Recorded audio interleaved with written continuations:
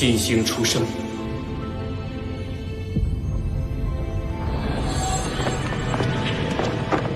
斗罗大陆将会迎来全新的变局。哥，小七睡着了。哥，刚才我看你神色凝重，又是因为斗罗大陆的事吗？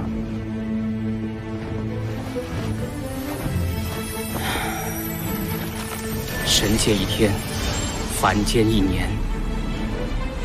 当初，我本想在斗罗大陆多停留一些时日，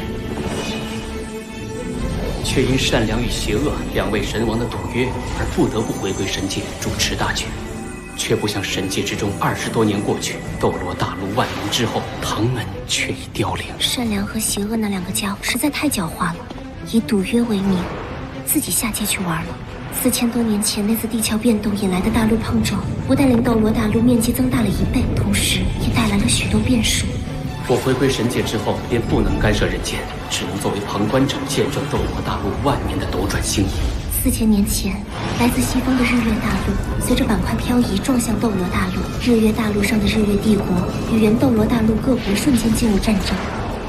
装备了唐门暗器的斗罗联军，却被日月帝国打得溃不成军。万年前，斗罗大陆只有2大帝国，天斗帝国和青罗帝国，而万年后的今天，整个世界分化成4个帝国，纷争不断。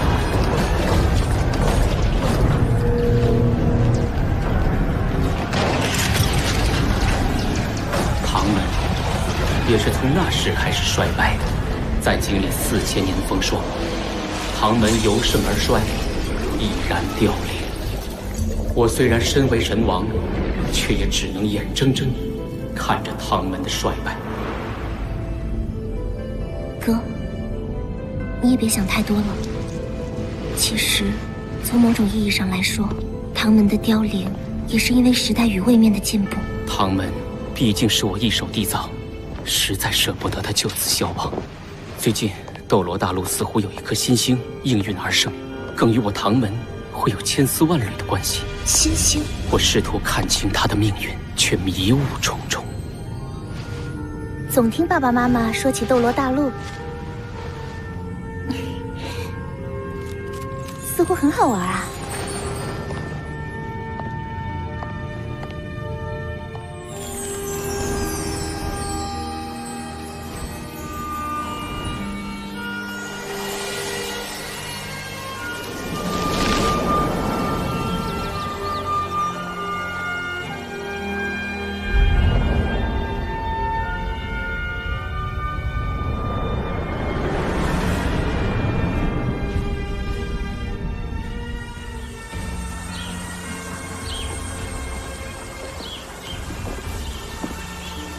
这一大早的就让我俩巡逻，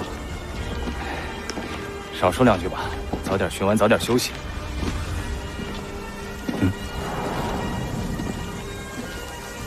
你是谁？胆敢擅闯公爵府？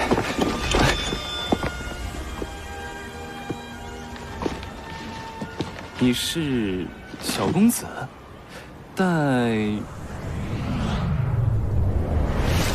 我不姓戴，从今天起。我姓霍，你来是要进府吗？我是离开，永远离开这个肮脏吃人的房子。你疯了吗？知道这里的主人是谁？知道他的地位有多高贵？我很清楚，他是一个混蛋！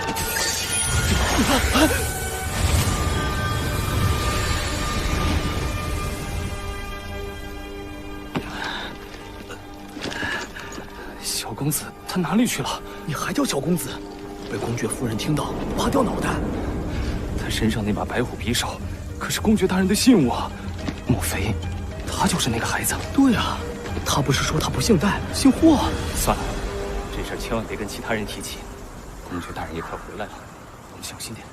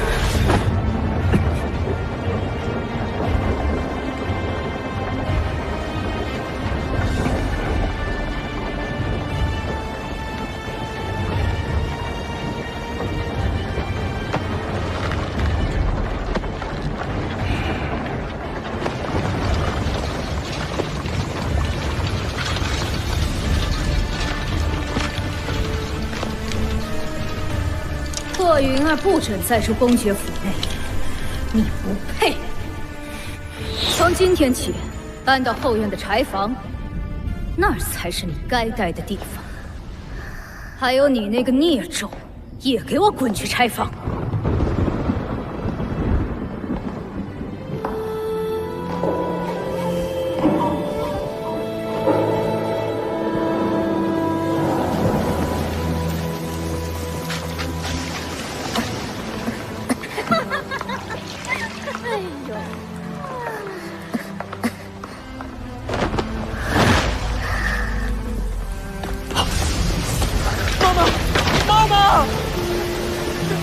来人呐！来人呐！不要哭，小友好。这把匕首叫做白虎匕，你是他的儿子，带着这把匕首活下去。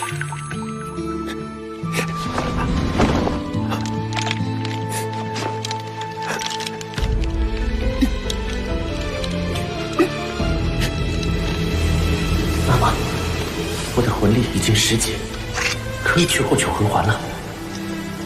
我会好好活着，我会成为一名魂师，一名优秀的魂师。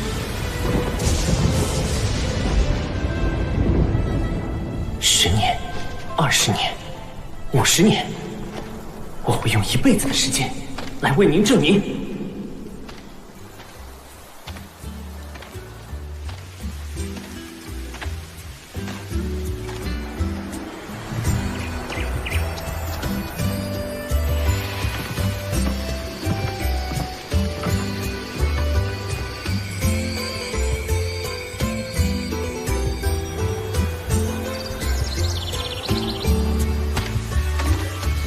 已经走了6片路，应该快到了吧？仙斗大森林，斗罗大陆上最大的魂兽聚居地，在那里，我可以狩猎魂兽。魂兽死后会浮现魂环，魂环被杀死他的魂师吸收之后，能帮这个人突破修炼瓶颈。只要1个魂环，我就能从魂师突破到魂师。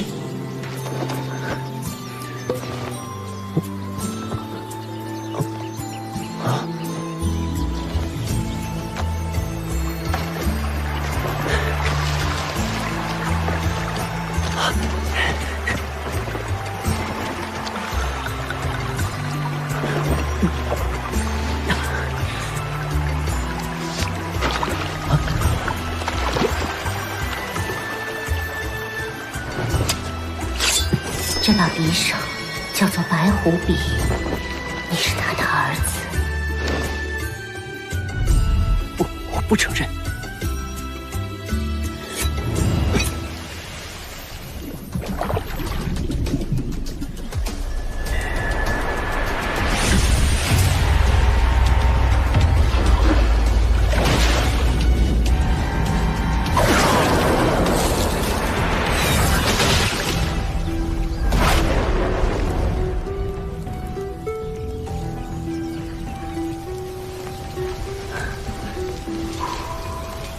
好香啊！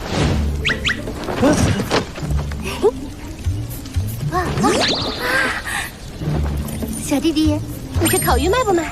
好香啊！你是怎么做的？我请你吃吧。那我就不客气啦。小雅，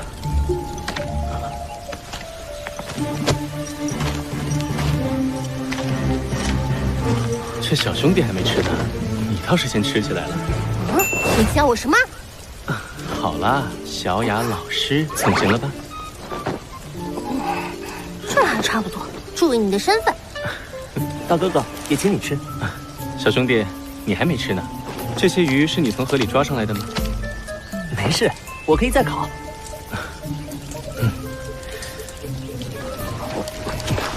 我叫贝贝，他叫唐雅。小兄弟，你叫什么名字啊？我叫霍雨浩。太好吃了！从来都没有吃过这么好的烤鱼。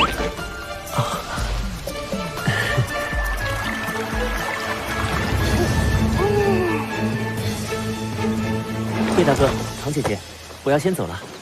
霍小弟，你这是要去哪里啊？这里荒郊野外的，而且距离魂兽出没的星斗大森林不远呢。多谢关心。后会有期。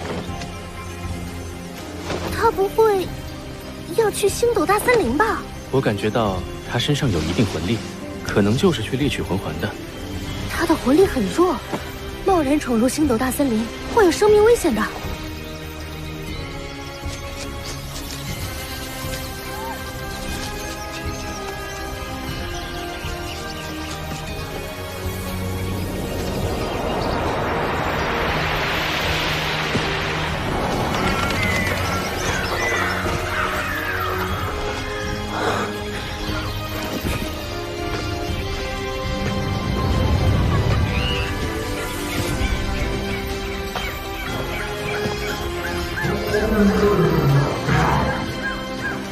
好漂亮，这里就是星斗大森林。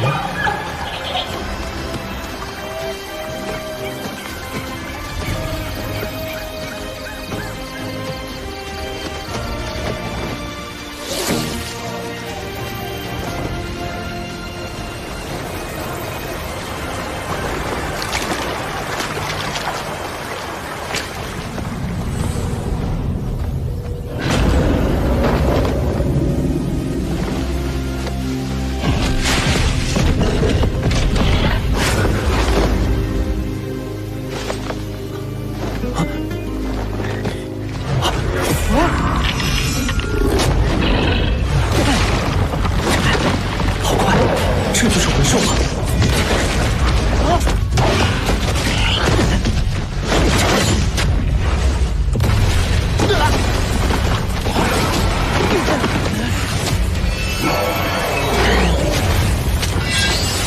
躲不开了。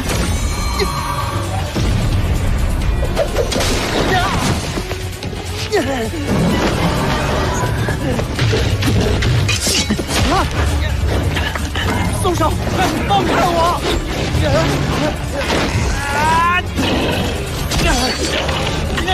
快松手！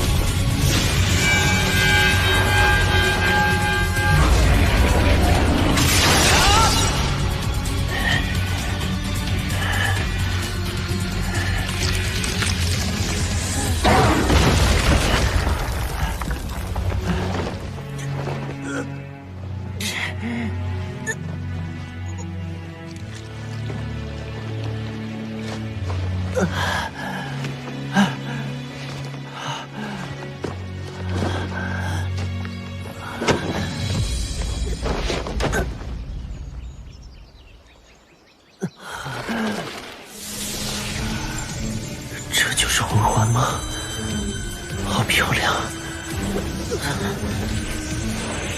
可惜我已经没有力气去吸收它了。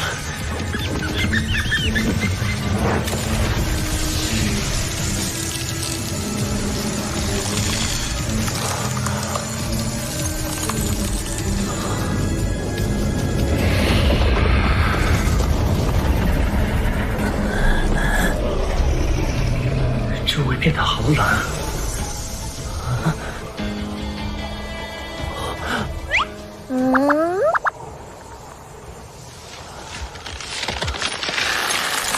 什么鬼？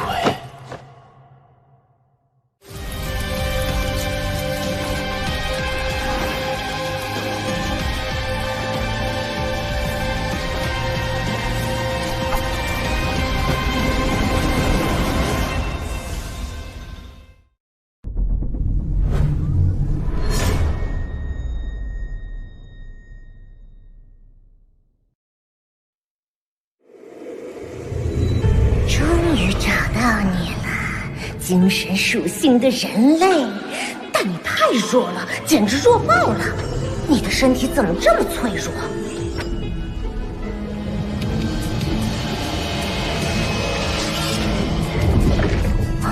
什么东西？敢和哥抢人？手握日月，摘星辰，世间无我这般人。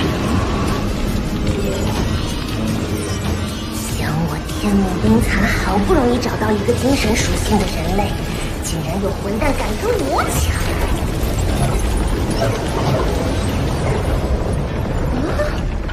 这混蛋的力量既不与我的力量冲突，也不会被我影响。先不管了，当务之急还是赶快融合。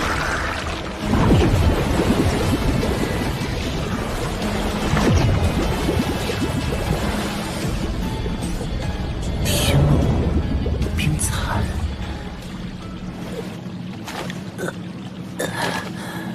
这是哪儿？我不是在星斗大森林里吗？这是在你自己的意识之海中，或者说是精神之海。以后，这也是哥的家了。啊？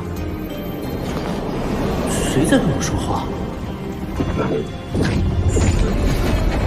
我是在做梦吗？做梦？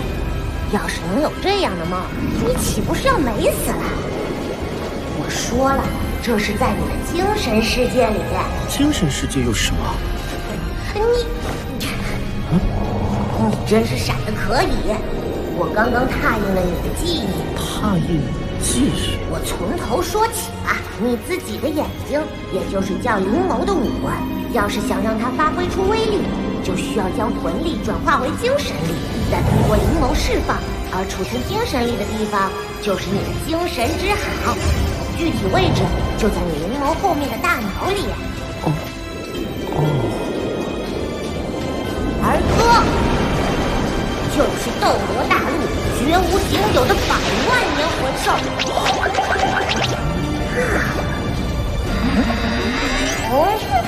也是有史以来第1枚智慧魂环——天梦冰蚕之眼。便宜你小子！天梦冰蚕，叫我天梦哥。好吧，天梦哥。你说你是百万年魂兽，你为什么会选择我啊？不是说第一个魂环的年限不能超过400年吗？你以为我愿意选你？我是没办法，不然哥的生命就要终结了。这中间过程太过曲折，我以后再跟你讲。你看到这10个光球了吧？它们是我设下的10层封印，也是我赋予你第1魂环的力量。魂环？我有魂环了。你现在拥有第1魂环的身体，最多只能承受400年魂兽的魂环。那么，你的第1魂环实际的威能就是400年。等你以后突破，随着你身体承受能力的提升，魂环年份也会提升。就连以后获得的其他魂环也是如此。魂环威能还能改变？我可是100万年魂兽，更是史无前例的智慧魂环。我所化身的第1魂环，不但可以根据你的身体状况进行进化，更会赋予你4个魂技。不过我没有魂武给你，但可以给你增加1个武环。4个魂技，1个武环。厉害吧？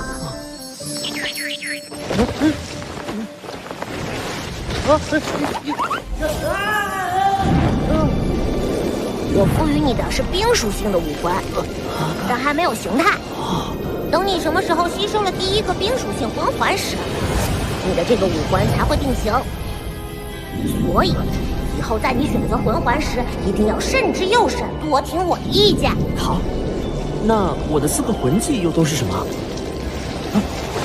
这就要靠你自己去体悟了。但你也别高兴得太早，我赋予你的4个魂技几乎都是辅助型的，没有太多攻击能力。还有，为防贼人盯上，人前你只能说拥有1个魂技。你现在还很弱小，想要变强大，还有很长的路要走。明白了吗？明白。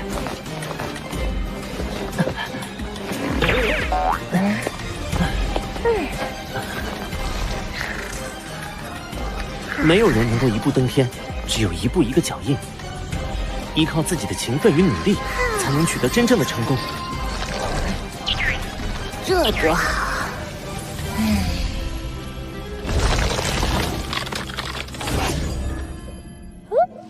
你也该出去了。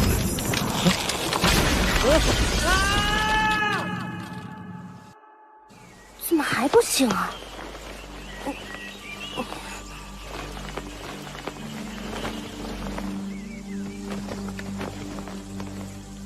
他的气血平稳，体内魂力也很正常，而且十分旺盛，应该是刚刚突破进入了魂师级别。他的身体需要融合这部分力量，再适应突破的魂力，自然是需要时间的。可惜了，只是10年的风飞飞。我真的不是在做梦吗？这2个人是唐雅、贝贝。萧雨浩，你总算是醒了，急死我了！你再不醒，我可就保护不了你了。保护？不错，有危险来了。萧雅姐姐的2个魂环竟然都是100年级别的，3环，2个100年，1个1000年，最高配比，只比我大上4、5岁的贝大哥，竟然已经是30级以上的魂尊强者了。是1000年级别的曼特罗蛇，太好了，贝贝，我就要这个1000年魂兽。小雅，周围很可能还有其他魂兽，你注意保护，我自己对付他。还有，顾好雨浩。这是蓝银草。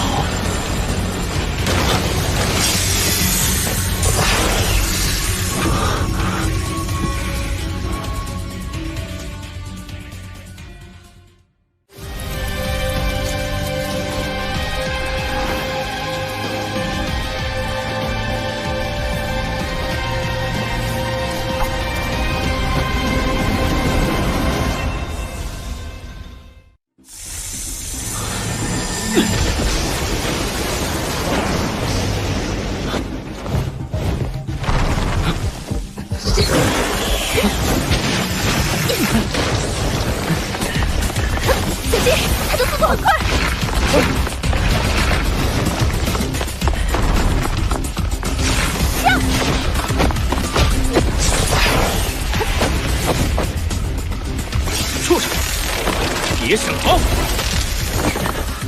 贝贝是强攻系召魂师，武魂是蓝电霸王龙，但曼陀罗蛇速度太快，不容易锁定。有生以来，除了妈妈之外，还是第一次有人护着我。精神探测和精神共享可以帮助贝贝。我要帮贝大哥，我不是废物。第1魂技，精神探测。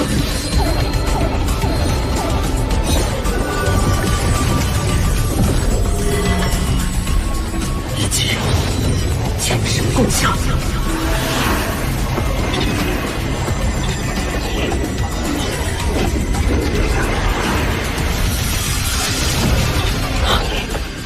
这是雨浩的魂技吗？方圆30米景物，任何细微变化都会立刻反映在大脑之中。有了这份精神探测辅助，就算对曼陀罗蛇这种极善速度的魂兽，我也能料敌极限。第2魂技。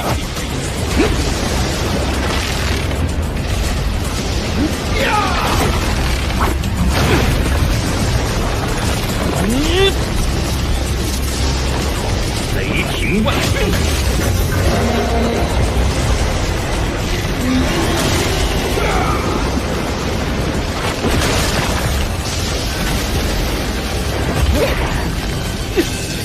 小雅，快！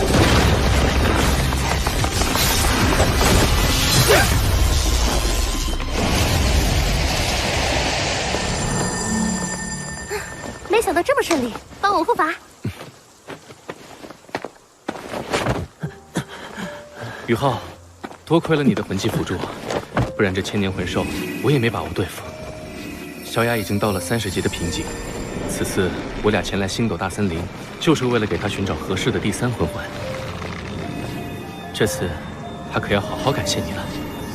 不，是你们救我在先，我理应报答。小雅姐的武魂是什么？小雅的武魂是蓝银草。蓝银草，创立唐门的海神唐三，他的武魂也是蓝银草。宇浩，你也知道海神唐三？在这片大陆，每个人应该都知道他的传说。在我很小的时候，妈妈就跟我讲过他的故事。万年以前，唐门第一任宗主唐三带领史莱克七怪，击溃了当时不可一世的武魂帝国，改变了整座斗罗大陆的格局，奠定了魂师发展的未来。而他本人更是突破了99级封号斗罗的极限，成为不死不灭的更高存在。神奇，不错。而小雅的蓝银草虽然天赋不错，但是与那位先祖唐三的蓝银皇相比，还是有不少差距。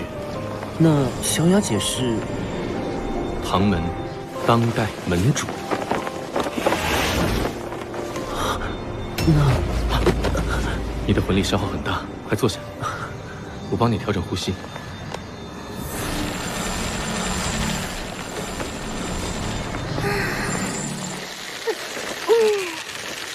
成功了！小雅，恭喜你了，这次这么顺利，还真得感谢霍雨浩了。你醒啦？我有那么凶吗？小雨浩，我问你，你要不要加入唐门呢？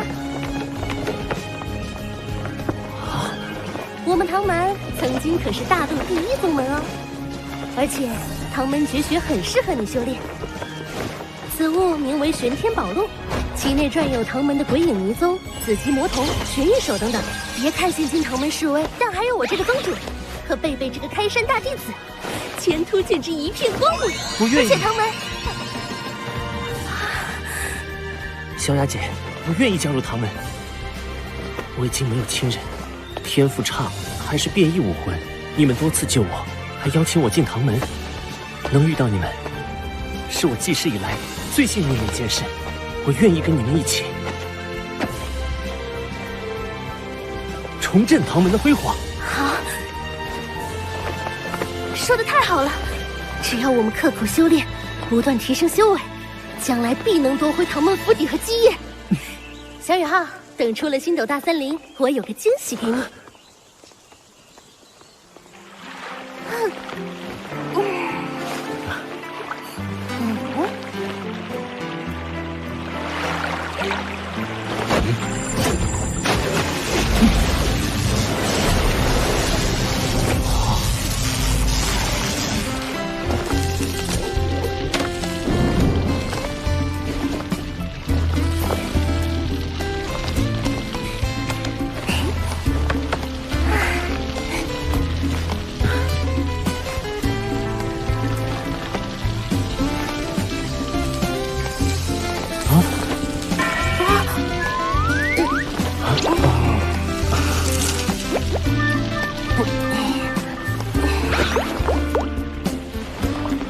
小雅老师，鱼烤好了。小雨浩，你的口语手艺真是太厉害了！等吃完，奖励你见识一下唐门绝学。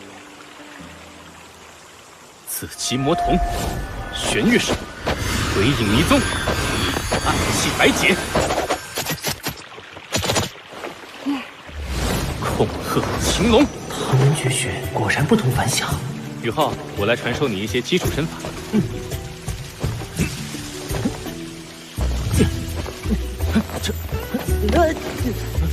这小子行不行啊？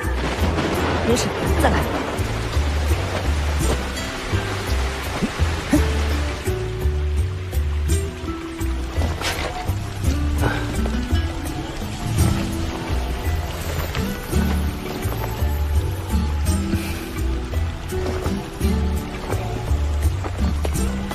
宇浩的经络十分狭窄纤薄，多条经络聚合之处还有紊乱的迹象。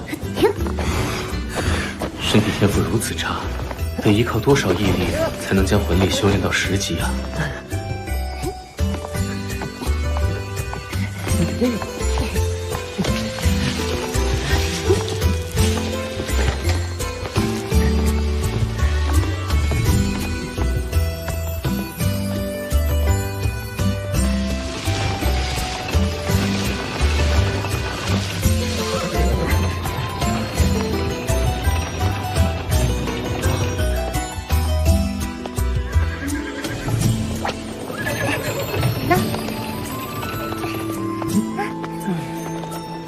那是史莱克城，天下第一学院史莱克学院就坐落其中。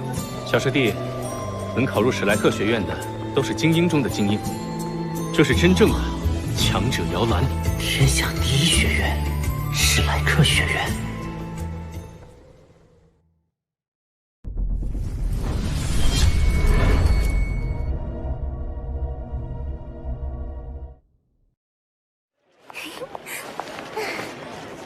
你们好慢啊！是小雅老师，你太快了。我们到了，那是史莱克城，天下第一学院史莱克学院就坐落其中。小师弟啊，能考入史莱克学院的都是精英中的精英，这是真正的强者摇篮。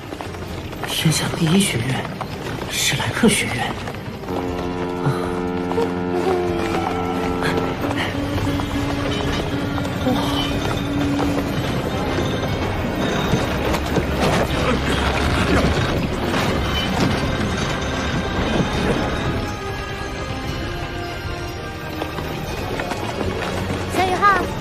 我要送你的惊喜就是史莱克学院的免试入学名额。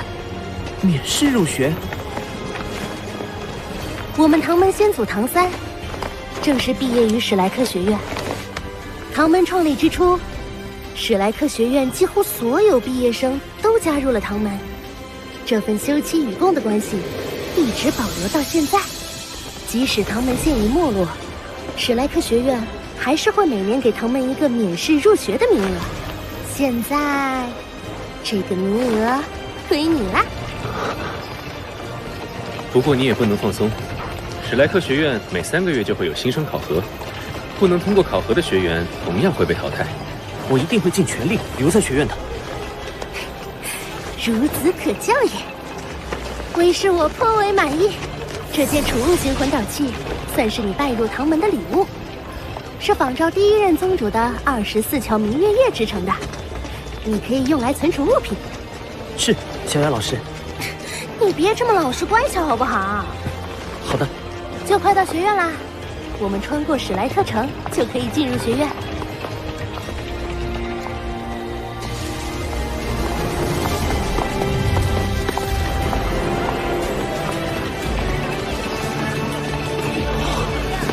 好繁华。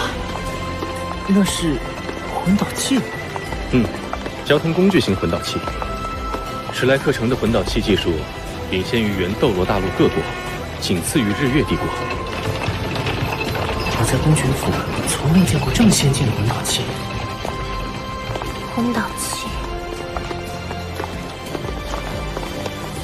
史莱克学院能有如今的地位，源自于4000年前的那场战争。日月大陆与斗罗大陆相撞的那场战争吗？4000年前，来自西方的日月大陆与斗罗大陆相撞，日月大陆上的日月帝国与斗罗大陆3国瞬间进入战争。战争初期，装备着唐门暗器的3国联军被日月帝国的魂导武器打得节节败退。那也不见得唐门的暗器不如魂导器，唐门有很多威力巨大的暗器，有些甚至能威胁到神。威胁到神？我刚认识小雅的时候，她对魂导器的排斥还要强烈。不过她没吹嘘，能够威胁到神的暗器确实存在，但只有唐门先祖唐三以及神将楼高层打造过这样的暗器。普通暗器在与魂导武器的较量中，基本是落于下风的。武器差距加上指挥混乱，使得原斗罗大陆3国联军陷入危机。关键时刻，那一代史莱克学院院长登高一呼，召集了全大陆近60位封号斗罗，同时统帅3军，成功扭转战局，击溃日月帝国。从那以后，史莱克学院就不再属于任何一个国家，而是独立的存在。而战争的胜利却成了唐门衰败的起点。魂导器真的有那么强吗？在星罗帝国那里很少见到魂导器。原斗罗大陆3国都是以魂师为尊的国家，魂师大多对魂导器比较排斥，认为那不是自身实力的一部分。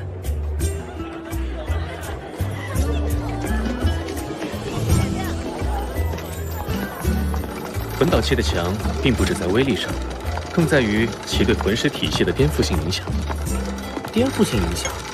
魂导器是以魂力驱动的器具。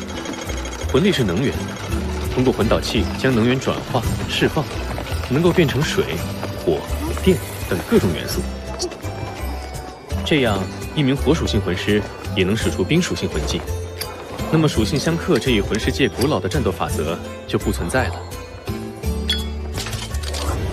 我明白了，魂导器的作用相当于凭空多出一个魂技，而且无视自身魂力属性限制。不错，魂导器正是削弱了魂环对魂师的意义。现在，原斗罗大陆的民间都逐步接纳魂导器了，但贵族阶层还比较排斥。为什么民间会更容易接受呢？任何一个国家，魂师都是少数，绝大多数是魂力微弱的普通人，他们只希望改善生活，而魂导器就能做到这些。将魂力转化为推进力，就诞生了魂导车、魂导船、魂导飞空艇这样的交通工具型魂导器。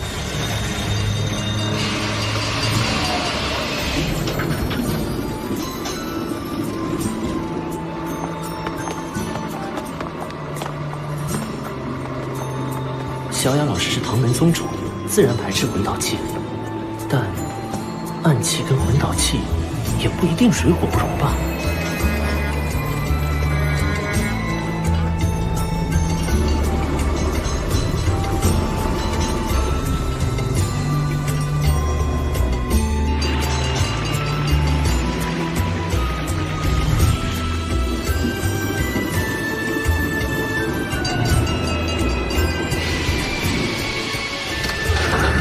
我们到了。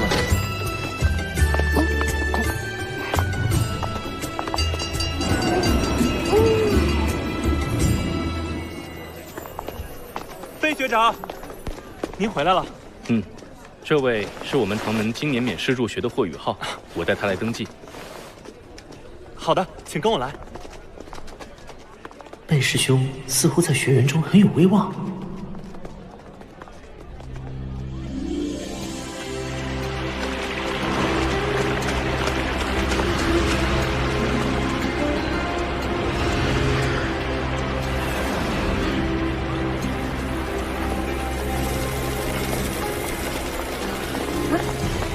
你们好，学姐好，学姐好。这7位就是铸就史莱克学院最初辉煌的史莱克7怪了。排在首位的是战神戴沐白。战神，他就是白虎公爵的先祖，也是我。不，与我无关。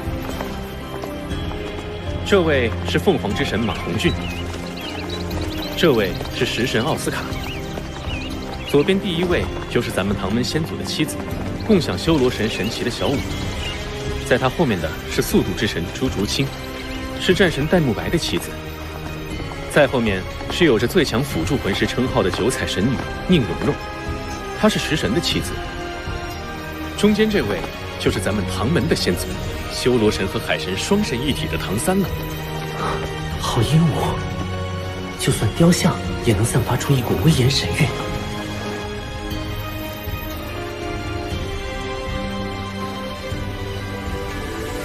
这3位是史莱克学院的创始人，中间这位是我家先祖之一，有大师之称的玉小刚，他创造的史莱克学院武魂各系执教基础是武魂界10大核心竞争力。大师的右手边是他的妻子刘二龙，另一位则是他的挚友，史莱克学院首任院长弗兰德。他们3人并称为黄金铁三角。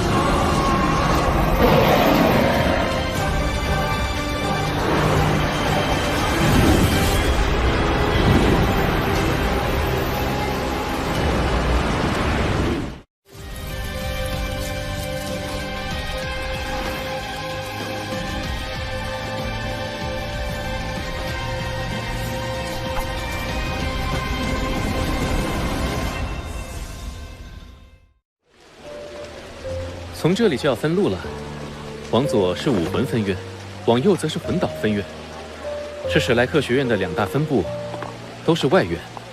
外院，史莱克学院分内院和外院2个部分。外院学期6年，期满后只有通过内院考核才能进入内院。这是海神岛和黄金古树，学院最美的地标景观。某种意义上，内院学员才是史莱克学院真正的学员。真正的学员？史莱克学院的校训是只收怪物，也就是天才。内院历来只收最精英的天才入院，外院是应三大帝国要求才扩建的，用来收三大帝国推荐来的学员。我和贝贝都是外院3年级学员，再过几年我们也会挑战内院考核。以小雅老师和贝师兄这么强的实力，都还不是内院学员吗？内院学员都是万里挑一的天才。我曾见过一位内院学长，孤身进入星斗大森林，赤手空拳击败3头万年魂兽，还将他们活捉带回学院。据说这是他抽到的考核任务。这里就是魂导院，大门前是当年合并加入史莱克学院的风、火、水、电4元素学院的传奇人物们。你好，我带学弟来报道。登记完毕，1年级1班，贝学长，这是新生制服和初级徽章。谢谢。宇浩，宿舍就在教学楼后面，待会儿你自己去就行了。3天后新学年正式开学，第1年的学费我们给你交了，以后就要看你自己了。谢谢贝师兄。小雅，我们也该回去报到了。小雅，怎么是那个变态老姑婆啊？她不是教3年级的吗？变态老姑婆？你的新班主任。咱们史莱克学院外院的怪物学生不多，但怪物老师确实不少，更以这位周老师为最。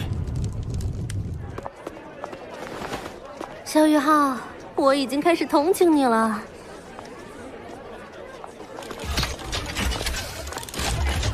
欢迎来到新生宿舍。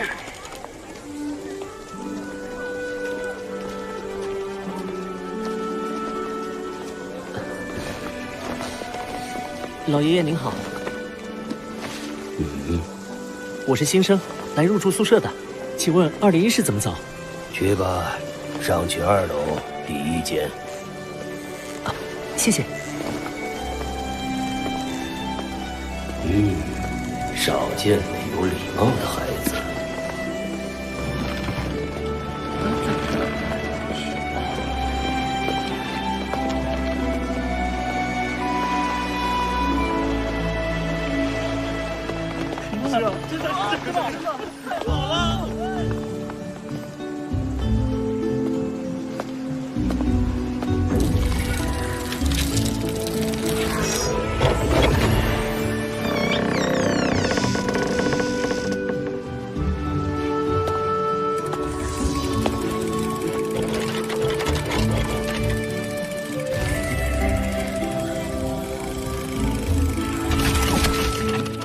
欢迎201的新生霍宇浩入住史莱克学院。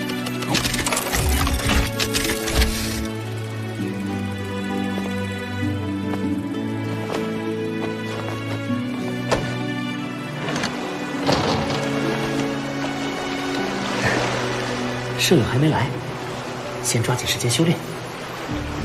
果然如贝师兄所说，唐门玄天功是大陆最好的修炼功法之一。我才修炼几天时间，就已经将体内淤积的经脉疏通了。这功法真不错，挺适合你的。天梦哥，那个玄天功将你的身体改善了不少。还有那个紫金魔瞳，跟你的灵魔武会很契合，而且结合效果会很不错，也算是让你有一个基础攻击魂技了。天梦哥，我一定努力修炼。我要沉睡一段时间，你先照现在的路子修炼吧。等你突破到需要第2魂环的时候，我自然会醒来。我想要找你，还能找到吗？如果你遇到不可抗的危险，我自然会帮你。放心吧，睡呀。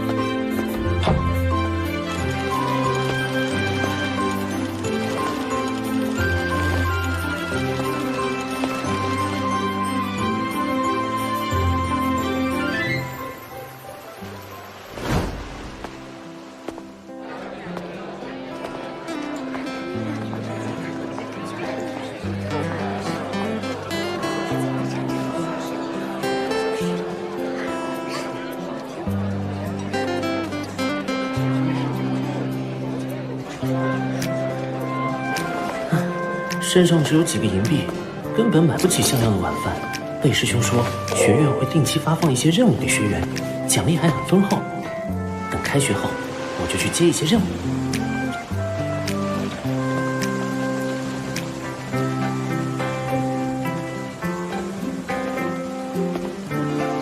啊，是有到了。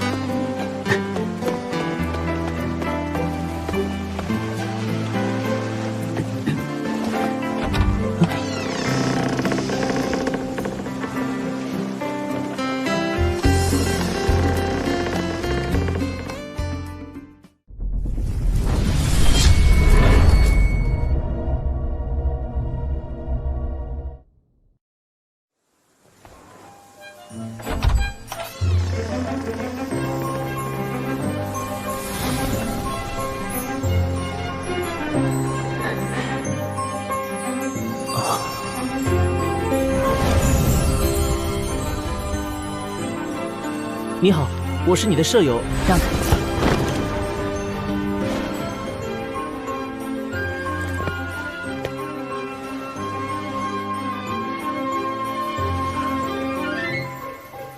我有几条规矩你要记住：一，不许随便带人回宿舍；二，不许在宿舍中光着身子；三，睡觉不许打呼；四，不要打扰我；五，宿舍的卫生归你打扫，但不许动我的床铺。听清楚了吗？我为什么要听你的？不听我的，我就把你打出去。不信你试试。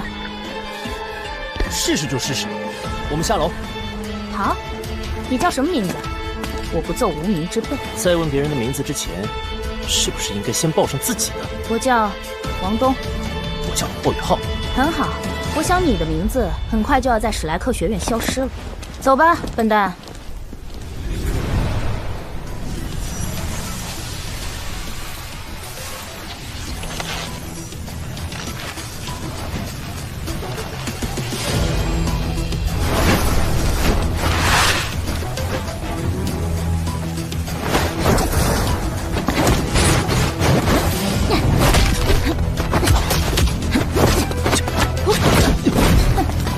这点本事也敢和我斗？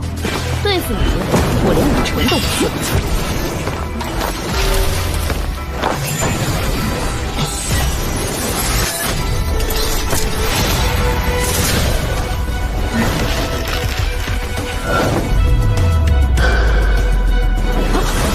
这孩子身体素质还是太弱了。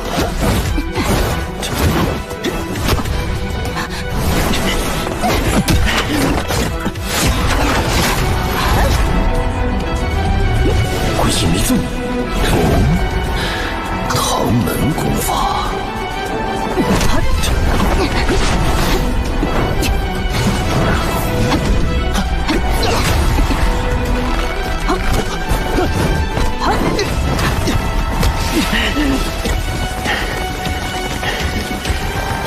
不行，这样下去一定会败，学院受。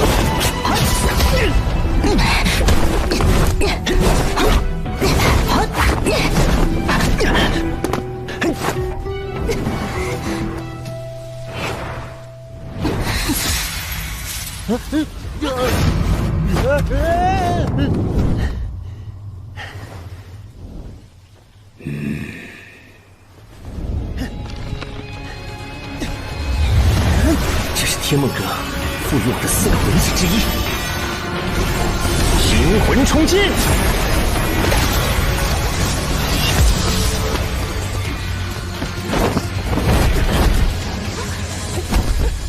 服不服？服你个大头鬼！放开我！输了不认吗？我输了，你快起来！刚才我要是用刀，你已经死了。你之前说的5条，我不是不能做到，但不是因为你的威胁，而是出于对室友的尊重。我知道，你要是用武魂的话，我肯定不是你的对手。但是你记住，不要再侮辱我。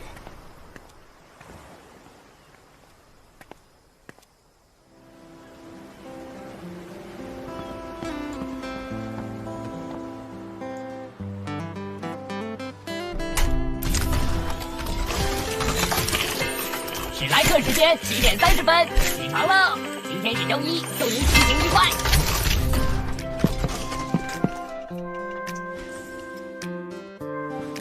喂，今天开课了，你还傻坐在这儿吗？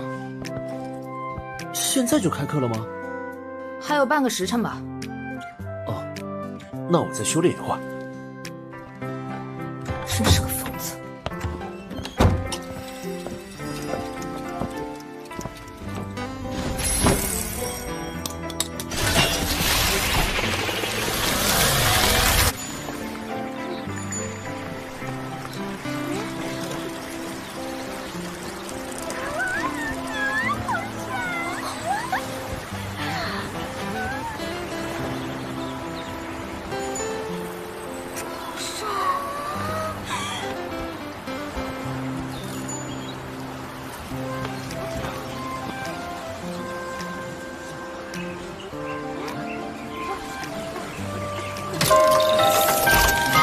距离上课时间还有5分钟，请武魂学院各位师生前往教室上课。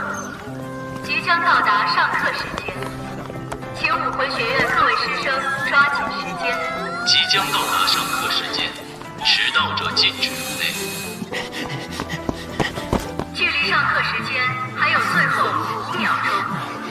5、4、3、2、1，时间到。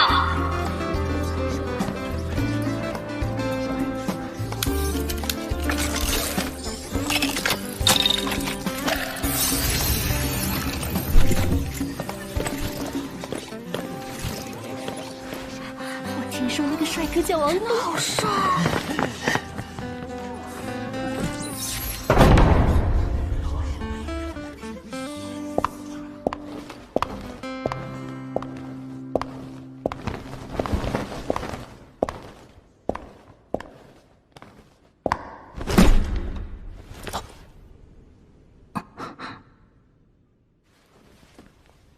我叫周一，是你们的班主任。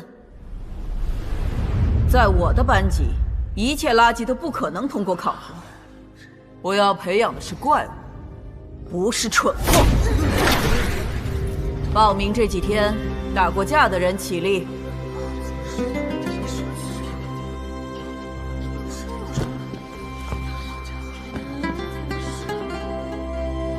哼，就2个。真是一群废物！难道你们不知道什么叫敢于面对挑战的才是强者吗？其他人都给我出去，绕史莱克广场跑100圈！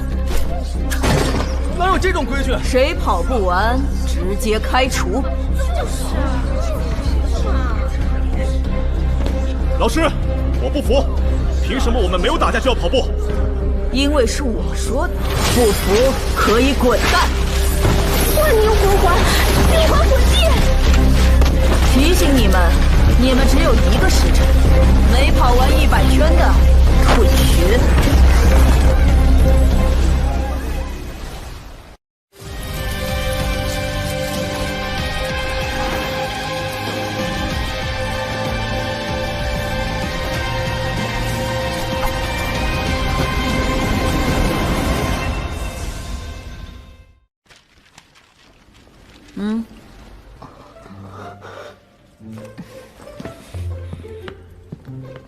总算还有2个有点血性的孩子。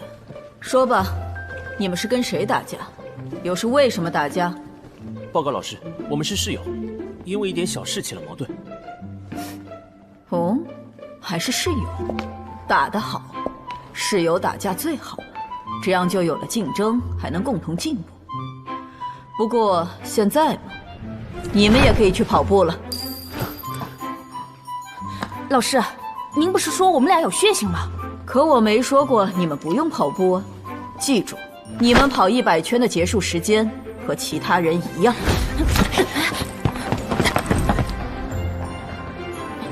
你拉我干什么？这老师简直是个疯子！你能说得过他吗？你能打得赢他吗？如果不能，而你又想留在史莱克学院的话，就只有按照他的话去做。而且，我觉得周老师教学严格是为我们考虑，毕竟史莱克学院的考核都很严格。快跑吧！我相信，他说跑不够就开除这句话绝对不假。那天你是用什么技能赢我的？难道你的武魂是精神属性？真的是精神属性啊！唉，总算我输的不算太冤。你是太自大了。如果你也使用武魂的话，我肯定一点机会都没有。那是当然，新生中实力能够和我相比的只有几个人了。你不过只有一个10年魂环，自然不是我的对手。别忘了，你刚输给10年魂环不久。不说这个了。看在你刚刚在变态老师面前护着我的份上，以后谁要是欺负你，我保护你。我不用你保护。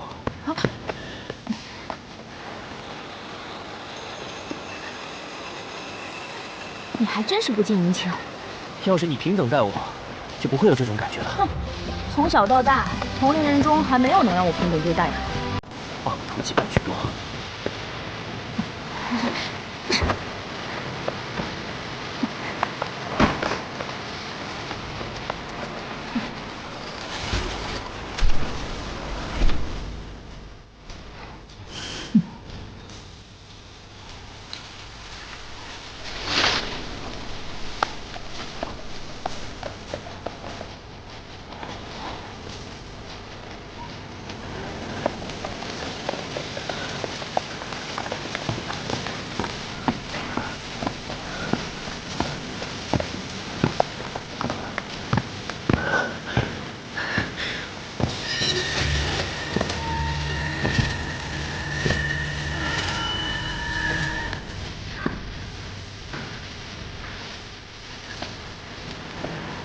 加速，以我的位置为终点。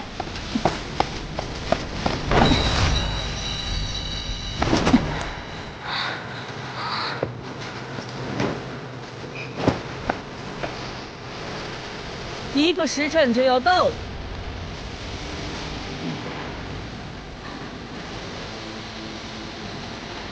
我怎么会输给了他？我一定要坚持下去。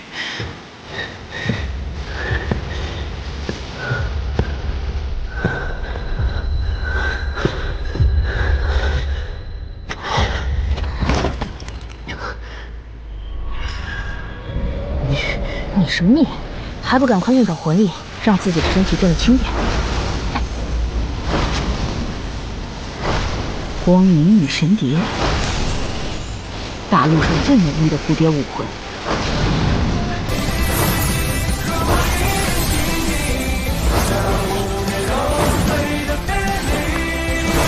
好，很好，总算没有全让我失望。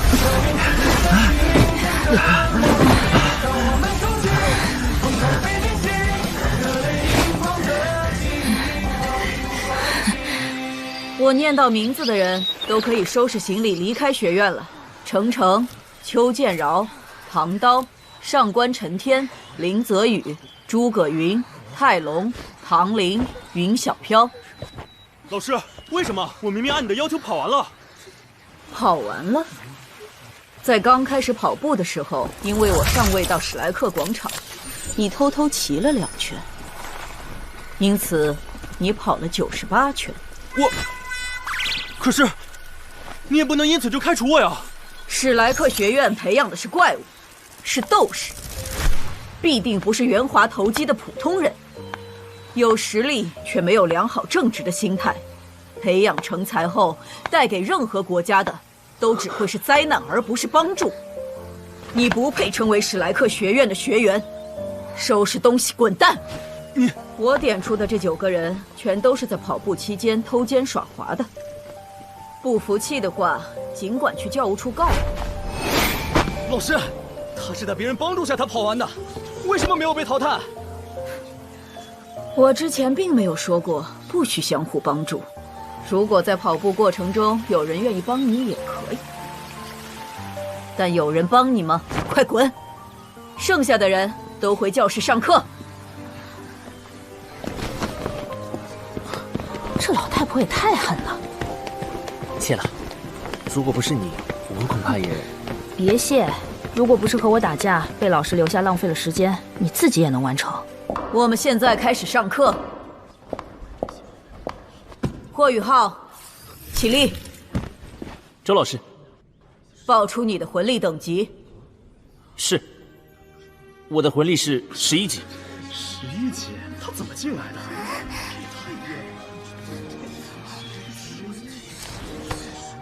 丢人，太丢人了！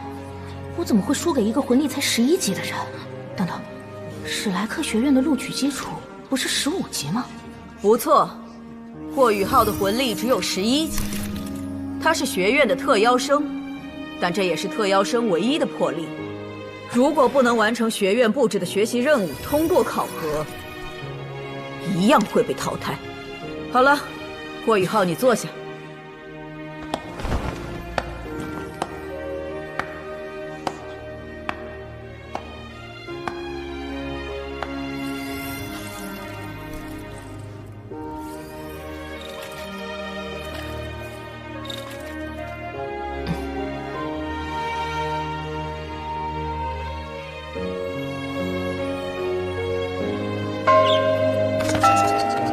下午开始身体素质训练，下课。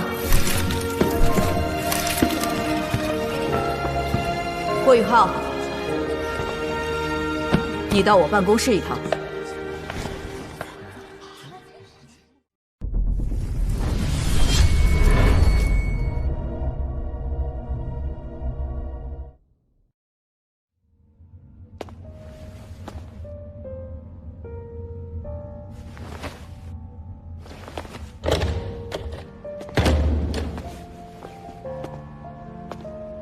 霍雨浩，我这人不喜欢说废话。你的武魂我很好奇，以我的经验也无法感受到你的武魂是什么。现在，我要知道答案。周老师对霍雨浩怎么那么特殊？课堂上分明是在护着他，把他的魂力等级不够却被录取的情况说明，以后就不会有人以此说事了。那下课后还找他干什么呢？难怪唐门会选上你作为特邀生。我说呢，唐雅那精怪丫头。霍雨浩，你跟我来。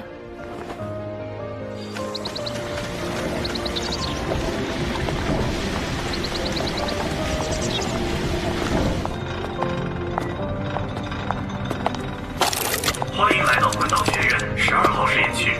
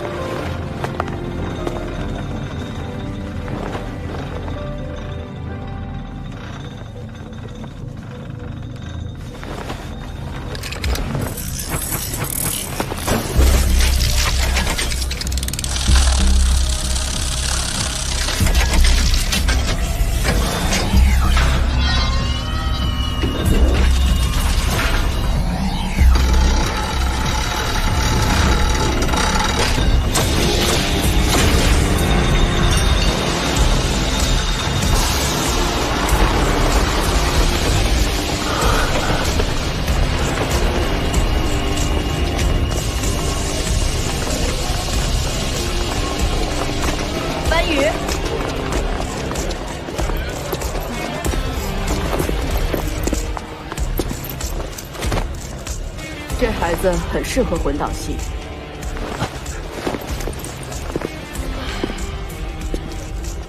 他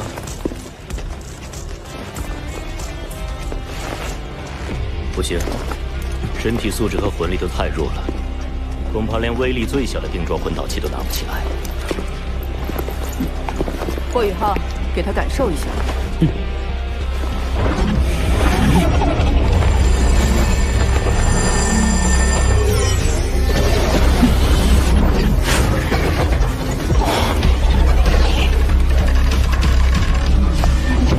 个魂技就同时拥有探测和共享2种效果。如此奇特的魂技，怎么会出自10名魂兽？人前，你只能说拥有1个魂技。他的眼睛是本体武魂，又是精神属性，吸收风属性魂环能够不受到反噬，本身就是奇迹。会不会是触发了小概率魂技变异？有可能。菜头，过来。老师，让这小子辅助你试射定装魂导炮，打移动马。好嘞。我竭力研究10几年，终于继日月帝国之后，研制出了定装魂导器这种最恐怖的魂导器。现在缺乏的就是使用者呀。定装魂导器本身超高的造价也是致命缺陷，注定不能大范围使用的。我研究定装魂导器，从未想过在魂师之中推广，只需要有极少数的魂师能够使用，那么定装魂导器就将成为咱们学院真正意义的杀手锏。小兄弟，我们开始了。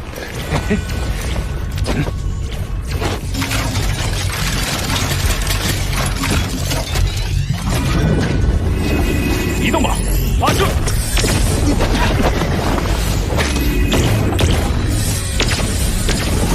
恭喜所有靶位全部命中，进入下次观察。小兄弟，站稳了，这一次感觉会很不一样哦。来吧。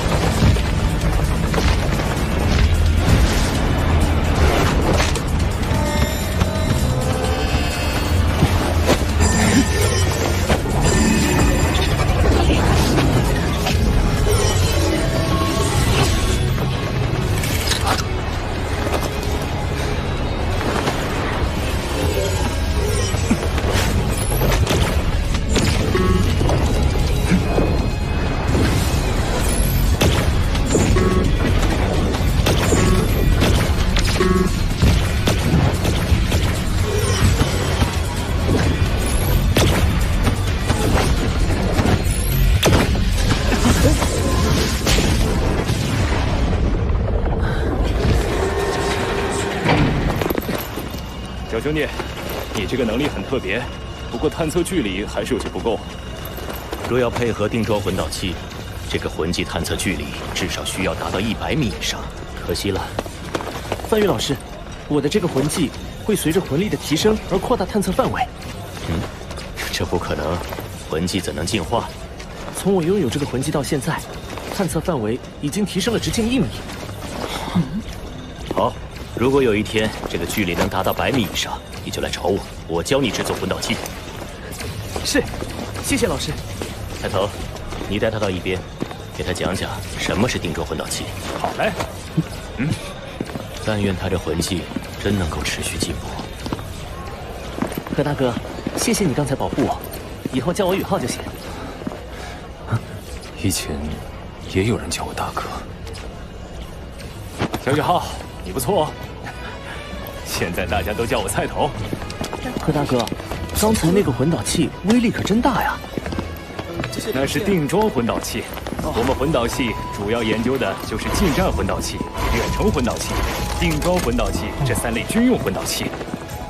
那这3类有什么区别呢？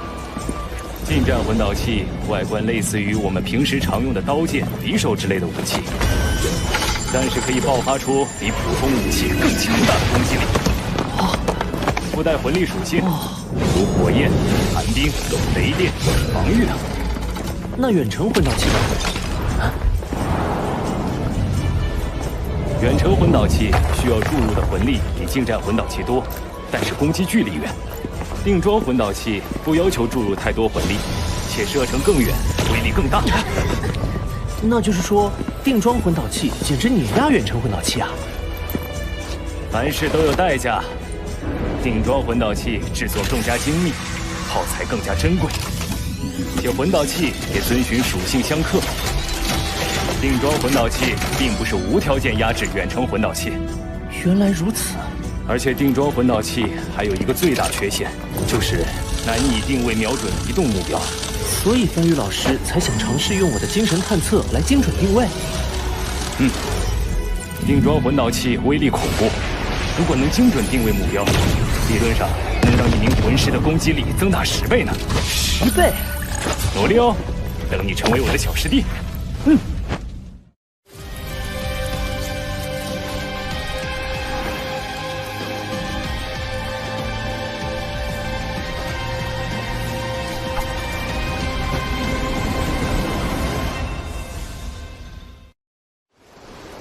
霍雨浩，我们走。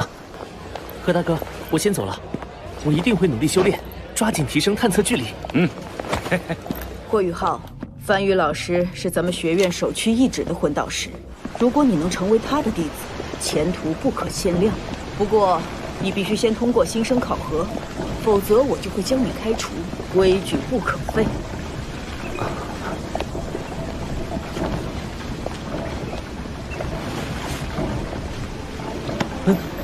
小雅老师，小雨浩，你很缺钱吧？晚上这里见，为师带你赚钱去。距离上课时间还有5分钟。霍雨浩，我一直很奇怪你的武魂是什么？我的武魂你见过了，大陆上最美丽的蝴蝶，光明女神蝶。我的武魂是眼睛，我叫它灵眸。那天你之所以无法攻击到我，就是因为我用魂技预判了你的行动。怪不得。不过我的武魂可比你的本体武魂还要稀有。对了，你的第2魂环怎么就是紫色的千年魂环了呢？这个呀，是秘密。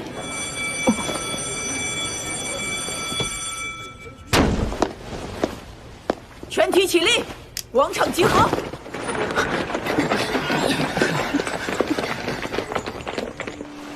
这些是用来提高身体素质的铁衣，每人穿1件，绕广场跑到下课铃响结束。可以使用魂力，但不能使用魂技。按照跑动圈数排名，最后1名将被开除出新生1班。同时，今天决出班长人选。老师，我是辅助系的，难道也要穿着这个衣服跑吗？我知道很多人觉得不公平。自古以来，魂师按自身武魂的不同，分为强攻系、敏攻系、辅助系、食物系、控制系、防御系等。你们选择的方向不同，身体素质也就不一。但在战场上，敌人会因为属性有别或者男女差异就不杀死你了吗？开始跑圈。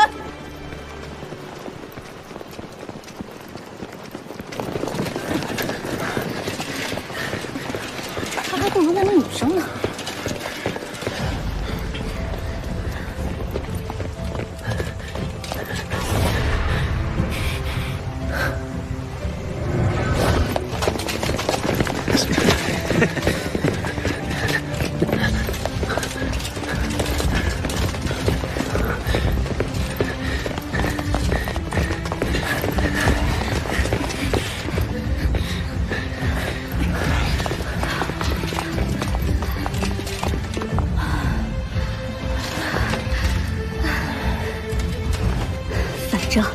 有霍雨浩垫底啊！他怎么还在跑？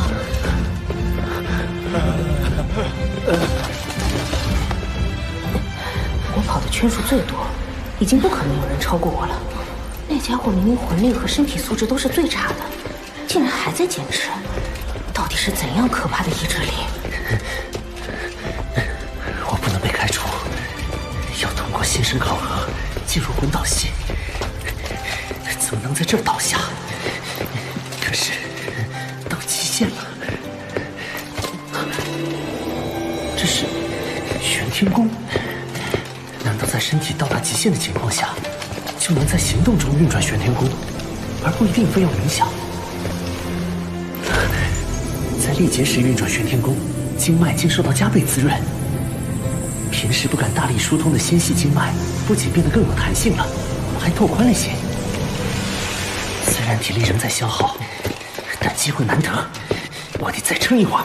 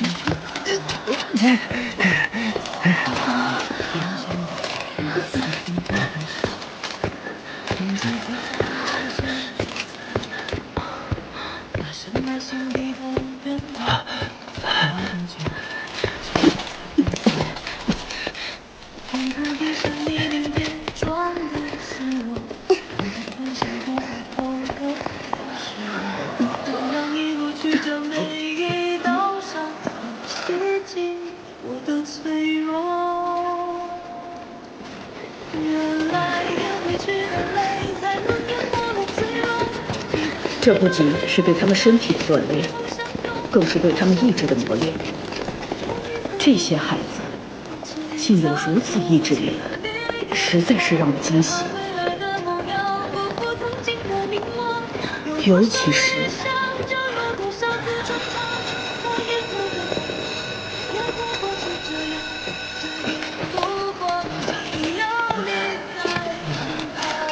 我制定的规则是，要求你们一直跑到下课铃声响起。但是，除了霍雨浩之外，你们没有一个从头跑到尾，所以全部淘汰。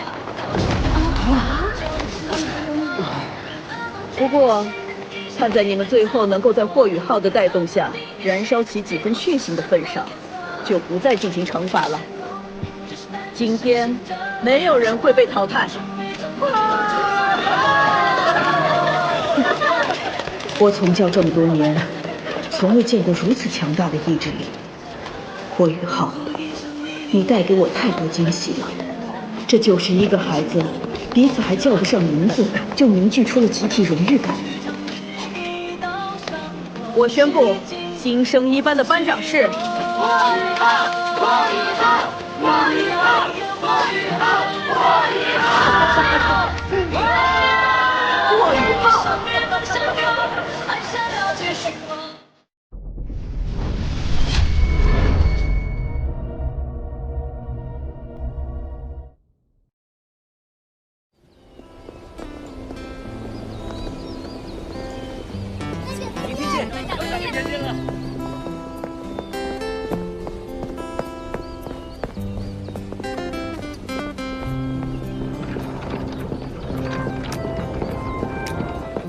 为什么先前不断产生的暖流已经变得越来越弱了？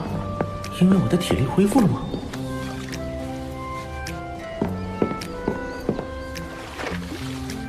王东，你怎么不等我就回？啊！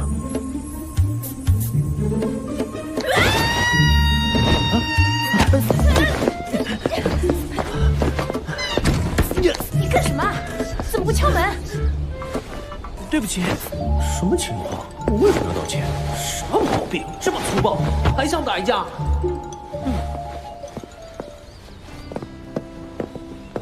大家都是男人，干嘛遮遮掩掩的？不是说好晚上在这见面的吗？我都等半天了。小艾老师，我们要去哪儿啊？到了你就知道了。啊！噔噔，这就是我送给你的惊喜。烤鱼车？以你的水平，挣点生活费肯定不成问题。我们现在就去试试。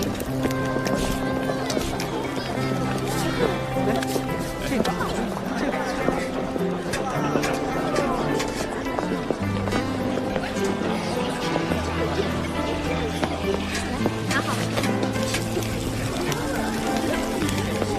这边。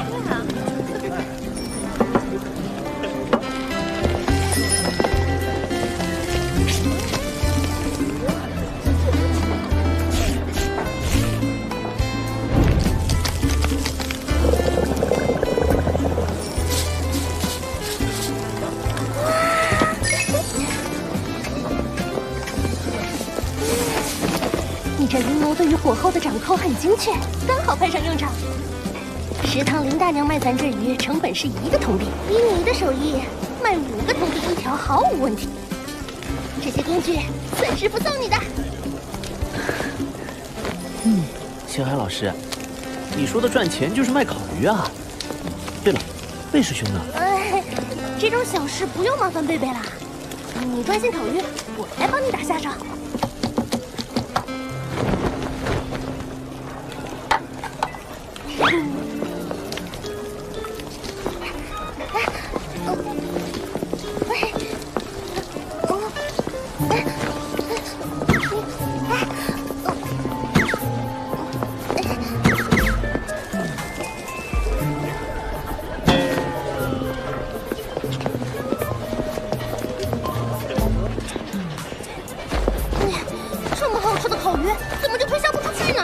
免费吃，还有这么好的事啊！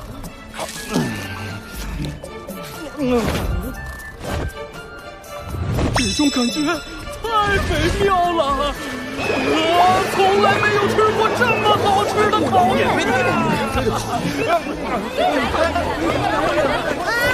免费促销活动圆满结束呢！来一个，来一个！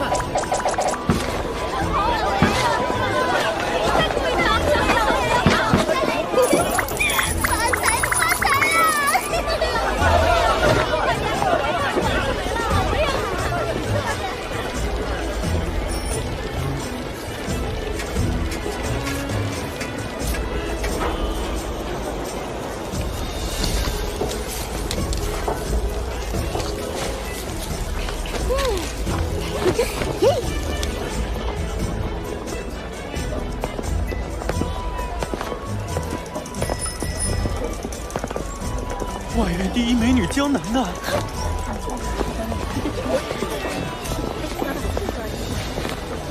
学弟，你这烤鱼怎么卖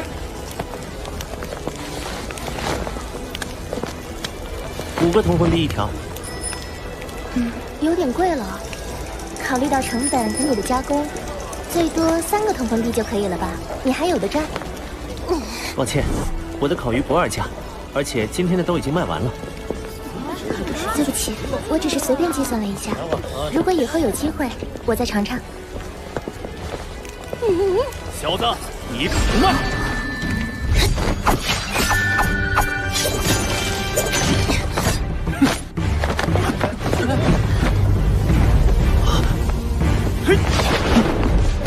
！4年级学院，还好鱼没事。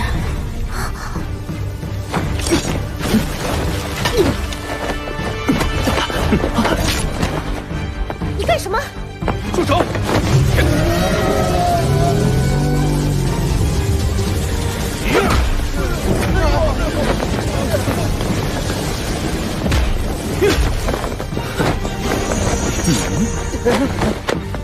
徐尊师，你敢欺负我城门的人！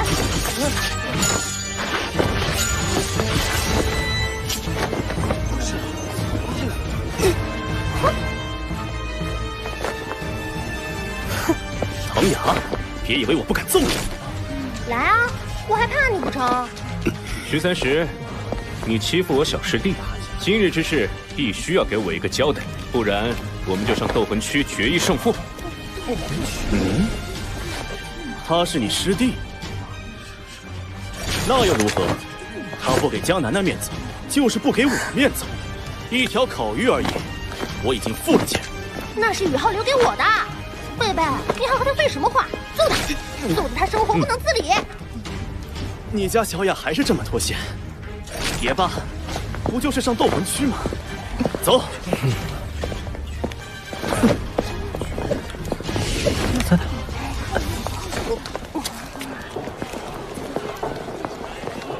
走，咱们也去看热闹去。哦。听说那里有斗魂比赛，快去看看。真的在哪？找谁啊？喝了，我们一起看看。快呀快呀！小杰。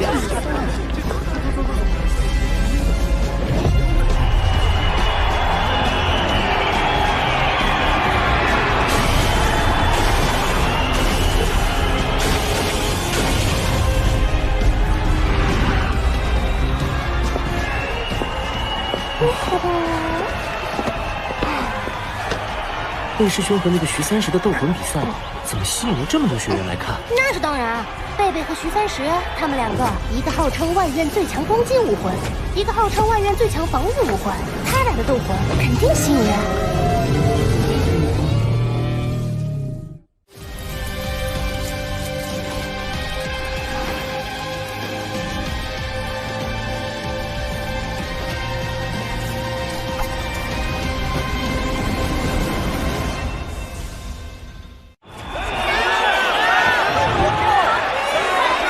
贝师兄这么强吗？还有那个徐三石，居然是外院最强防御武魂。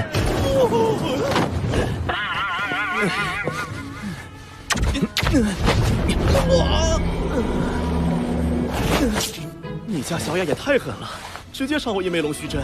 少废话，报仇一粒玄水丹，否则我现在就给你插回去。别，怕了你了。学长，准备好了就可以上场了。我们随时可以上场，谢谢学妹。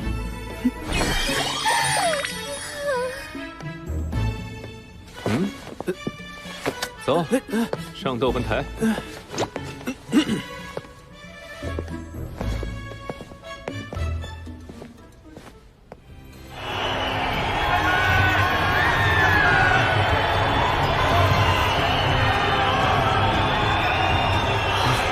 会哈会。你怎么也来了？学院里都在传什么外院最强攻防战，我当然要来看看。你怎么也在？小雨浩，你还没给我介绍一下呢。还挺漂亮的。小雅老师，这是我的室友王东。王东，这位是唐雅，我们的学姐。好粉嫩的小帅哥啊！小雨浩，你做工作，把他也吸收到我们唐门来，怎么样？你是唐门的人？是啊，而且我还是当代唐门宗主。怎么样，是不是很震惊？来吧，唐门欢迎你。好，我要加入唐门。你真要加入唐门？我希望加入唐门，学习暗器。这件事我考虑一下，回头让宇浩告诉你答复。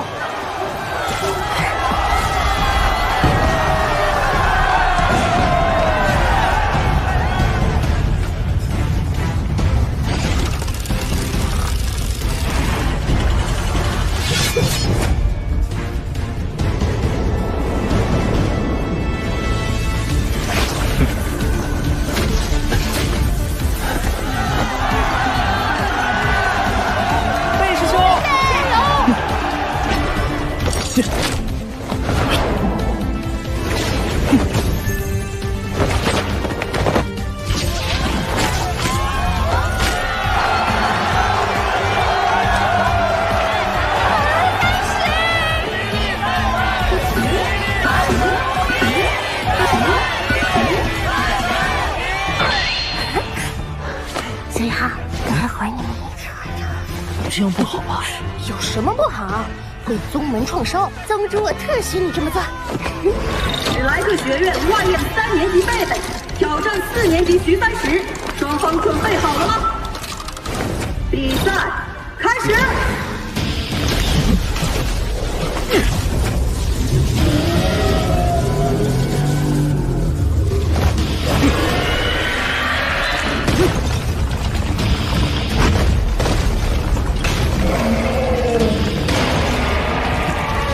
徐三石那家伙拥有一种很强的变异武魂，叫做玄冥龟，水土双属性，防御力非常强，号称固若金汤。他的修为和贝贝差不多，都是顶级的兽武魂。徐三石和贝师兄一样，也是3魂回宗啊。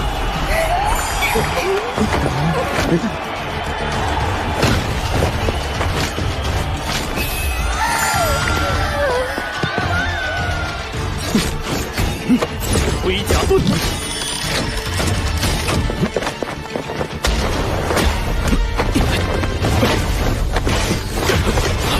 好一个防不盾，那就试试龙爪。第3魂技，雷霆之怒。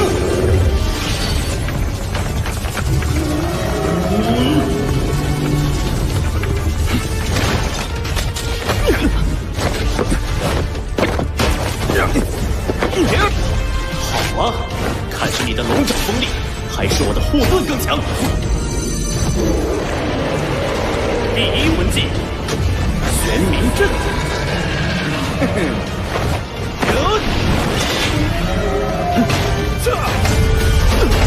玄冥阵同时具有震退和眩晕效果，你贸然出手只会暴露破绽。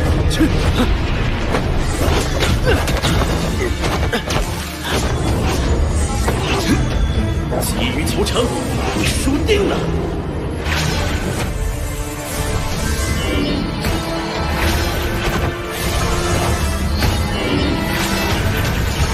第三魂技，第二魂技，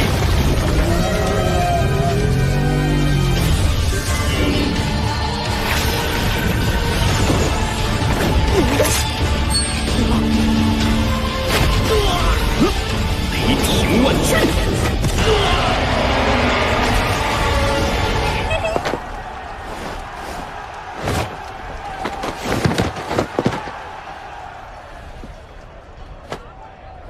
获胜者拜拜。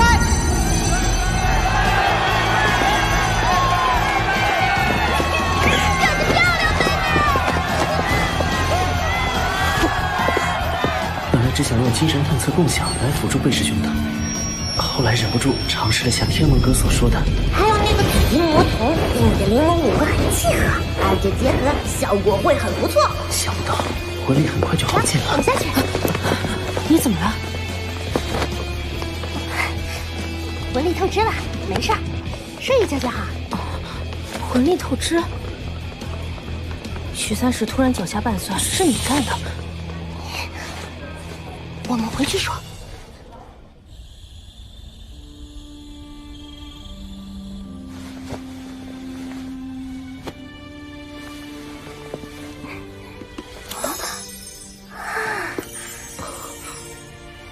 那是玄水丹？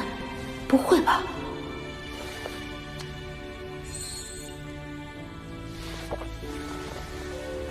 学弟，宇浩就麻烦你照顾一下了。等宇浩醒了，记得提醒他别忘了明天继续卖烤鱼。你就知道吃啊！走了，再不回去就违反学院规定了。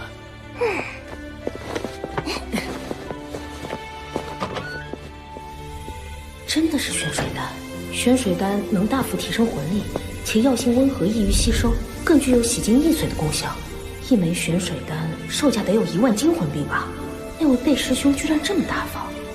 不过这玄水丹服用后有个可怕的副作用。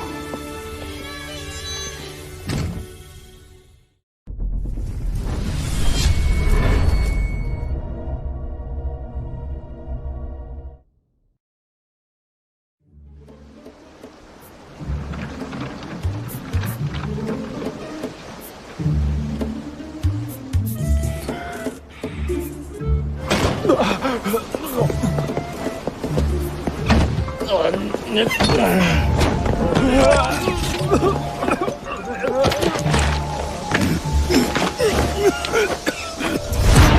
啥味道？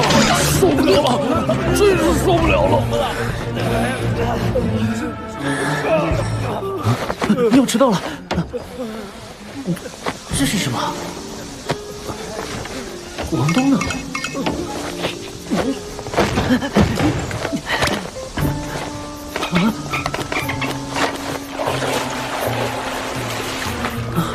这下终于没味道了。时间还早，赶紧修炼。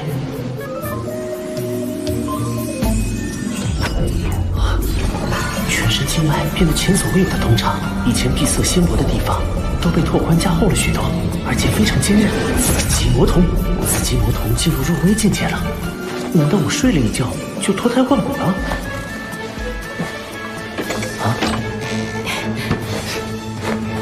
王东，那到底发生了什么事啊？为什么我醒过来时会一身污垢，修为还提升了不少？当然要归功于你那位贝师兄给的玄水丹了。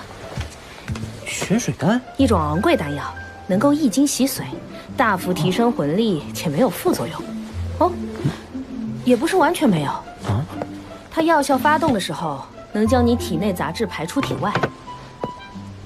排出的时候会散发出刺激气味，最后凝结成你表皮上那一层污垢了。你脱胎换骨可好了，我可被熏惨了。我不管，你得陪我一顿早饭，我要双份的量。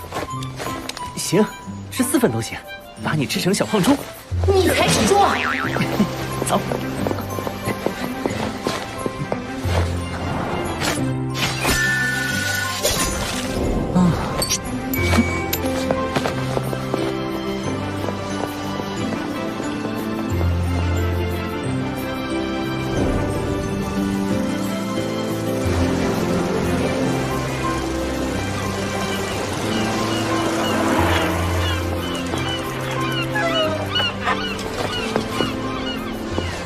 吃得好饱啊！这里就是海神湖，好美啊！那边应该就是内院吧？贝师兄都还只能在外院学习，内院的学长要强大到什么程度啊？怎么了？那边好像有个红点。啊，内院学长。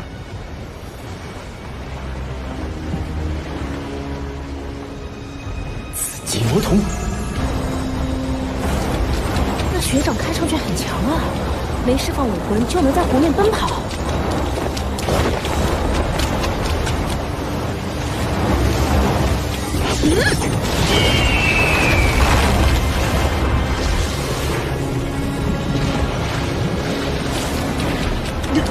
不对，他好像朝我们这边来了。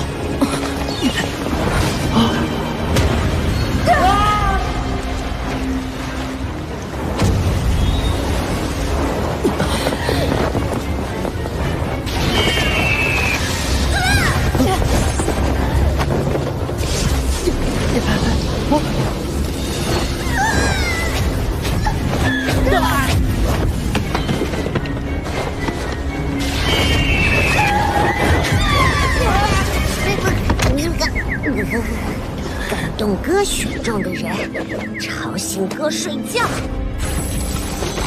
去死吧！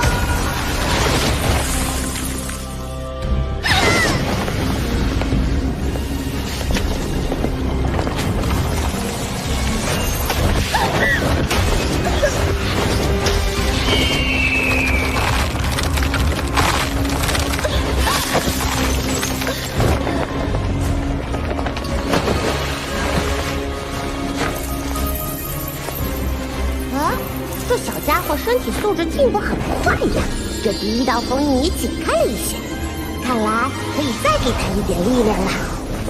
讨厌，又有人来了！我对，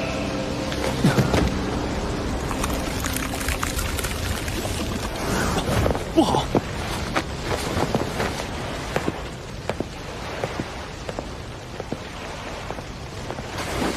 严院长，有外院学员受伤了。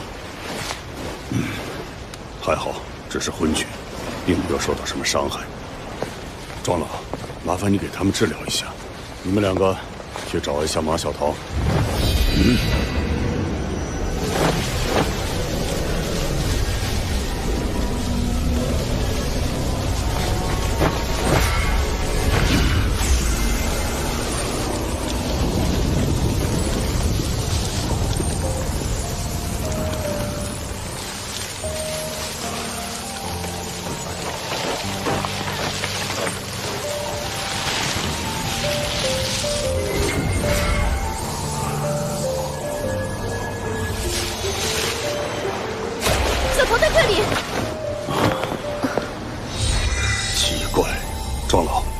那2名外院学员情况如何？没什么大碍，很快就会醒来。幸好未铸成大错，看来小桃还是保留了一些神智的。庄老，还请你将这2名学员送回去，后续的事情就交给你了。我们回去。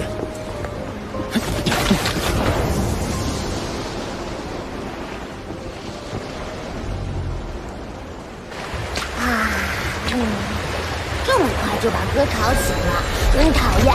天梦哥，刚才是你出手了？当然是哥，不然你就变成烤人干了。那家伙的火属性竟然有一定神兽凤凰的血脉在，否则河南一指就能灭了他。小野哈，你的身体素质提升了不少，我在你体内留下的第一道封印已经开启了一部分。啊，真的吗？不过刚才哥动用了本源之力，你的身体经过了刚才的冲击，至少1年不能再被我的力量附体。你以后可要小心啦。好了，不跟你说了，你赶快努力，我继续睡去了。天梦哥。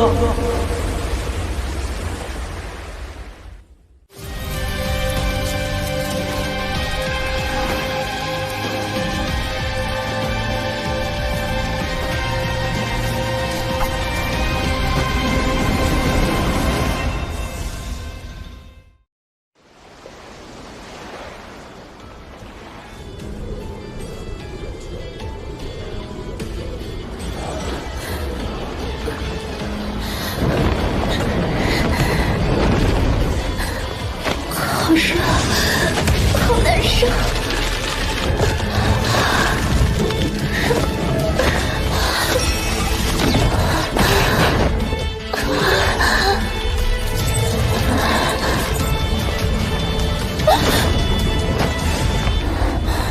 奇怪，怎么不热了？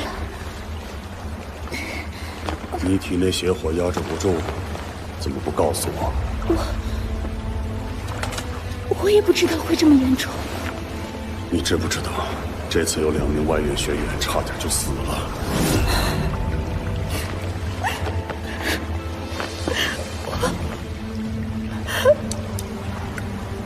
我以为我能控制得住。压抑的越久，爆发时就越厉害。究竟是什么力量，竟然能压制住我的凤凰邪火？是一种极致的冰属性，其纯净程度远超你的凤凰邪火。可是学院根本不可能有极致冰属性武魂的人呢，难道是有什么人潜入了不成？我已经让人去查了，原本我以为会是那2名学员家里派来守护他们的人，但查过后却发现没有这种可能。为什么呢？那2名学员是霍雨浩和王东。霍雨浩是唐门的特招生，天赋一般，是个孤儿。王东的背景很大，但其中并没有对冰属性擅长的人，真是奇怪。本次意外非常抱歉，此事还请你们2位保守秘密。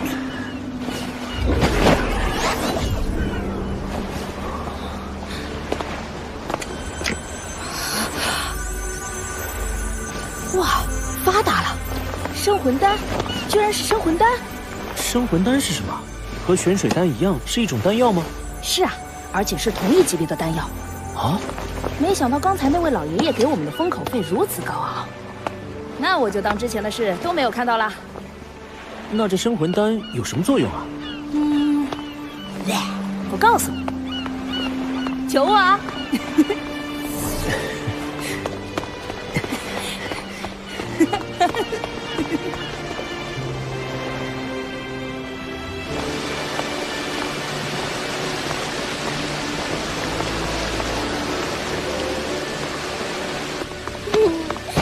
走吧，小雅，我又给你准备了一个发财的机会。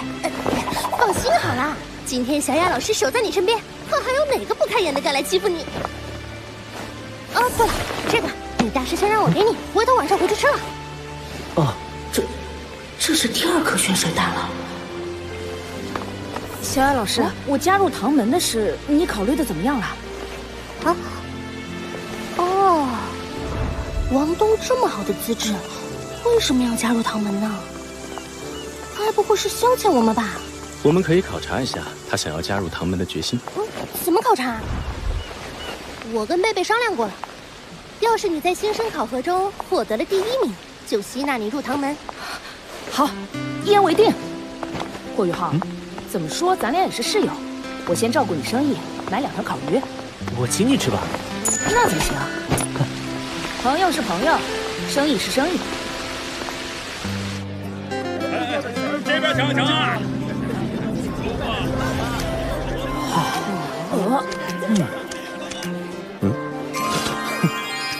怎么不服气啊？要不我跟你上头混去？别捣乱！我今天是来买烤鱼的，没看到我排第一个吗？嘿，霍雪莉。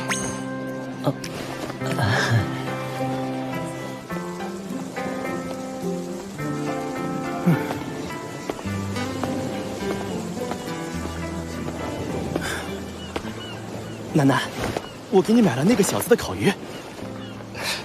你放心，我可没用什么暴力手段，我是排队买的。不用了，谢谢。你是觉得我昨天太暴力了？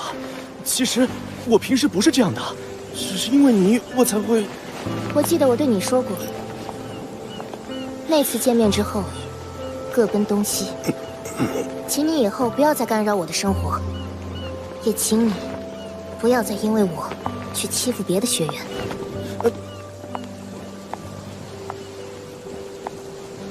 许三石，你真没出息！有什么了不起的？我自己吃。这烤鱼味道还真不错。晚上9点了，早点休息吧。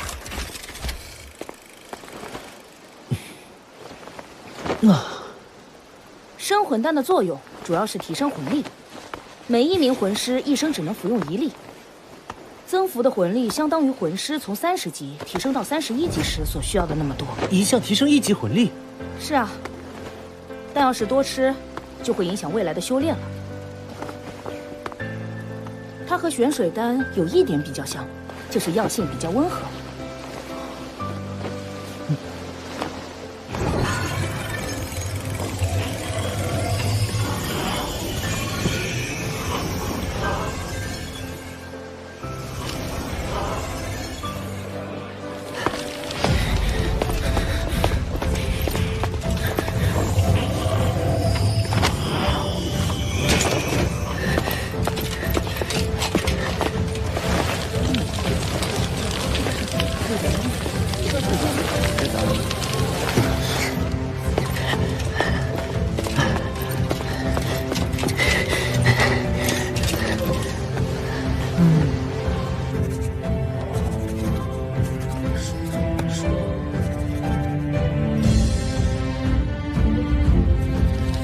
你的烤鱼好了，真香。这是你的，谢谢。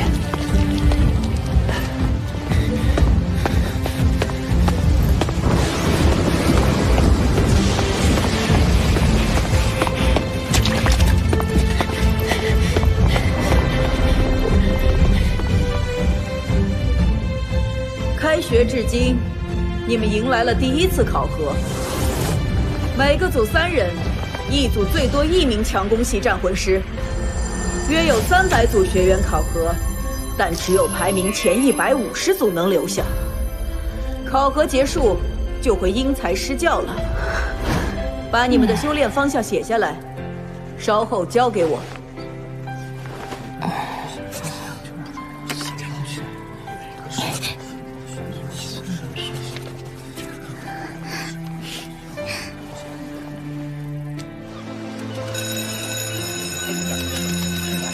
3个控制系，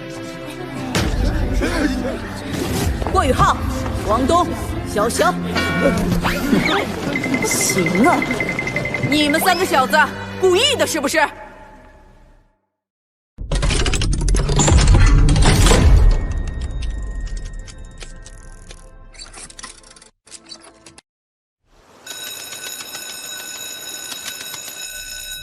？3个控制系，行啊。你们3个小子故意的是不是？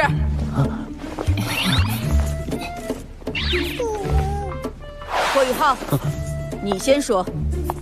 周老师，我的精神探测能够纵观全场，而且我的灵眸未来必会出现攻击型魂技，因此控制系更适合我未来的发展。有点道理。王东，你藏什么藏？给我出来！周老师，您别生气。其实我的能力走控制系也没什么不行。我要是能凭借攻击能力控制全场，那不也是控制了吗？对吧？哼，说你聪明吧，你又笨得冒鼻涕泡。分班是会把强攻系和控制系分在一起的。你个笨蛋，给我改了。你呢，小小？你的武魂是镇魂鼎，怎么也是控制？可是我还有个武魂，能进行辅助和控制。双生武魂。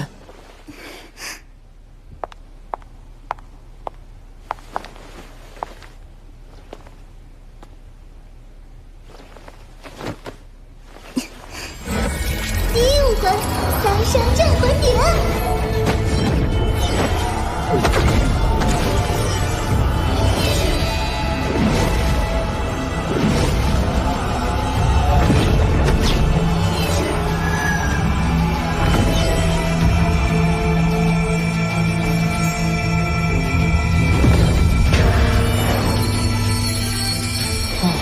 我的三生镇魂鼎之变异武魂，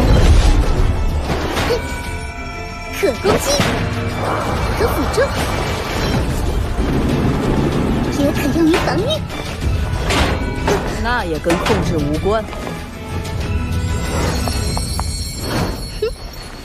第二武魂九凤来一香。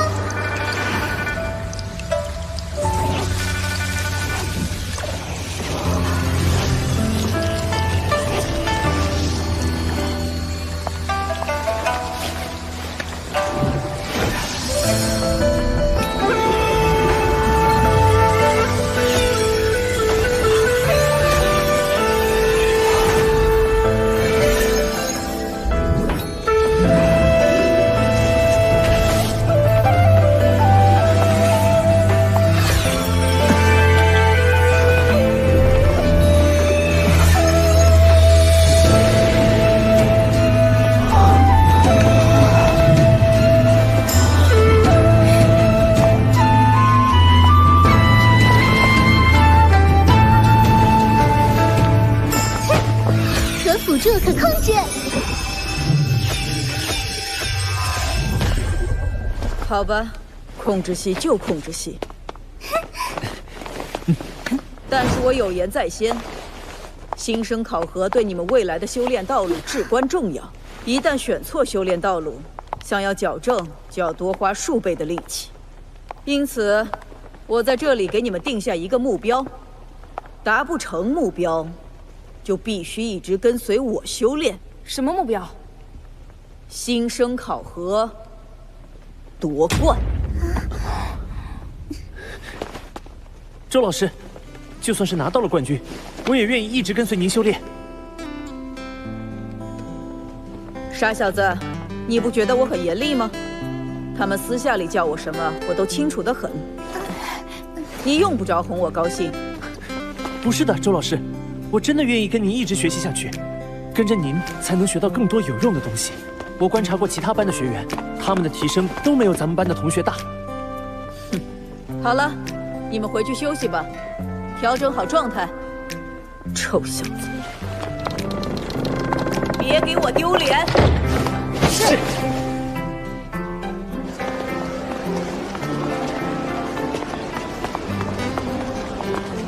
王东，我能和你聊聊吗？不了，我还要回去准备明天的比赛。笑笑，等考核开始了，我们再见识见识你双生武魂的厉害。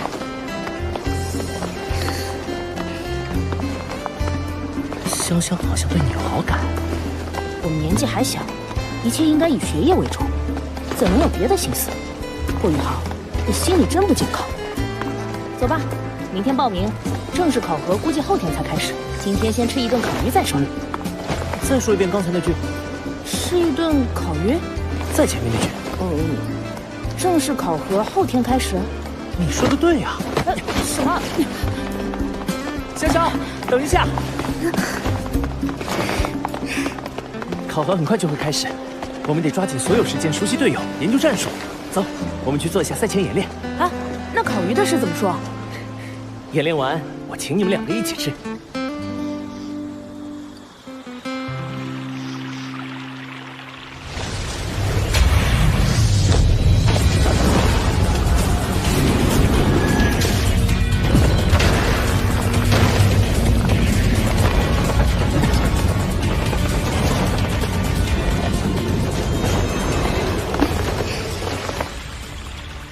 配合非常完美。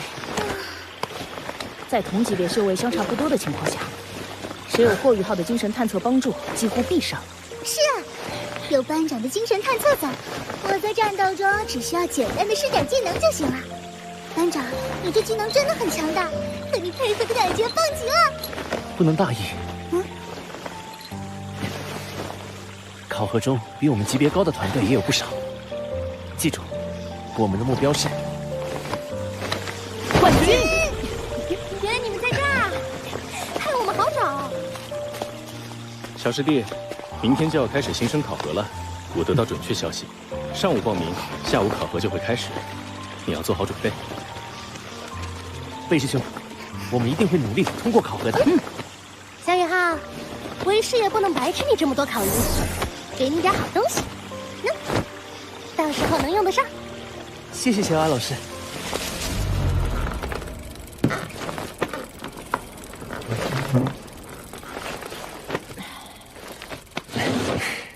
看看小雅老师给我的是什么好东西。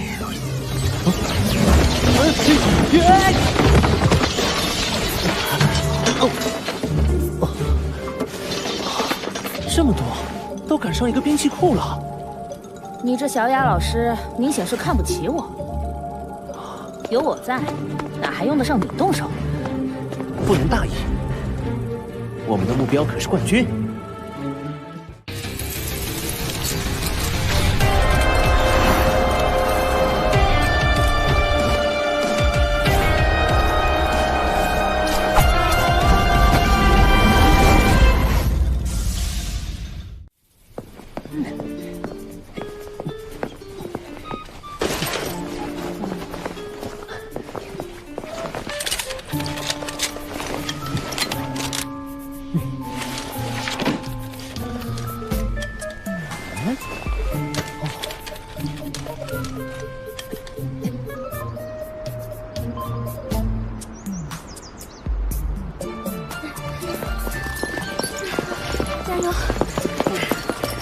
魂导器怎么就这么重？我们就要这个考核。所有新生请注意，所有新生请注意，请立即进入考核区，准备参加新生考核。考核10分钟后开始，考核10分钟后开始。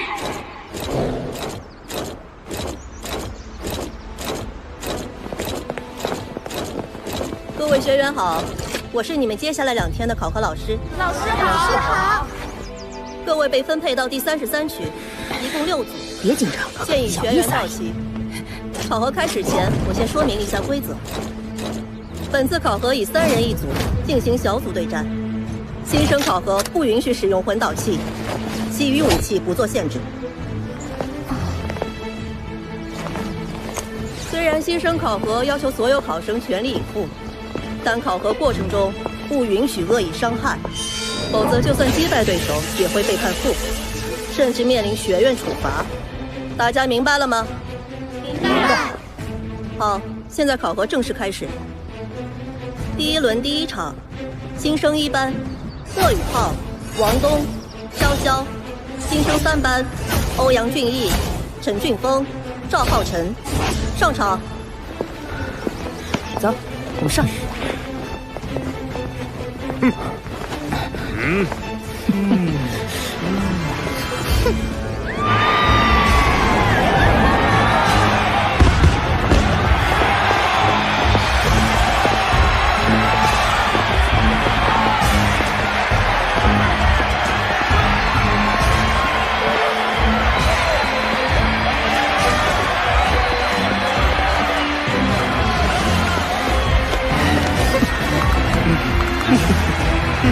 考核开始。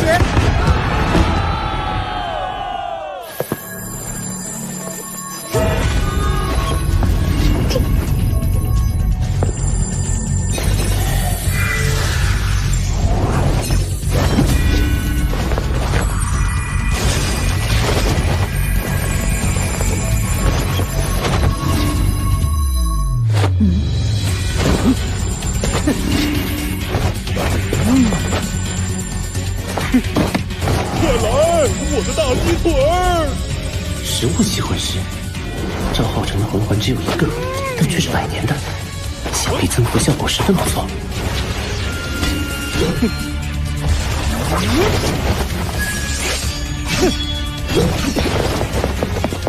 好快，鸡腿的增幅是速度。不过，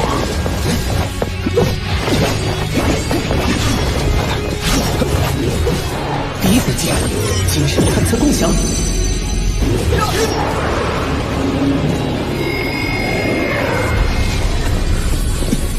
原来是这样。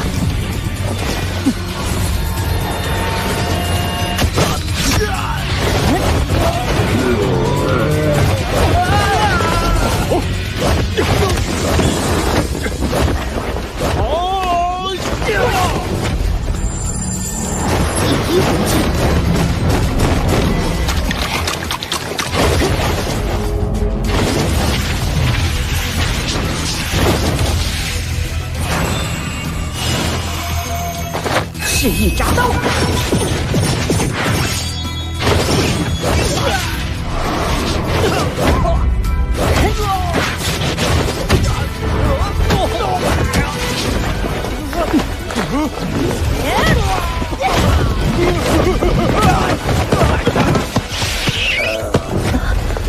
胜者霍雨浩团队。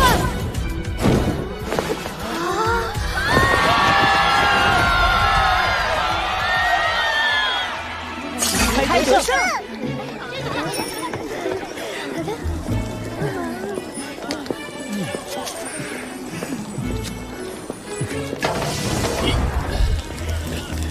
真爽啊！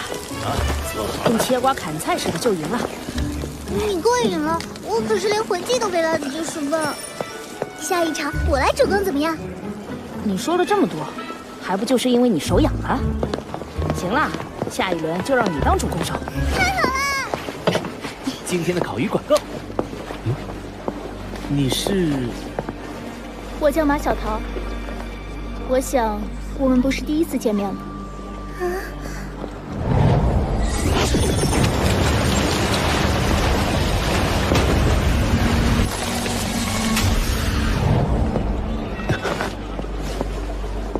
是他吗？你可以回避一下吗？你们俩跟我来。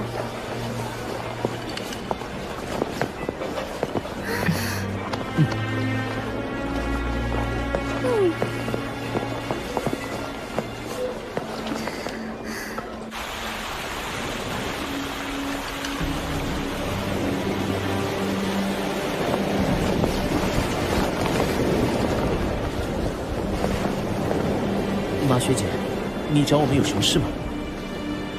我知道你们应该认出我了。没错，我就是当初那个从内院跑出来，险些伤害到你们的学员。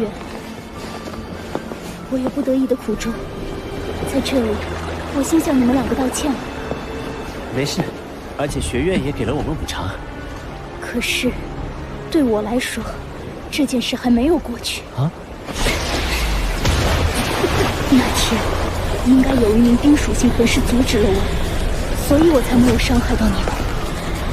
这个人对我来说很重要，告诉我他是谁，哪里能找到他？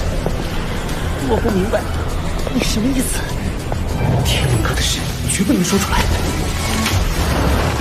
那天你扑向我们的时候，你身上的高温直接就令我们昏迷了过去。之后发生了什么事，我们根本不知道啊！真的不知道，那就别怪我不客气了。六环魂帝，你们不知道，那我就逼他出来。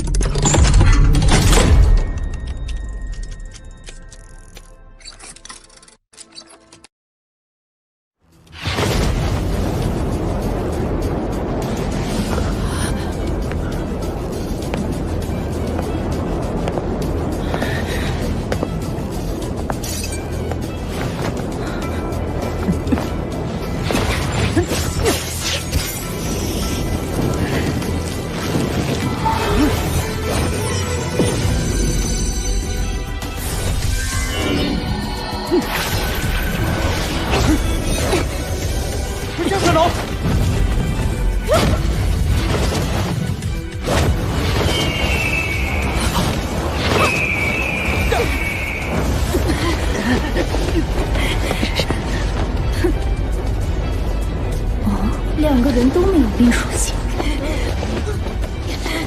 难道上次真的只是一个巧合？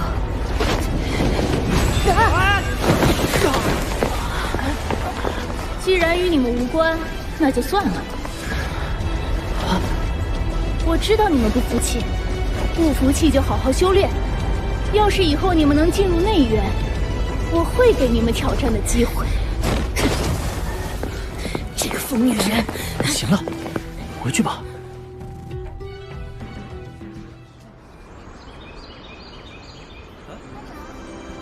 新生考核第6轮就要开始了，请各位考生尽快进入各个考核区。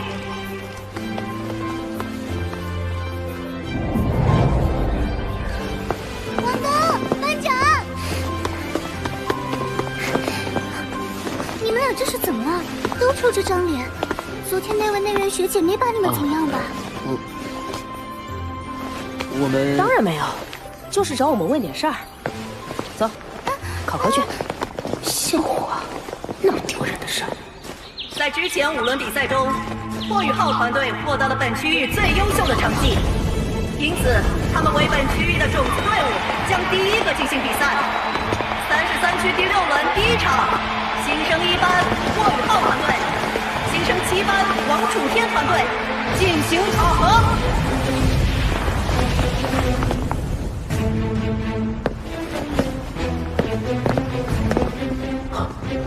双胞胎。我叫黄楚天，他们是蓝素素和蓝洛洛，请指教。霍雨浩、潇潇、王东，请指教。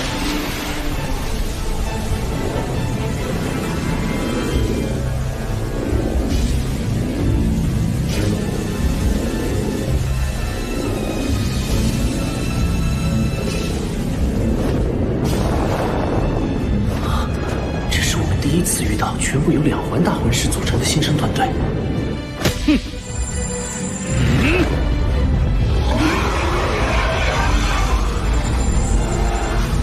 考核开始。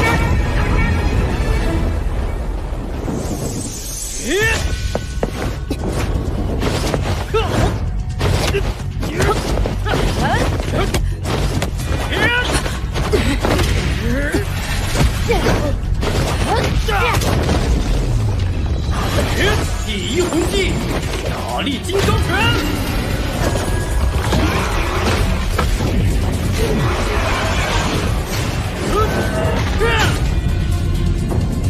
不愧是算得上顶级器武魂的3生镇魂帝，乘胜追击，这家伙的武魂应该是铜皮铁骨的大力神元。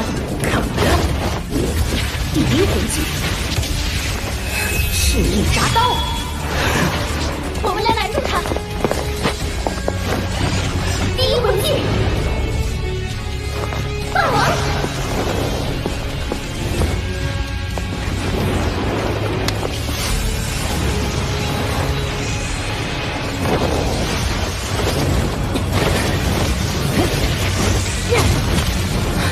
视线被遮住了。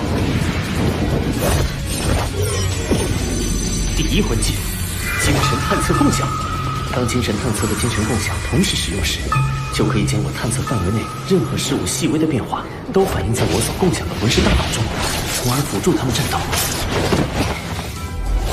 第2魂技，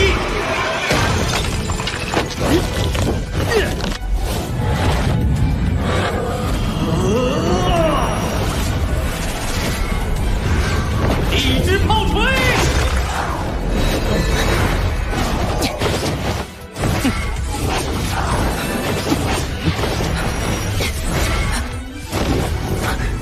超出了我的精神探测共享范围，怎么办？我要集中精神，延长探测距离。糟了，精神共享消失，无法观察对手的行动了。60米，80米，94米，突破100米了。他屡次闪开我的攻击，一定是有人在帮他。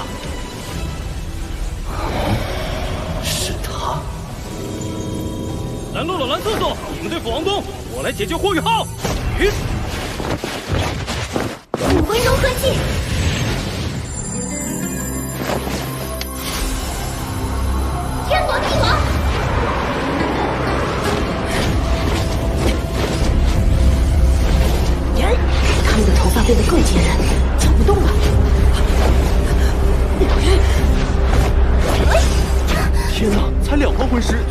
魂融合技，还想守在旁边捣鬼？观影迷踪。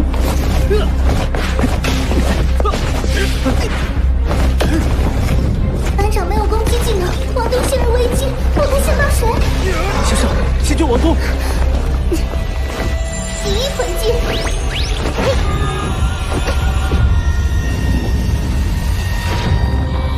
顶之阵，来！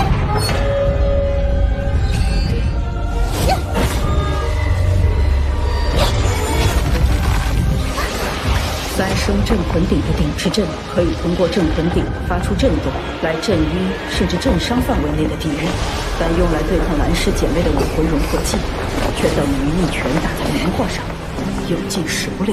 看来萧萧也破不了天罗地网，我现在不能硬接黄楚天的攻击，得先想办法救王东。王东，开第二魂技。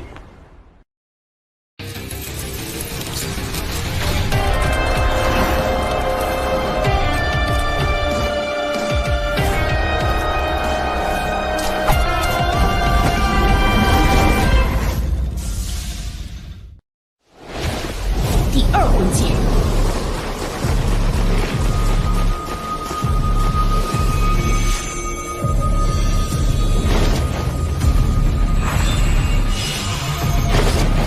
邪神之光，灵魂吹击。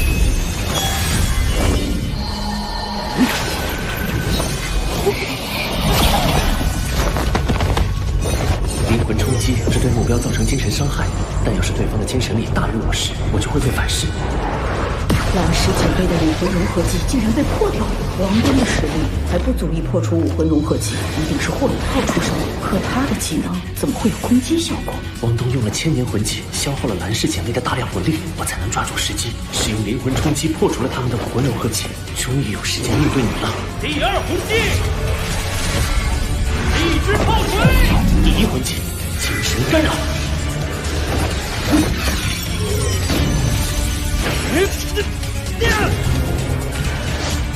精神干扰是对目标大脑产生干扰作用，使其攻击偏移。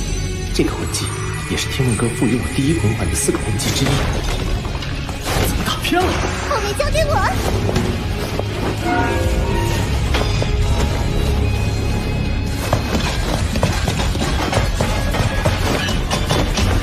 第二魂技，顶之道，出局吧！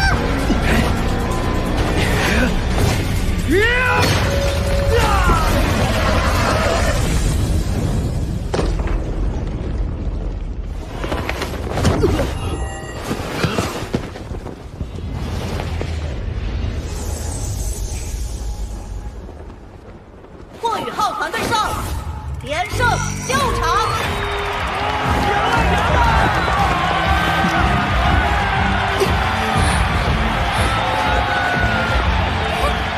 刚才谢谢你。先别说这些了，这场你消耗巨大，赶快恢复魂力吧。后面还有4场比赛呢，下一场交给我和潇潇。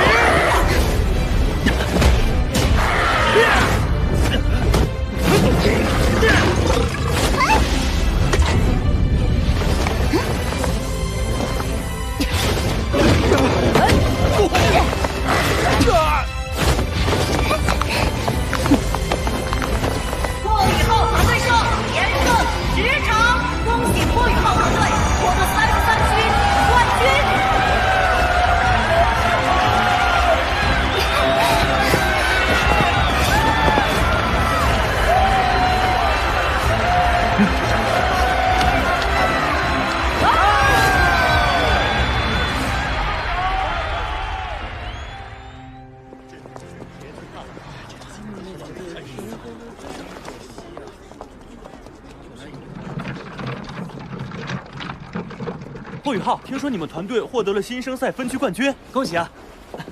谢谢啊。新生考核第1阶段终于结束了，这几天我们好好休养一番，准备第2阶段比赛。怎么了？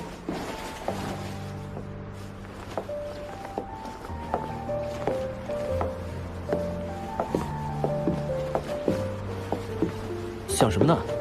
宇浩，我在想咱们今天的第1场比赛，我怎么想都觉得不对。我的第2魂技虽然是千年魂技，威力很强，但对方毕竟使用的是武魂融合技啊。那时候我能感觉到你将精神探测共享集中起来了，紧接着他们的魂技就溃散了。你究竟做了什么？难道你还有别的魂技？天龙哥告诉我，不能让别人知道我第1魂环有4个魂技。但是我和王东一起修炼了这么长时间，他对我十分了解。如果编造一个谎言的话，或许能蒙混过关，可是必定也会让王东心存芥蒂。怎么办呢？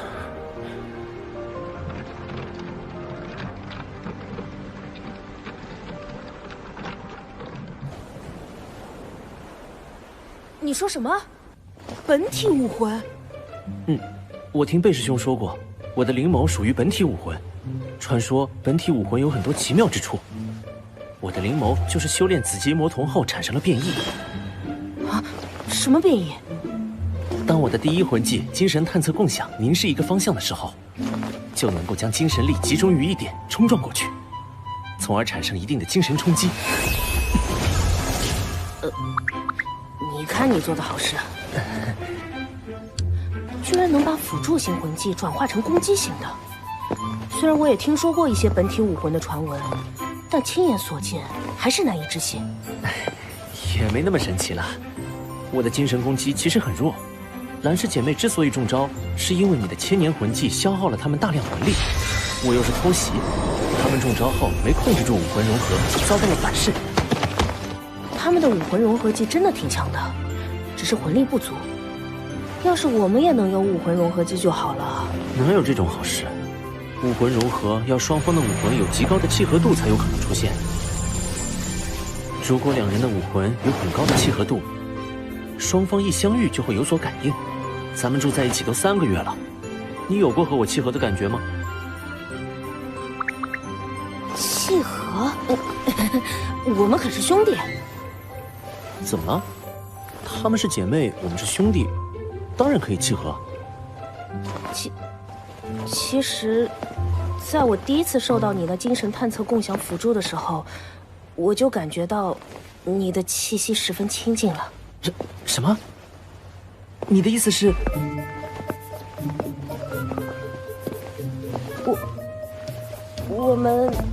我们试着身体接触，让魂力在对方体内流转，看看会怎么样。那该怎么做？我们要抱在一起吗？想得美！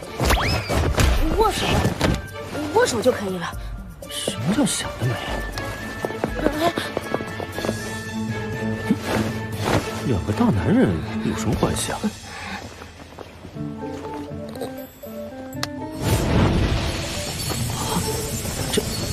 这是……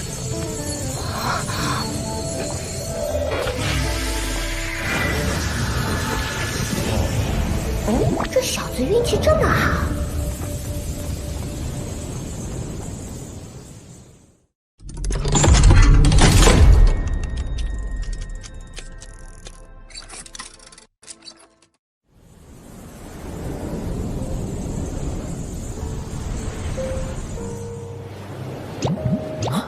天梦哥，没想到你竟然能找到与你的气息完全契合的人。完全契合是什么意思啊？我和王东是怎么了？就是武魂的契合度是100%。3武魂融合。3武魂融合？我不是只有2个武魂吗？第2武魂还没有定型。而且，王东不是只有1个武魂吗？王东的武魂绝不止光明女神蝶一个，人家对你隐瞒了。而你的第2武魂虽然没有定型，但属性是冰已经确定，与他的武魂100%契合。至于第3武魂，就是他，在我化作智慧魂环与你融合时，闯入你精神之海的怪家伙。他具有武魂的一些特质。什么东西啊？敢和哥抢人！手握日月，摘星辰，世间无我这般人。不过具体情况我也看不出来。我是3生武魂，斗罗大陆历史上拥有双生武魂的魂师都屈指可数，而我在机缘巧合之下，居然获得了3生武魂。而王东，听你的意思说，他也拥有3生武魂，这简直是奇迹。你们这样魂力相融，能将修炼速度提升数倍。集中精神，专注修炼，我来帮你。是。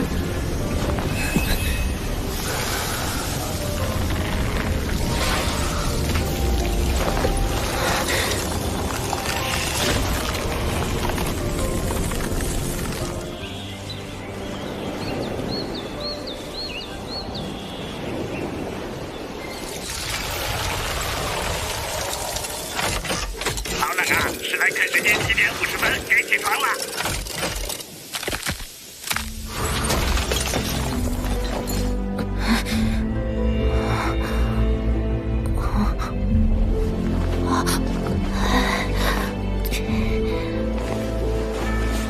上课迟到了。上课迟到？上课迟到了。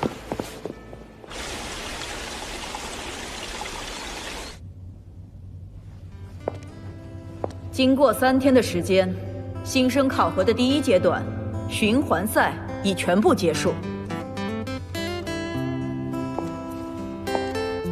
比赛结果已经统计出来了，我们一班22组参加考核的学员，全部通过了考核的第1阶段。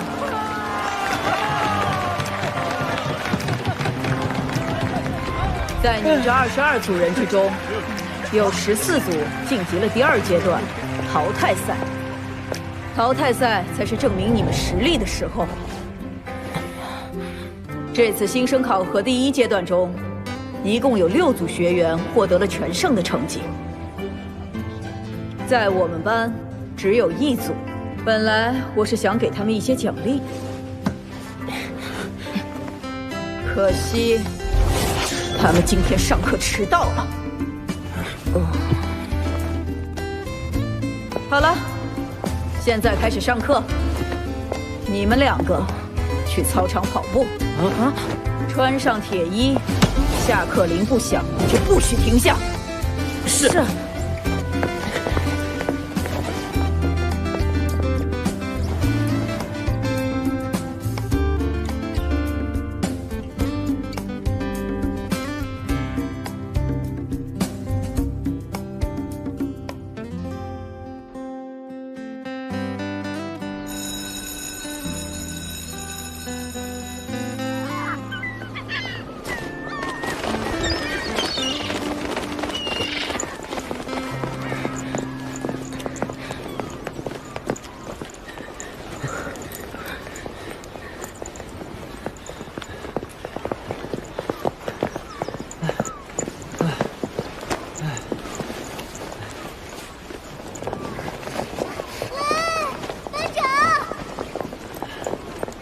周老师后来还说了什么？老师给我们讲了一些淘汰赛对手的情况。现在看来，我们夺冠的难度挺大的。在其他5组循环赛全胜的队伍中，有3组都出现了3环魂尊。魂尊？就连周老师都不是太看好我们了。我看，我们只能把目标定在第4了。潇潇，我知道你的担忧，但魂师之间的战斗不是魂力等级的比拼，否则根本无需战斗，双方报出各自的等级就结束了。我们要相信自己。我们的目标不是第4，它永远只有一个：冠军。冠军！班长，明天淘汰赛见，你们千万别再迟到了。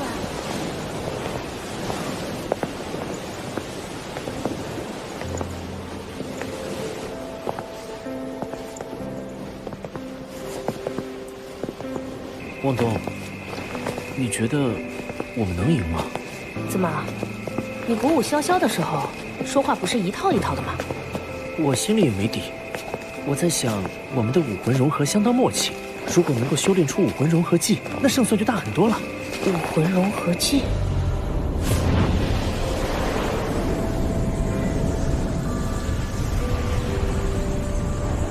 我觉得昨晚我们的魂力融合很顺利，那要不要再试试？天梦哥说，我和王东是3武魂100%融合，这武魂融合技一定要在淘汰赛开始前训练出来。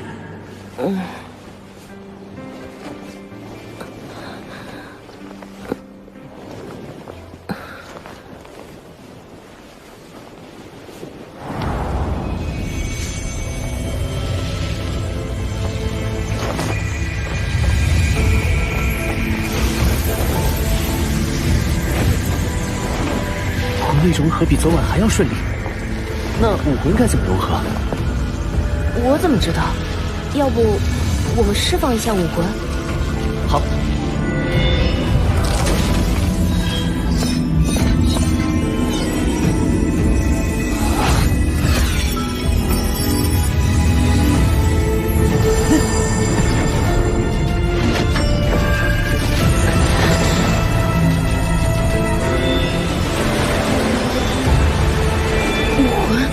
实体化了，真的？这是怎么回事啊？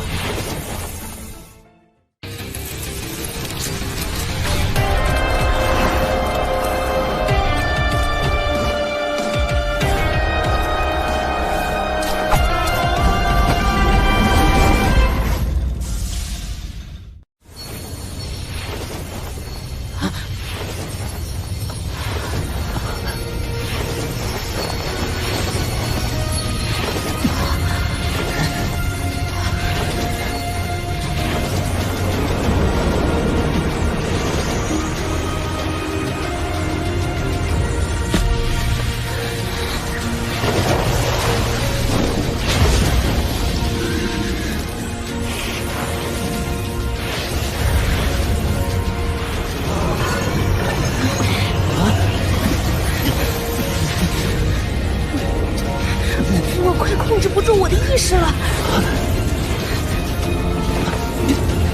坚持住，否则魂力会失控的。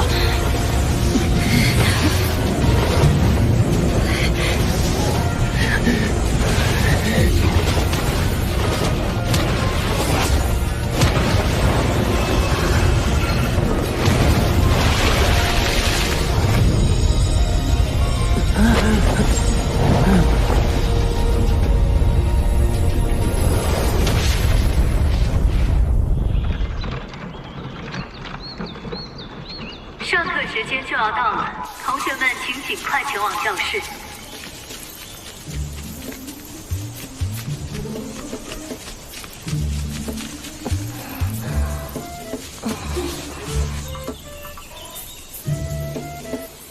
霍雨浩，你给我起来！怎么了？别给我装糊涂，快起来！王东，你看。看什么看？这是我们武魂融合技的残留。你们两个躲在这里干什么？连续2天迟到，是不是觉得自己循环赛全胜就得意忘形了？给我一个不处分你们的理由！现在马上！我们在修炼武魂融合技。这么短的时间内，你们偷偷修炼武魂融合技，居然还成功了！这太不可思议了！这个融合技，你们起名字了吗？不如我们就叫它璀璨中的凋零，黄金之路。史莱克学院新生考核淘汰赛，1年1班霍雨浩团队对1年9班宁天团队，双方队员入场。你们怎么回事？早上又迟到了，周老师发了好大火。丢人的事不要提。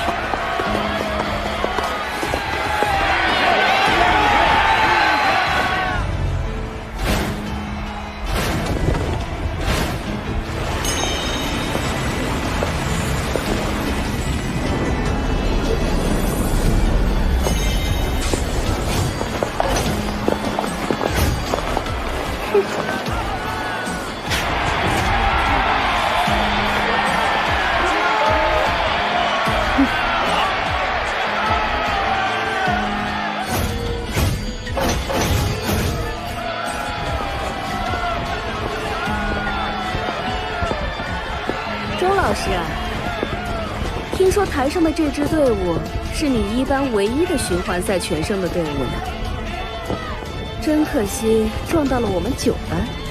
木槿，你以为你的学生赢定了？那倒不至于，凡事无绝对。不过我听说过你的1班没有一个3环魂尊，这一战打赌吗？赌？你拿什么跟我赌？1块魂骨。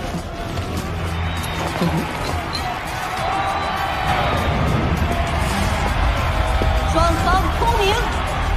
1年1班，霍雨浩，17级控制系战魂师；王东，24级强攻系战魂师；潇潇，22级控制系气魂师；9班，南门雨儿，24级女攻系战魂师；9班，孤峰，25级强攻系战魂师。比王东还高1级。9班，宁天，31级辅助系气魂尊。31级。这支小队中，宁天虽然是辅助系魂师，却是最具威胁的对手。比赛开始。必须先解决对方辅助系。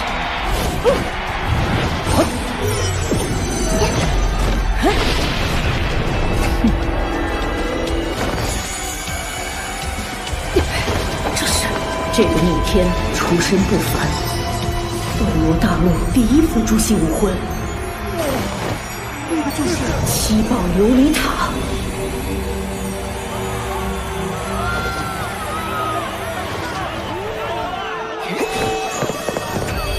7宝转出有琉璃，7宝有名，1曰力，2曰速。好强大的辅助系武魂，他们速度一下提升了40%。第一次遇到速度这么快的对手。第1魂技，飞鸿之刃。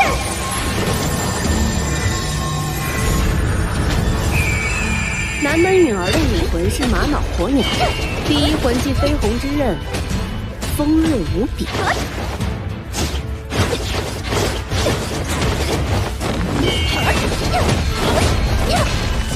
好强的力量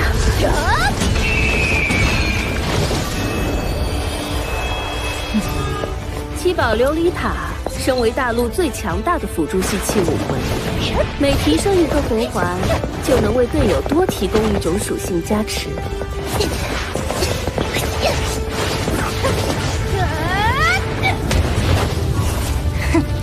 而且所有属性的辅助效果还会再提升10%。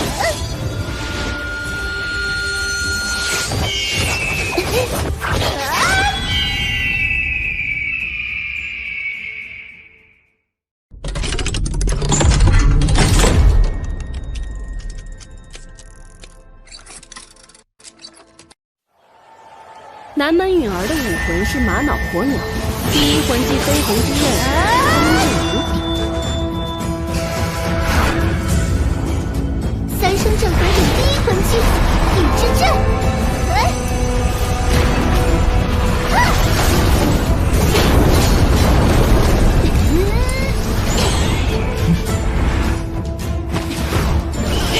第一魂技，精神探测共享。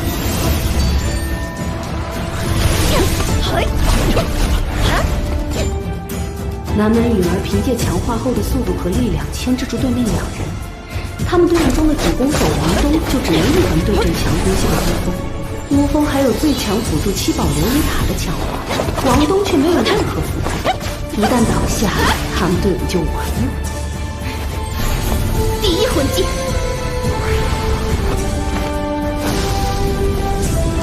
龙之火。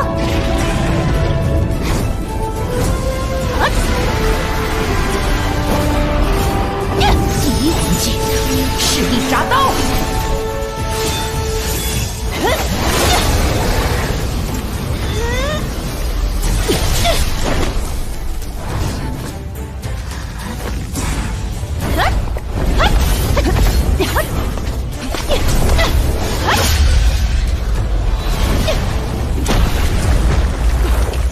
真是拳头碰钢刀，偏偏每次他都好像能提前知道我会攻向哪里一般。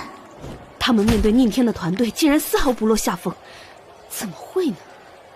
一个只有10年魂环的家伙，看他的姿态，应该是一直在使用魂技。控制系战魂师。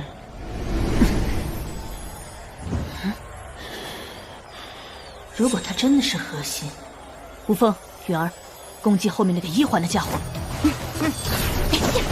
1对1赢不了，想2打1了。第二魂技，龙之怒。乌风龙之怒状态下，其攻防实力暴增，同时还能够增幅自身其他魂技。龙之火的热量也大幅提升。对付你们，我一个人就够了。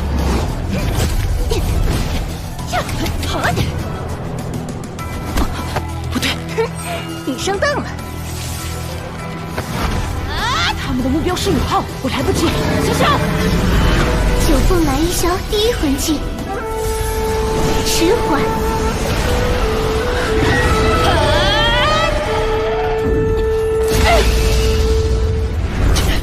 七宝琉璃塔的速度贴身失效了，我的速度变慢了很多。潇潇竟然是双生武魂，看来你的功课做得很不够。虽然武魂品质比不上七宝琉璃塔，但也减缓了对手20%。不惜亮出一张双生武魂的底牌来保护霍雨浩，看来霍雨浩真是他们的核心。看来你们还不明白七宝琉璃宗为何被称为最强辅助，以为用减速魂技就能对抗吗？让你们见识一下2约速。再来！只能再次加速，躲不开了。我这一关，你怎么没有拖住王东？否则刚才霍雨浩就完蛋了。那个箫声会让身体变得迟缓，就被王东逃脱了。这次侥幸躲过，连双生武魂都亮出来了。接下来你们就没有那么幸运了。这次一定要压制住王东，绝不能让他救援霍雨浩。真是麻烦的家伙。七宝有灵，3约魂。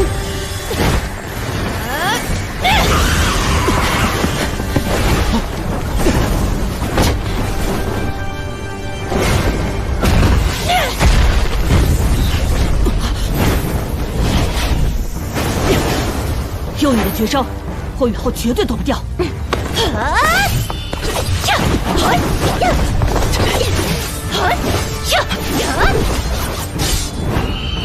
第二魂技，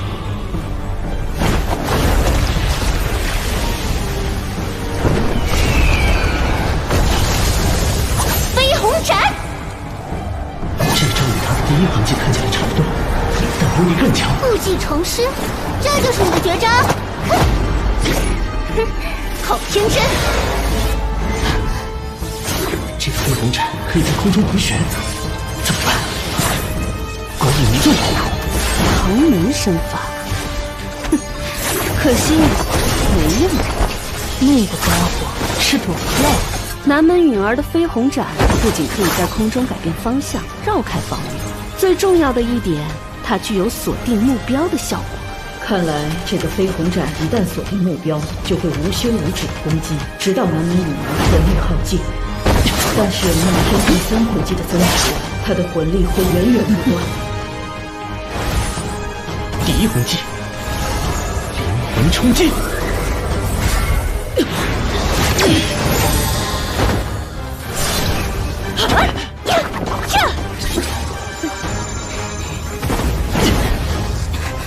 1号发起了反击，是时候。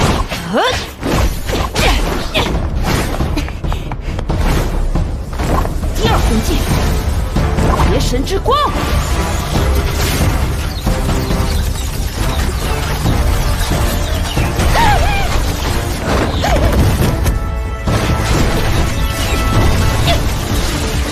允儿，宁天，你怎么了？无凤，全力以赴，7宝有名，1月力，2月速，3月魂。不好，如果他专心辅助无凤，无成之人怎么办？对了，我们的秘密武器。王东，回来！潇潇，不要让其他人看到我和王东。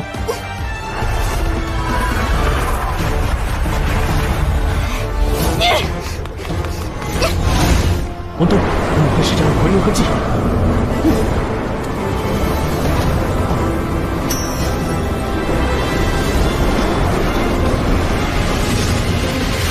里面怎么了？谁也看不清啊！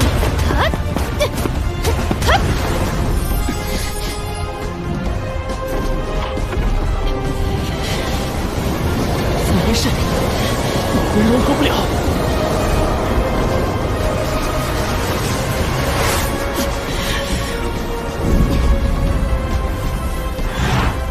看他，第2魂技，龙之怒。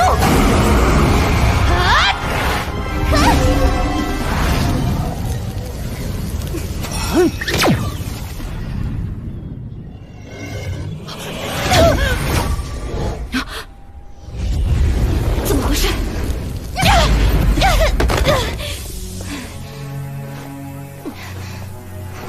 宁天，宁天，你怎么了？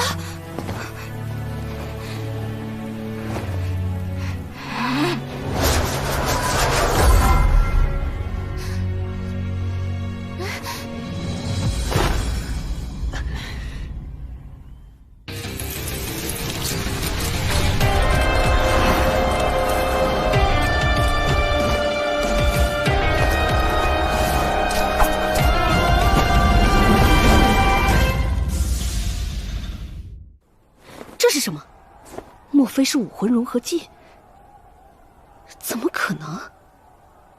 你们班这支队伍到底都是些什么怪胎？是怪物，我们史莱克学院的小怪物。我宣布，霍雨浩团队上！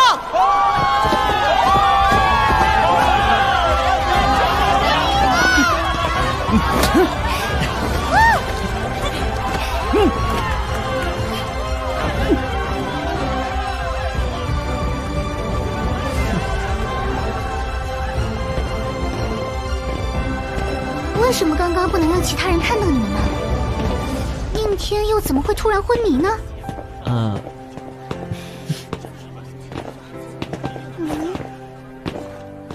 霍雨浩、王东，你们2人去办公室等我。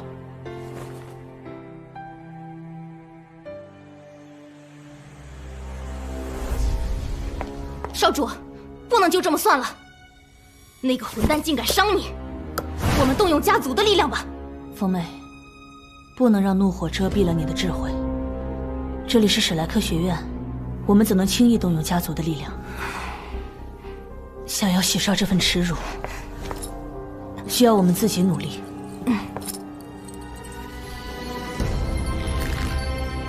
霍雨浩、王东，我绝不会放过你们。周老太太可真有洞察力，竟然通过2场比赛就能确认你用特殊的方式使出精神攻击。周老师知道我的武魂和魂技，他的理论知识又很渊博，推测出我的精神攻击应该不难。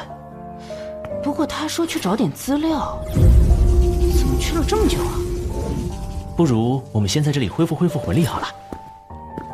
也是，明天还有16进8的比赛呢。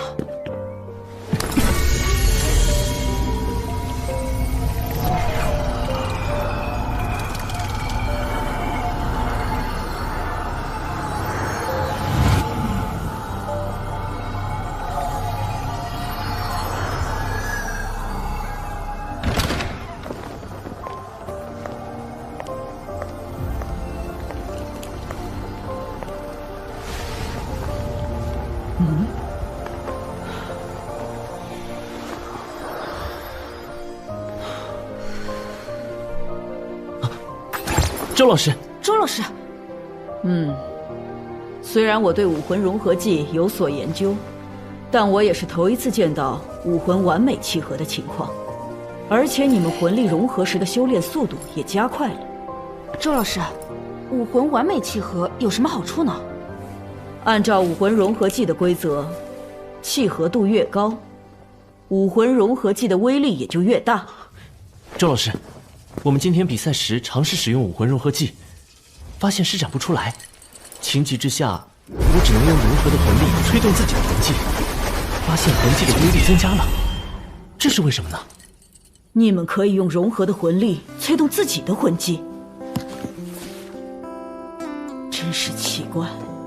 其他拥有武魂融合技的魂师，只能使用融合的魂力来催动武魂融合技，但不能催动自身的其他魂技。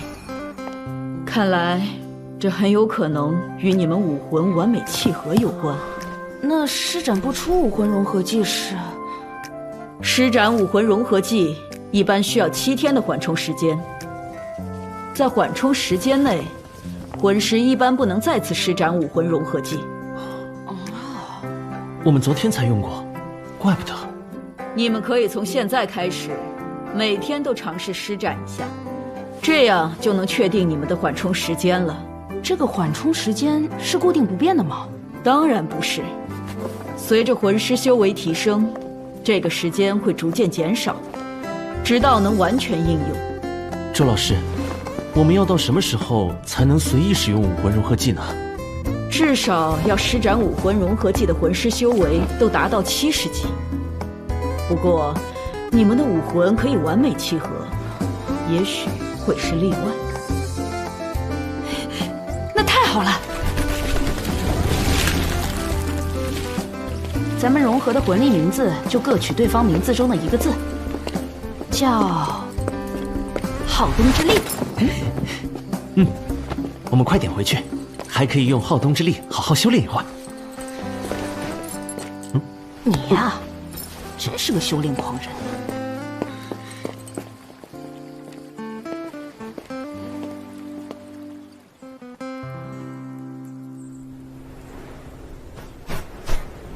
新生淘汰赛第2轮即将开始，请参赛选手抓紧入场。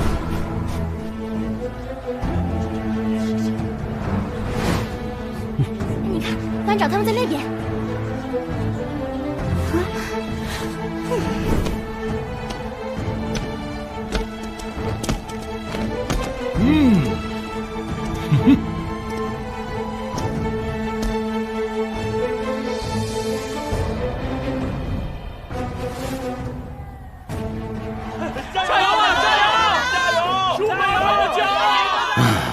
你还是老样子，小一。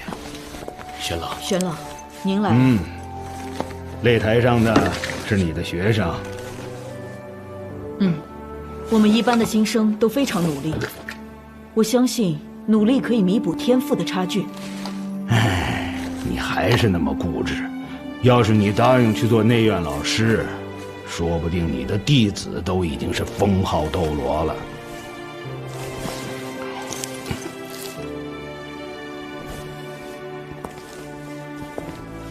玄老是你的理论导师吧？怎么关系有点僵啊？史莱克学院身为全大陆第1高级魂师学院，号称怪物学院，只有拥有怪物级别的天赋才能进入内院学习，但这违背了教学的初衷。把怪物培养成封号斗罗算不了什么，把天资平平的孩子培养成一流魂师，才是老师的能力。所以你放着内院老师不当，跑到外院甚至1年级当起了老师，这是我支持你。我们魂导院的学生，很多武魂都逊色于武魂院，但我也相信他们往后的成就不会比武魂院差。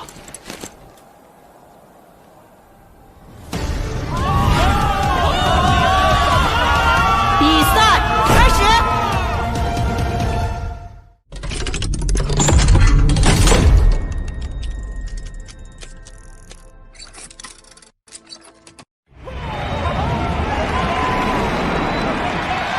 双方同名。1年1班霍雨浩，1年1班潇潇，1年1班王东。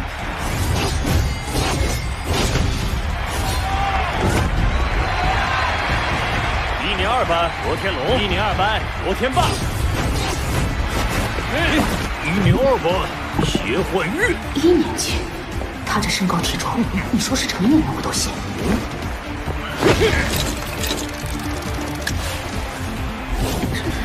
比赛开始！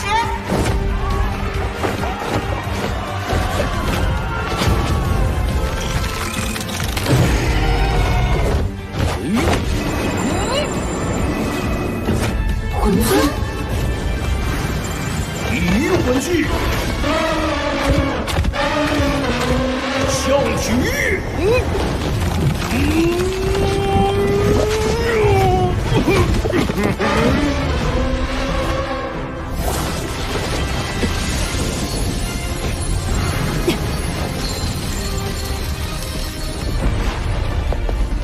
先发制人，跟我上！第一魂技，精神探测共享。啊！他要起跳，一个胖子能跳多高？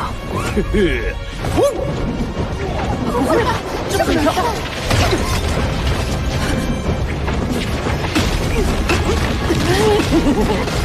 这胖子的身体是什么做的？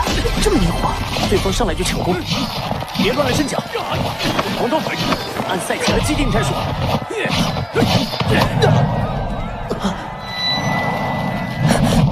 收到。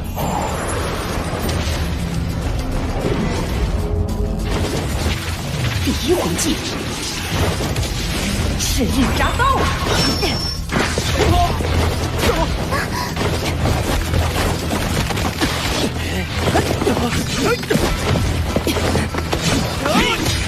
好机会！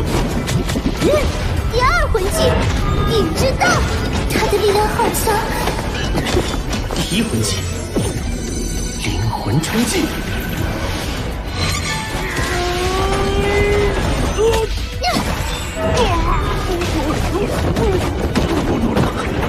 接了违法灵魂冲击，还能立即调整姿势。他的武魂似乎能弱化灵魂冲击的效果。该轮到我们反击了。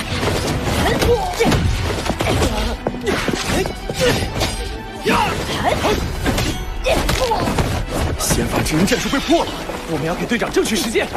晚了，第二魂技，邪神之光。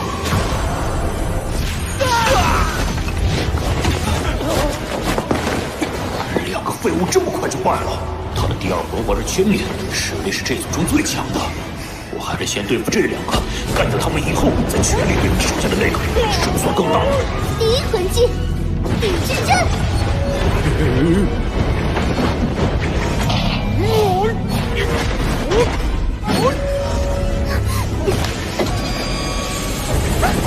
火影迷踪。好诡异的步伐，那就试试这招。第二魂技，象羽。糟了，躲开了。王总，接住潇潇！大家。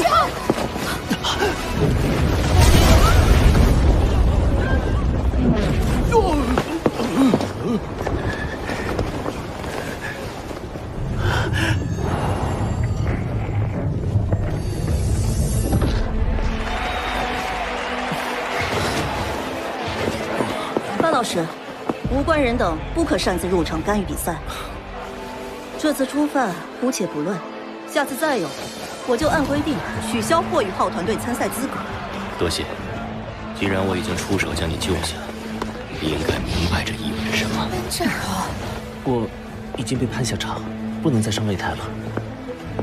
刚才显幻月那一击，如果没有范宇老师出手，我确实会被重创，失去战斗能力。谢谢范宇老师出手相救。幸好你及时出手了，否则宇浩那孩子必定会受重伤。有我在，不会让你的学生受伤的。可惜，这场比赛恐怕要输了。不一定。我看还有胜算。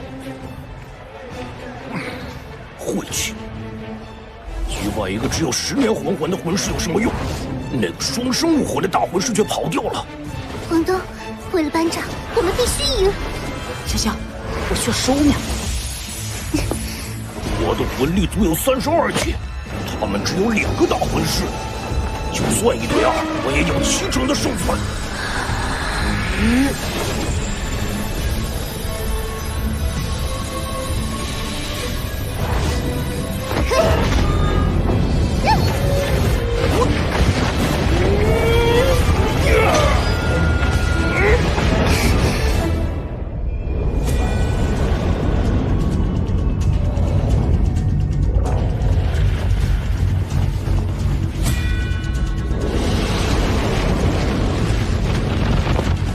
佛之咒气，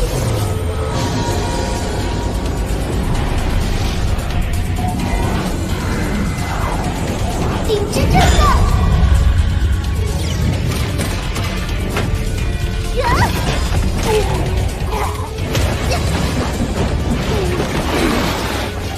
那个会飞的大魂师肯定是在后方捣鬼，要先去解决他。休想动我这团！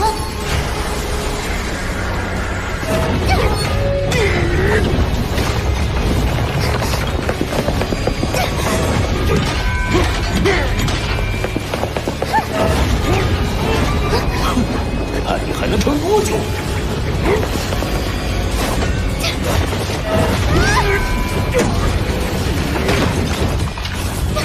小小同时使用第1、第2魂技，魂力在急剧流失。第3魂技，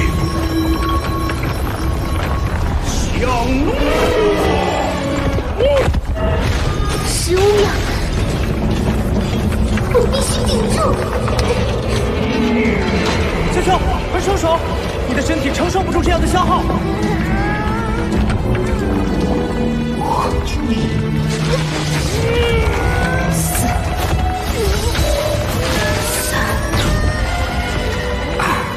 我赢定了！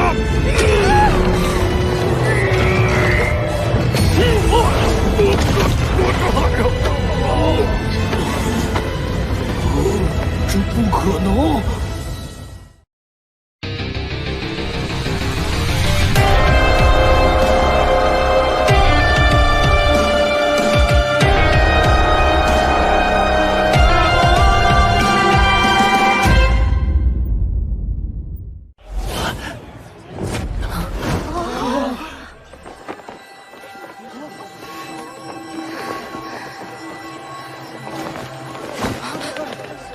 胖子，我饶不了你！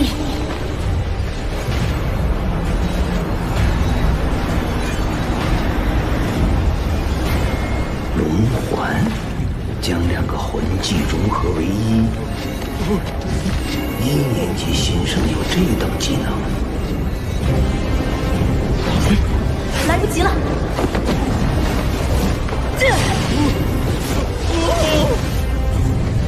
不错不错。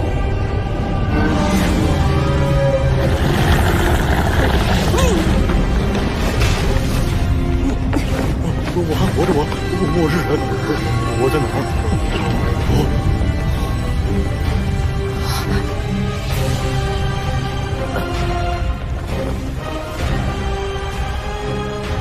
霍雨浩团队，上场！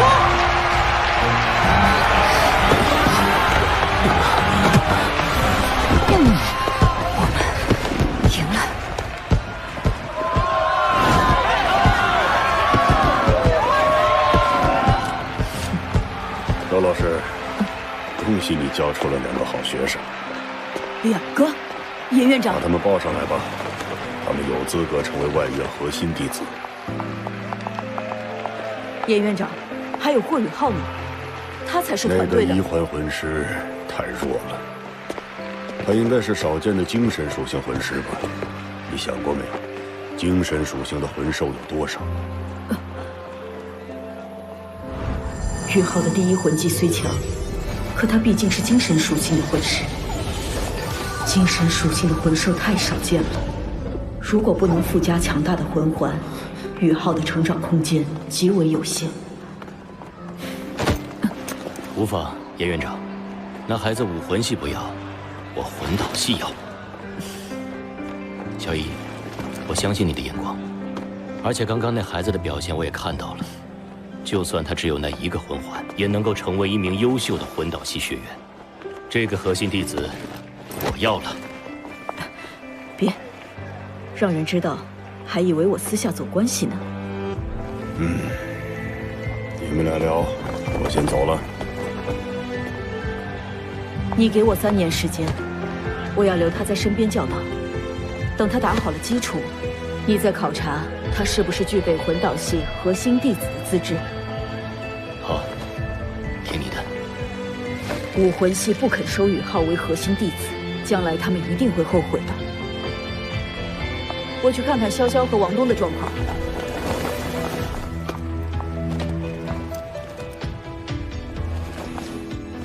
王东的情况还好，只是脱力而已。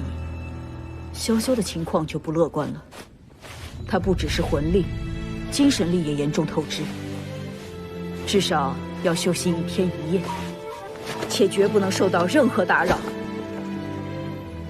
王东，下午的比赛要不我一个人去吧？即使必败，我也要战斗到最后一刻。不，一起出战，我们是一个整体。更何况，我们还有好动之力。为了潇潇，我们一定要赢。对，为了潇潇而战。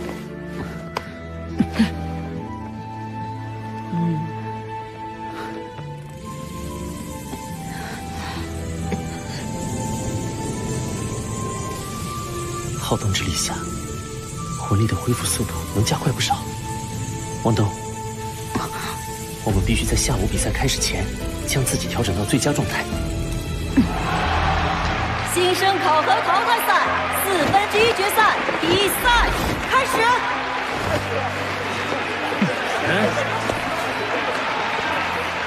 为了潇潇。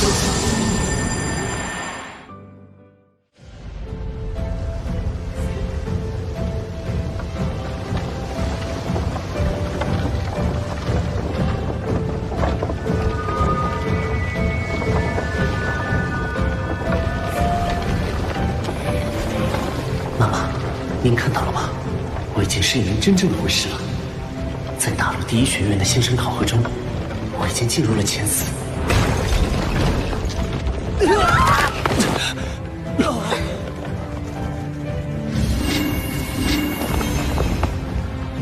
是你自己出去，还是我帮你出去？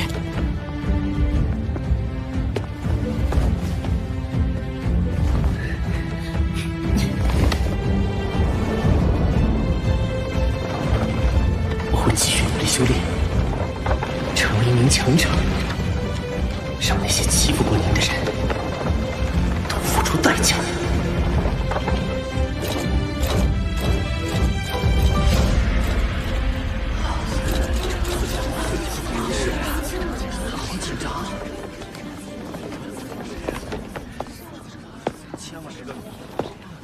你们好，我是严少哲。是莱克学院第261任院长。我听说严少哲作为大陆第1学院的院长，有着与任何一个国王平起平坐的资格，而且他还是拥有稀有的光明凤凰武魂的超级斗罗，是大陆顶尖的强者。你们这届新生是近100年来天赋最好的一届，我会看完你们接下来的全部比赛，希望你们能够让我看到惊喜。好了，开始抽签吧。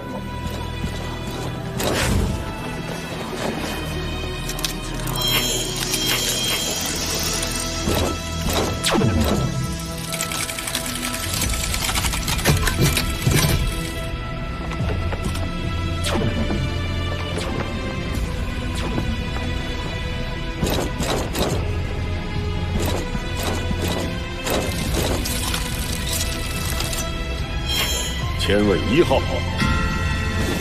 戴华斌团队。是他，竟然在这里遇到了他。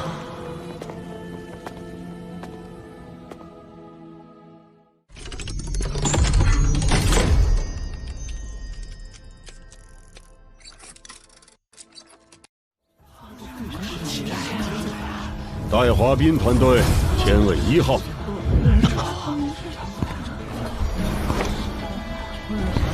是他，竟然在这里遇到了他。前卫2号，周思辰团队。他刚刚难道没有认出我？黄楚天团队，前卫1号。宇浩。宇浩，你这是怎么了？霍雨浩团队前卫2号，你还能比赛吗？我可以。抽到同前卫的团队到比赛区比赛。以戴华斌的天赋，他极有可能进入冠军争夺赛。为了和他同台竞技，这场比赛我一定要赢！新生考核半决赛，霍雨浩团队对战周思辰团队，比赛开始。1年级10班周思辰，25级强攻系战魂师，1年级10班曹锦轩，24级控制系战魂师，1年级10班龙翔月，22级敏攻系战魂师。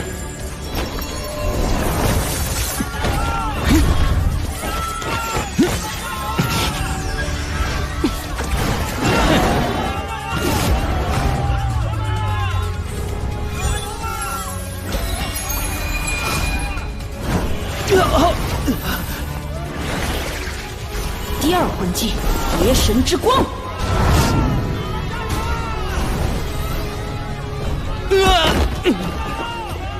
霍雨浩团队胜出。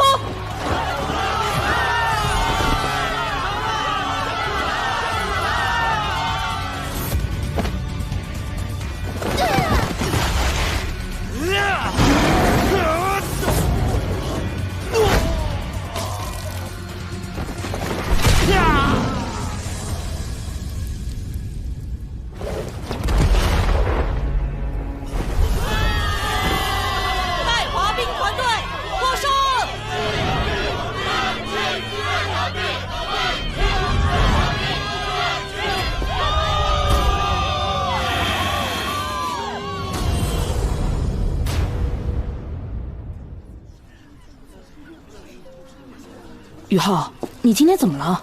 你和那个戴华斌认识？铸就史莱克学院最初辉煌的史莱克七怪之首，白虎战神戴沐白，他的传奇众所周知。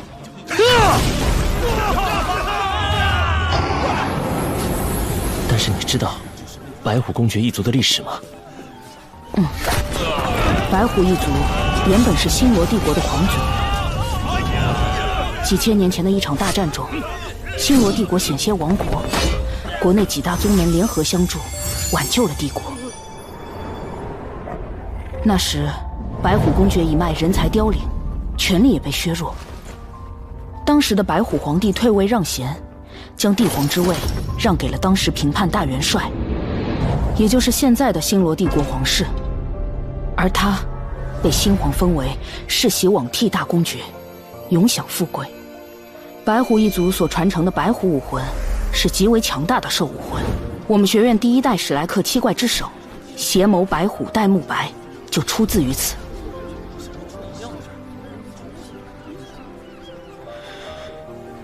戴华斌就是邪眸白虎戴沐白的后人，这一代白虎公爵戴浩这个坏蛋的儿子。那你和戴华斌是同父异母的亲兄弟？我不承认戴浩这个父亲，他就是个混蛋。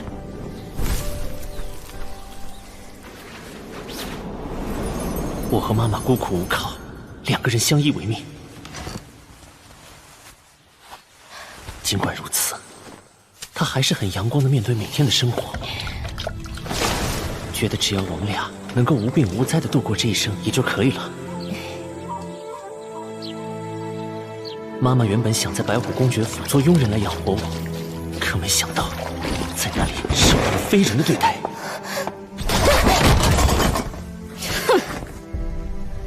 霍云儿不许再住公爵府内，你不配。妈妈，我去帮你晾衣服。我的宇浩真是长大了，越来越懂事。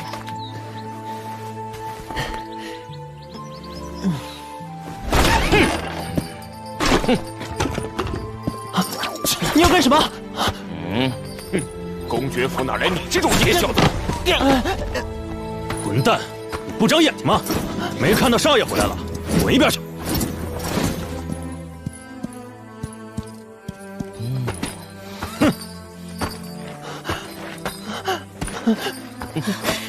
求求你们别打他！他只是个孩子，要打的话就打我吧。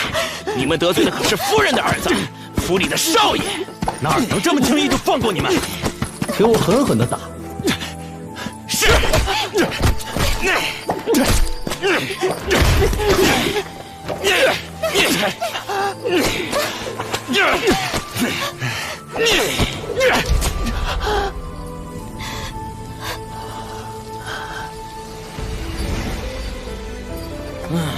真是晦气！以后看见我们少爷要绕着道走，明白了吗？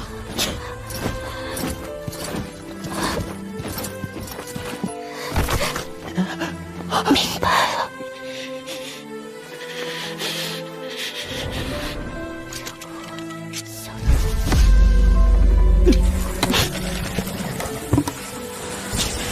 我此生一定要为妈妈报仇。让白虎公爵府里所有欺压过我妈妈的人都付出代价。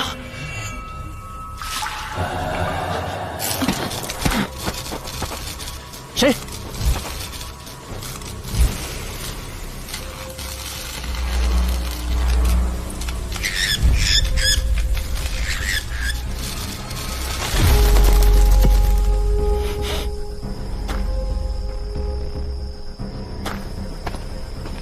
宇浩，你怎么了？你有没有听到什么声音？没有。你听到了什么？好像是一声叹息，声音有些苍老，似乎来自某个遥远的虚空，但又似乎就在耳边。没人呢，你是不是幻听了？对了，咱们现在就去报仇。不行，现在还不是对付他们的时候。这里是史莱克学院，我现在要做的是变强。我不要私下报仇，而是要在比赛里堂堂正正的打败他们。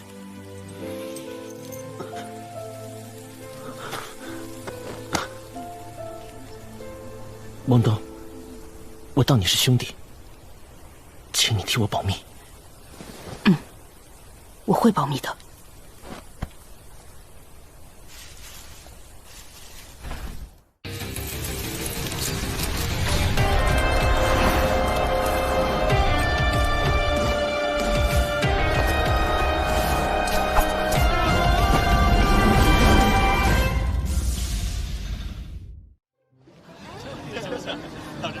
之后对上那些家伙，我一定要给他们好看。那你有什么计划？不如就先这样。听说你们顺利闯入了决赛，决赛怎么少得了我？潇潇，走，我们去吃顿好的，明天非拿冠军不可。这就是我们冠军争夺赛的对手。啊！一个1环家伙带的队伍。这种程度的决赛，即便获胜，对你我家族而言，其实有点丢脸。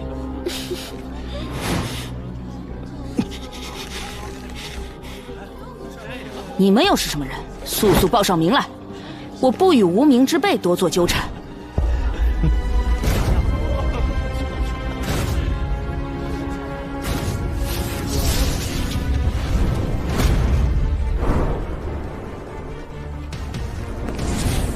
级5班崔雅洁，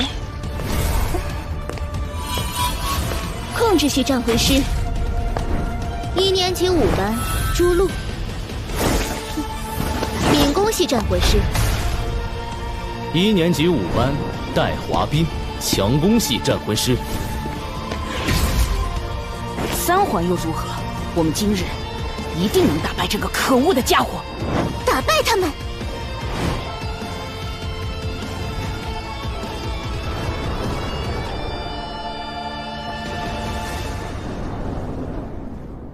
虽然这支团队曾经击败了2支由魂尊新生率领的团队，但比拼整体实力，我还是更看好戴华斌这边。钱多多副院长，你怎么看？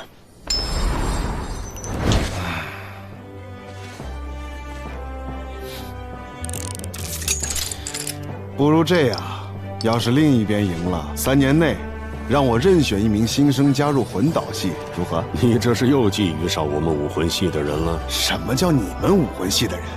他们只是新生，3年级的时候才会决定精修哪一系。你们武魂系只是进行基础教育而已。那我们就更得各凭本事了。别那么绝情啊，老爷！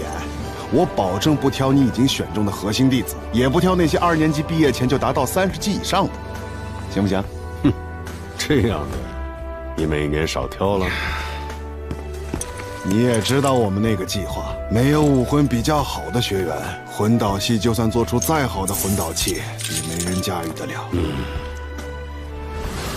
行吧。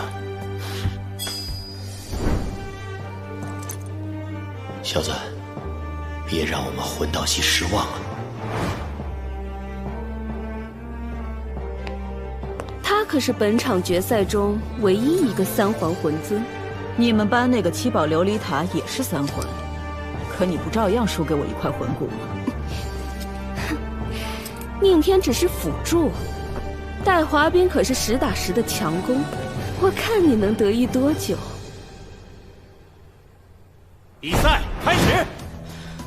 白虎，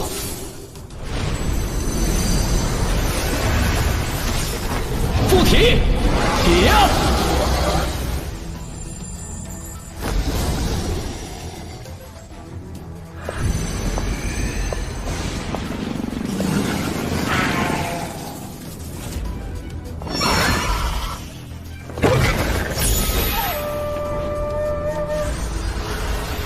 第1魂技，精神探测共享。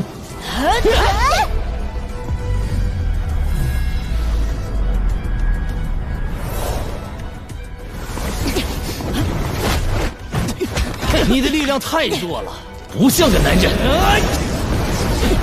强攻系魂尊实力果然掉下去，即使以后的精神共享，还是没有增加。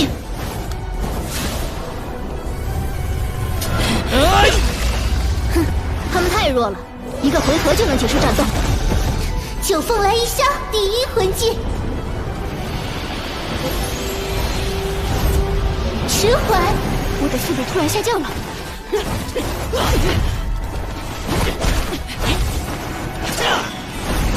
速度变慢了。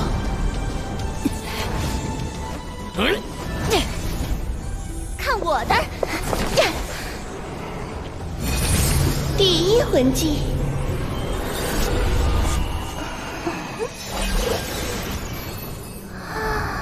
魅惑。千万别看他的眼睛！糟糕，小小的技能被阻断了。九尾狐武魂在兽武魂中可是高等的存在，每多一个魂环，尾巴就会多一条，实力也就更加强大。崔雅洁虽然只有2尾，但阻断只附加了1个魂环的九凤来一消，还是大材小用。失去了辅助，你还能坚持多久？这句话应该是我问你的。第2魂技，第1魂技，白虎烈光波，势力铡刀。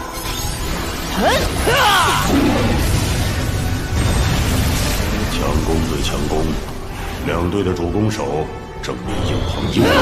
这种力量的差距太明显了，邪眸白虎戴家的强攻魂技极致阳刚，正面对抗显然是极不理智。可惜，王东，先管好你自己吧。带滑冰震飞王东，侧翼截阻断潇潇。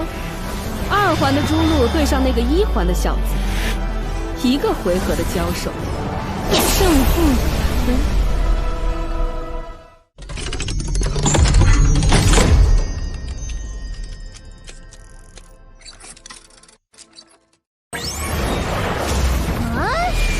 你总是这么轻率。精神探测，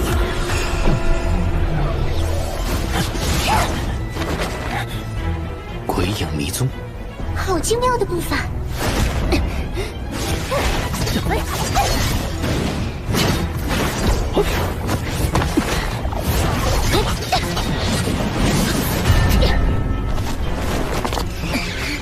三生镇魂鼎，崔雅洁怎么没拿下潇潇？与崔雅洁的九尾狐魅惑不同，我灵魔魂技的灵魂冲击可不需要注视敌人的双眼。可恶，这小子躲避我快攻的同时，居然还对崔雅洁发动精神控制魂技。现在原化凤还，我劝你也先管好你自己。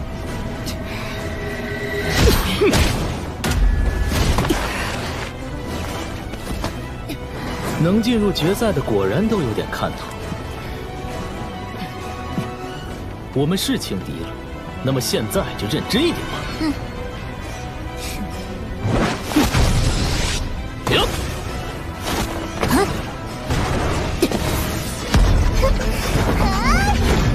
三生镇魂鼎第一魂技，鼎之阵。你的鼎太慢了。是吗？那就看看你能不能逃脱出我的控制。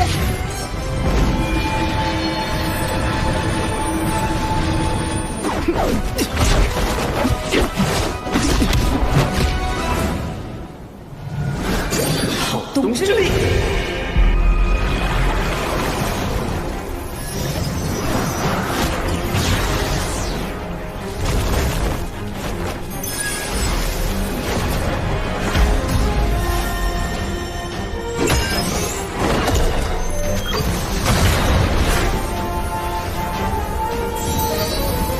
还不释放你的第2魂技？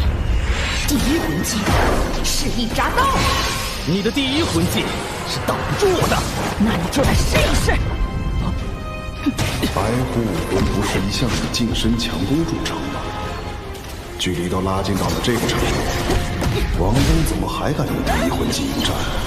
跟刚才的颜色不同，散发出的魂力也大不一样。他怎么突然变强了？魂力不一样。难道是融合魂力吗？可融合魂力不是只能催动武魂融合技吗？宇浩，2打1，不对，他的目标是崔雅洁。一个1环的家伙还想偷袭？第2魂技。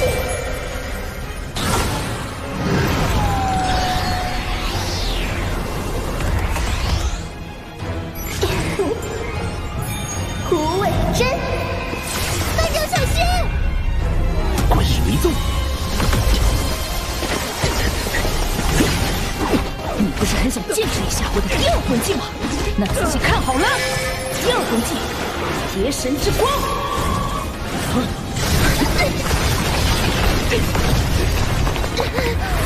幸好监考老师将我带出场地，不过拉上那个1环的家伙一起出局，勉强算值。什么？他居然还在场上？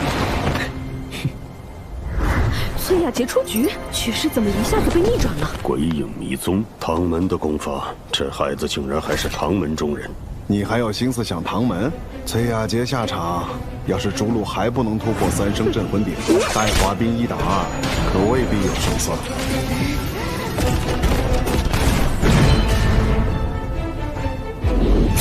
第1魂技，幽冥突刺。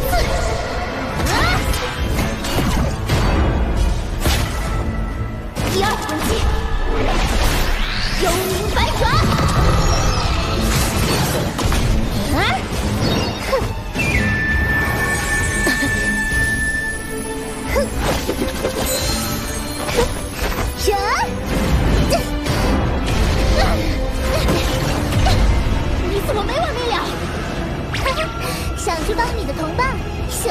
这关。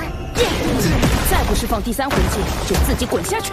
别后悔，让你们见识一下顶级兽武魂邪魔白虎的真正威力。第3魂技，白虎金刚变。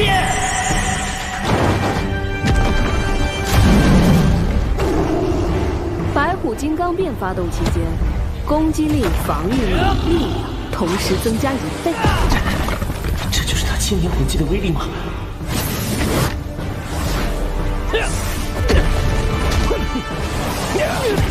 宇浩，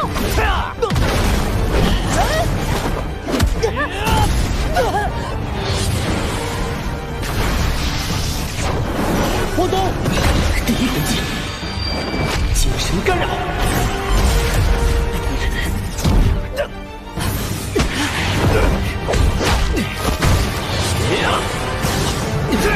这一招的力量和速度比前一招减弱了5%。果真如此。别硬拼了，我有办法，用拖延战术。拖延战术是什么？就是快跑！这2个小子打不过就逃啊！这样一直逃下去，也破不了他的魂技啊！白虎金刚变增幅的确很强，但是他所消耗的魂力也是十分恐怖。以待华冰目前的修为持续不了多久，看样子宇浩也发现了这一点。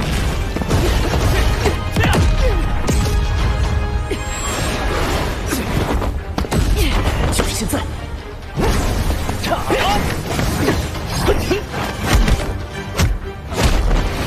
恐吓球！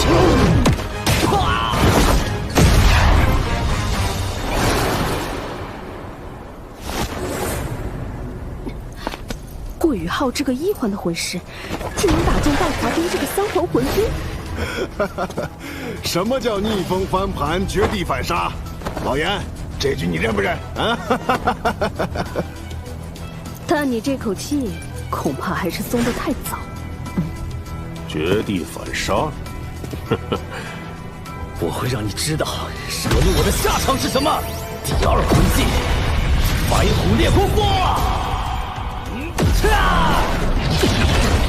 师兄，以彼之道，还彼之身。可惜被他逃脱了。邪眸白虎代价和幽冥灵猫朱家的世代传承是什么？难道你们都忘了？逐落！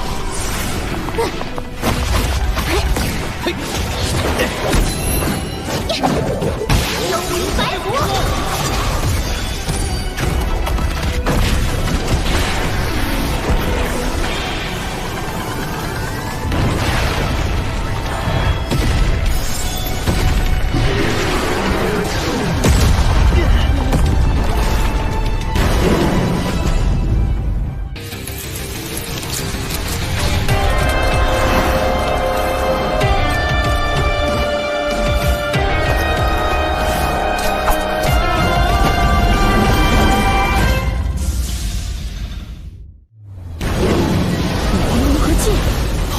魂力。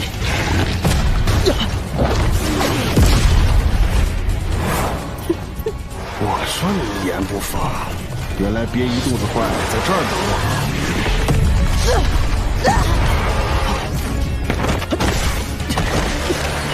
潇潇，帮我们争取一点时间。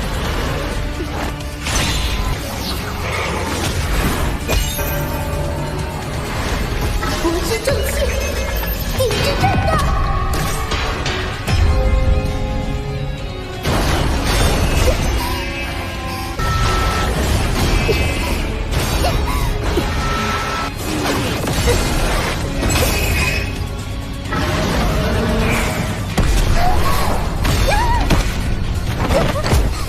危险，准备救人！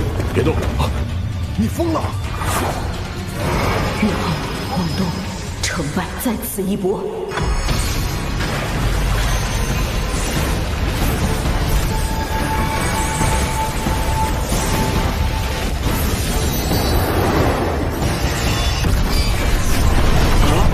这两个小子也有武魂融合剑，璀璨中的凋零，黄金之路。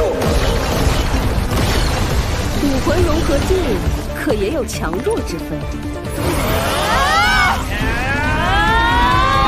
起来！第7魂技，凤凰真身。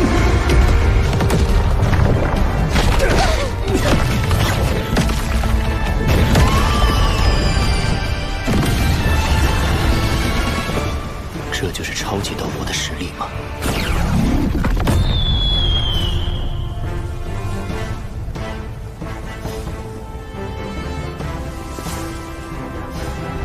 这几个小鬼，居然引得严院长亲自出手。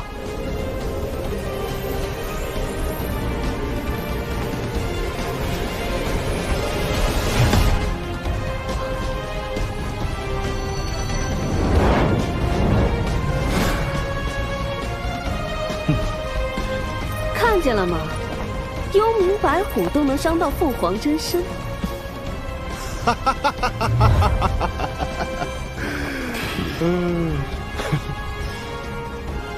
严院长这是……老严呐，老严，任你奇经似鬼，也要喝老子的喜酒水。我宣布，新生考核淘汰赛的冠军就是我们赢了。王东、潇潇、霍雨浩团队。我们赢了。抓伤严院长的明明是幽冥白虎。凭什么？幽冥白虎很强，如果你们能够躲开霍雨浩、王东武魂融合技的正面攻击，胜利无疑属于你们。但你们被潇潇的魂技迟滞，绝不可能避开。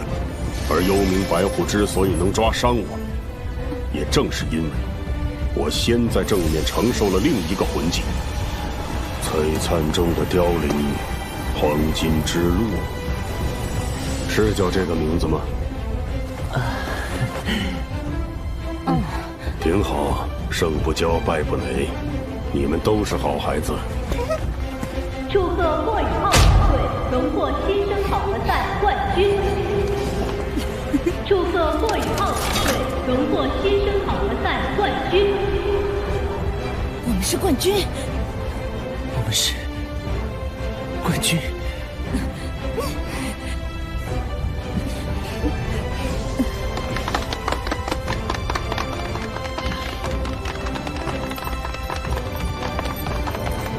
白羽，我不管你用什么办法，一定不能让他成为武魂系的核心弟子。看什么看？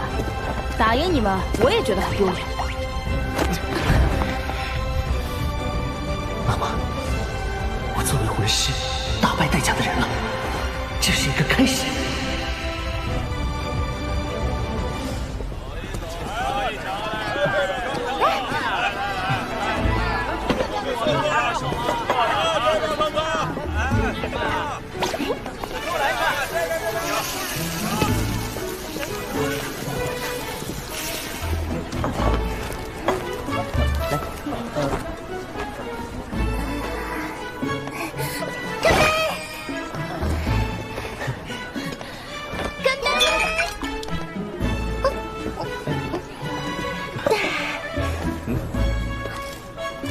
王东，你还想加入我们唐门吗？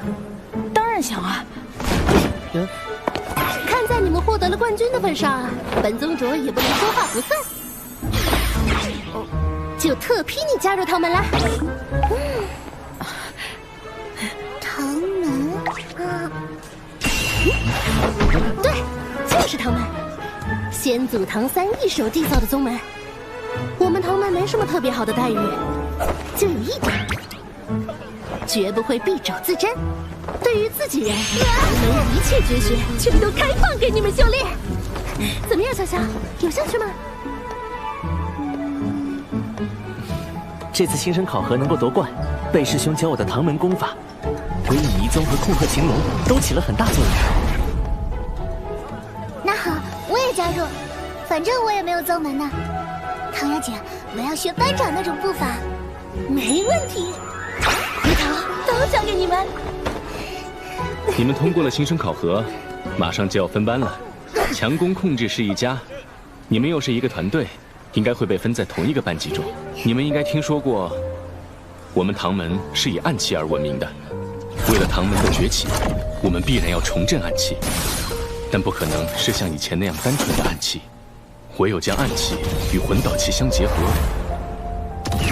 才能重铸辉煌。贝师兄，你的意思是让我们去学习魂导器？通过新生考核，正式成为1年级学员后，你们就有资格去魂导院学习魂导器基础知识了。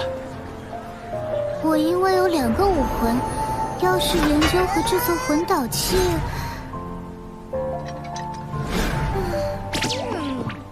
修炼的时间可能就不够了。我赞同潇潇的话，我也不太想学习魂导器。对魂师来说，确实修炼更重要。也罢，唐门不会限制大家的修炼路线。魂导器的学习，等唐门继续扩招后，看看有没有想学的弟子了。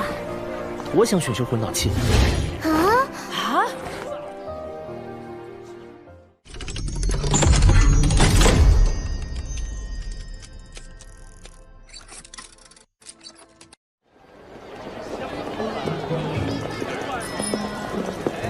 萧安老师，我想选修魂导器。宇浩，你愿意？魂导器有魂导器的神奇之处，它能够代替唐门暗器，成为大陆各国最重视的武器，其威力一定不会小。我想学学看。很好，宇浩，你的武魂是精神系，缺乏攻击手段，如果有魂导器配合，战斗力就会大幅提高。学习魂导器正适合你。不过说起来，就算你有心学习魂导器，武魂院也不一定会放你去。为什么？因为你们获得了新生考核的冠军啊！学院历年新生考核冠军的奖品各不相同。武魂院核心弟子名额，你们仨是冠军队伍，必然能获得3个名额。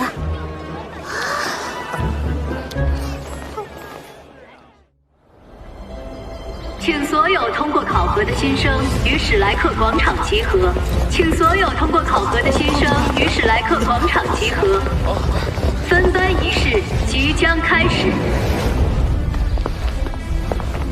相信大家都知道了，新生考核淘汰赛已经结束，也决出了3甲。下面我再正式宣布一下，同时宣布他们将获得的奖励：新生考核第3名，王楚天团队。第2名，戴华斌团队。下面，请大家用热烈的掌声欢迎我们新生考核最终的冠军登场。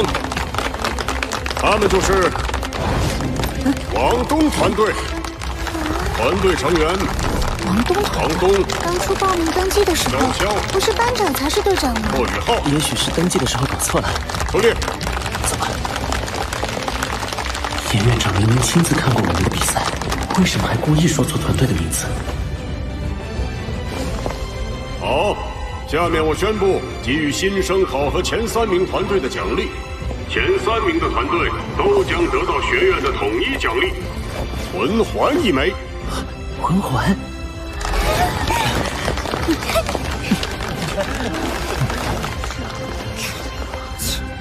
你们可以在需要时向学院提出请求，由学院出手帮助你们获取合适的魂环1枚。同时，冠军团队将获得学院颁发的一份特殊奖励。特殊奖励？等分班结束后，你们可以随我去一同领取。鉴于本届新生大赛中涌现出的一些优秀新生学员，学院特批一部分学员成为武魂院外院核心弟子。下面我宣布一下名单：王东、潇潇、戴华斌、朱露、周思辰、曹锦轩、蓝素素、蓝洛洛、宁天、吴峰。没有我的名字。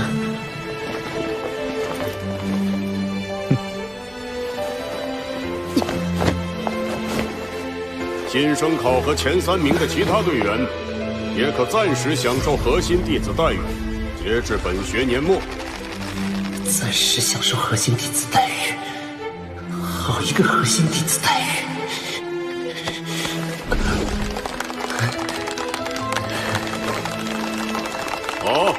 接下来是分班。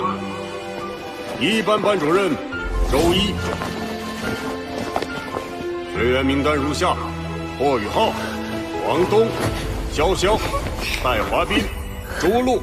唯一的好消息是，曹景轩、周老师还继续当我们班的老师。王楚天、蓝素素。好了，大家按照最新分班，在各班班主任的带领下返回教学楼。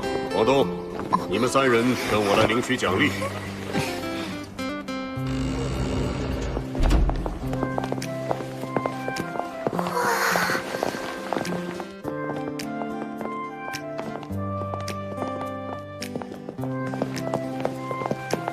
你们坐吧。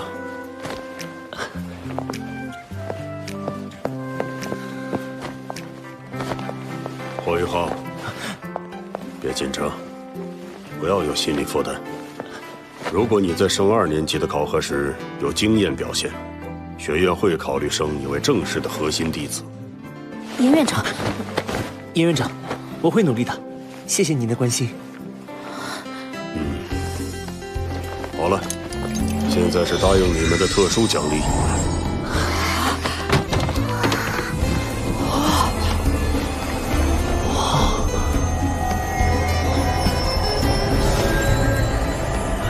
魂骨，这块魂骨叫做空明魔爆左腿骨，与之融合后，可以令魂师自身的速度有所提升，同时获取一个以左腿发动的攻击技能。但是奖励只有这一个，需要你们回去以后自己确定给谁。谢谢院长。好了，你们回去休息吧。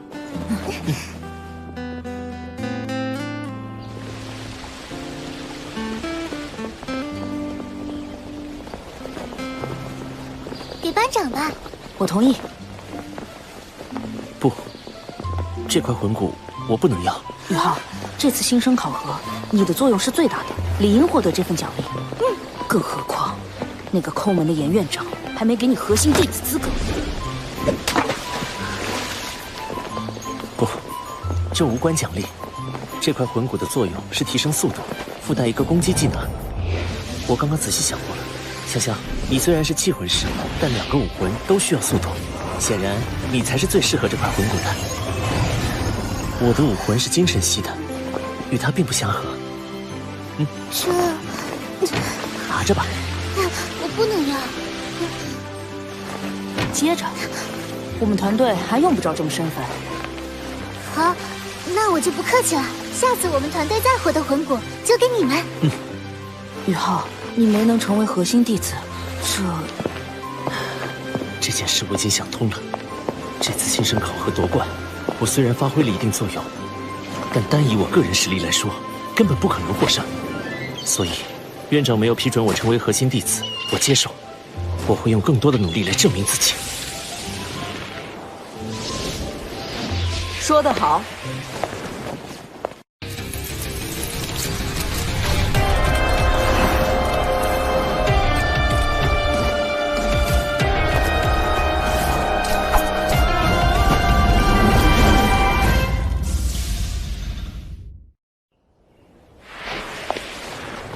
周老师，宇浩，我是特意来找你的，没想到你自己已经想通了，老师很高兴，不愧是我的弟子。对了，你们获得了新生第1，我也有件奖品要给你们，跟我来。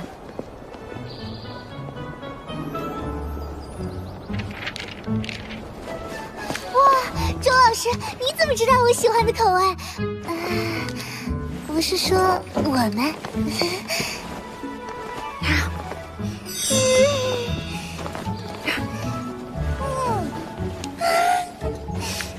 真是个贪吃鬼！我说的奖品可不是这些吃的。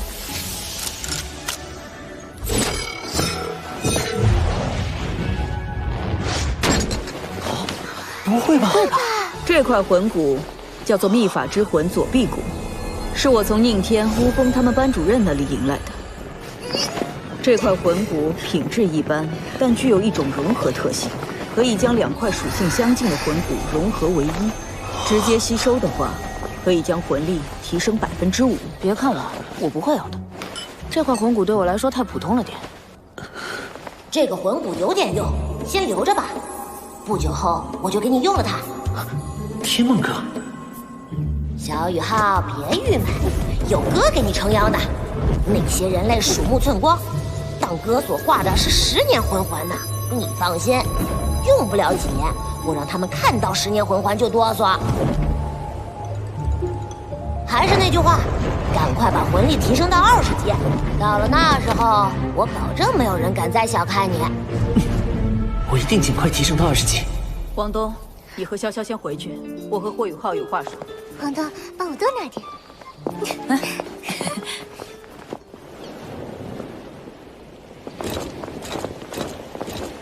周老师，我让您失望了，没有获得武魂院核心弟子身份。少了你这个核心弟子，是武魂院自己的损失。宇浩，你要记住，我们身为魂师，眼光要放在封号斗罗甚至更为远大的目标上，不要被区区一个核心弟子名额束缚了眼界。谢谢老师。你的灵眸武魂非常独特，武魂院认定精神属性魂兽的稀少限制了你的修炼前景，但是精神属性魂兽的稀少只会限制你未来的魂技类型。斗罗大陆发展到现在，早已诞生了弥补魂技不足的方法。您的意思是，魂导器？你的灵眸非常适合操控魂导器。番禺也看过你的比赛，认可你的表现。番禺老师，魂导院愿意接纳我吗？你的灵眸用在魂导器上能事半功倍，但坦白说，你的修为太低了，魂力不足，只有1枚魂环，且魂技缺乏攻击力，所以接下来你学习魂导器的同时，更要努力提升魂力。只有在武魂上打好基础，才能学好魂导器。走，我们进魂导院。是，老师。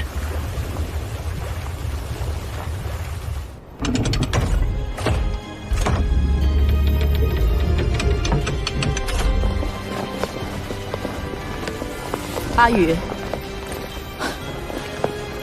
我听周一说你的精神探测很有进步，来，试试。是。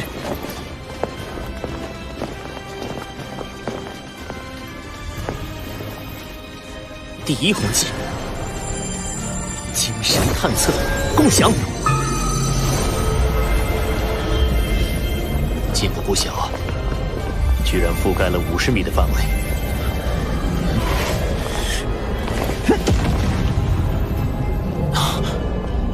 80米，很好。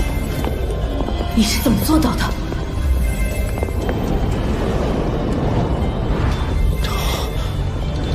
？100米。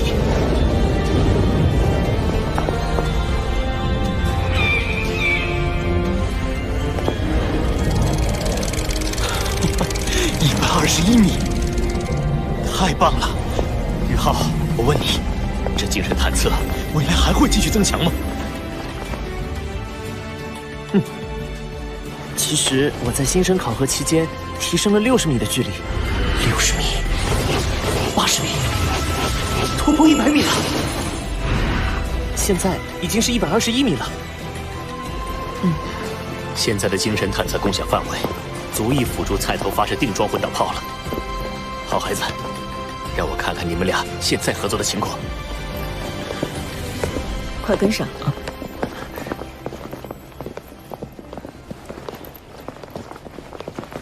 菜头，过来。哎，是你啊，何大哥，你看上去更结实了。于浩，你配合菜头。菜头，你展示一下魂导师该有的能力。好啊，来吧。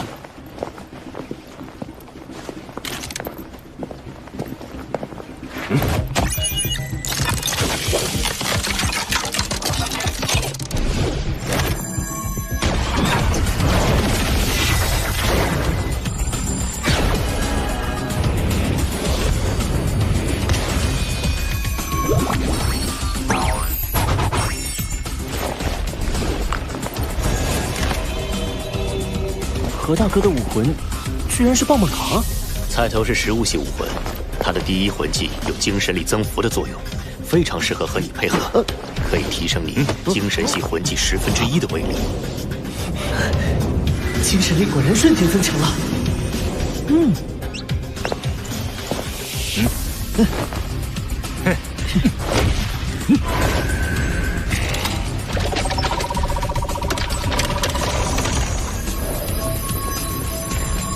第一魂技，精神探测共享。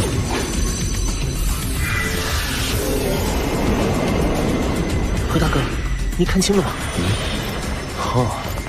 这简直是天罗地网，几十个金属巨球砸下来都可以盖住整个试验场。四周墙壁里塞满了危险的发射型利器，地上还铺满了地雷阵，一只蚊子闯进去都会被轰碎，更何况何大哥这么大的块头。宇浩，你这魂技真不赖。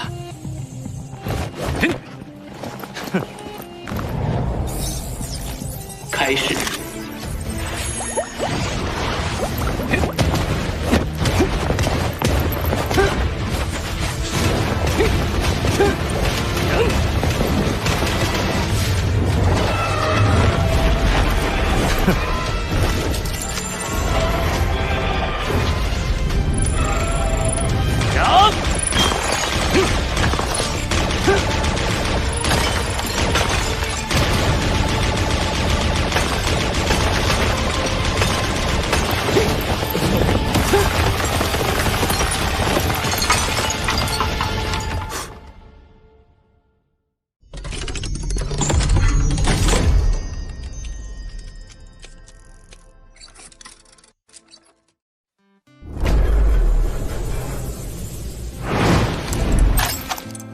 这比我见过的所有三魂魂尊的攻击力都强。开头修为有限，只能施展魂导器的一部分能力。这才一部分，如果全部发挥，魂导器得多强？菜头，过来。宇浩，我只收了菜头1名弟子，如果你愿意，我愿再收一个徒弟。老师，请您收下我。好孩子。武魂系对你的评定我也听说了，我不得不说，他们的做法并不公平。从今天起，你就是我的第2个弟子，也是魂导系的核心弟子了。老师，不哭，好孩子，不哭。我有师弟了，太好了，宇浩。何师兄，以后我们就是兄弟了，啊！宇浩，魂师的基础是最重要的，你还是要留在武魂系学习。武魂系下课后，你来这里继续学习。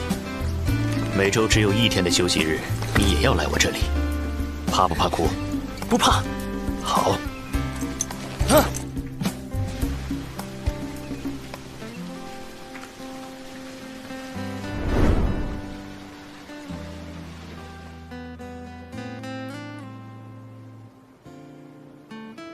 梵宇，我们的极限单兵计划，在他身上你有几分把握？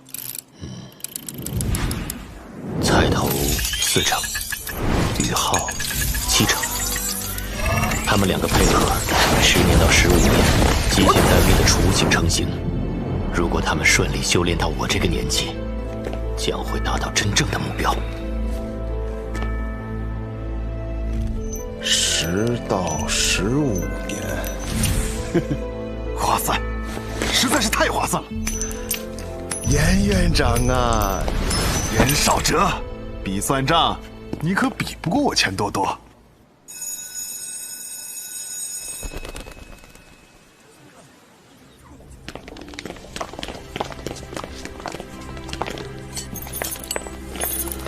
这是完全由新生考核优胜者组成的新班级。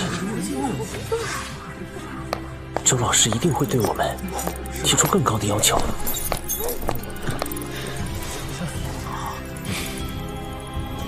好，接下来是分班。1班班主任周一，学员名单如下。唯一的好消息是，周老师还继续当我们班的老师。我是周一，从今天起，我将担任一班班主任。我从来都相信优中选优，优秀的带领者能使整个班级走得更快更强。接下来进行正副班长的选举。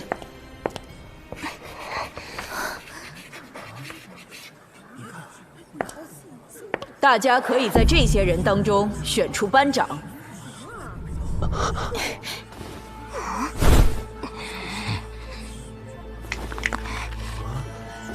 周老师，我有异议。我认为霍雨浩没有资格参与班长的评选，他不过是一环，而且魂环还是最弱的10年。他获得冠军不过是靠着和王东的武魂融合技。我让你发言了吗？又不是我一个人这样想，大家都是这么觉得。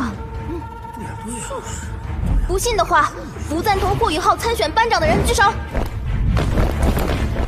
我死了太过分了！淘汰赛输给我们不服气吗？有本事和我打！我就是不服气，怎么样？有本事让霍雨浩打赢我呀！闭嘴！霍雨浩，你说。我愿意接受吴峰的挑战。可以，后果你自负。2环打1环，吴峰还是威胁力顶尖的红龙武魂，班长该怎么办呀？今天我要揍得你生活不能自理，用不了几秒我就结束比赛。这是一场必败之战，但我必须应战，不然在这个班级就不会有人承认我。吴峰、王东，还有刚才举手的，你们这些都到斗魂场去等着。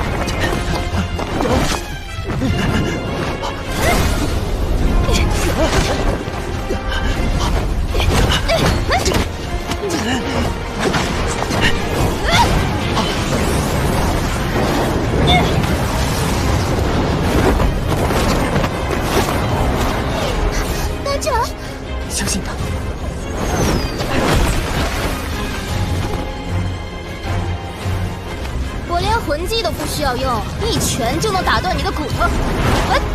第一魂技，江山探测。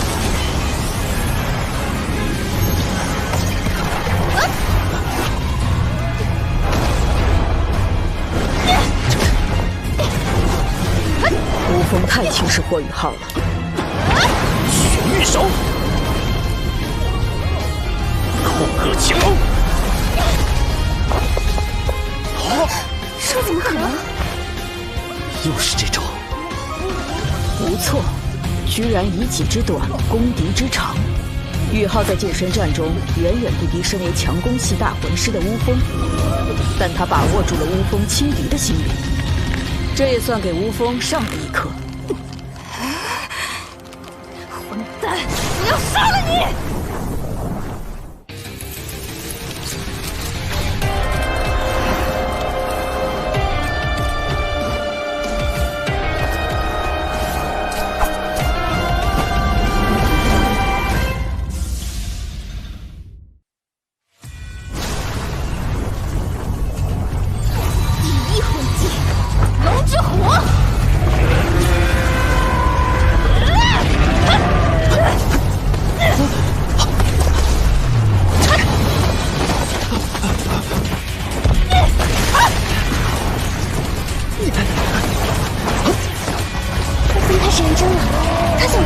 解决霍雨浩。第二魂技，龙之怒。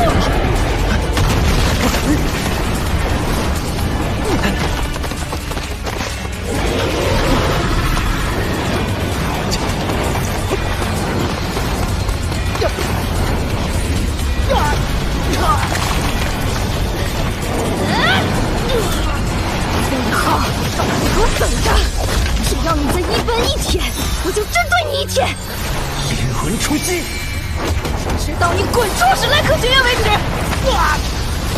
宇浩败了，两人在那种情况下都选择发出了自己的最强一击，可惜等级的差距难以弥补。还想反抗？我没有输。一环就是一环，接受失败就是你唯一的结局。怎么回事？他的眼睛……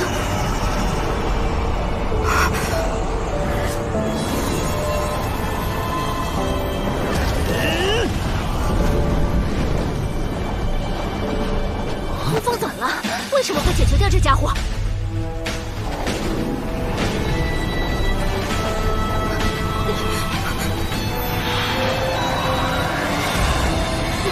怎么回事？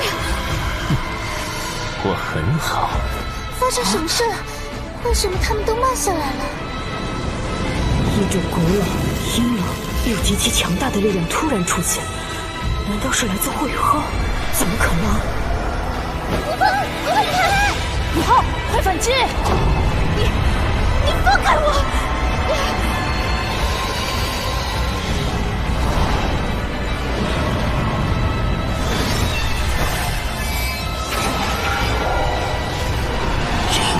冲击！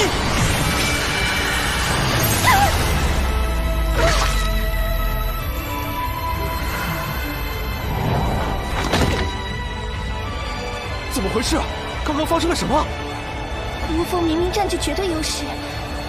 吴峰，你醒醒！发生了什么？天梦哥，刚才是你出手了吗？不是啊。我也觉得奇怪，这个家伙不止一次了。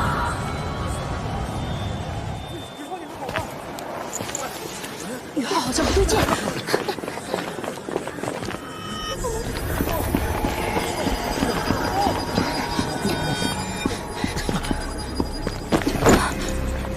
班长没事吧？我们先扶着他回宿舍。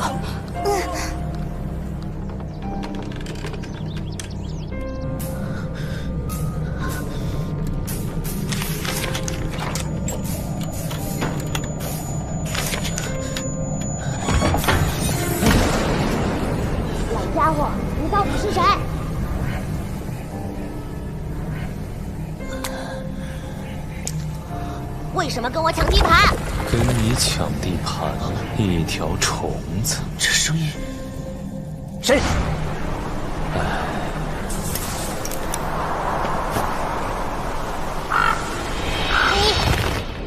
你别以为哥没看出来，你这一缕神识连一点能量都没有。不错，我就这一缕神识，你厉害了。你是谁？小子，我是伊莱克斯。伊莱克斯？你怎么会在我的精神之海里？我原本是不属于这个世界的，只记得当时我将要亡故，但因为我的灵魂力量太过强大，一缕神识破开空间，来到了这个世界。当时那个大虫子在和你融合，产生了强烈的能量波动，将我吸引了过来。怎么好巧不巧的用哥给撞上？可是，你怎么待在我这不走了？你放心，我对你没有恶意。我现在十分脆弱，需要时间来恢复神识和记忆。刚才你心中引发的怨恨，宇浩，你给我等着！只要你再一关一铁，我就针对你一铁，直到你滚出史莱克学院为止。霍云儿不准再出公爵府，搬到后院的柴房，那才是你该在的地方。一定要保证。我产生了一种很熟悉的感觉，将我从沉睡中唤醒。虽然我现在记不清，但可以肯定地告诉你，不要被仇恨蒙蔽双眼。不要被仇恨蒙蔽双眼。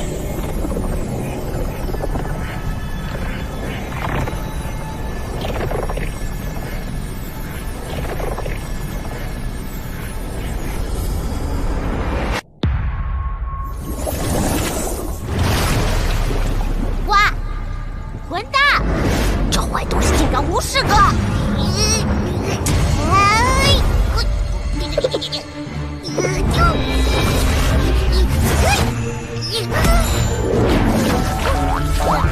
天梦哥，你冷静点，他好像没有恶意。不行，1号，你要赶快提升实力。他的神识层次很高，现在因为寄居在你精神之海的缘故，还不能伤害你。谁知道他以后会不会恩将仇报呢？等你的精神力达到他的神识层次，你就赶快把他清除出去。你刚刚也说了，他的神识层次很高，那我要修炼多久才能达到他的层次呢？这个，就算我全力帮助你，也要3天。什么？不然我怎么会对这一缕小小的神识毫无帮助呢？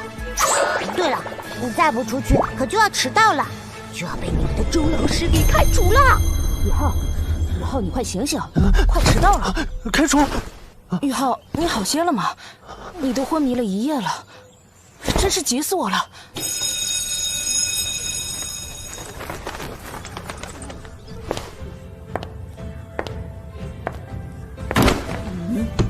昨天本来想走班长选举的流程，奈何有人竟敢质疑我的班长评选人名单。今天指定本班班长，正班长王东，副班长霍宇浩。今后上课，再有胆敢质疑老师决定者，开除。周老师，为什么是王东当选？为什么霍宇浩当选？谁知道霍宇浩昨天是不是运气好才赢了5峰？我们要和他们再比试比试。比就比，谁怕谁啊！放肆！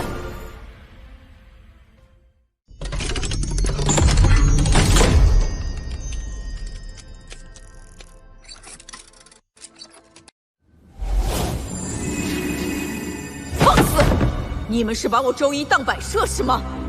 我才说过的规矩，你们都不放在心上是吗？胆敢质疑老师决定者，开除。黄楚天、戴华斌、朱露从1班开除。还有吴峰，连假都没有请，开除。瞧你们没见识过这变态老姑婆开除人的样子。老师，我不服。出去！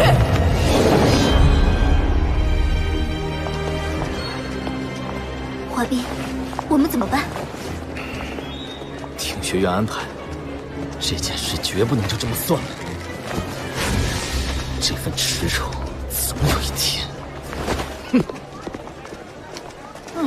周老太太的脾气还是这么说1不2啊！雷厉风行，霸气外露。今天心情特别好，我要狠狠大吃一顿。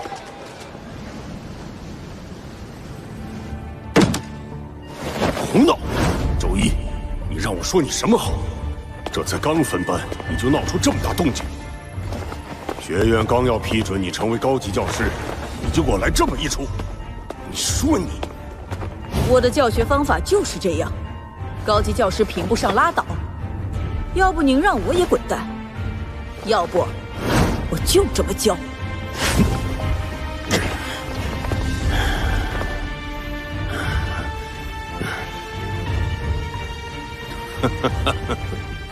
好，好，好，我倒要看看你这种教学方法能不能在1班毕业时教出5个内院弟子来，不然我就开除你。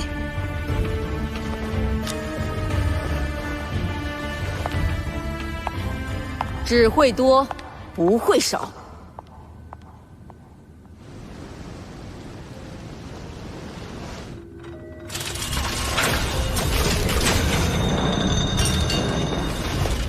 丹羽老师，何大哥，来了。昨天的事我听周老师说了，干得好。彩头，你先自己弄着。老师您去忙吧。你或多或少的接触了解过魂导器，能告诉我什么是魂导器吗？魂导器是用魂力来催动使用的器具，可以是武器，也可以是辅助人们生活工作的其他器具。不错，魂导系则主要研究武器类魂导器，也就是军用魂导器。为什么呢？因为军用魂导器现在也同魂师一样，成为了一个国家军事实力的具体体现。尽管现在学院的那些老顽固仍然认为魂师的修炼比魂导师的培养重要，但是宇浩，你记住，当今大陆若是战争突发，军用魂导科技的交锋极有可能成为胜败的关键。谁拥有了最先进的魂导科技，谁就拥有战争的主动权。如同4000年前的大陆之战一样。当时，日月帝国用魂导器，差点让装备着唐门暗器的斗罗三国联军覆灭。盛极一时的唐门也日渐衰败。后来，日月帝国虽然败了，但它带来的魂导科技给了原斗罗大陆三国当头一击。史莱克学院也持尝试的态度开设了魂导系。魂导系的先哲们从零开始，经过一代代的奋斗，才有了现在你所看到的魂导系。即便如此，我们的魂导科技还是极难追上日月帝国。原因是，日月帝国除了比我们研发魂导器要早得多外，还有着许多日月大陆上的珍稀金属矿藏，可供他们研发使用。凭借这些珍稀金属，他们可以制造出品质绝佳的魂导器，培养出顶级的魂导师。顶级魂导师？以研究、制造或使用魂导器为主要方向进行修炼的魂师，被统称为魂导师。魂导师是按魂师能够制造或使用相应等级的魂导器来进行区分的，初级为1到3级，中级为4到6级，高级为7到9级，最高为10级。那老师您是？我是8级魂导师。原来范宇老师这么强。宇浩，我现在演示魂导器的使用方法，你仔细看好。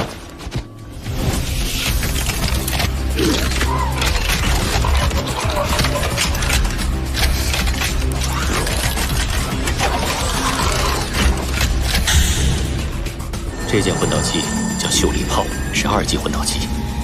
秀丽炮，我也可以使用这件2级魂导器吗？当然可以。魂导器不局限于魂师等级，只要魂师拥有足够的魂力就行。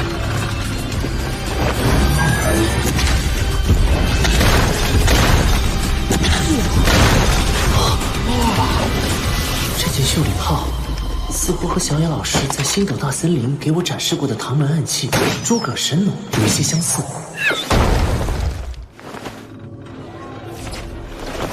武器类魂导器的基本原理，就是通过一些特殊的方法和手段，将魂力变成破坏性能量。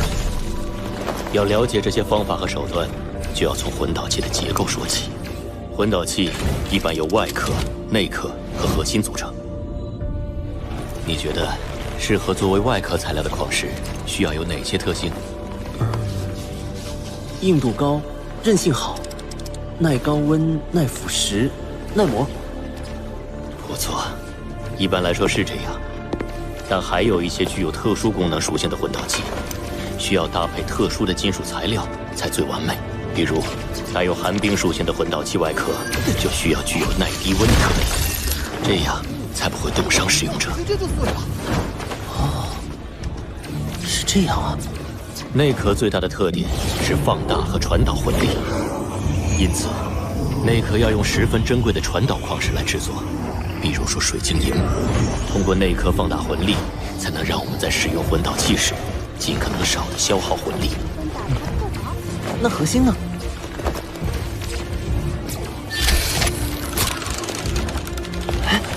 核心是关键中的关键，在最为珍贵的宝石上铭刻不同的法阵。这个过程需要魂师用不同等级的魂力来催动雕刻，最是费神。每道工序都凝聚着魂导师的心血，这才是一件魂导器得以诞生。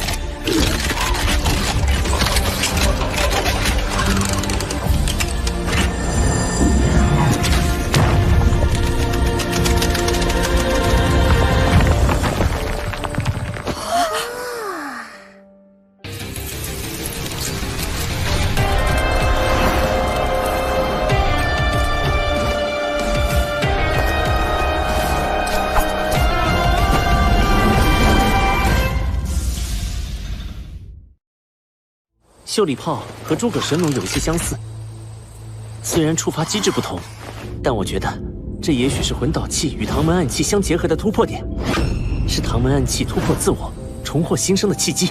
不错，我和小雅之前也发现了这点，但我们俩这些年都没能成为范宇老师的弟子，倒是宇浩你，才来3个月就成为了他的弟子，不错嘛。范宇老师可是魂导系第一天才。也是咱们学院历史上最有望成为9级魂导师的第一人。宇浩，我看振兴唐门的重任，恐怕就要落在你身上了。重振唐门，这责任太重大。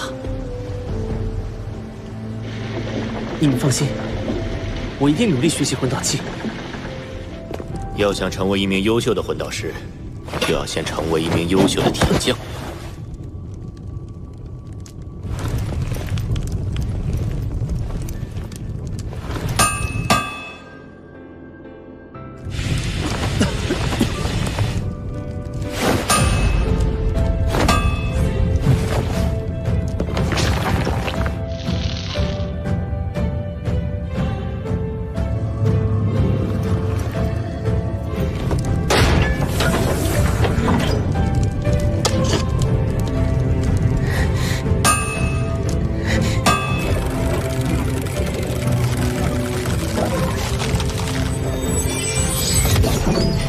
学长，楠楠，这些你都要记住，特别是这一条。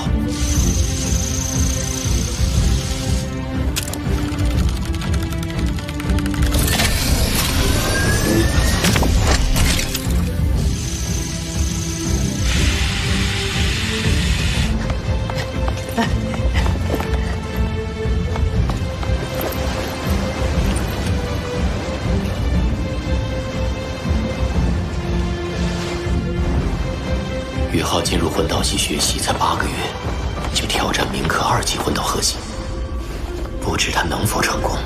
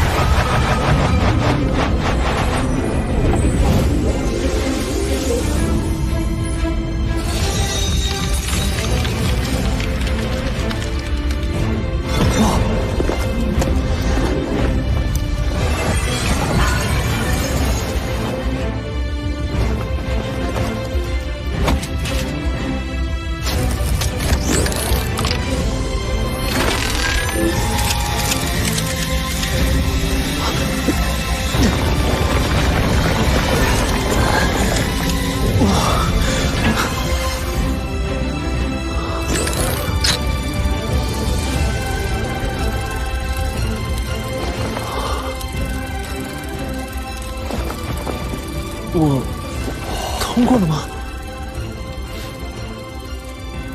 还差1步。菜头，帮你小师弟测试一下这件魂光射线。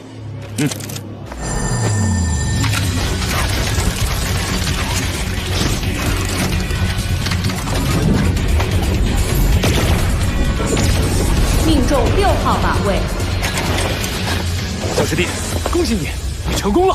好孩子，你在这么短的时间内成为2级魂导师，创造了史莱克城的历史。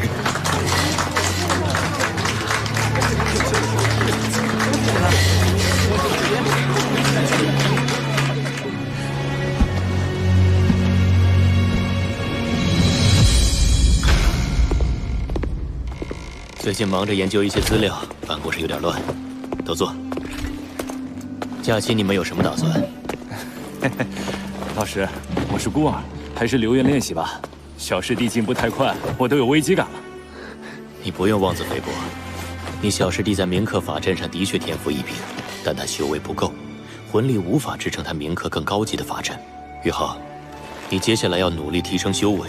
我看你的魂力已到20级。我陪你去星斗大森林获取魂环吧。老师，我在武魂系新生考核中获得冠军，奖励之一就是学院会帮我获得一个我所能承受的极限魂环。您忙于研究，就别麻烦了。别这么拘谨，小师弟，有什么困难尽管开口。既然如此，你打算什么时候走？后天一早出发。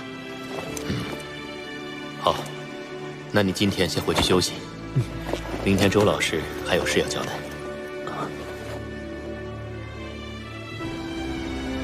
同学们，今天是本学年的最后一天。这1年来，大家都很努力，我可以说，你们是我带过的最优秀的班级。太好了，太好了！感觉朱老师在寓意先摇。接下来说的肯定不是好事。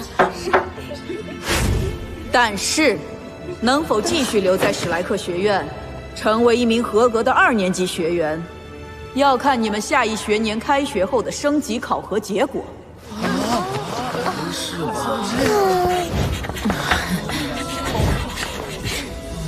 要想升入2年级，魂力必须达到20级。因此，如果有人假期还没有获取到第2魂环，那么这些人下个学期就不用来了。所以你们假期务必勤加修炼。如果下学期有谁没有通过考核，让我丢脸，哼，后果自负。太好了，终于到了实施我伟大计划的时候了。天梦哥，你有什么计划？我会带你去一个地方，但是你不能对任何人透露，包括王东。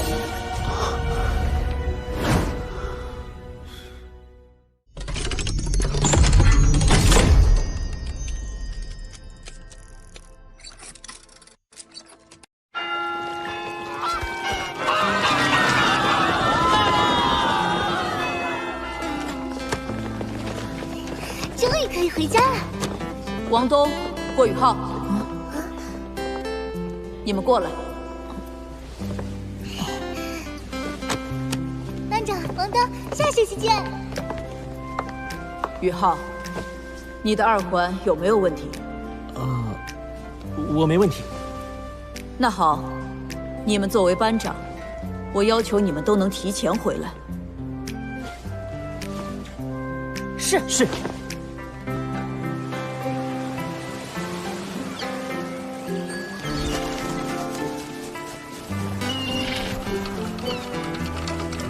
不知我何时才能登上海神岛，进入内院学习？你不是一直自诩天才吗？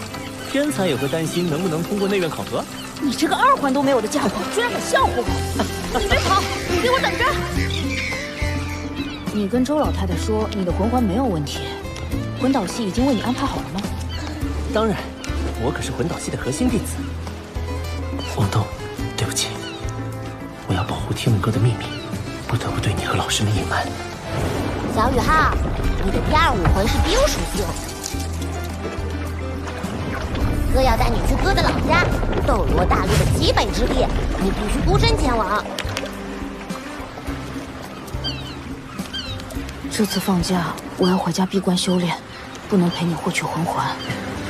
王东，你是不是舍不得我？少臭美！我巴不得你快点走。那明早我就不陪你去车站喽。有胆子你试试。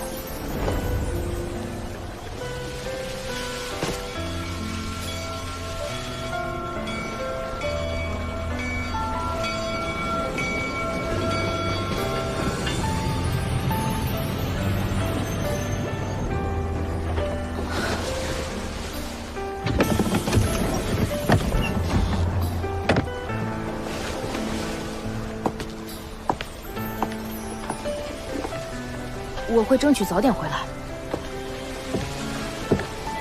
不只是为周老师的要求。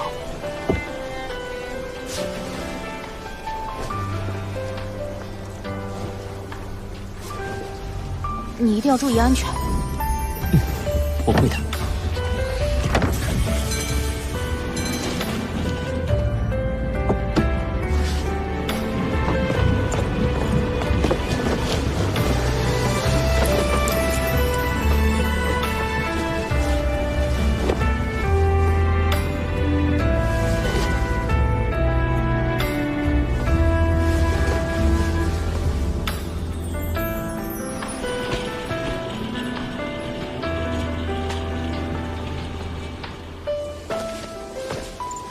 逍遥老师、大师兄、何师兄、周老师、范宇老师、潇潇，我走了。等我回来，一定会带给你们一份大大的惊喜，让那些小看我的人再也不敢轻视我。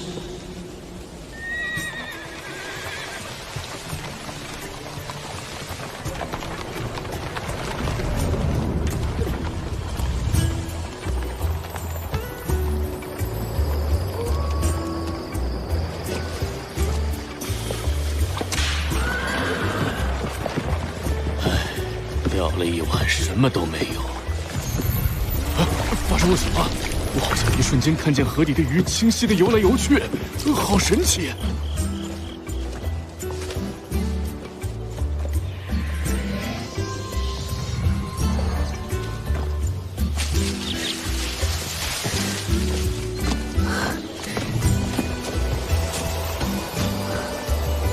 终于能看见雪山了。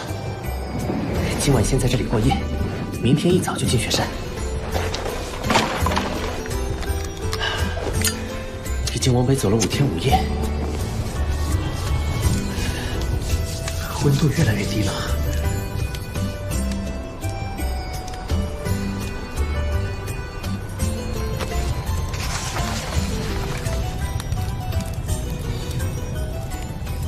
天梦哥，你的老家在极北之地。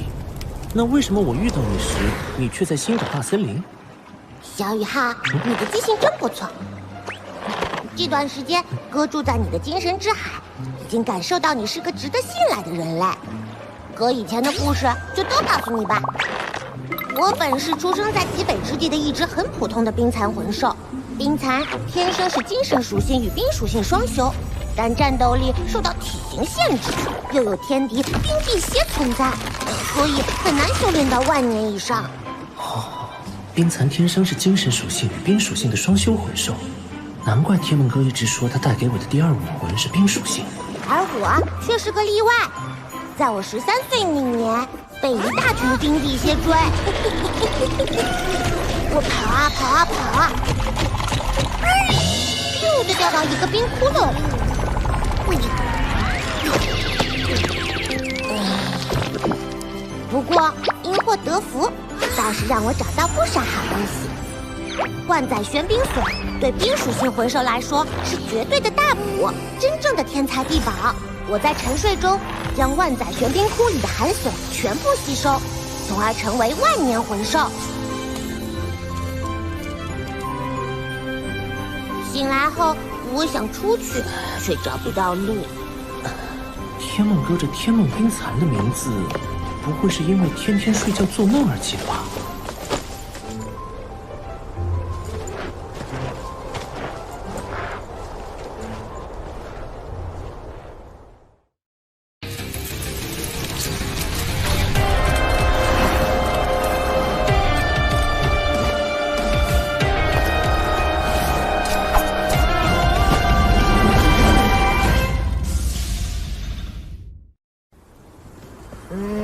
这圈经文对冰蚕来说，象征修为进入到10万年层次。在我的记忆中，我们冰蚕一族还从未有过10万年修为的存在，我就是史无前例的第1个。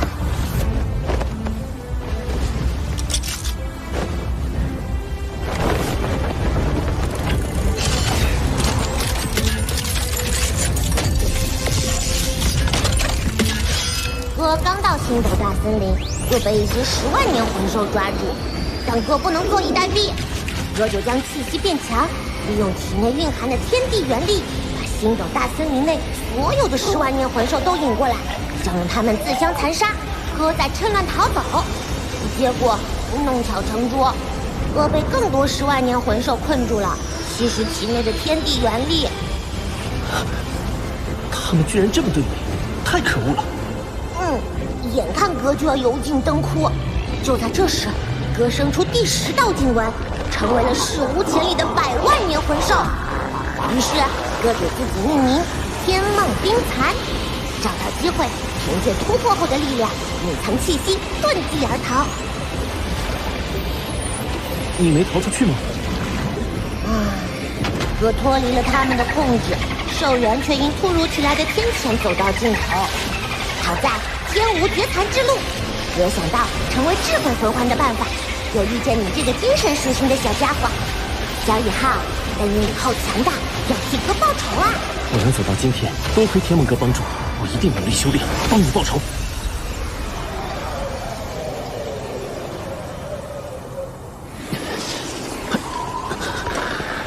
温度越来越低，魂导推进器被冻住，已经无法再使用了。接下来要怎么走呢？天梦哥，别睡了，接下来可就需要你指路了。指路？指什么路啊？这地方哥也不认识。什么？天梦哥，别开玩笑了，我们走了8天才来到这里，你要是不认识，那我们怎么办？看把你急的！别忘了哥有强大的精神力，只要按照我精神力的指引，找到咱们想要找的目标，还不容易？好，那我们快赶路吧。别急，哥先帮你做些准备，先把你的衣服脱了。啊，天梦哥，你要冻死我！不脱你才真的要冻死啊！这里只是极北之地的边缘，而我们要去的是这里的核心区。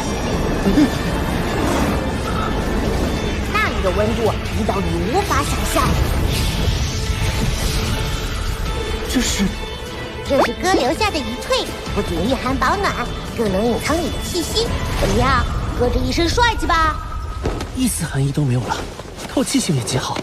天梦哥，你这一退真不错，就是造型有点太帅了是吧？不要迷恋哥。走吧，我们去极北之地的核心区域。宇浩，从现在开始，你必须完全听我指挥，否则别说获取魂环，你连小命都难保。天梦哥，我明白。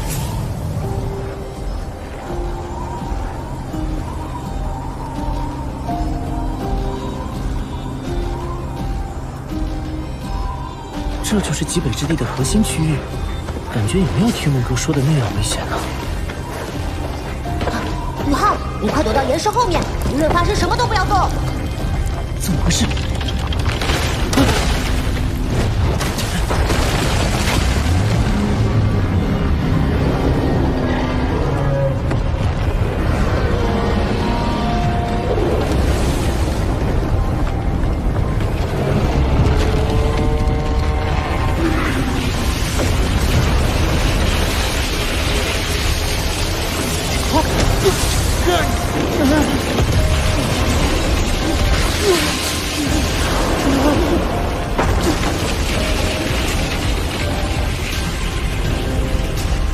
出来吧！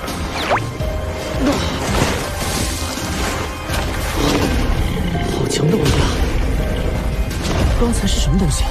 那是极北3大天王之一的泰坦血魔王，还好他被哥的精神力蒙蔽，没发现我们。极北3大天王。冰天雪女、冰帝帝皇蝎、泰坦血魔王并称极北3大天王。他们都拥有冰神的血脉，是极北之地真正的主宰。刚才的泰坦血魔王在极北3大天王里排名第3，修为已经突破了20万年关卡。20万年才排名第3，那另外2个得多恐怖！天梦哥，你说的我都害怕了。极北3大天王距离我太遥远，咱们还是实际点。你什么时候为我附加魂环和定型第2武魂呢？我没告诉你们，我们这次的首要目标就是极北3大天王中排名第2的那一个呀。什么？排名第2，冰壁帝皇蝎，他不缺我们这口口粮吧？什么口粮？把你弄死了对哥有什么好处？你给我大胆的往前走！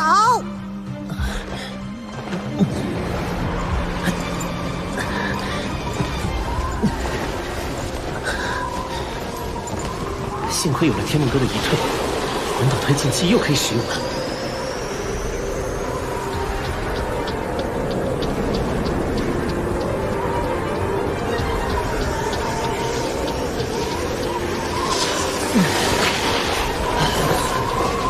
走不动了，先搭个帐篷休息。收手，霍雨浩！这里生活着最强大的魂兽，万一引起他们的注意，咱俩都得玩完。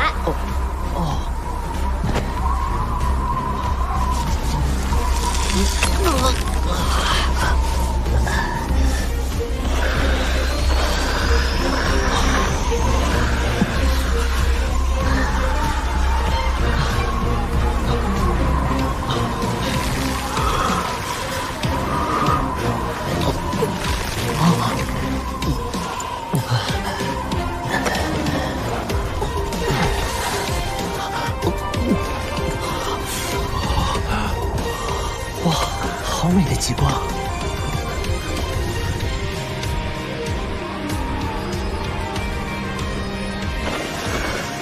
位置差不多了。宇浩，后面那个雪堆里藏着个冰屋，是我之前留下的。你点了火折子在里面取暖，我之后得取走你身上的一退。好。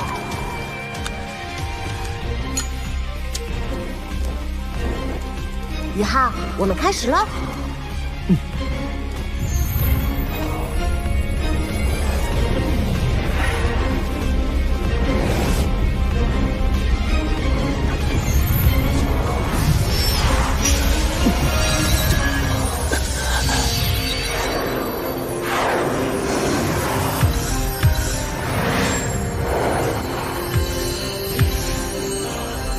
宇浩，我将你的气息屏蔽在这冰屋之中，绝对不能轻举妄动。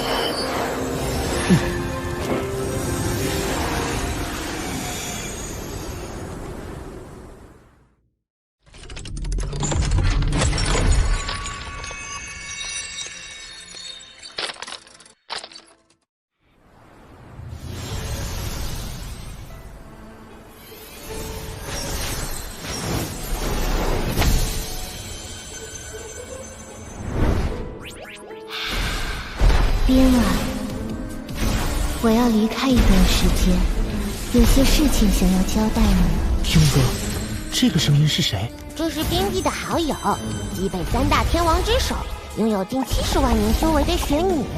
我不仅模拟了她的声音，还模拟了她的气息，这样就没有魂兽上赶着给我们送口粮了。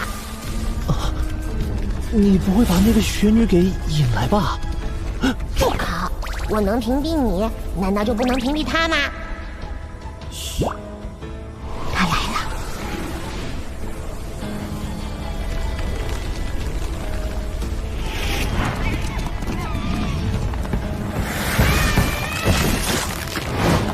雪女，70万年大劫在即，你为什么要在这个时候离开极北之地？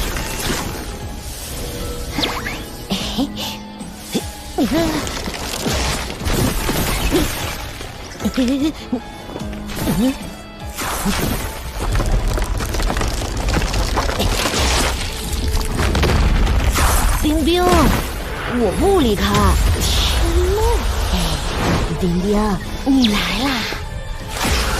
竟然敢假装雪女来骗我！我是来成为你的伴侣的。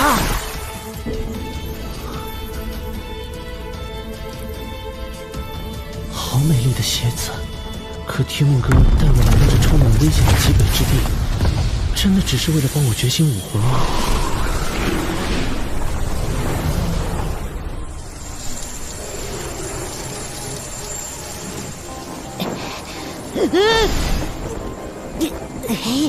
你以为用精神力模拟出的形体来见我，我就找不到你的本体了吗？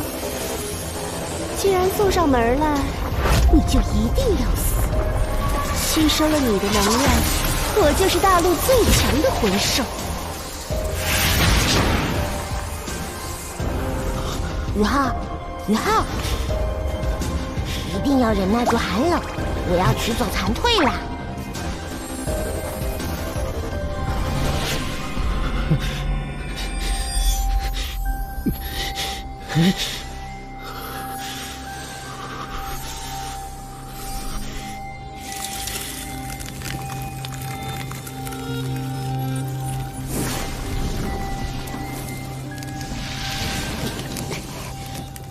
就算成为大陆最强的魂兽，又能如何？你一样要承受10万年一次的大劫，40万年大限将至。就算你有信心度过这次大劫，那下一个10万年呢？下一个10万年呢？大劫只会一次比一次凶险，你可以死了。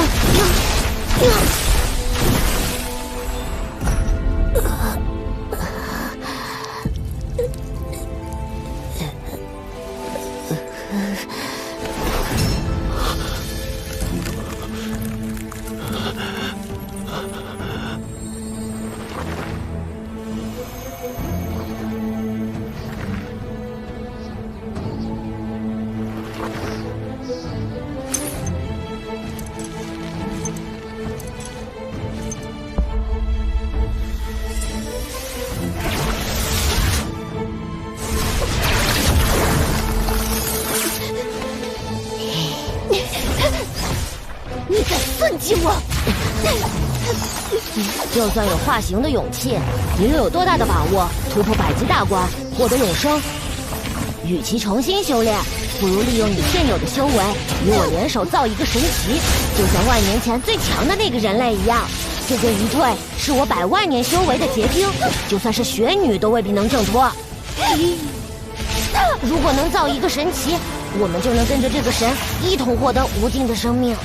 万年前，星斗大森林天津牛蟒和泰坦巨猿的陨落，不仅成全了当年那个最强的人类，也使自己和他一同获得了永生。什么意思啊？冰冰，你还不明白吗？只要再造一位神奇，我们就能和他一起永生了。我不擅长攻击，可你我联手造出一位新神奇的可能，至少提至50%，超过1半几率的永生机会，难道不值得我们一搏吗？我只想永远和你在一起，又怎会害你呀？那你找到那个能成神的人类了吗？宇浩，出来吧。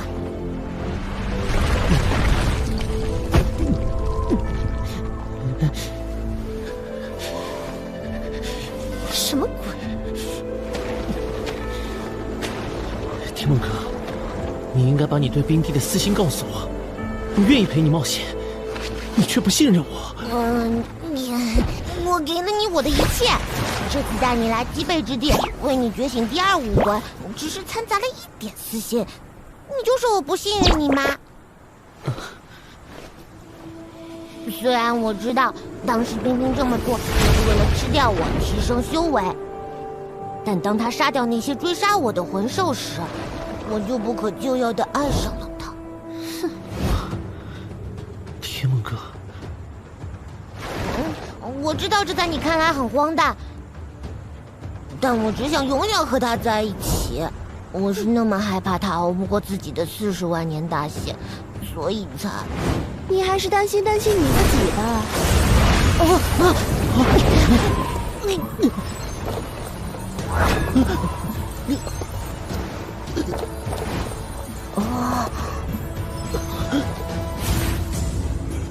这个孩子太弱了。我要找一个更强的人类。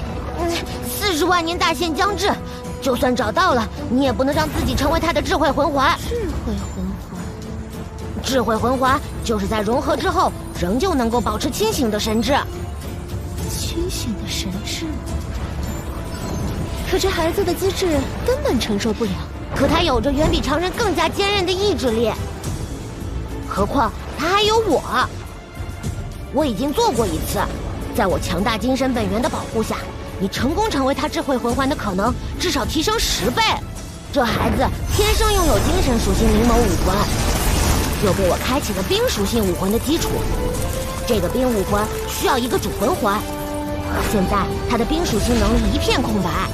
融合以后，你不只是他冰属性的第1魂环，同时更是他的武魂。以后他的第二武魂就将是你，冰帝帝皇蝎。你说他有远比常人更加坚韧的意志力是吗？如果他能不在你的保护下坚持10分钟，我就信你。不行，他最多坚持5分钟。冰帝，我愿意接受你的考验，否则不值得获得你的信任。那就开始吧。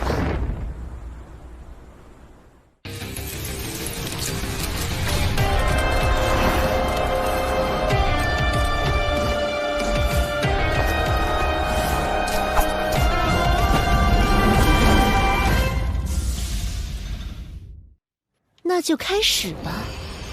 如果他死了，就证明你在撒谎。所谓的神奇计划根本就不成。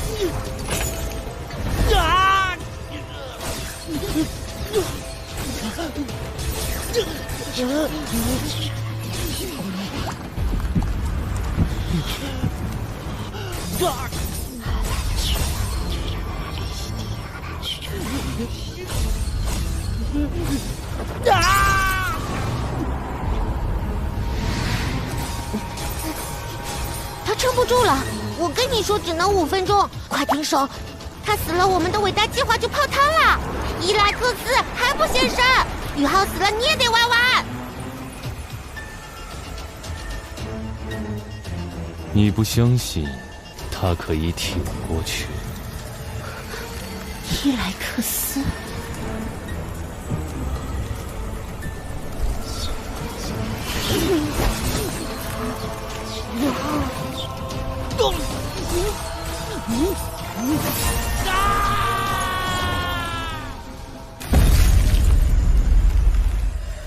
时间到了，宇浩，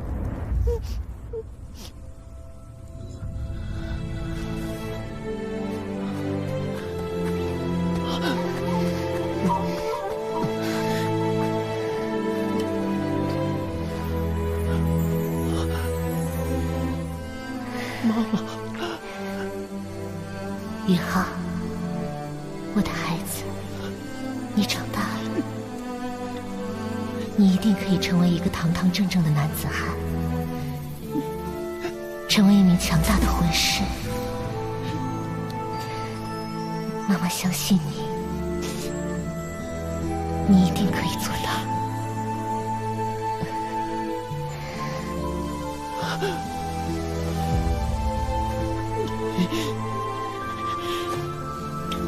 妈妈走了，你要好好照顾自己。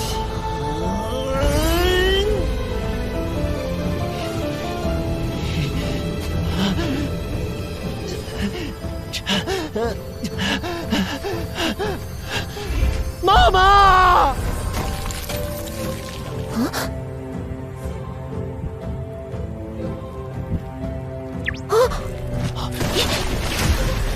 哇哦！宇浩，你做到了，坚持了10分钟，哦，不是11分钟。你不怕死吗？我从小经历的屈辱比死亡更加可怕，我能承受。希望你的命比你的嘴更硬。冰冰，你答应了。我是给他机会，不是给你。少痴心妄想。开始吧。你真的虚伪。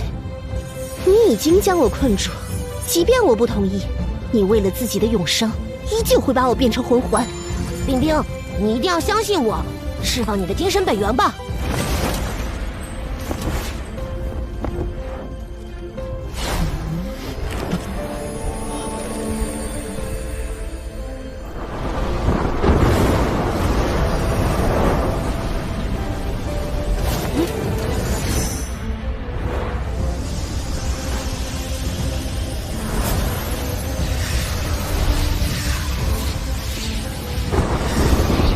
冰冰，我一定不会让你为今天的选择后悔。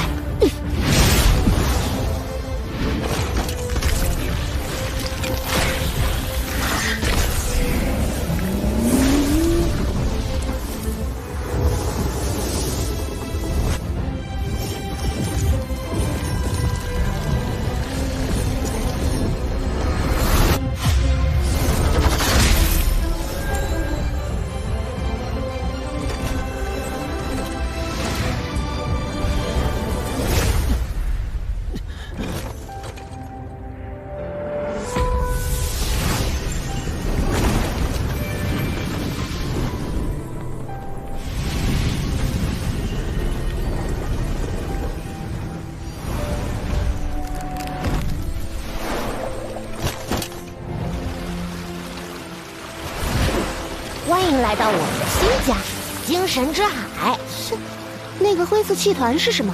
你以后再跟你说。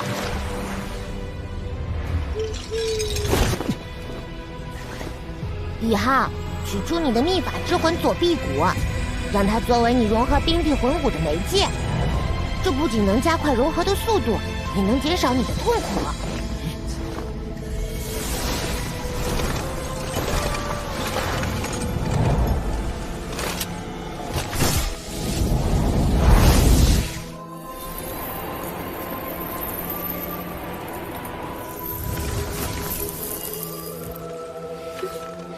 天梦，我在。虽然你这家伙很可疑，但是你很有眼光。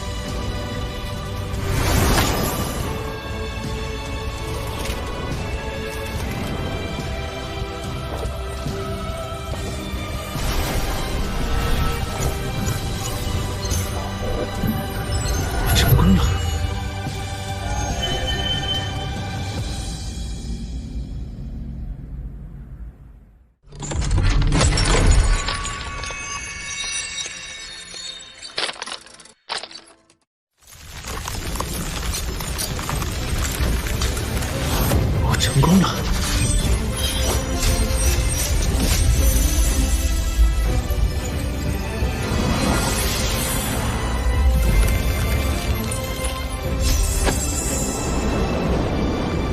不止如此，冰冰在与你融合的过程中，借助我的本源之力，突破了40万年修为瓶颈。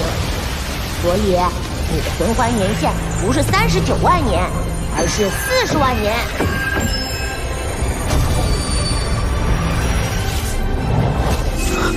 天梦哥，谢谢你。不用谢。冰帝呢？我在。我融入你体内的时候，消耗了大量魂力，现在比较虚弱。听着，宇浩，我现在是你灵魂的一部分，我的能力也为你所用，所以你必须记住我赋予你的4个魂技。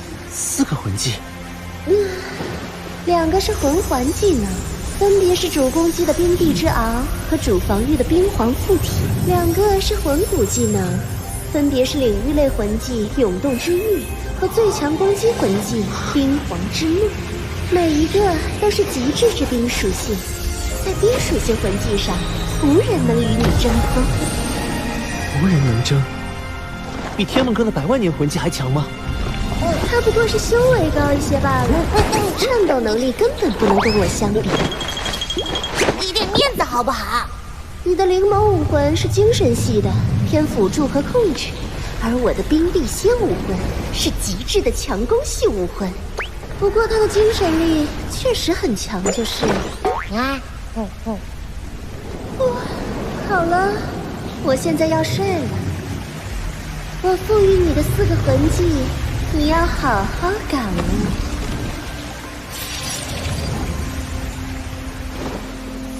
冰帝、天梦阁，还有神秘的伊莱克斯，我的精神之海里可以凑成一桌了。好了，宇浩，虽然你现在拥有了强悍的第2武魂冰帝帝皇蝎，但你的第1武魂灵眸还缺一个第2魂环呢。邹老师说过，没有第2魂环，下学期就不用来了。我现在虽然有2个武魂，但每个武魂都只有1个魂环呢。有魂兽来了，它的属性与你的灵眸很契合。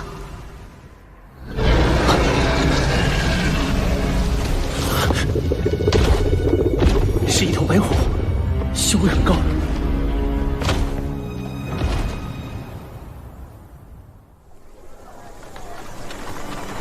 各位同学，开学典礼将于明天上午8点举行。开学典礼来晚了，说好要提前报道的，还是卡在了最后一天。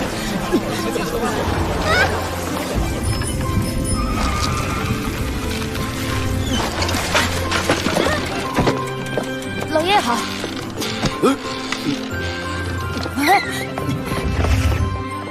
回宇浩，我回来了。什么？宇浩还没回来？他到现在还没回来，肯定是去猎杀魂兽了。可是他连攻击魂技都没有，要是遇到危险，这孩子去猎取魂环，既不找武魂院的老师帮忙，也没让魂导院出手。难道是唐门？我去找贝学长和小雅老师。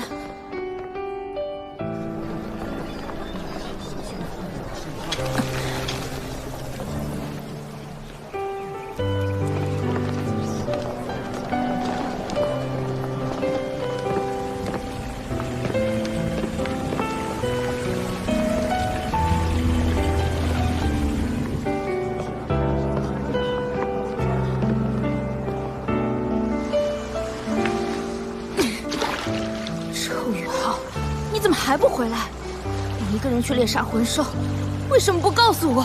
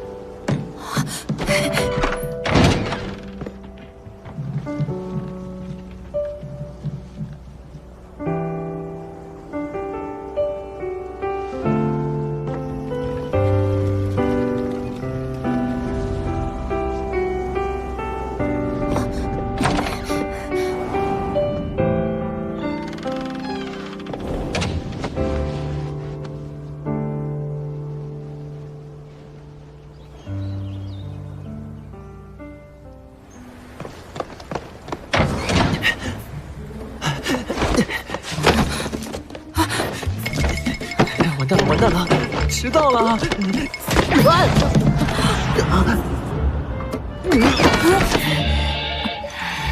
王东，早上好啊！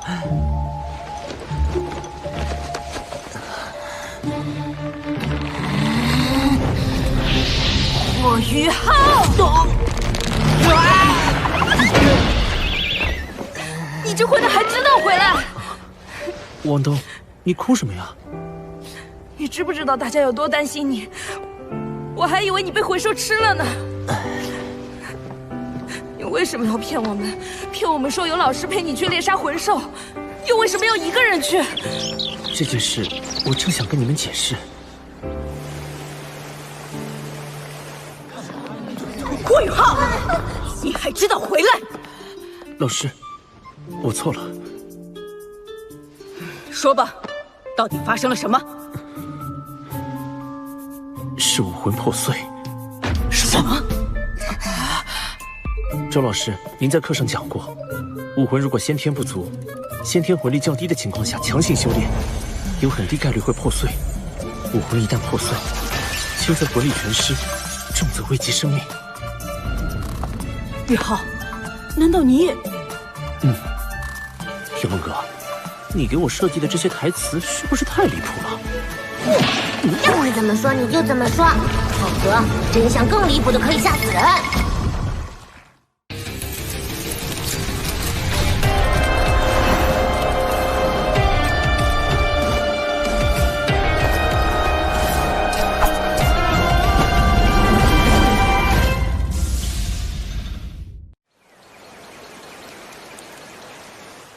上学年快结束的时候，我发现我的灵眸武魂不时会令我精神恍惚，武魂出现了破碎的迹象。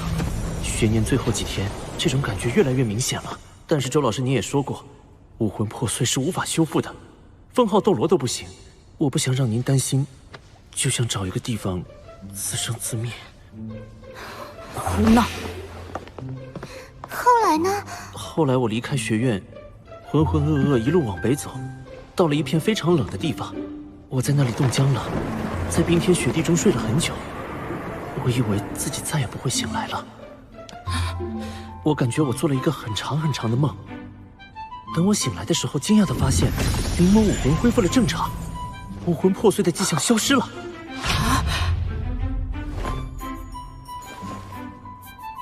我从积雪之中爬出来，发现我的身体多了一股力量。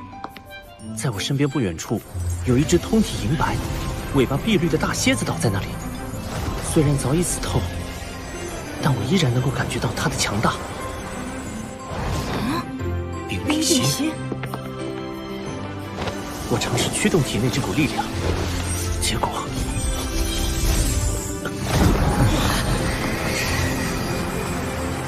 所以，这个冰辟蝎成了你的第二魂环。千年魂环。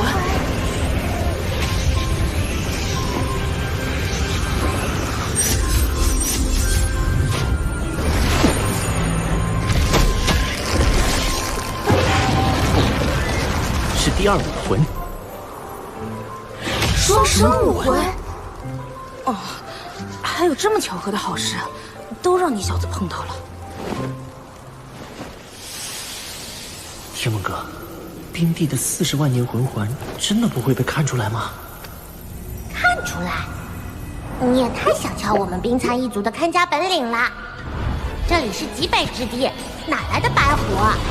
那是冰蚕用精神力模拟出的幻象。冰蚕？1000年冰蚕跟哥是同族，论模拟能力，哥可是你们老祖宗。宇浩，他就是你的灵眸第二魂环啦。吸收他的魂环后，你8年会获得他的模拟魂技。真的是冰辟蝎？我也不清楚到底是怎么回事。拥有了这股力量后，我就多出了一个武魂。只有一种可能，在你昏迷的时候，一只寿命即将走到尽头的冰辟蝎，主动将自己化作武魂融入了你的体内。只是千年魂兽有这样的能力吗？史莱克学院关于冰辟蝎的资料很少，说不定这种稀有魂兽具有化作武魂的能力。啊，这个人类真厉害！从几个半真半假的片段里，居然把真相推理个七七八八。老师，我现在该怎么做？既然你有这等际遇，那就好好修炼。冰辟蝎武魂是冰属性中最顶级的强攻系兽武魂，对你大有好处。不过目前你还是以第一武魂灵眸为主，冰辟蝎武魂先不要附加第二魂环。是，老师。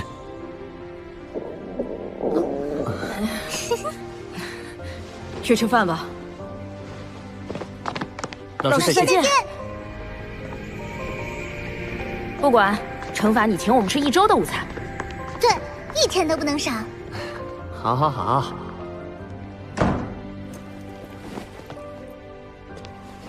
平安的回来就好。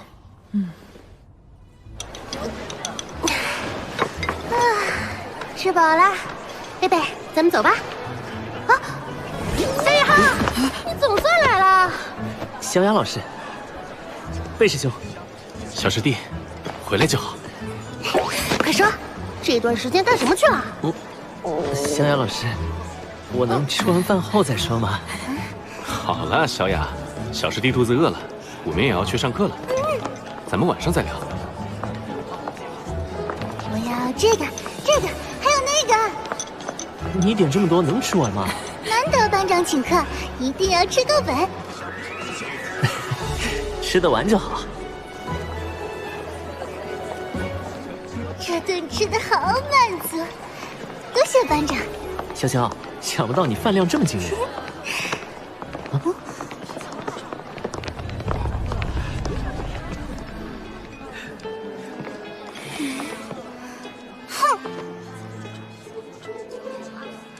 哟，这不是霍雨浩吗？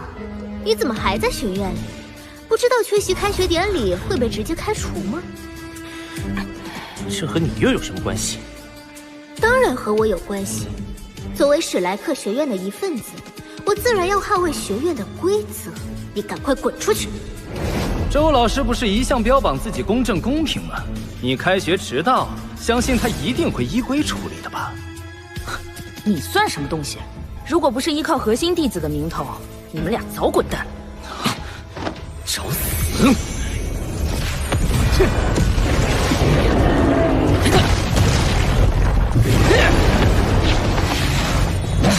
王东成了3环魂尊，倒是和华彬有一战之力。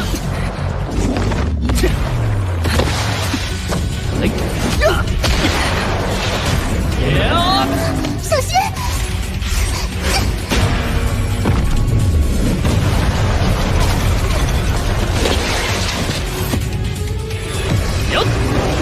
第一魂技顶之阵，找死！自己送上门，可别怪我下手太重。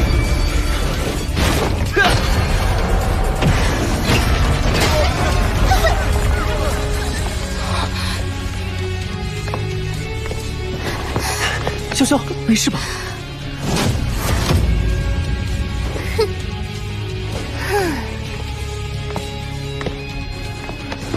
带华彬的力量比起之前新生考核时增加了太多。这个霍雨浩不过是会耍点小聪明，本身实力其实弱小的可怜，怎么能挡住我的力量？不可能，没有用武魂，他怎么赤手空拳抵住的？班长的力气增大了好多，是因为双生武魂的觉醒吗？霍雨浩，升级考核马上开始，敢不敢约斗一场？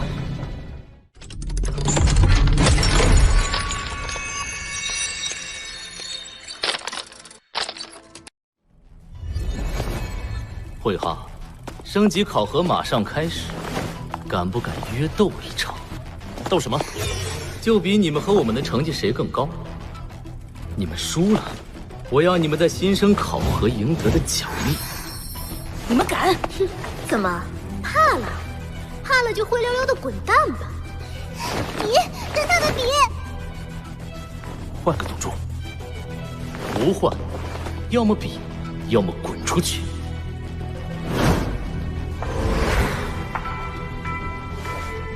好，那你确认一下赌注。我们在新生考核中得到的是一块魂骨，潇潇已经将其融合了。好，你们输了就斩下潇潇的那条腿，把魂骨给我；反之就断我一条腿，再给你们一块新魂骨。住口！你们怎么敢的？拿自己的身体开玩笑！戴华彬，你不去2班报道，在这里堵住楼道，想干什么？周老师，戴华彬他们拦住我们，不让我们到班里报道，并且执意要约斗，赌注也是他们提出的，我们是不得不应战，请您原谅。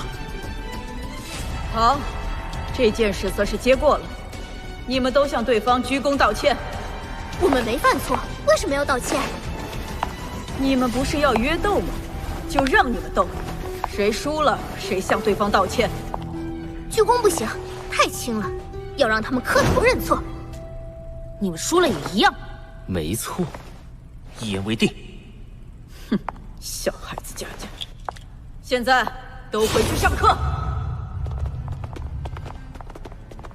老钱呐，今天这么空闲，来我们武魂院。哎，老严呐，当初你输给我的那名学生，也应该给我们些了。哼，哪个？我怎么不记得有这回事？哎，你还要不要脸呢？你信不信我把你这闹个天翻地覆？你，行，你看上我们武魂系哪位学员了？核心弟子可不行，其他学生任你挑。啊，那学员叫什么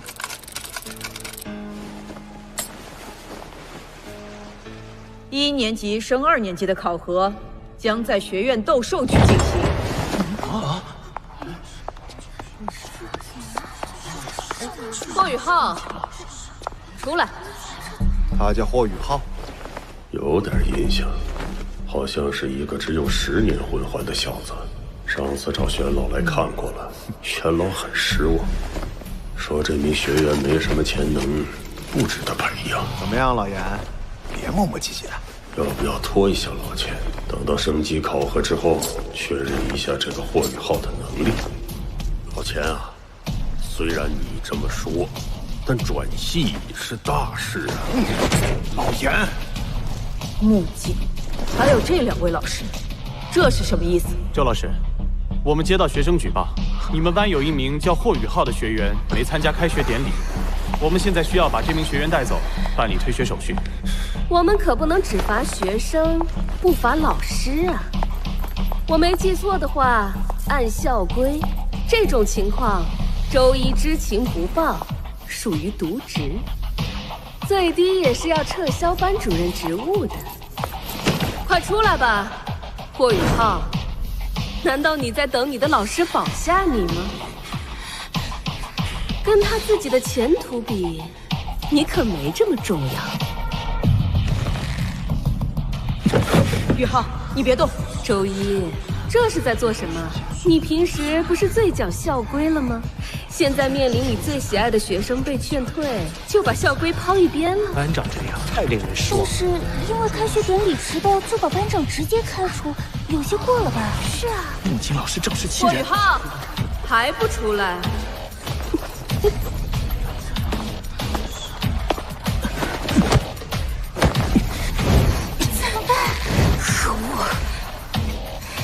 霍雨浩，你违反校规，已经没有资格再留在史莱克学院了。老爷，你别忘了，你欠我1次、2次、3次、4次、5次。停，别数了，我记得。算了，他能不能通过升级考核都难说，本来就不堪造就，为了他被老钱翻来翻去，真不值得。哈哈，那我还是把他给你吧。君子一诺千金，我也只能忍痛割爱了。我看谁敢动霍雨浩！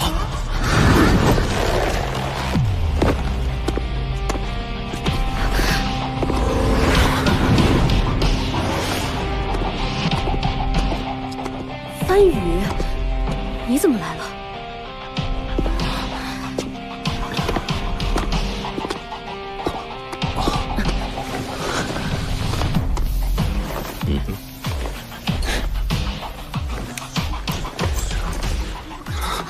这是2级魂导师徽章。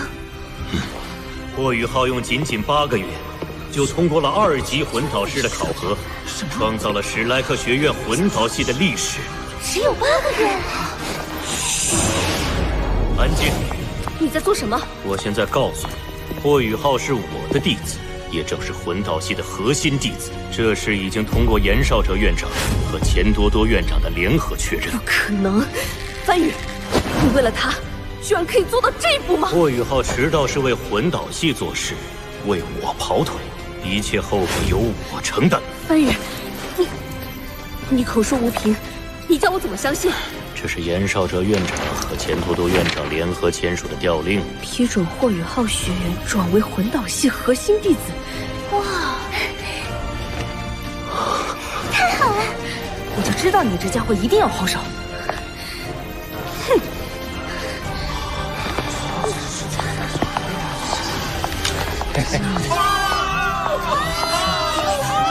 升学考核之后，记得来魂导系报道。哎，行了行了，就这么定了。这点破事浪费我俩这么长时间。走了。这些金魂币是我平时掉落的吧？这个参与，到哪儿都爱占小便宜。严少哲，严少哲，你聪明一世，怎么老在霍雨浩身上憋娇呢？8个月修成2级魂导师，双生武魂，顶级兵系极致武魂冰辟蝎。我钱多多，真是大赚特赚呐！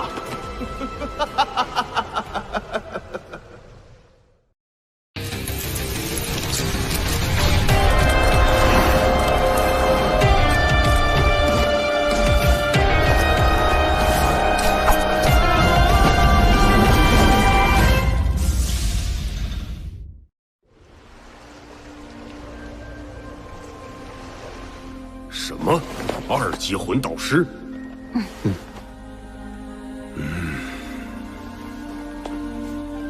坏了，上了钱多多这个老东西的当。这个霍雨浩绝对没有这么简单。院长，那我们再把霍雨浩要回来。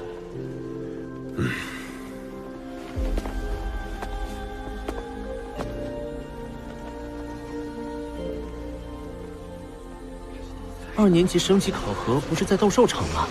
为什么要我们来斗魂场集合？斗魂场场地功能切换，在场人员请于平台中央集合。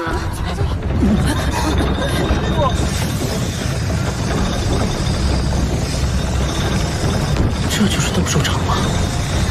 好大，好宏伟。你们看，黄色旗帜的铁闸里关的都是百人魂兽，1000名魂兽关在紫色旗帜的铁闸里。据说我们学院还养了几头万年魂兽。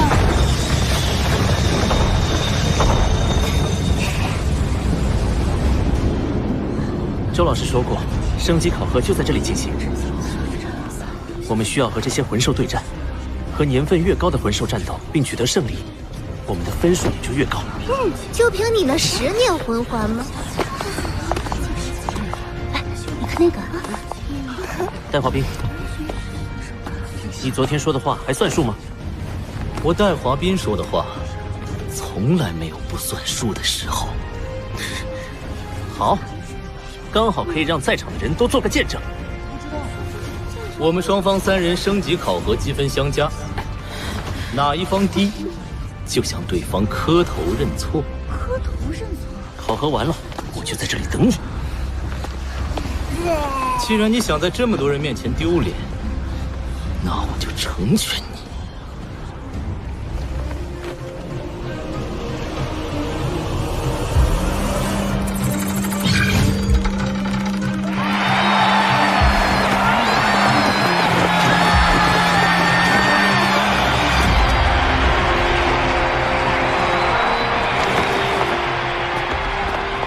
周老师，那个人长得好生奇特，他是谁啊？他是斗兽场的负责人宫长龙，人称兽王，是92级的封号斗罗。封号斗罗。兽王脾气古怪，这回恐怕是一时兴起，就跑来做你们升级考核的监考老师了。去吧，宇浩，你第一个上场。由1班先派出考核学员，2班的考核学员准备。导师好。他是怎么在8个月内就成为2级魂导师的？这个孩子究竟有什么秘密？魂兽有100年到1000年的，选吧。我选100年魂兽。胆小鬼，选最低修为的100年魂兽，凭这还想赢过我们？不对劲，他想搞什么鬼？爱兽龙。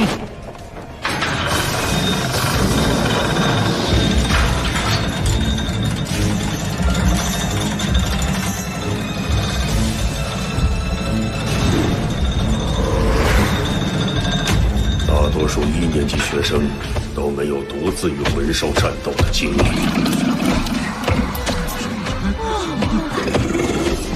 尽管这只是一头100年修为的风铃狼，可这一出场，就让这些学生见识到了他的速度之快，而且速度只是他的能力之一。第二危机。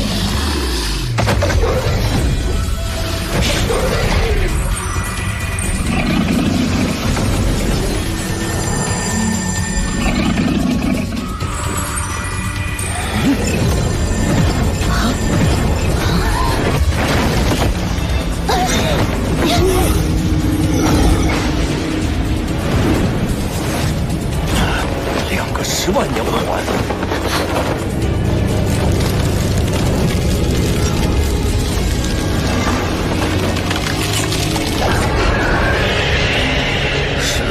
冰碧蝎，不对，应该是个有趣的技能。于浩是怎么让冰碧蝎散发出10万年魂兽气息的？班长居然有这样的大招，他还真是出人意料啊！钱多多真的诓我了。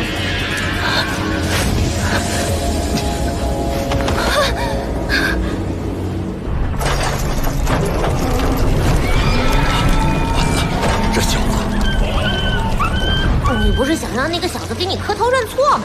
我教你一个最简单的办法，你用你的灵眸第2魂技模拟，将自己的魂环模拟成一头10万年的，吓惨这些低等级的魂兽们，不战而屈人之兵。10万年魂环也能模拟？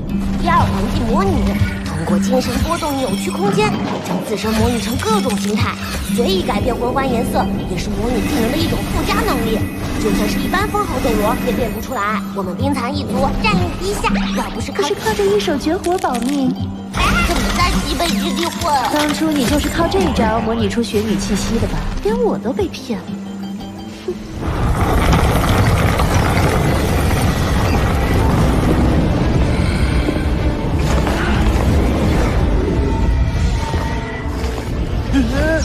糟了！天梦哥，你可害惨我了！这家伙看起来就不好惹，于浩你自己看着办吧。你小子搞什么鬼？我们先解决学生们等着考核的问题，他的事待会儿再说。这小子的10万年魂环把斗兽场里的魂兽全吓瘫了，那些魂兽没有个2天都缓不过来，今天没法考核了。因情况特殊，1年级的升级考核今天不再进行。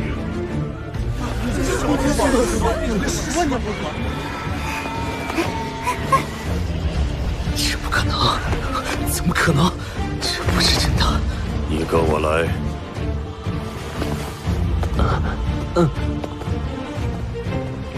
严院长单独带走于浩，糟了！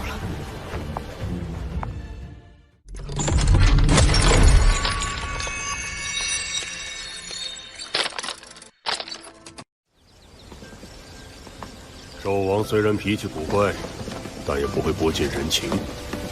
你等下务必如实说明，我也刚好借此挖挖你的底细。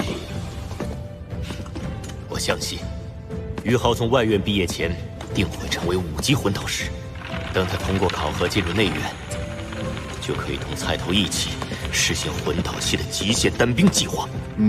番禺，霍雨浩有着非同一般的魂导师天赋，我们也不能太墨守成规。您的意思是，如果他未来能成为我们培养出的极限单兵，那么何菜头就是极限单兵的辅助魂导师。可是，院长，这样会不会太冒险了？万一失败，只有孤注一掷，我们才有成功的可能。我考虑一下，也要问问菜头的意见。霍雨浩现在已经是咱们系的核心弟子。武魂系那边的升级考核结束后，你让他参加魂导系的升级考核，我要看看他的实战能力。好。钱院长，番禺老师，不好了！小师弟在斗兽场闯了祸，被严院长带走了。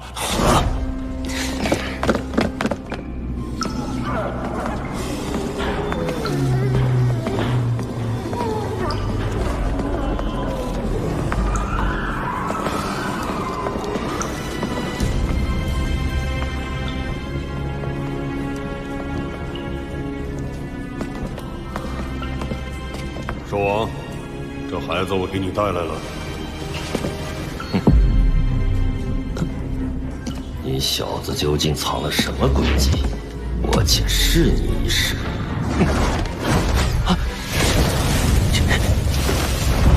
我也没动。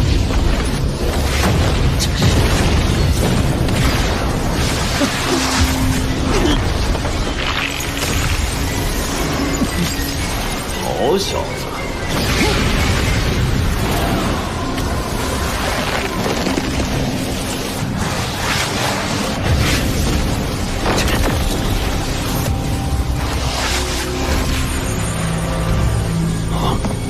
这是极致之冰属性的冰辟蝎武魂，第一魂技，冰地之鳌。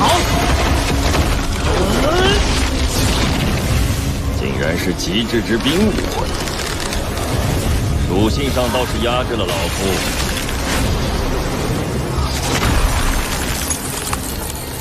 不过，你那2个10万年魂环是怎么回事？ 现在怎么是个1000年魂环？你之前不是精神属性的武魂吗？难道你是双生武魂？嗯，是这样的。这是我的第2武魂，冰辟蝎。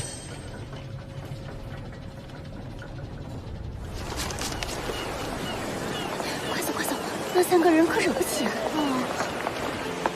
想不明白，霍雨浩怎突然有了2个10万年魂环？华彬，我们不会输给他们吧？我可不想给他们磕头。霍雨浩，你到底使了什么障眼法？第2魂技，模拟。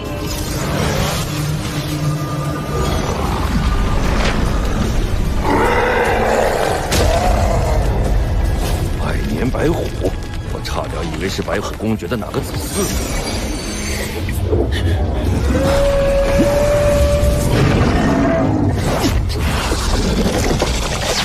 100年和10万年魂兽模拟起来都如此逼真，技能倒是掌握的不错。刚刚那是我灵魔武魂的模拟魂技，通过精神波动，能够扭曲空间，来模拟出各种形态及相应的气息。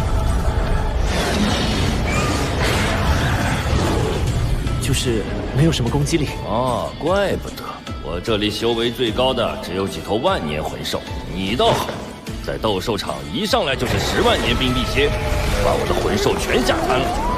不行，以后严禁你在我这里模拟万年魂兽，不然就到兽圈里给我打扫卫生去。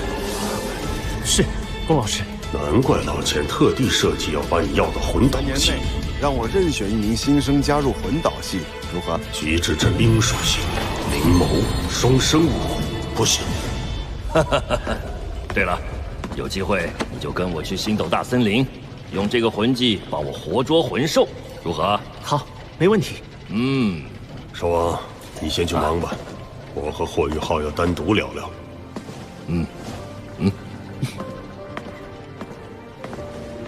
霍雨浩同学。 我们武魂系之前对你的考察不够精细，在新生考核后未能让你成为武魂系的核心弟子，以至于差点失去你这个人才。我向你表达诚挚的歉意。学生不敢当。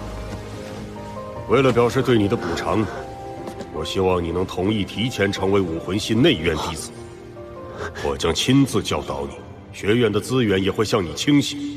我可以再向你保证2件事：一，武魂系将为你配备尽可能高品质的全部魂骨；二，至少为你附加1个10万年魂环。严院长，你难道不想跟王东和潇潇在一起吗？他俩未来也必定会成为武魂系内院弟子。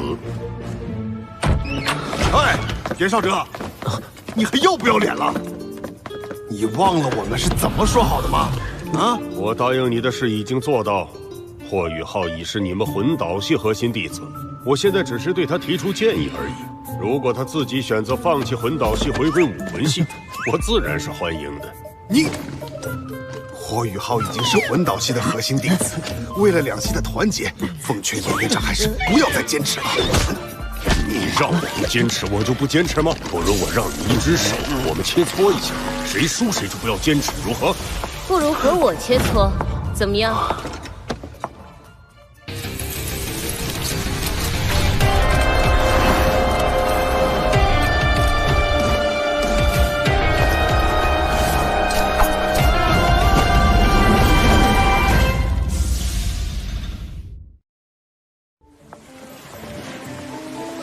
严院长和钱院长吵起来之后呢？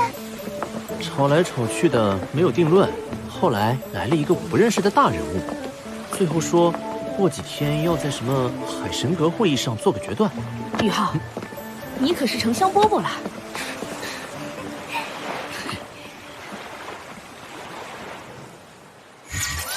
逐鹿挑战100年前军椅，现在开始。真可惜，前面不许你再升级考核使用模拟魂技。连上次的成绩都不作数，还要你重新进行升级考核。就是，太可惜了。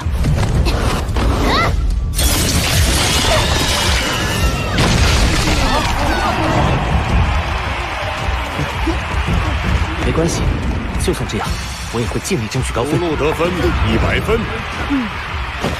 对，我们可不能输给他们。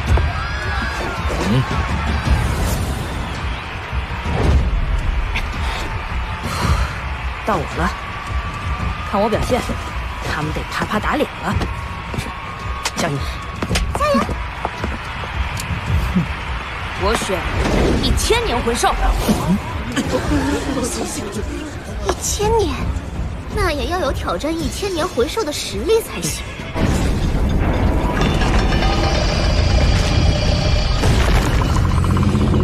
土属性嗜血魔熊。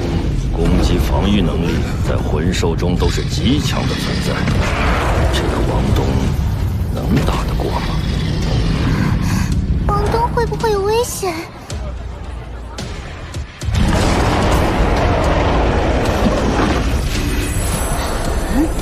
哦，这学院居然有如此出色的魂环配置。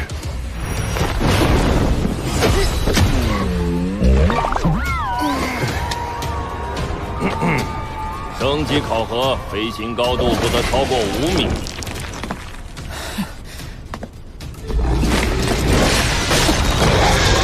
1000年魂兽近距离作战却如此从容，这孩子的战斗素质相当不错。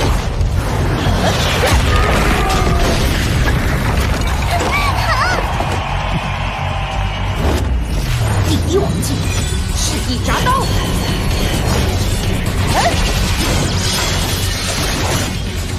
魔熊的皮毛竟能瞬间变得如此坚韧。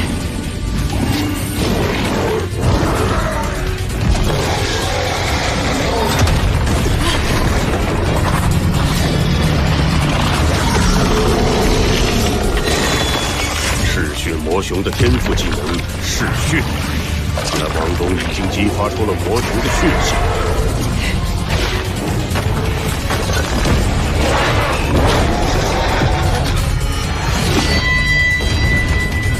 失去平衡了。班长，我们要不要帮帮王东？不，王东不会希望自己胜之不武。以强的范围攻击，魔熊释放了他的突出性技能地震波，王东已被击中，出现晕眩，接下来就会被魔熊反噬。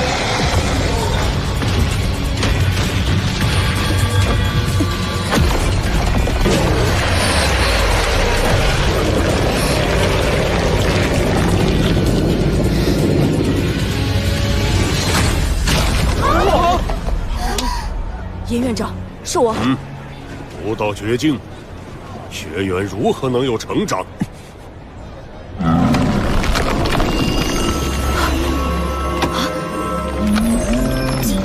技，邪神之光。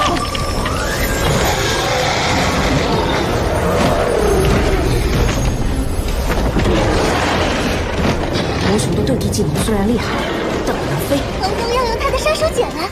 第三魂技。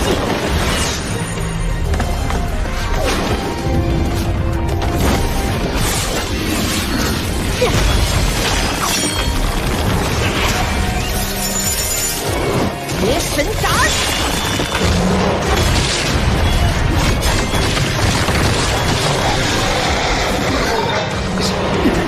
魔熊被王东压制的毫无反抗之力。王东这第三魂技，看似只是一个光球，实际却压缩了108道光明之斩，瞬间爆发力远胜他的第二魂技邪神之光。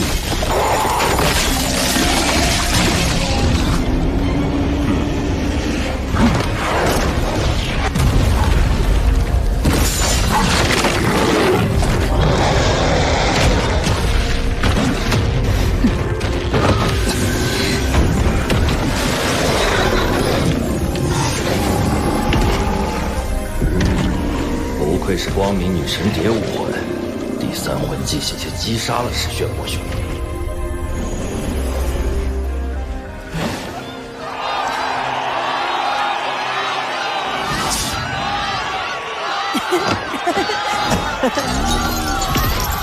王东挑战最高级别1000年魂兽，基础分可获得满分100，战斗中表现堪称完美，战斗技巧分可获得满分50。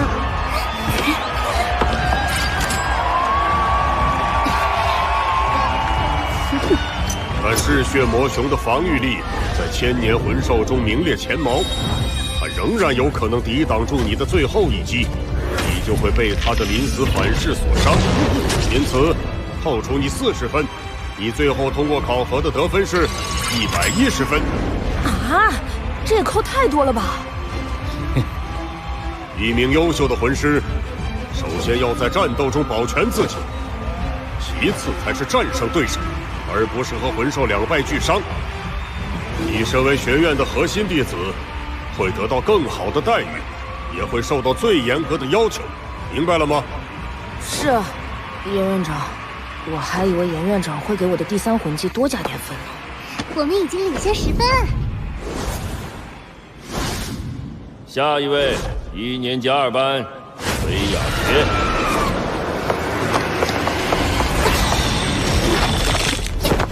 胡伟真。崔雅洁得分110分。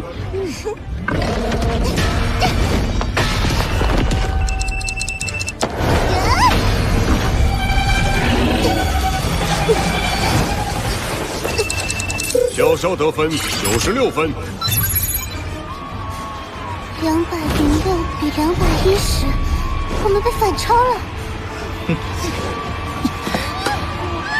下一位，1年级2班戴华斌。戴华斌是1年级目前的最强学员，天赋甚至比他哥哥戴耀恒还要高。来到2班后，他的修炼更加顺利。按照他目前的速度，他很可能会在1年到1年半之内突破到4环。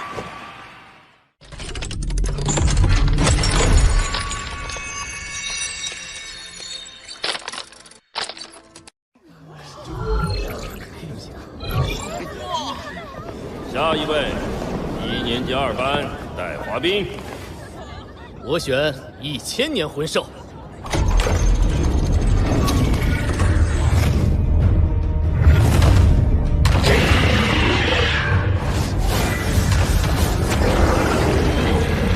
第1魂技，白虎护身杖。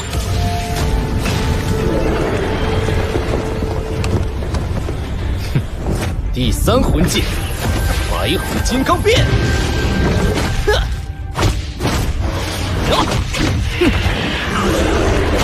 白虎武魂虽然是虎类武魂中的王者，但风虎在速度上胜过戴华斌。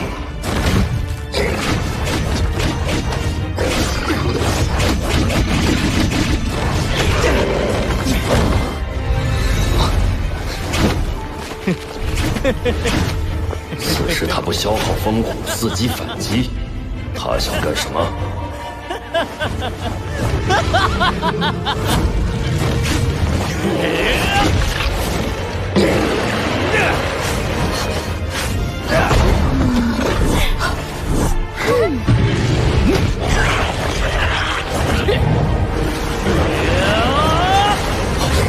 他要杀了风红。第二魂技，白虎烈风波，住手！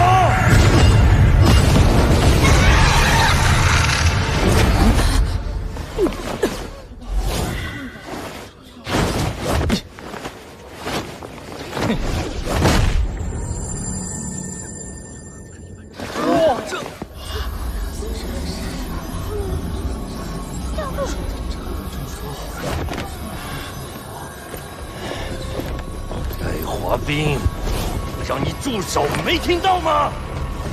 魂师与魂兽的战斗本就是你死我活，而且为了得到满分，我要避免刚才王东的40分失误。至于学院的损失，我愿意赔偿。你兽王，戴华斌说的不错。哼，戴华斌挑战1000年魂兽，基础分100。硬碰硬的战斗方式体现出强攻系战魂师的优点，但技巧性有所欠缺。战斗技巧分数45，另责你10天内补偿击杀魂兽给学院带来的损失，否则学院将剥夺你核心弟子的身份。是。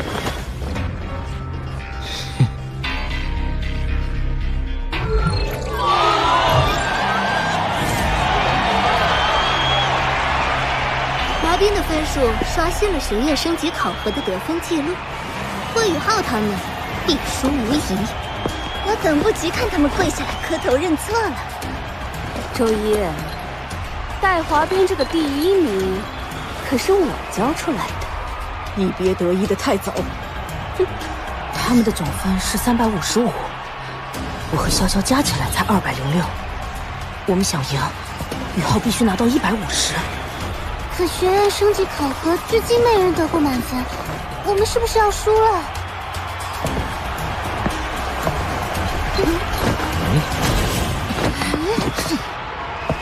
下一位，1年级1班霍雨浩。没到最后，我们不能放弃。加油！老严，你们武魂系刚刚那个学员，可有些太桀骜不驯了。戴华斌的确性格刚硬，但史莱克学院的校训就是培养怪物学员。他这么年轻就有如此修为，只要加以引导，日后必成大器。哼，你这么看好戴华斌，那你培养戴华斌，我培养霍雨浩，皆大欢喜。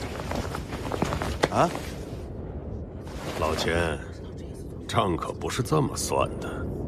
戴华斌是武魂系看重的核心弟子，霍雨浩，武魂系也势在必得。哼，请选择你要挑战的魂兽年限，但禁止再出现击杀魂兽的情况。我选1000年魂兽。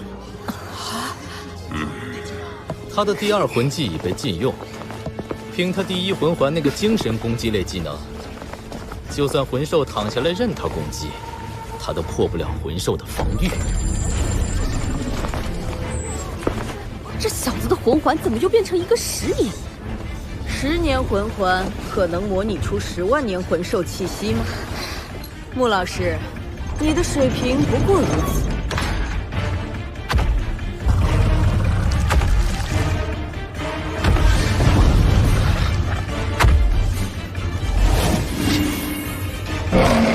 我绝不能输给戴华斌。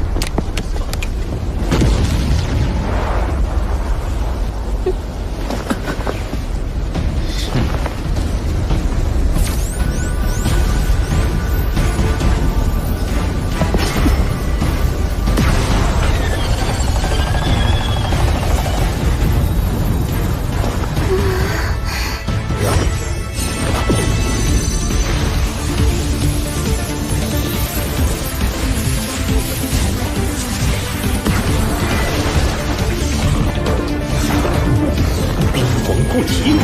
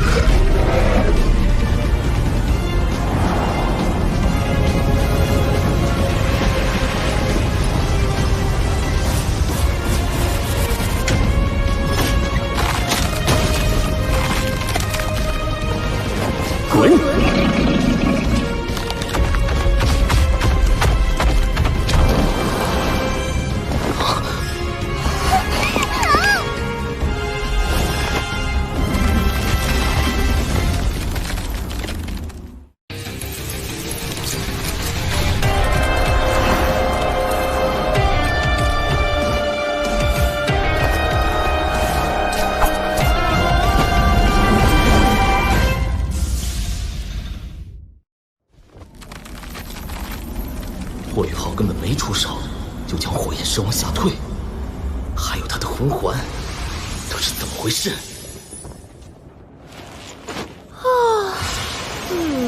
冰冰，刚才那下太精彩了，你好冷酷，我好喜欢。哇呀！区区千年魂兽根本不配我出手，有什么好开心的？我想到一个赞美词，美丽动人。你太土了，冰冰，哼，你累不累啊？我给你敲敲背，捏捏肩，揉揉脚，滚开！天梦阁又开始了。火雨号考核结束，经严少哲院长评定，本次战斗展现了高度的战斗智慧和超乎寻常的绝对统御力。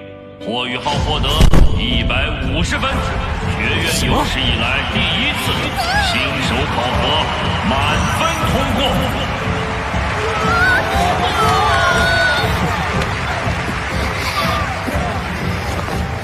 嘿嘿，雨浩真不愧是我们魂导系的核心弟子。老钱，霍雨浩的归属，你可做不了主。那就等海神阁宿老们做出公正决定。我们总分356分，比戴华斌他们高了1分。班长真的拿到了满分，我们赢了。升级考核结束，结果如下：第1名霍雨浩150分，第2名戴华斌145分，第3名王东、崔雅洁110分。一班通过率95%，二班通过率80%。未通过考核的学员，并在3天后安排补考。如补考仍未通过，学院将进行劝退。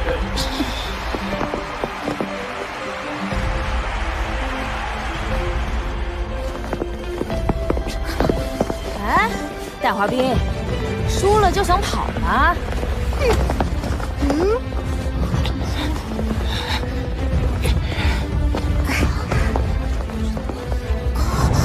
我们等你磕头认错。我们走。愿赌服输，我自然会兑现承诺。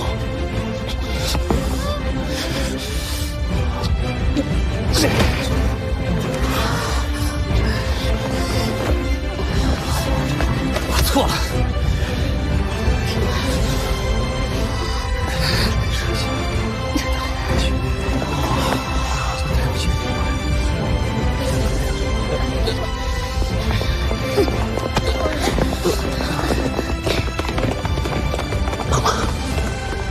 听到了吗？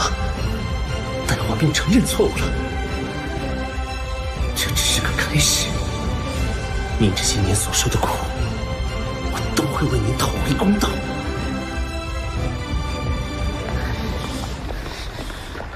华斌，你没事吧？你帮我向孟老师请个假，我出去一趟。你是要你别管。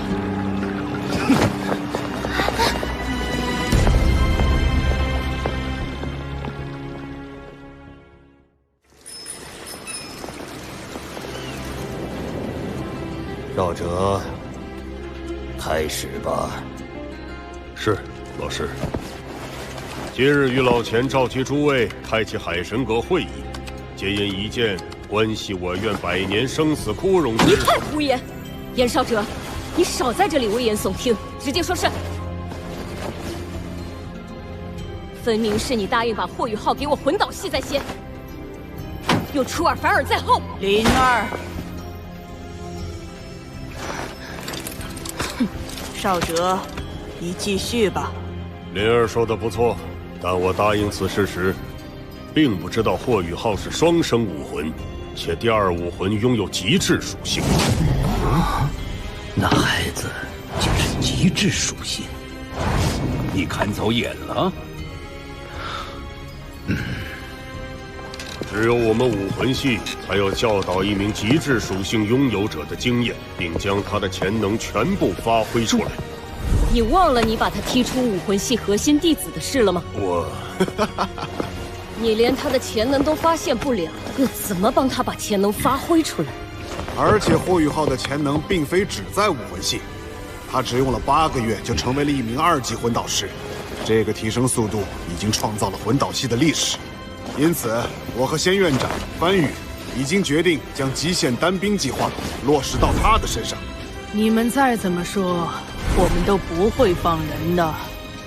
我们魂导系倾尽全力，难道比不上你们武魂系？极致属性魂师1000年难得一见，我们武魂系更不可能放人。你什么意思？极限单兵计划可是我们在这里共同批准的，难道你们想要反悔吗？那又如何？老爷，你们言而无信，那是你使招。你们武魂系想要明抢吗？这个学员，我们武魂系势在必得。好了，我请诸位回想一下，我们史莱克学院创立的初心是什么？史莱克只培养怪物，不培养普通人。既然如此，我们怎么就不能大胆一点，培养一个真正的怪物呢？您的意思是，既然他具有如此惊人的天赋，那就让他同时成为武魂院和魂导院的核心弟子。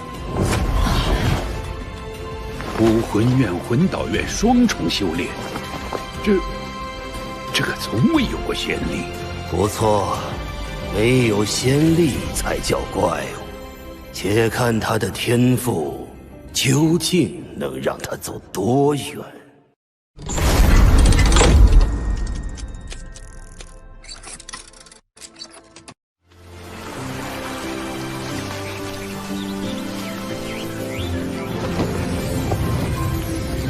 浩东之力提升了好多。如果说之前只是一条潺潺溪流，现在简直是一条湍急的小河。宇浩，你在极北之地获得的冰辟邪武魂，对浩东之力的加成非常大。你的魂力也有了明显的提升，但对大滑冰，你一定要提高警惕。我总觉得这家伙不会善罢甘休。算了，替他扫兴。我先预祝你明天的魂导系升级考核顺利通过。你的预感一定很准。好兄弟。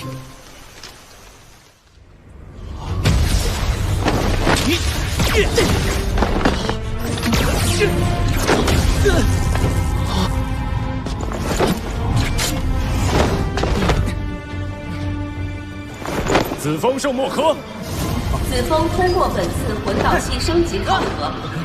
宇浩，下一组你上。考核就是对战，击溃对手防御即为获胜。我会用移动魂导盾保护你们。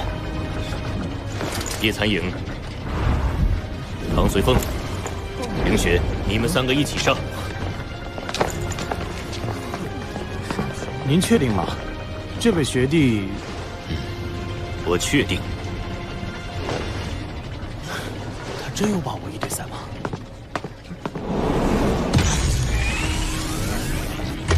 考核开始。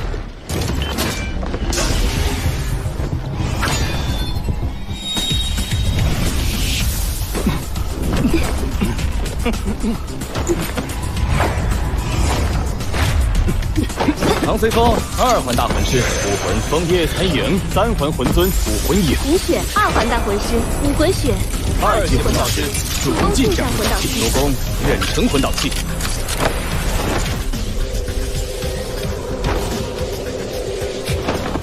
第2魂技，模拟。什么武器？考核诀，别急。10万名魂环，快下看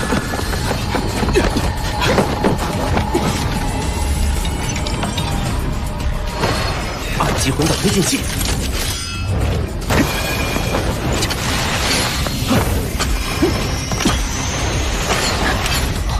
怎么还没爆炸？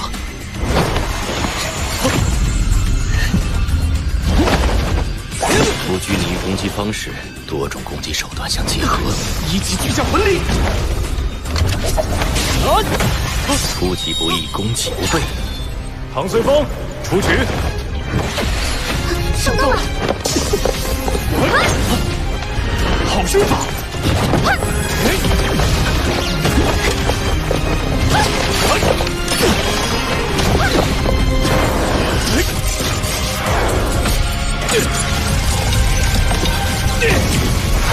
鬼影离踪。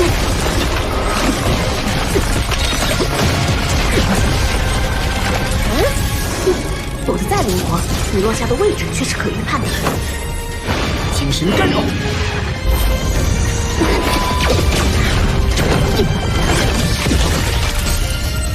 怎么回事？居然打偏了！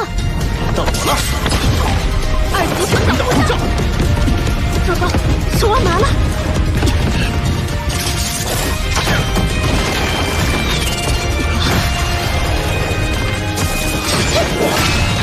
这是什么魂导器啊？这是结合了暗器原理改装而成的魂导弩，应该是唐门暗器。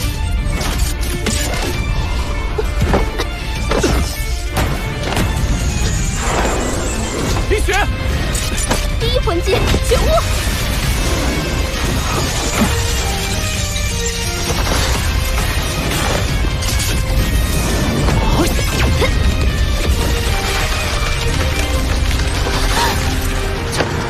老师，队长，他的魂力怎么不受我的武魂影响？因为他拥有极致之冰，能压制你的学武魂。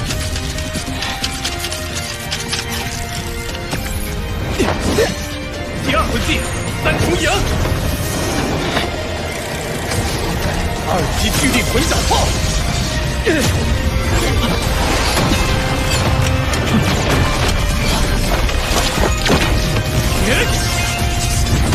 精神探测。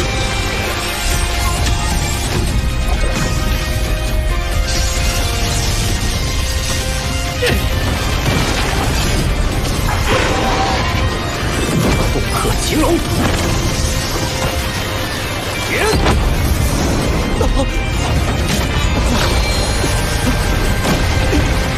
难怪能瞬间冷冻巨力魂导炮反制。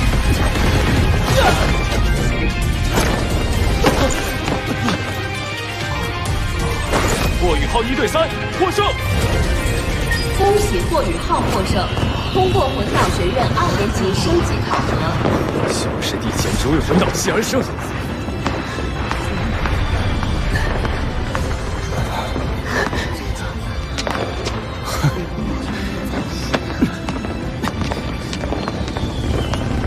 承蒙学长学姐指教。介绍一下，这是霍雨浩，与菜头一样，都是我的嫡传弟子。学长学姐好。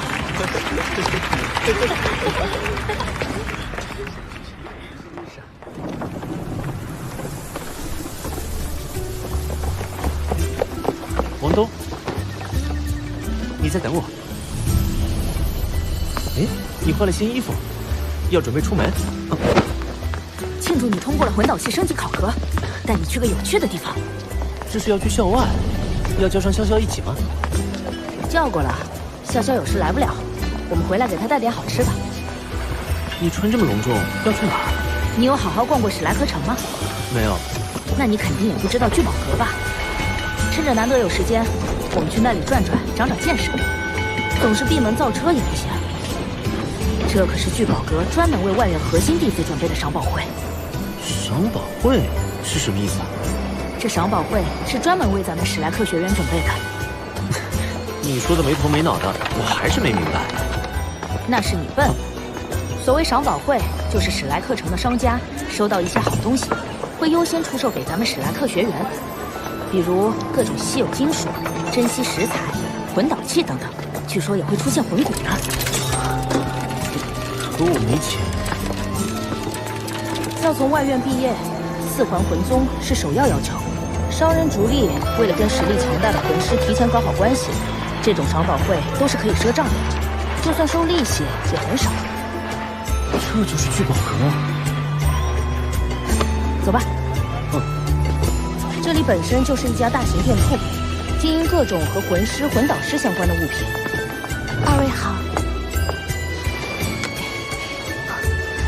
里面请。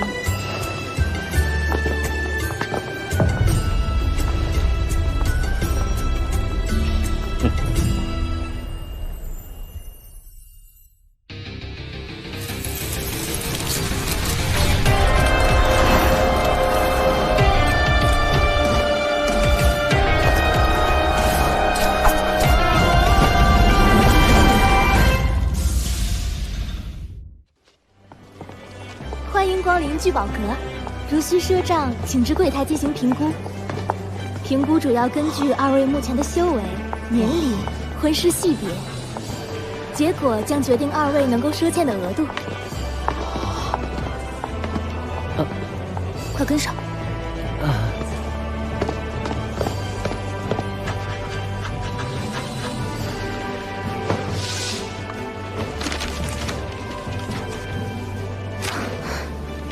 先生，您的赊欠额度是10万金魂币，在您这个年龄，评级已经是最高的了。天哪，我没看错吧？失礼了，霍先生，您已经被升为我们聚宝阁的顶级贵宾。按照目前的权限，每年您都有资格任意从赏宝会中带走一样东西。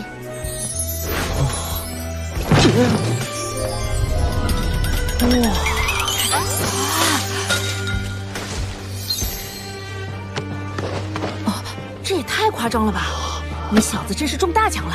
聚宝阁是学院的产业，霍雨浩获得顶级卡也是学院的决定。管好你们的嘴，去选想要的东西吧。他是学校的老师吗？管他呢。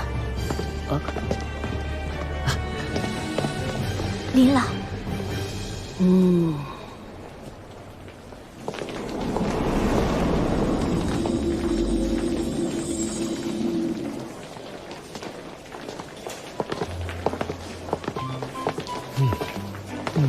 贝贝，你说楠楠会喜欢这枚血玉红宝石戒指吗？滚一边去！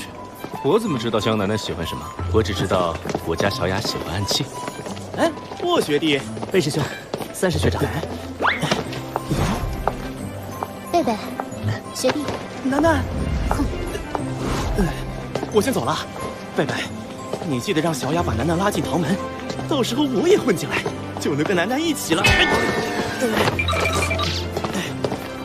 楠楠，这是我专门为你挑选的宝石戒指，喜欢吗？这小子不错，很专一，像我。贝师兄，30学长也要加入唐门？为了和江楠楠同班，他还拒绝升学到5年级呢。要不是核心弟子这层身份，恐怕这次就要被学院开除了。徐学长可真痴心。好，我也走了，你们慢慢逛。快来看看这个。冰，你看那千年冰熊的右臂魂骨，简直是改变命运的钥匙，也能开启你的心扉。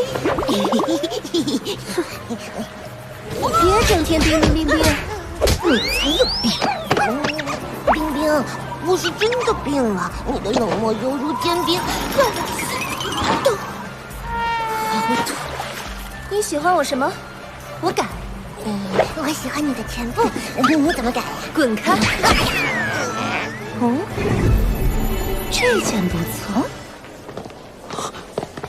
这一块魂骨源自万年黄金地龙王，光明属性，推测其具有光明之火能力，果然很适合你。950万，这么贵，我用特权给你换吧。虽然我只有10万的赊钱额度，但我可以花自己的钱。你也太有钱了。反正我买得起，我不想你为了我用掉学校给你的特权。我们是一个团队，我和潇潇都已经有了魂骨，可身为团队强攻系战魂师的你却没有。更何况，我们还是可以武魂融合的伙伴。你的实力增强，本来就是我们力量共同的提升。可你从这里拿的东西越珍贵，欠学院的人情也就越大。如果要用到这次特权，我愿意用来给你换这块黄金魂骨。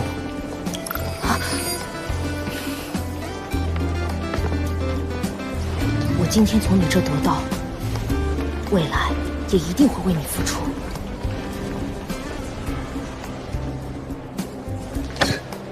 我还有赊钱额度，你想要什么？不用。宇浩，左手第3个展台，买下它。千年金胶，你的特权已经为我用掉了，这个我为你买。什么？就是霍雨浩那小家伙？没错，霍雨浩的第2武魂是极致之冰属性。当初你受到的那股寒冷魂力冲击，很可能来自于他。否则，以他当时只有12级的魂力，怎么可能抵挡你60多级的凤凰火焰？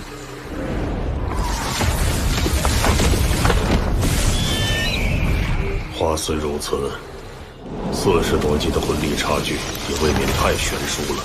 理论上，就算是极致之冰，也弥补不了这么大的差距的。太好了，老师，有了霍雨浩的极致之冰，我就能摆脱邪火折磨的困境了。这样，我就能参加全大陆高级学院斗魂大赛了吧？当然。太好了，我现在就去找霍雨浩。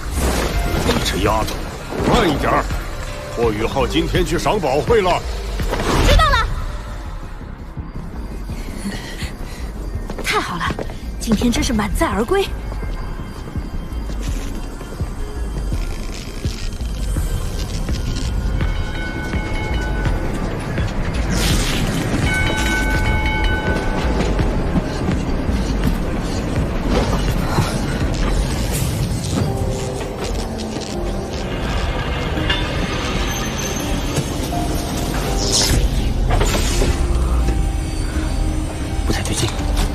小心行事。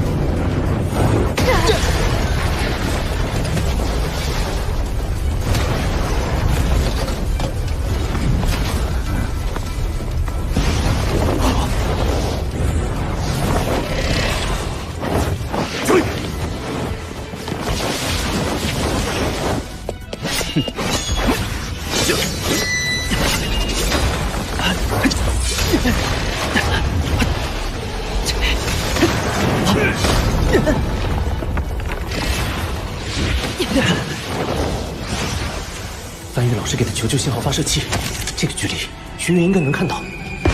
不是说目标只是外院核心弟子吗？这分明是史莱克内院专属求救信号！快，在援军赶来前杀死他们！5个5环魂王，1个6环魂殿。第4魂技，第1魂技，精神干扰，羽翼突刺。打平了。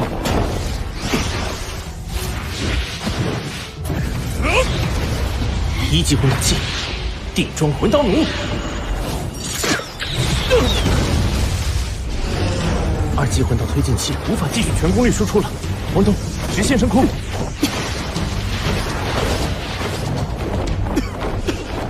宇浩，他们追上来了！横向张开双翼。第4魂技，冰火一刃。冰壁地魂系魂骨技能，涌动之域。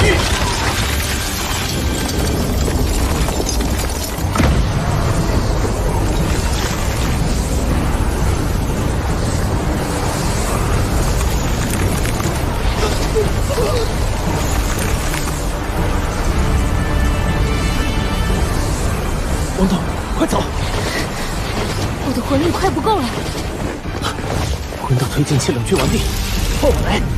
你保持武功附体，空中滑翔就行。没事吧？没事，继续追。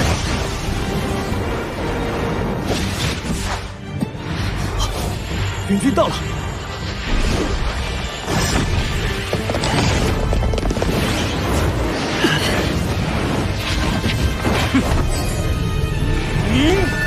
第6魂技，黑焰斩。王东，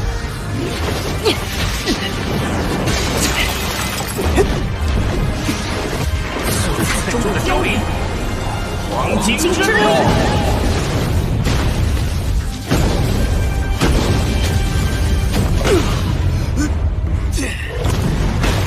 好强的魂技，竟能抗衡我的黑焰斩！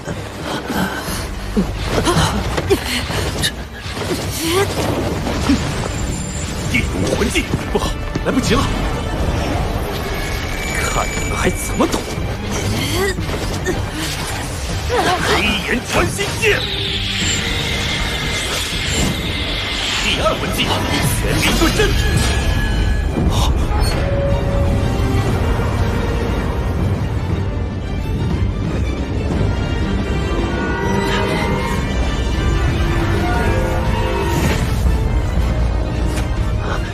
3是学长，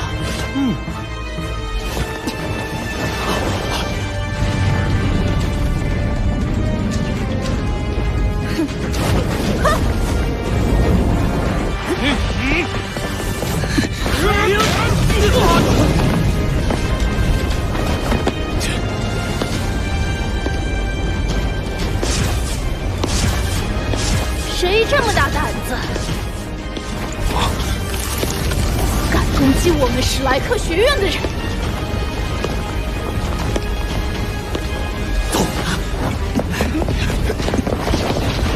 徐三石，你护着2位学弟，贝贝、江楠楠，你们左右包抄。想走？放跑一个，老娘就不叫火焰狂魔马小桃。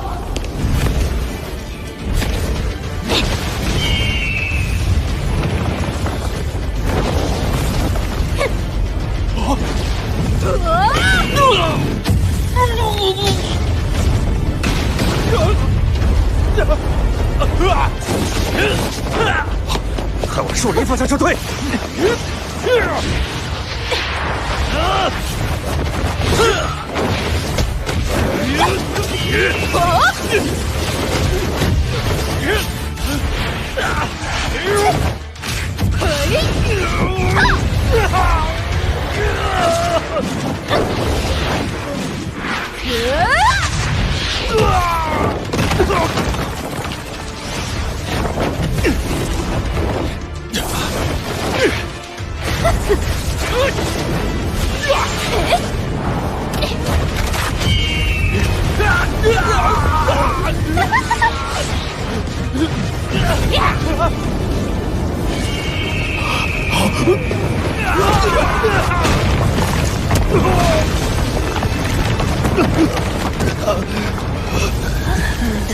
小桃姐这回是真的发怒了。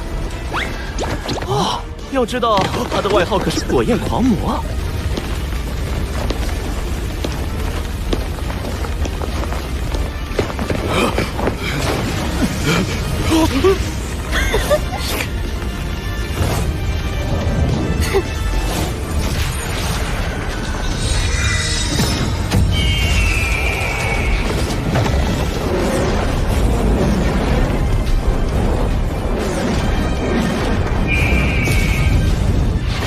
凤凰火箭！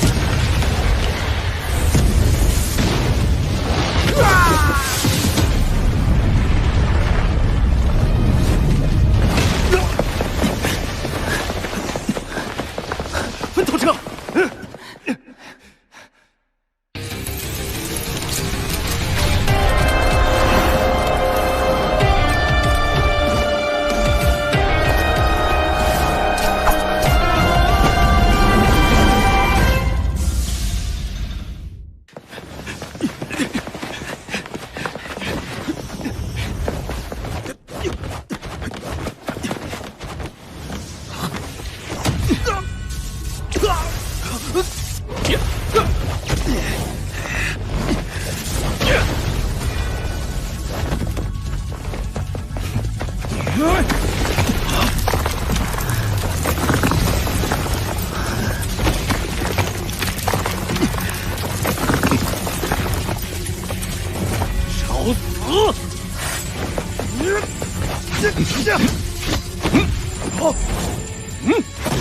贝师兄晋升四环魂宗了。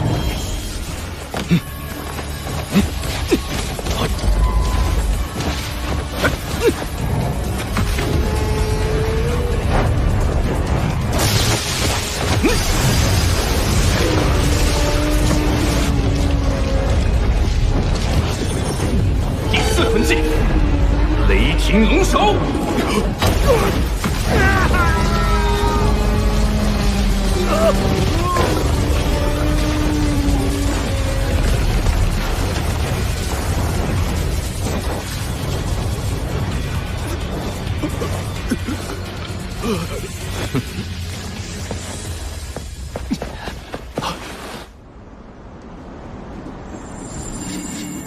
焦学姐也是四环魂宗实力。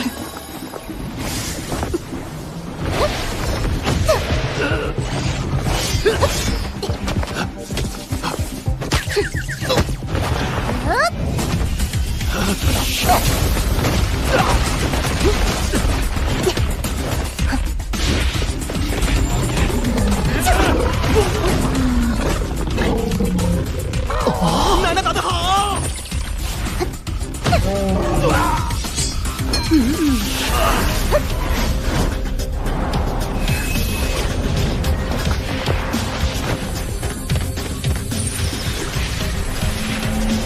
重力控制。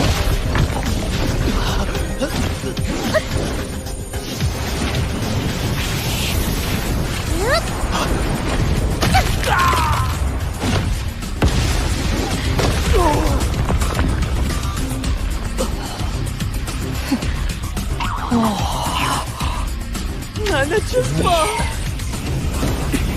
就你一个了，还不束手就擒！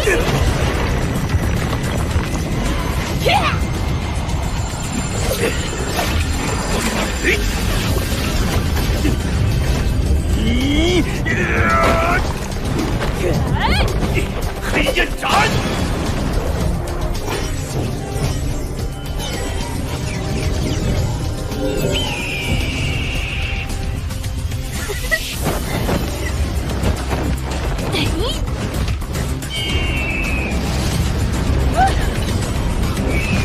凤凰流星雨！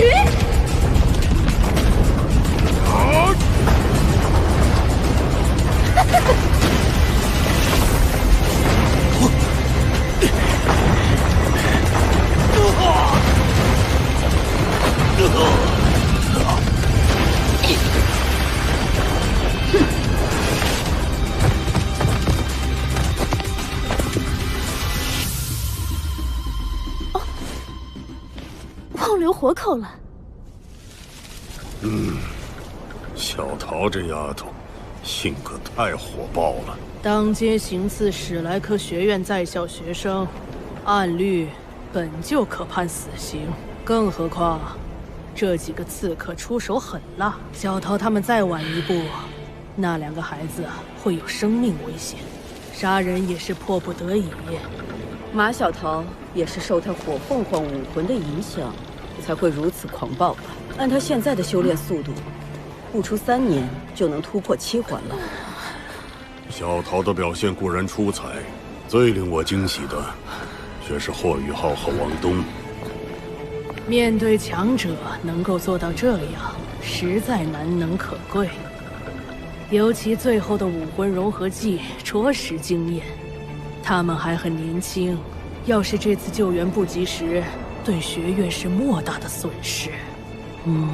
不错，竟敢欺负到史莱克学院头上，把尸体带回学院，不惜一切代价查清楚幕后真凶是谁。几个刺客身上都没有任何能追查身份的东西，显然是被雇佣的职业杀手。你们最近跟谁结仇了？结仇？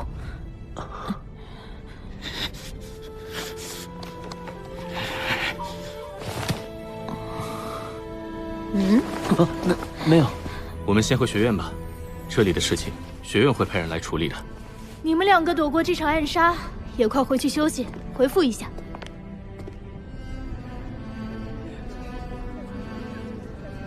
于浩，你为什么不把戴华斌交代出来？昨晚的刺杀，多半是他的手笔。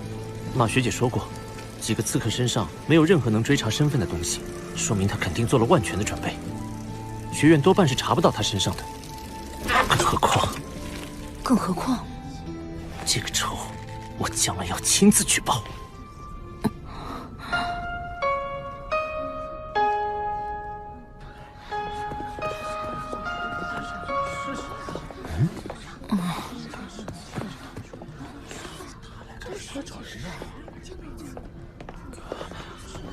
马学姐，霍雨浩，我等你很久了，你跟我过来。马学姐，什么事？霍雨浩，马小桃，你们要去哪儿啊？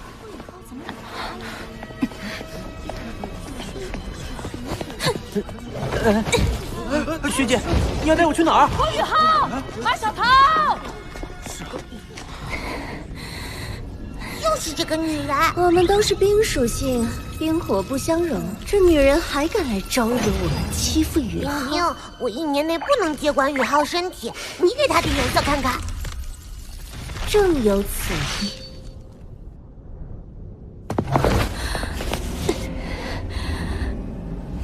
霍雨浩，我受不了了，帮帮我！马学姐，你怎么了？我昨晚打架太忙。今天身体里的凤凰邪火爆发了，只有你能帮我解决。你愿意帮我吗？冰冰，先别出手。我该怎么做？啊！马学姐，这不行！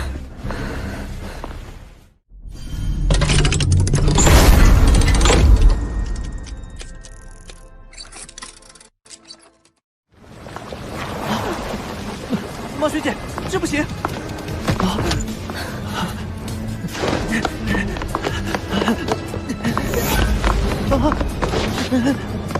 马学姐，你冷静一点！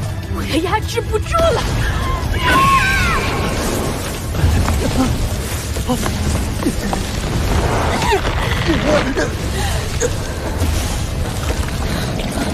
士兵块！学姐，你中计了！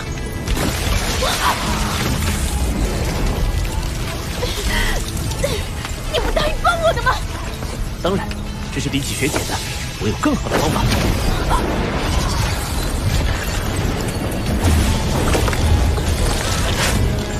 雨浩，你撑得住吗？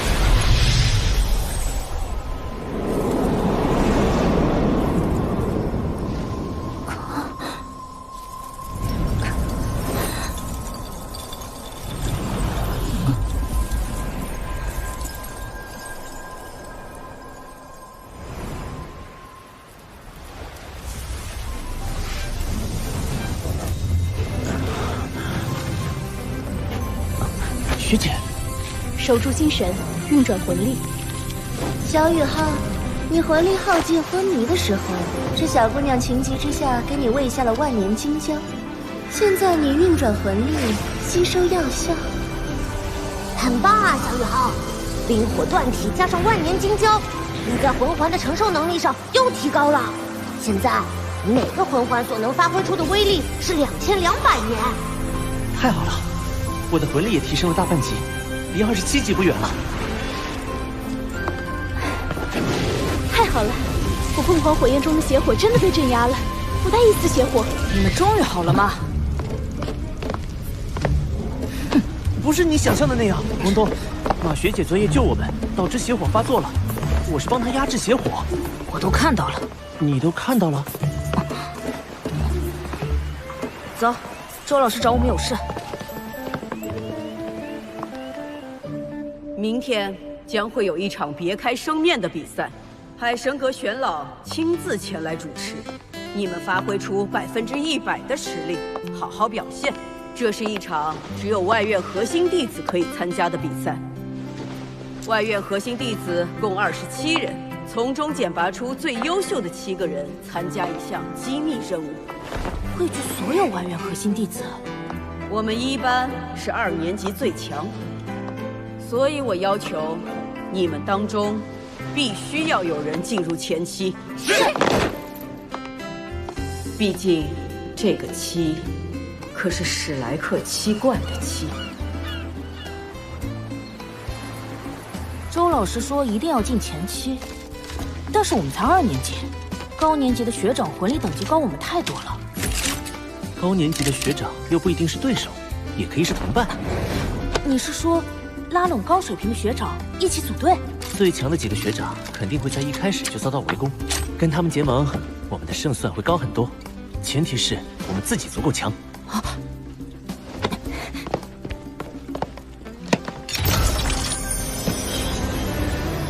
于浩，你来帮我融合这个魂骨。嗯。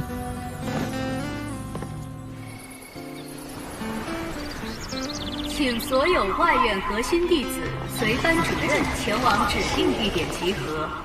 请所有外院核心弟子随班主任前往指定地点集合。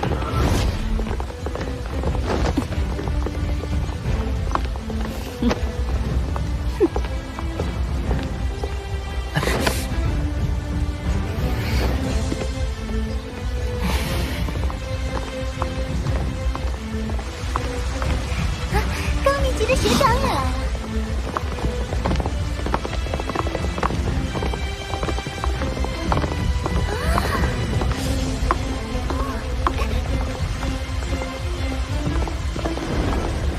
关羽老师，何师兄。哦，这次选拔赛魂导院也参加呀？魂导院？那个大个子就是魂导院核心弟子。啊。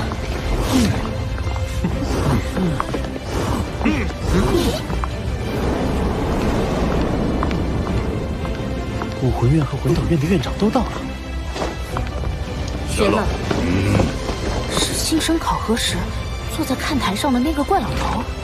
你们这些小家伙都听好了，你们接下来要接受的核心弟子考核内容很简单，叫做一体大乱斗。就在这场地内，你们随意攻击，愿意怎么打就怎么打，没有任何规则。认输或者是被救出去的，就算是被淘汰掉，最后剩下7个人就是胜利者。一击迷宫，启动。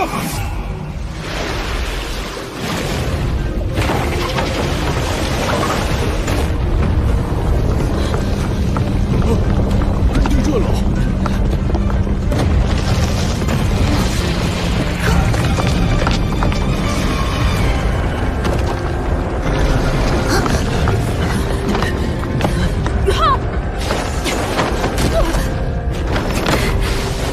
防护罩，王东！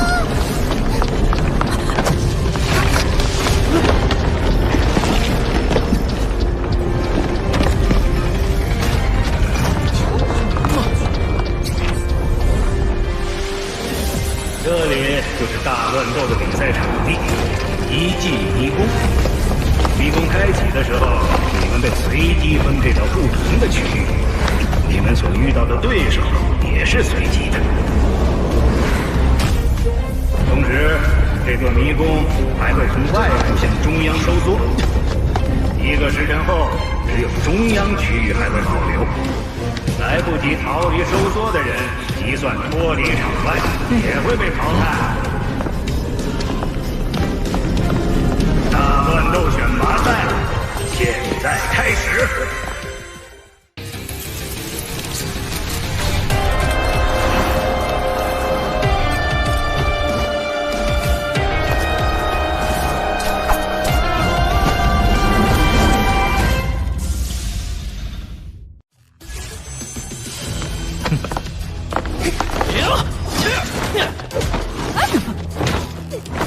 我一人不是他们2人的对手，断不能被仇恨左右了判断。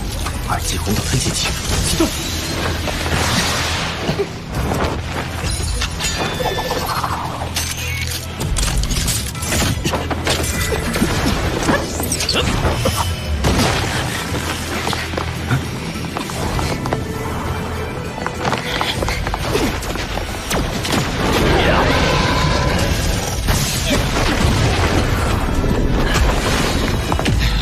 迟早要堂堂正正的击败太华平，但不是现在。这小子用了那个魂导器，跑这么快。胆小鬼！我还是先学王东、魏师兄他们会合。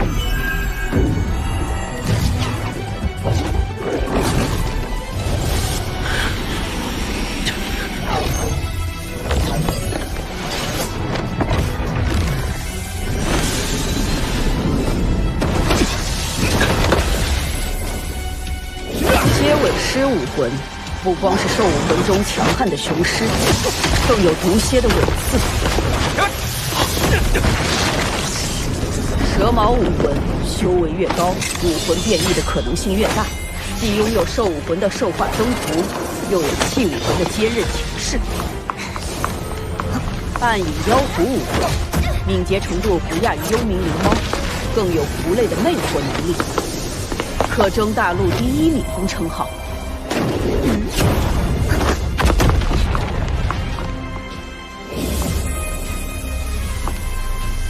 鬼魁武魂，原本是光明属性的辅助系武魂虚天象定魂，变异后成为黑暗属性的控制系武魂，极具潜力。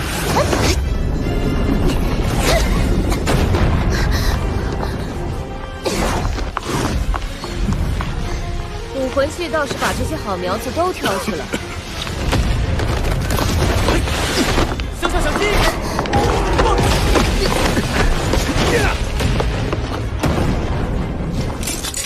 啊，这不是小师弟的小伙伴吗？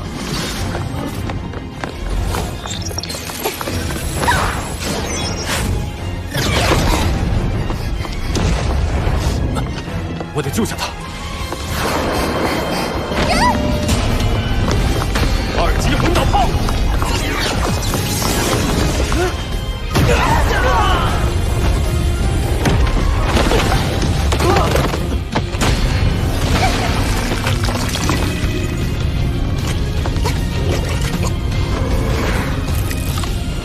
大岩，看到了吗？7环魂圣以下，同等阶的魂师和魂导师相比，魂导师是必然占优的。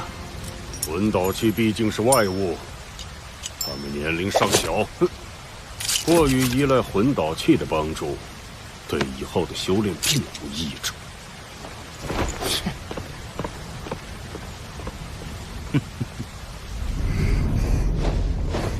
啊，曹景轩、周思辰，你们还好吗？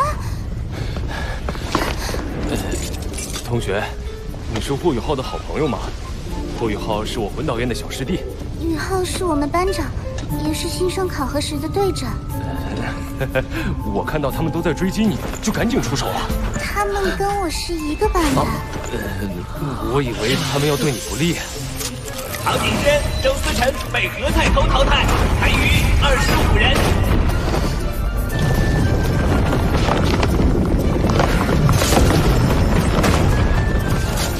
不好意思啊，我给你赔礼道歉。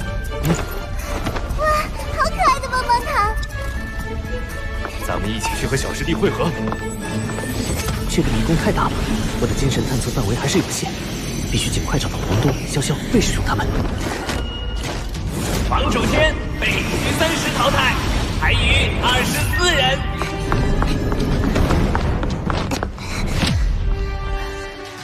我们4个联手，合力先把2位高年级学长淘汰，否则单打独斗，我们都没机会赢他们。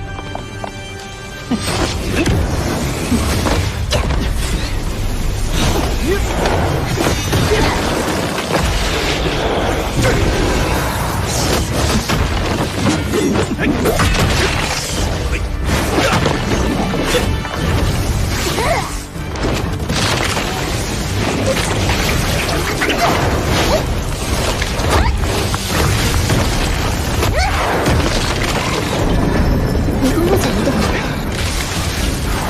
瞬移。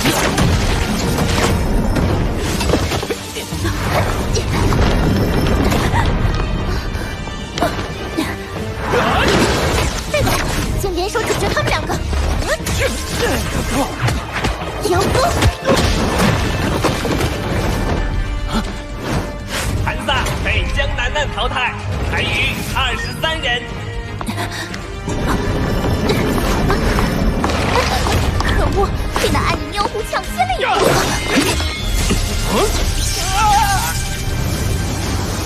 机会，一袭无敌变身甲。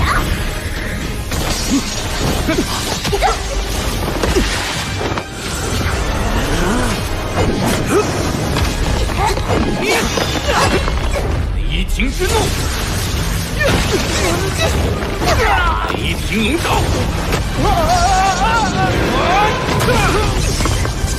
蛇云飞被贝贝淘汰，还余22人。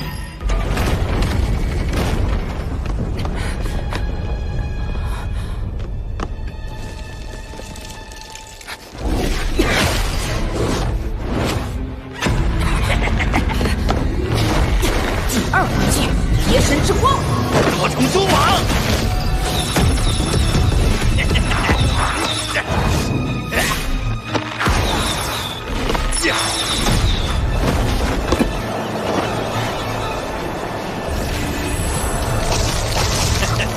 你的武魂是人面魔蛛。人面魔蛛，我记得双神一体的唐三与人面魔蛛颇有些纠葛。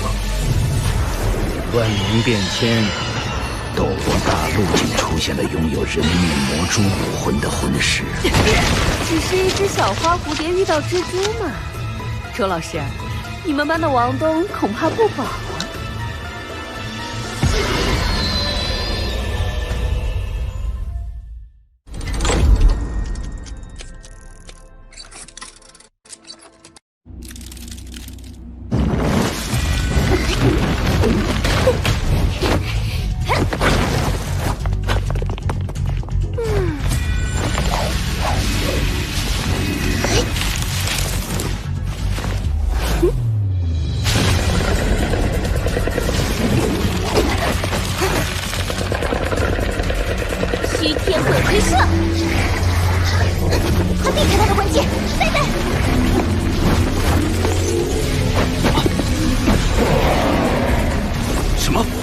穿透了我的魂技，这奇怪的光线动不了了。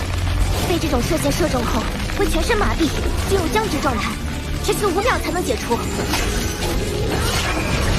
暗影妖爪，躲不开了。玄冥阵。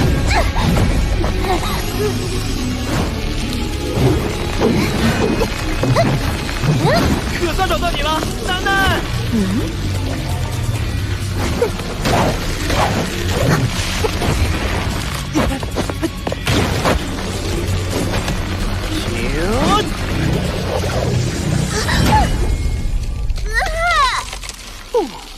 这家伙总是这样。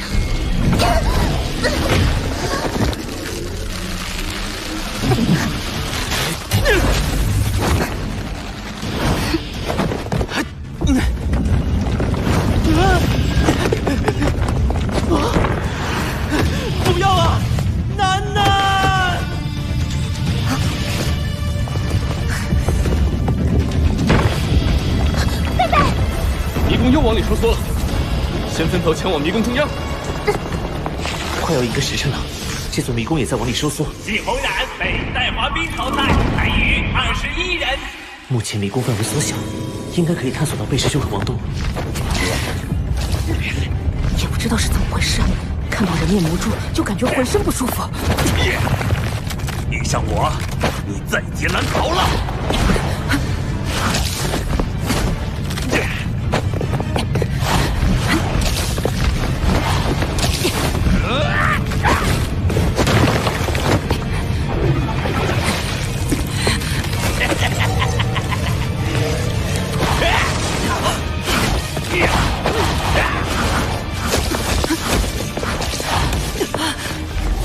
蛛网束缚。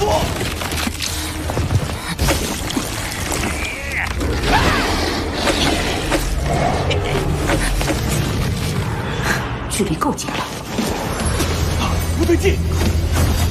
邪神斩！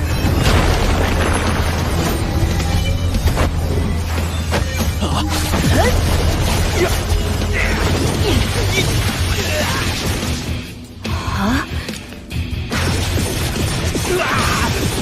你故意让我近身啊！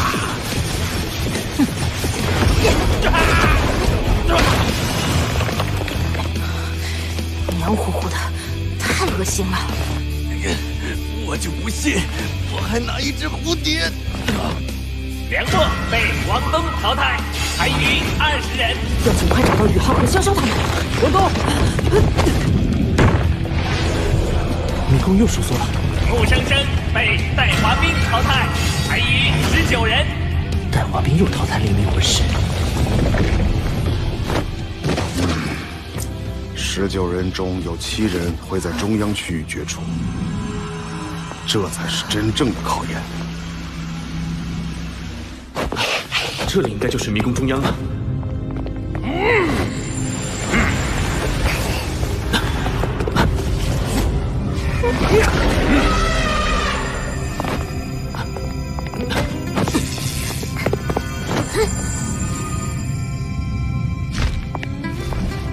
被包围了。外院最强攻击武魂，42级强攻系贝学长。初次见面，我是同样拥有顶级强攻系武魂的37级战魂师，白虎公爵嫡子戴华斌。白虎公爵，贝贝是4环魂尊，本次参赛共有4名4环，都有极大威胁，趁他落单，先解决掉他。我来打头阵。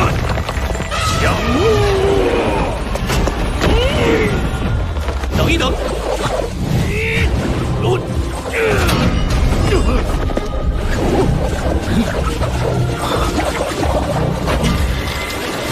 还有我。你凑什么热闹？外院最强攻击和最强防御，我们俩是老对头了。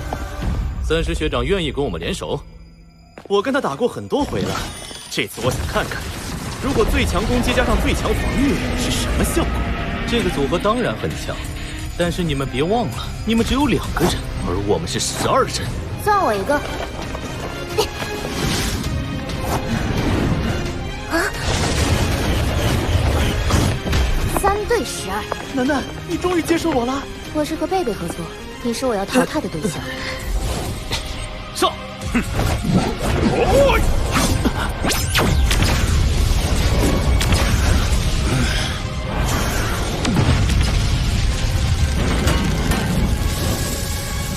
哦，最强攻击，最强防御。你们把魂导院放在哪里？有没有问过我的意见？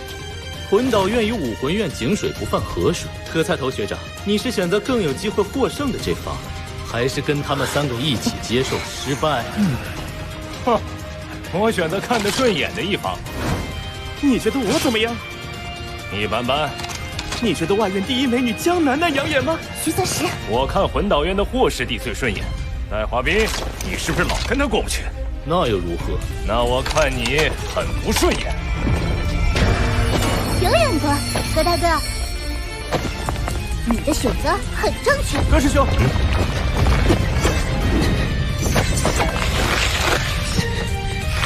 很好，7对12，可以打。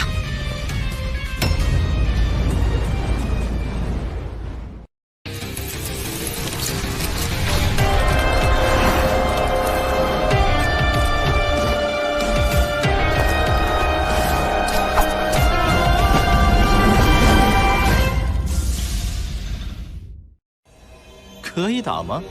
你太不自量力了！准备动手！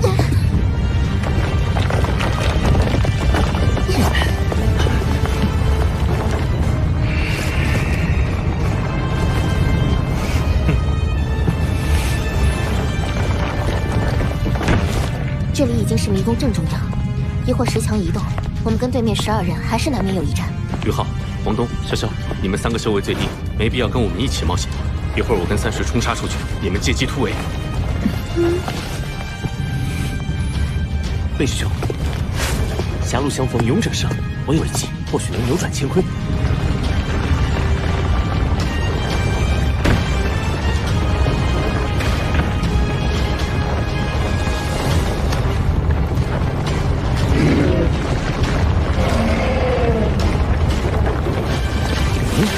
好戏就要来了。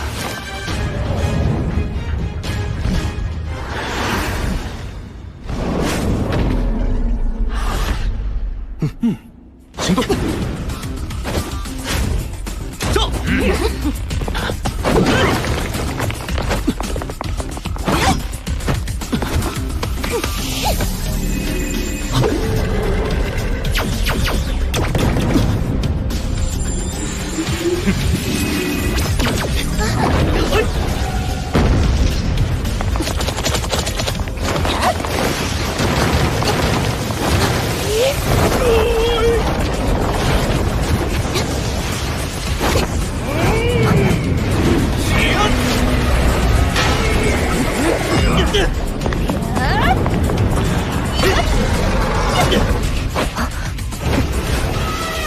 这个时候还敢分兵，找死！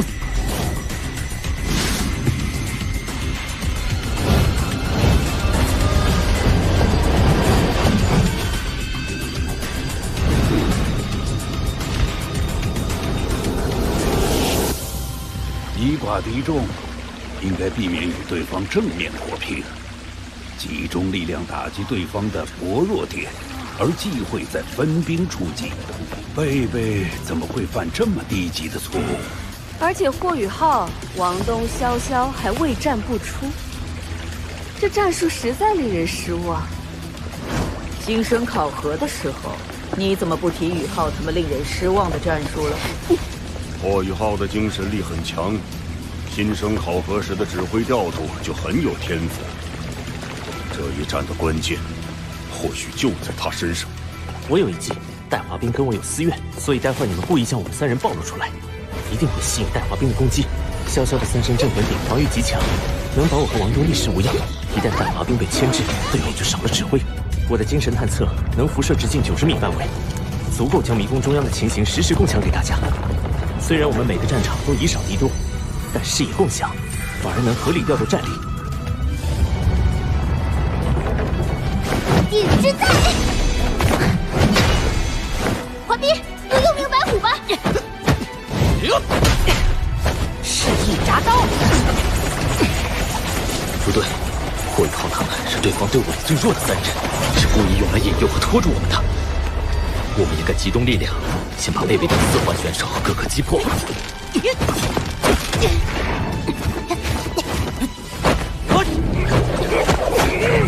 那么这3人就只能坐以待毙。就这样让他们离开吗？我有办法了。这小子上次看走眼了，这次老夫倒要好好瞧瞧。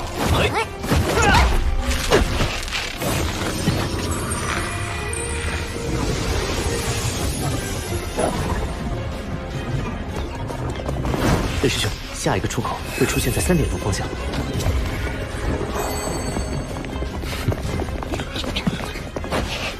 3石学长、楠楠学姐、何师兄，不要恋战，我给你们指引迷宫的路线。明白。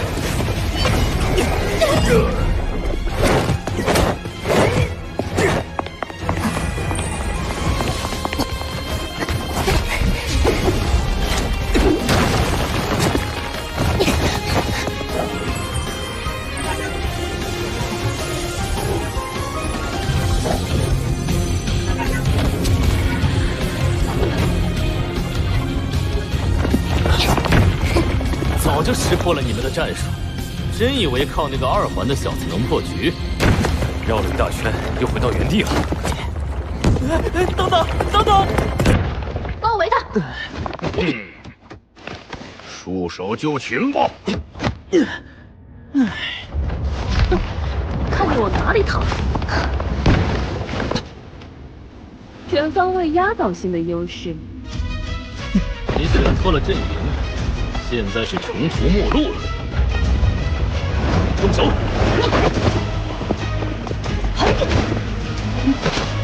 你们有极限！穷途末路的人是你们！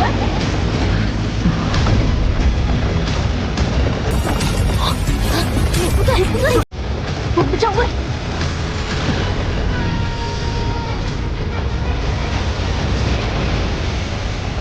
不去了，让他璀璨中的凋零，黄金之路。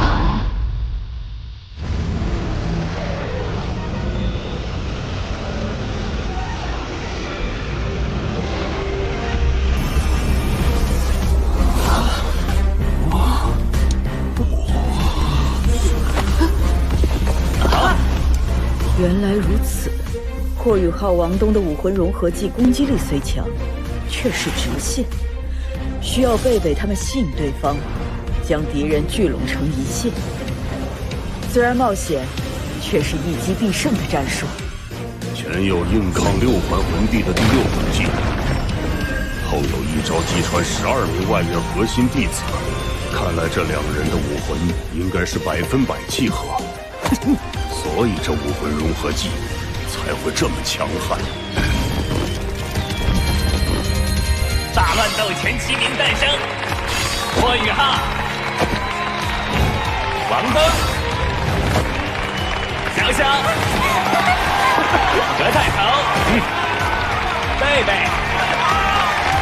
江楠楠、徐30，7人胜出。好，做得好！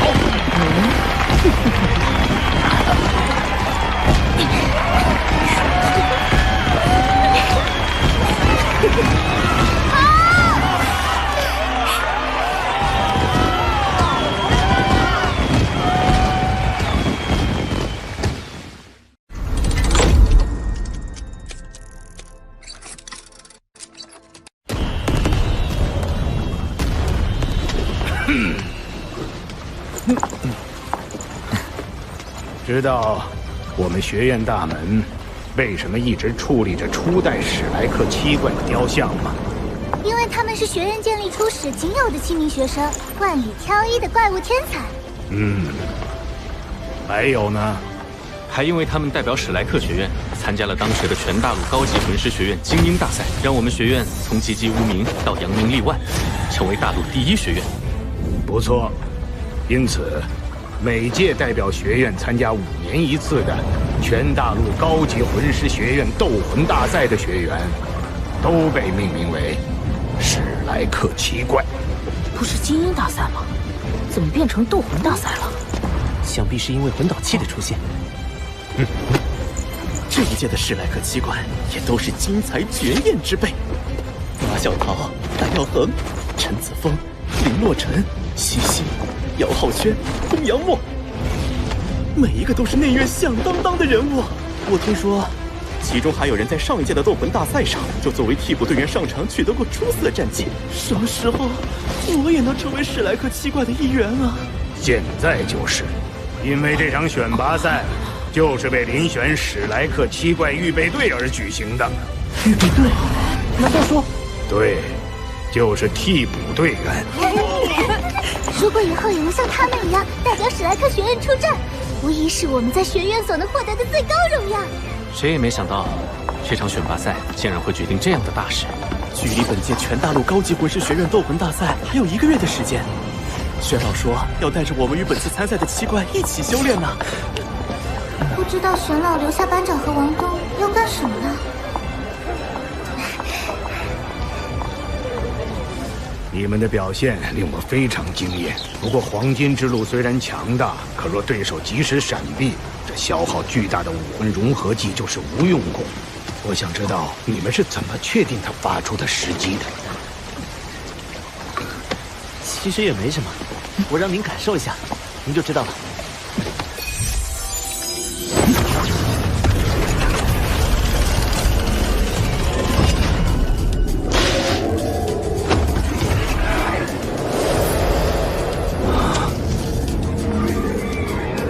天生的魂师统帅，这个魂技是10年魂环赋予的，不可能。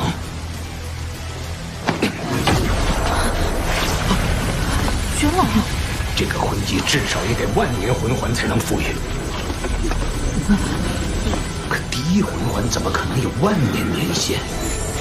不好，我感受到了杀意。宇浩，玄老呀，莫非这小子是魂兽化形？你的灵眸第一魂技怎么会同时具备辅助和攻击2种效果的？只有10万年魂环能赋予2个魂技。难道这小子是10万年魂兽化形？玄老，玄老，我是唐门弟子，唐门的紫极魔瞳和我的灵眸相结合，就产生出了类似于灵魂冲击的技能。魂技变异。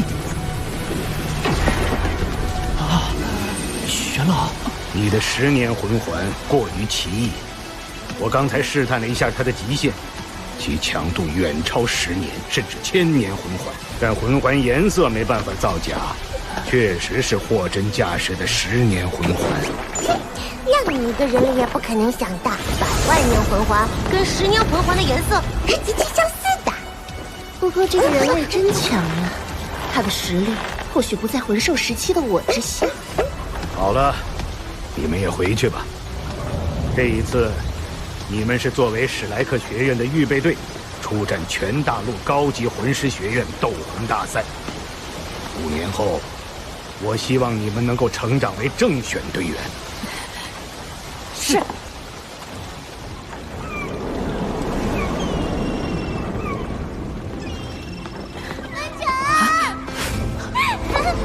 黑师兄、何师兄、潇潇，你们还没走吗？当然要等你们出来。刚刚的大乱斗选拔赛，你们俩可是我们胜出的最大功臣。不，没有你们将对方聚拢成一线，我和王东的武魂融合技根本起不到骑兵的效果。没错，武魂融合技要是一击不中，最先淘汰的就会是我们。行了，你们就不要互相吹捧了。小宇浩，我们在这等你们还有一个原因，那就是确认一下你们的出生日期。出生日期？要知道，我们现在可是史莱克七怪预备队，有机会竞争下一代七怪。当然要跟初代大前辈们那样，决定一下顺位排名呀。哦，好，我的出生日期是5月27号。我是4月23号。潇潇4月10号。我是12月23号。11月26。9月24。菜头啊，10月28。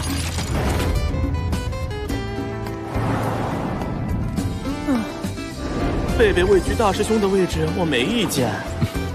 怎么我连二师兄的位置也被人夺去了？还好楠楠排第4，咱俩一个3，一个4，正好是一生一世。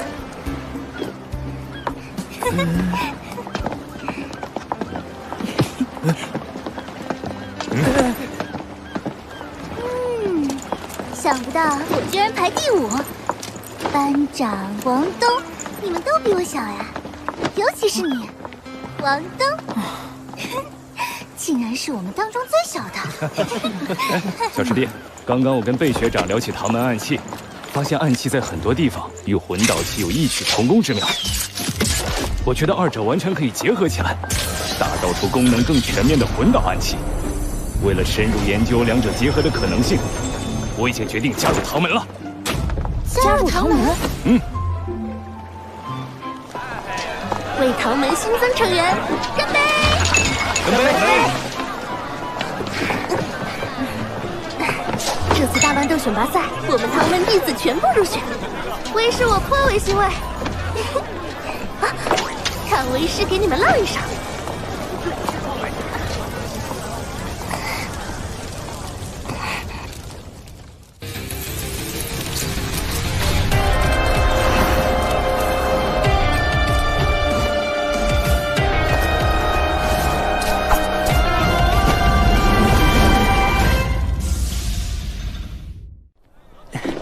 楠楠，徐徐，叫三师兄。你又不是唐门弟子，叫什么师兄？还有，这次是唐门内部聚餐，你们怎么也来了？我毕竟吃了那么多烤鱼，也可以算一个 VIP 贵宾了吧？旁听一下，怎么样？考虑要不要考虑也加入我们唐门？只要楠楠愿意加入唐门，我二话不说，立马来投。说起来，接下来几天，我们在日常的学业之外，就要接受玄老的教学了。玄老教学有什么特点吗？特点吗？有的，那就是简单粗暴。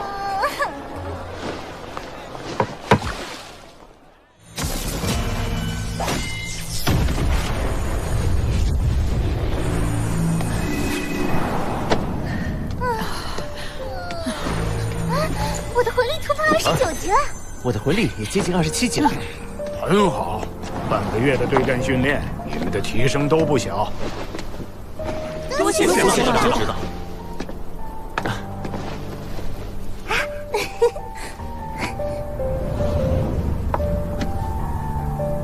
还有10天，新一届的全大陆高级魂师学院斗魂大赛就要开始了。那里就是内院了。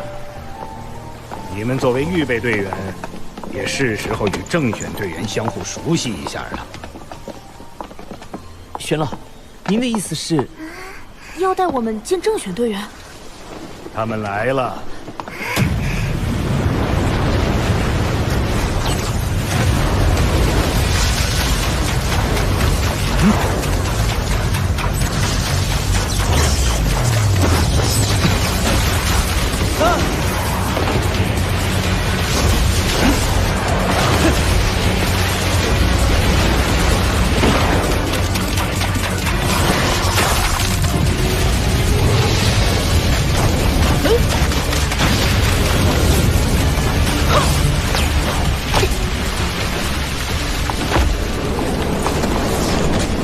玄老，不招摇，就不是史莱克7怪了。你们都是本次代表史莱克学院出战全大陆高级魂师学院大赛的队员，相互介绍一下吧。姚浩轩，55级，控制辅助系战魂王。林洛尘，55级控制系战魂王。陈子峰，57级强攻系气魂王。宫阳墨，59级辅助系战魂王。西西，56级敏攻系战魂王。戴耀恒，64级强攻系战魂帝。戴耀恒，他是那个人的？他是白虎公爵与公爵夫人的嫡长子，戴华斌的亲哥哥。马小桃，67级强攻系战魂帝。67级，67级。不愧是内院弟子，5名魂王，2名魂帝。要知道，全大陆高级魂师学院大赛的参赛选手是有年龄限制的，这说明这7名内院的学长年龄全都在20岁以内。你们都已经简单的认识了对方，为了让你们加深印象，今天你们的训练就是来一场友谊赛。友谊赛？我们要跟正选队员对战吗？那我们岂不是死定了？不，是混合对战。马小桃、戴耀恒，你们各带一队。马小桃，你修为较高，所以你这边带2名正选队员和4名预备队员，但由你优先选择正选和预备队员一次。戴耀恒，你带3名正选队员，3名预备队队员。第1名正选队员，我选宫阳梦。小桃妹妹，你真有眼光。第1名预备队员，我选霍雨浩。小桃姐怎么选了修为最低的2环大魂师？你还在等什么？快过来！哦，哼，他就是故意的。宇浩魂力不强，待会儿比赛的时候，自然要马小桃多多照顾。该你了。陈子枫，徐30，合理。西西，贝贝，林洛尘，姚浩轩。我要跟楠楠一队，我要跟楠楠一队。何菜头，江楠楠。楠楠，你果然来了。不会吧？我不会被马小桃挑剩下吧？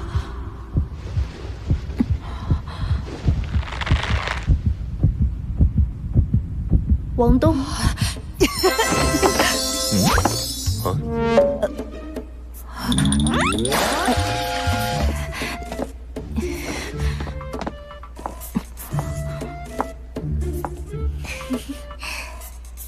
很好，我给你们10分钟的时间安排战术。10分钟之后，切磋开始。虽然叫友谊赛，但比赛宗旨就是比赛第一，友谊第二。小桃妹妹，你怎么没要个控制系的过来？咱们平时一起演练，你也很清楚。林洛尘和姚浩轩这双控制在一起威力多么强！我怎么做需要你教，你尽全力辅助我们就是。我负责戴耀恒，不过我也无法短时间内解决掉他，只能尽可能的帮你们。西西，陈子枫就交给你。那林洛尘呢？冰克火，林洛尘对你的威胁很大。林洛尘有姚浩轩的保护，姚浩轩的能力克制你，你会吃亏的。西西，贝贝，你和西西一起上。用最快速度解决陈子枫。菜头，你给我全方位轰击他们。林洛尘，我自有办法解决他。走。小宇浩，玄老让我只带2名正选队员。我们这一场能否获胜，关键可在你身上。我们队的控制就是你，能做到吗？我一定尽力而为。戴耀恒那边看来也商量好战术了。我回来带队，戴耀恒不是不服气吗？我今天就做到他服气为止。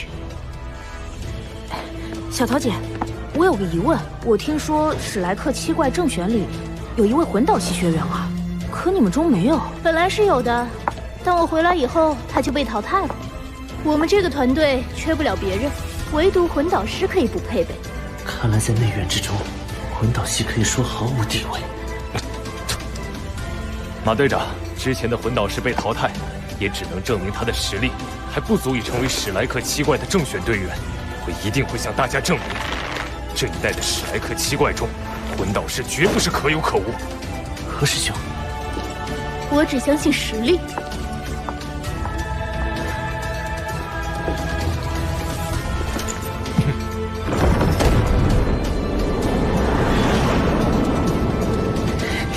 没想到这么快就和内院7怪同场作战。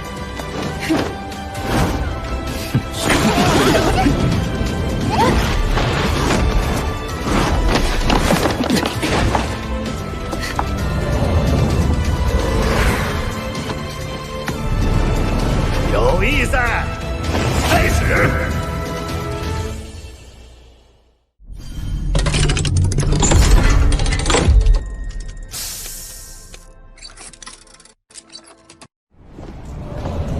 友谊赛开始。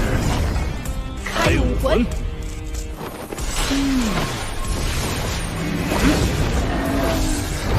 宫阳墨的武魂是彩虹龙。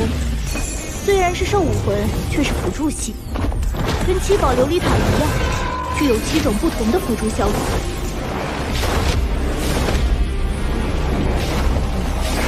好漂亮的武魂！哼，我倒是要比一比。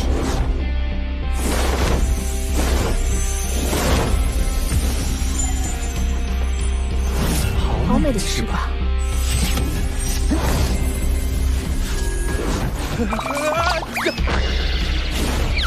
史莱克学院什么时候有过只有2个10年魂环的学生啊？而且还是史莱克奇怪预备队的一员。看小桃妹妹的样子，还挺重视她的。哦。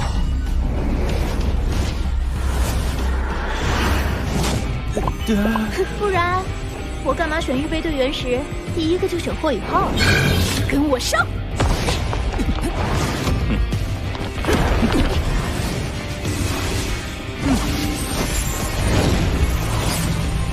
赤色之力，橙色之魂。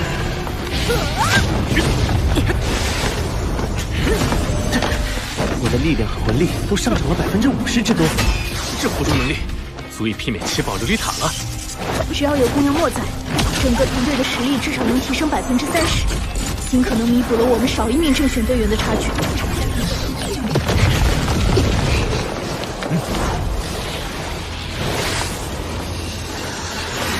林洛尘的武魂是罕见的冰元素，他的能力就是冰控。冰之法杖。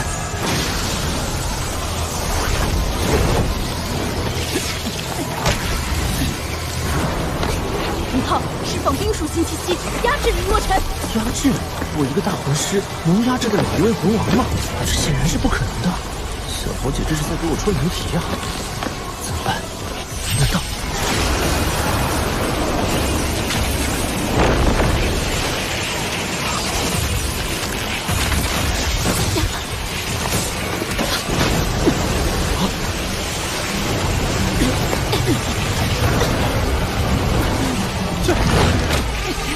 普通的冰元素武魂，在我的极致之力面前，不过是一层脆弱的薄冰罢了。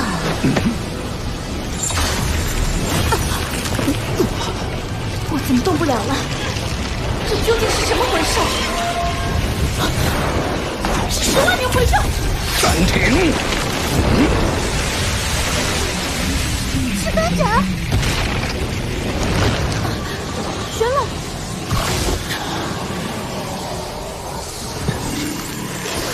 轩老，怎么暂停了？刚才的魂兽是你搞的鬼！小桃姐，你不是让我压制林学姐吗？我就用我的方式压制她了。我只是让你释放极致之冰，没让你搞出这么大动静来。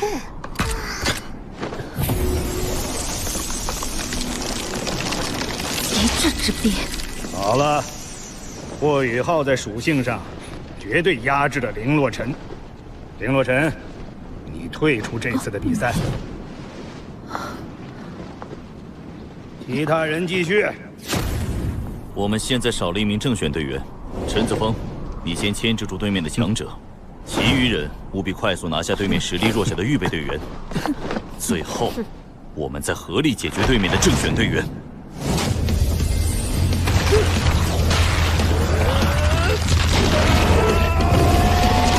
他这究竟是什么武魂？杨浩轩的武魂是震天元，其音波兼具辅助和控制2种效果。我来帮小桃妹妹辅助全场，赤色之力，橙色之魂。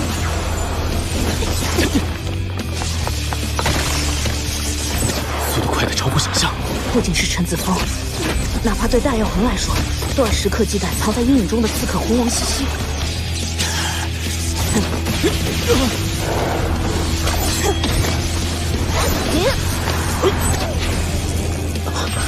不愧是正选队员，我的精神探测都难以捕捉到西西姐的位置。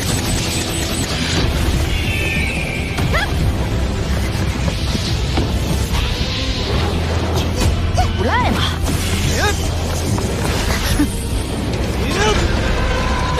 变异武魂玄冥龟，这龟的防御力很强吧？很强。是吧？雷霆之怒！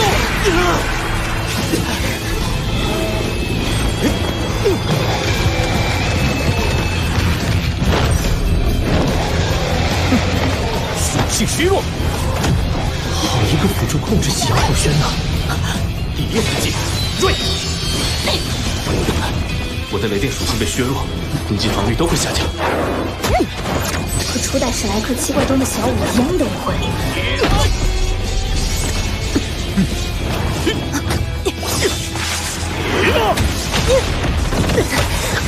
公羊莫学长的辅助增幅降低了一半。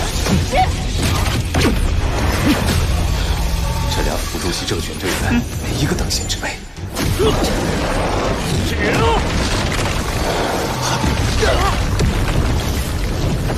邪魔白虎，果然。子枫，尽你我二人之力，务必先解决最强的马小头。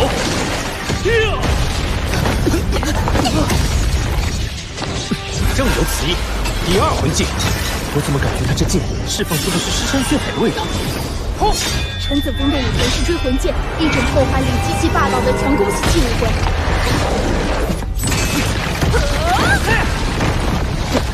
不好，小桃姐被两大正选围攻了。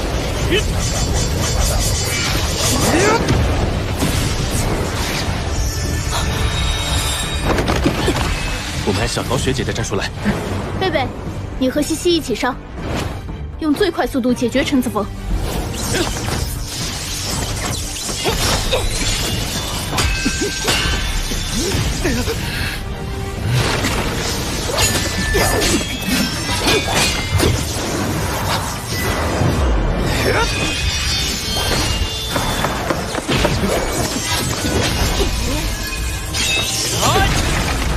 那我俩也去帮你的小桃姐。好动之力，邪神之光。G30，我们先拿下霍雨浩他们。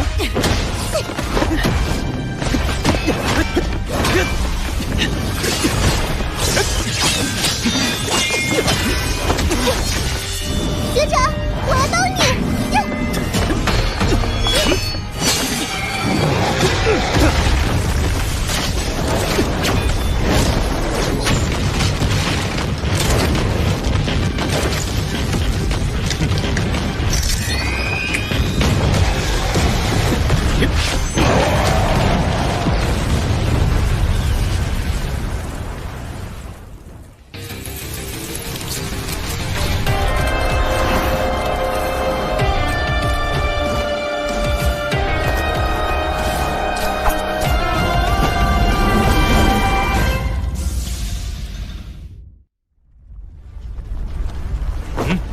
干得漂亮！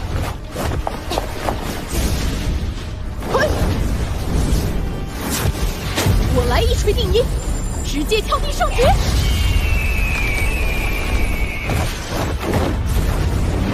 情之圣，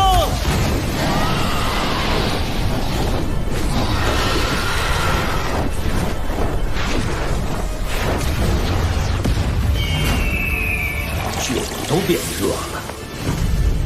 大咬恒，你不是不接受我替代你的队长职位吗？那我就用实力让你接受。凤凰燎原雨。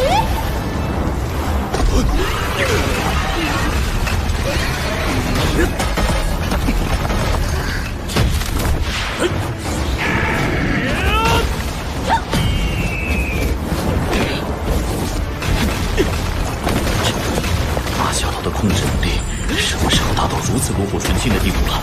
这分明已经超出了魂帝的控制能力啊！有公羊墨的第5魂技辅助，小桃第6魂技的威灵提升了1倍有余，加上霍雨浩的精神探测共享辅助控制，几个小家伙恐怕扛不住啊！凤凰流星雨让徐30将楠楠、潇潇直接出局。好痛！刚刚没必要帮我挡，挡不住。我这不是担心你吗，楠楠？毕竟是水属性，不会受太重的伤。霍雨浩、王东的出击就有了转机。刚释放完万年魂技，我的魂力已经下降很多了。7对3，就以为赢定了？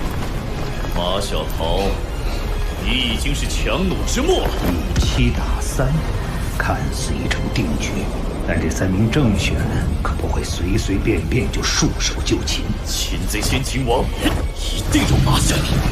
马小桃，白虎虎神赠，白虎金刚变，白虎魔神变。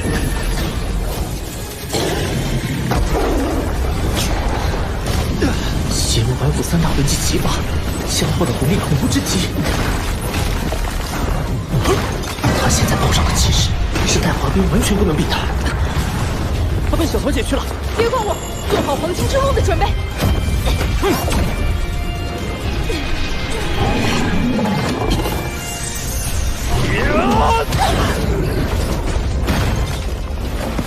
何菜头，我们左右夹击，务必为宇浩他们创造条件。火力集中，4级魂导弹。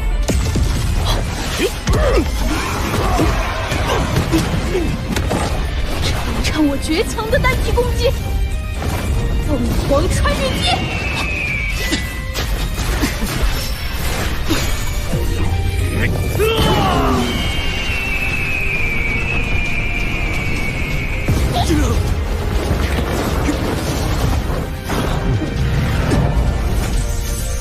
就是在璀璨中的凋零，黄金之梦。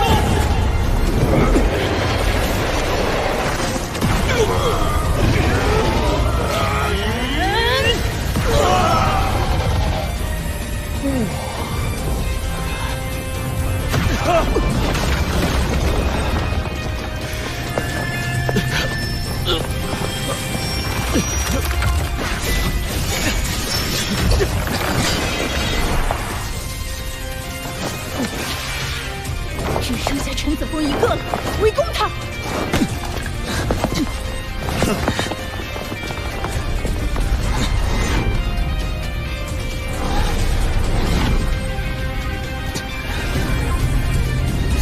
认输吧。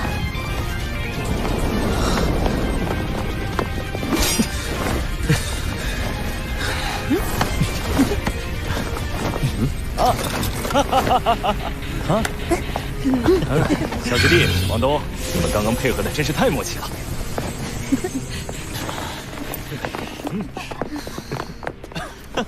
不愧是我们的预备队员。你这个魂导师，没让我失望。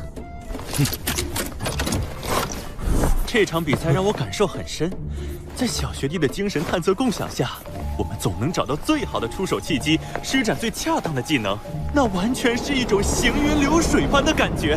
不错，而且我还没想到你们2个2年级学弟竟然有这么强大的武魂融合技。谢谢学长学姐们的认可。接下来若还是同样的战斗，可没什么意思。林洛尘，你归队，还是戴耀恒这边。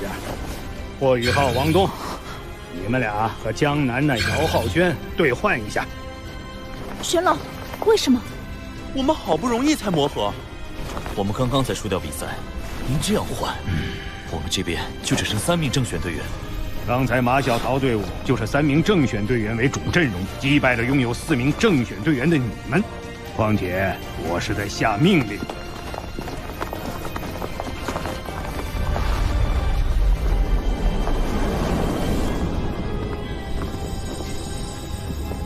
小学弟，刚刚你们在对面大放异彩，现在加入我们这边，可不许藏私哦。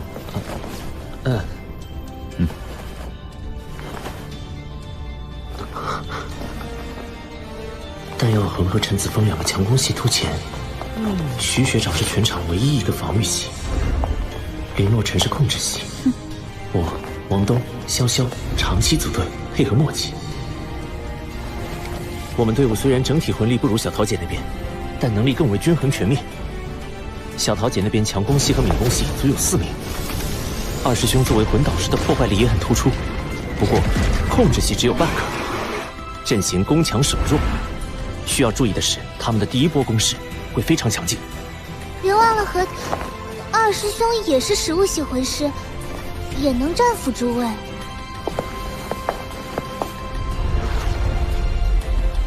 第2回合，比赛开始。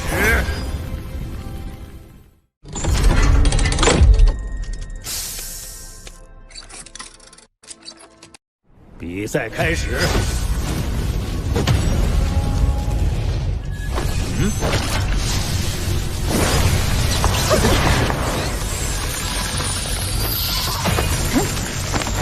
精神探测共享。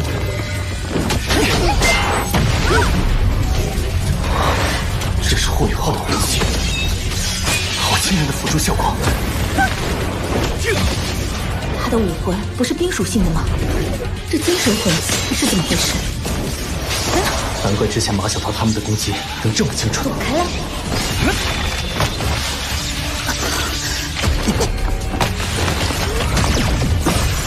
冰之法伤，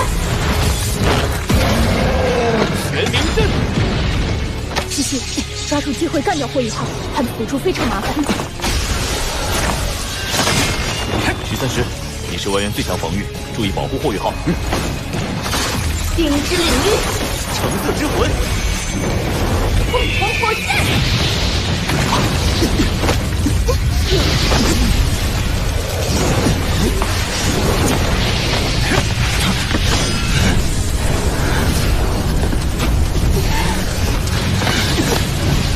得势不饶人，我们速战速决。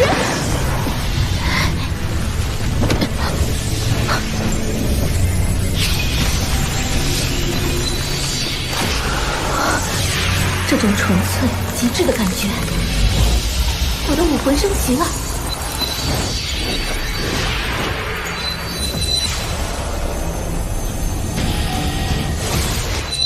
极冰领域，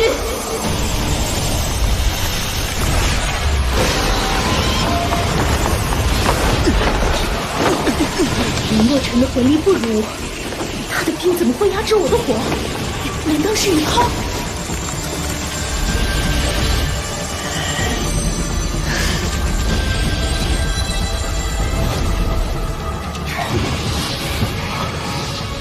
杨浩轩，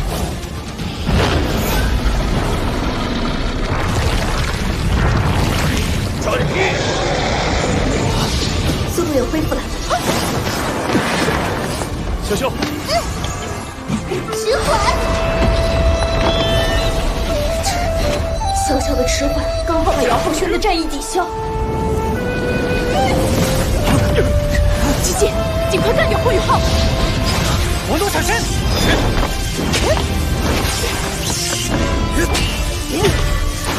徐三石，他怎么跟得上我的速度？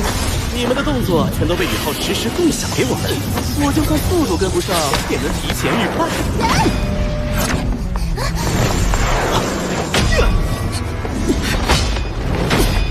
谢潇，我们一定要护住雨浩。你失误了，想让西西攻敌所必救，反而让自己落入了1打2的被动局面。1对2就以为我怕了吗？涂元墨，赤色之力，橙色之魂，速度之火，凤凰流星雨，白虎流星雨，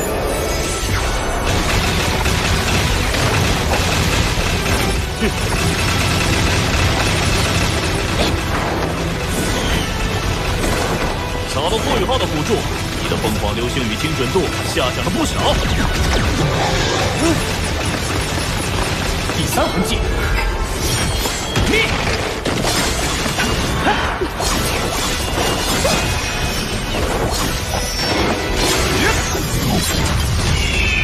有破绽。第3魂技，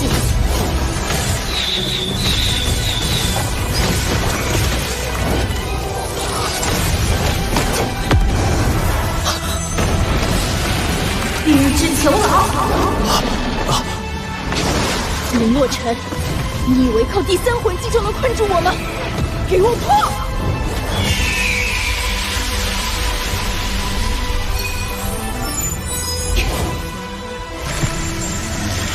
霍雨浩的魂力虽然不高，但他的极致之冰令我的魂技变得更加纯粹和极致。普通的火焰已经攻不破我的冰牢了。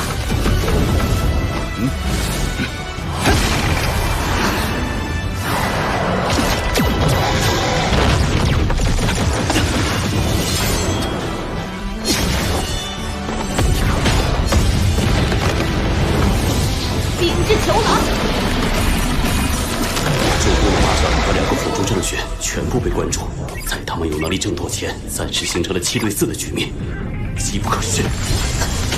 全场控制，不愧是史莱克奇怪正选控制系魂师。该我们反击了。何师兄，还有我，对不住了。林洛尘的兵压制了全场，不解决他的控制，就不可能夺回主动。看来只能冒着被反噬的风险，实验凤凰邪火了。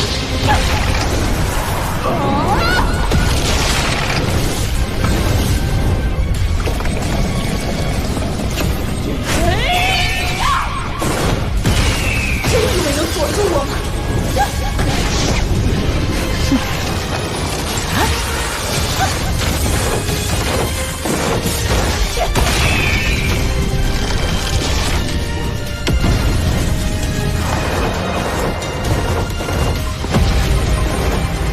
我下天机！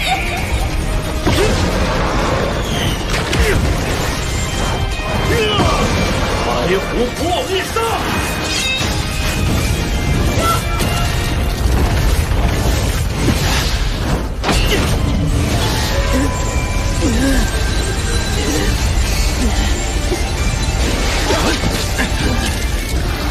凤凰邪火果然霸道。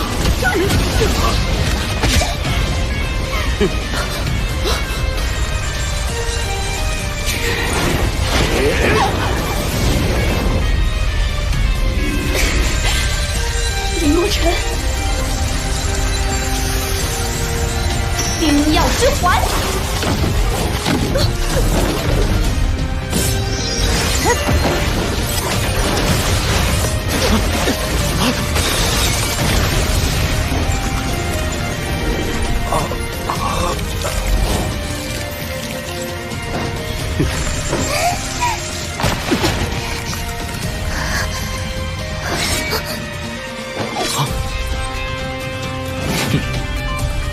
江南南被受制，马小桃隔在头被冰冻，公羊莫瑶浩轩被囚笼锁住，只剩下一个西西。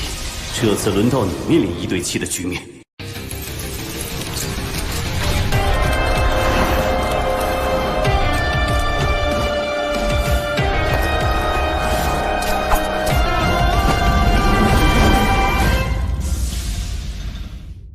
西西，认输吧。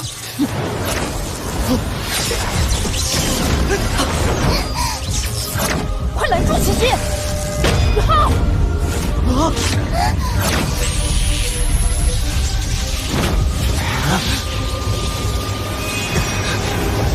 死极魔童，灵魂冲击！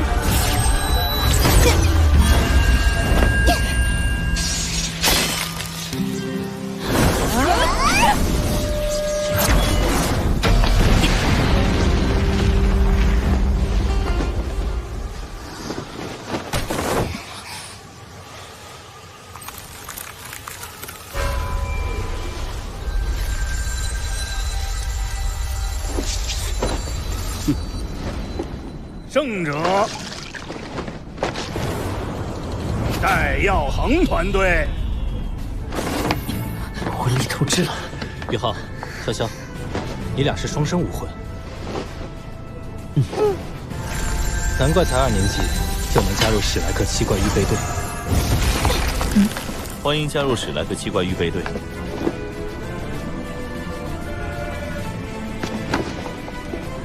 谢谢。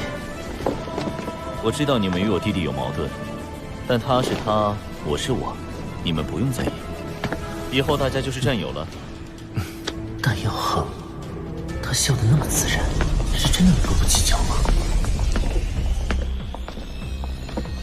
他是公爵夫人的儿子，无论他立场如何，都不可能成为我的朋友。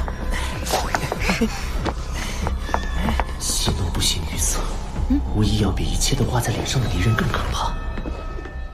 无论戴耀恒对我有无敌意，我都不能丢了防备之心。林若尘，你的魂力没有提升，冰的纯度怎么提升了这么多？宇浩的辅助将我的冰元素短时间提纯到了极致之冰境界。果然，都感觉到了吧？实战是检验一切的最佳方式。2场友谊赛，相信你们对预备队的实力有所了解了吧？霍雨浩、王东和潇潇的个人实力虽然有所不足，但他们却都有着成才的潜能，所以我给他们这次机会。霍雨浩，从现在开始，你就是预备队的主控魂师。贝贝，你为预备队队长。是。好了，你们都回去吧，收拾好东西，明天一早前往星罗城。星罗城？薛老，您的意思是？没错，参加全大陆高级魂师学院斗魂大赛。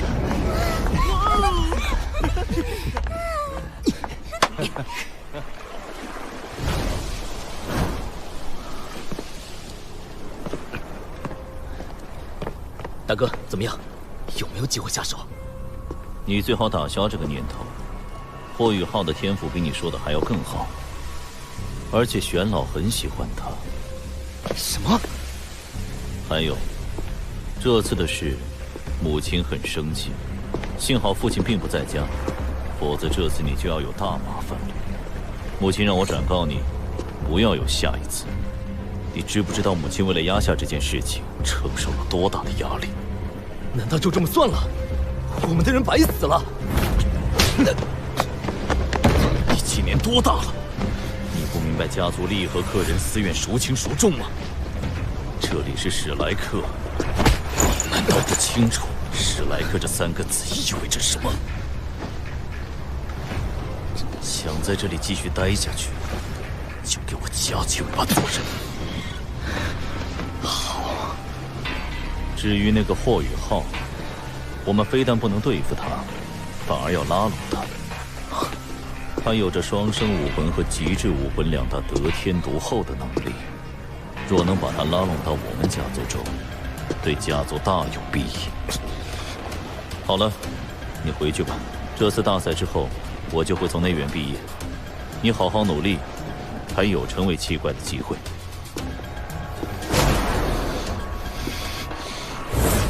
戴耀恒，你不就比我早生几年吗？总有一天，我让你再也无法在我面前耀武扬威。等我像你这样年纪的时候，一定超越你现在的成就。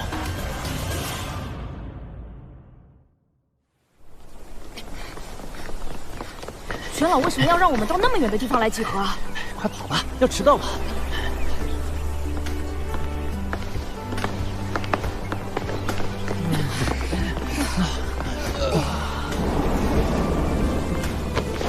从成为预备队员开始，你们就已经一只脚踏进了内院。加入内院就要承担起属于内院的责任，你们想清楚了吗？是什么样的责任？魂师的能力超出普通人太多，一旦作恶，就会对普通人造成巨大的伤害，因此必须予以监察。这就是我们内院的责任，史莱克监察团的责任。哇，这么威风！威风。那你知道学院每年都有学员进入内院，但内院弟子却至今不到100人吗？除了少部分因毕业离开，余下的全部都因这份责任而战死。这石碑上的人名就是……这块石碑上刻着的都是他们的名字，他们都是学院的英雄，斗罗大陆的英雄。凡是我们史莱克监察团去处理的事情，无不棘手。许多有资格进入内院的弟子，在了解内院所要担负的责任后，都选择了放弃。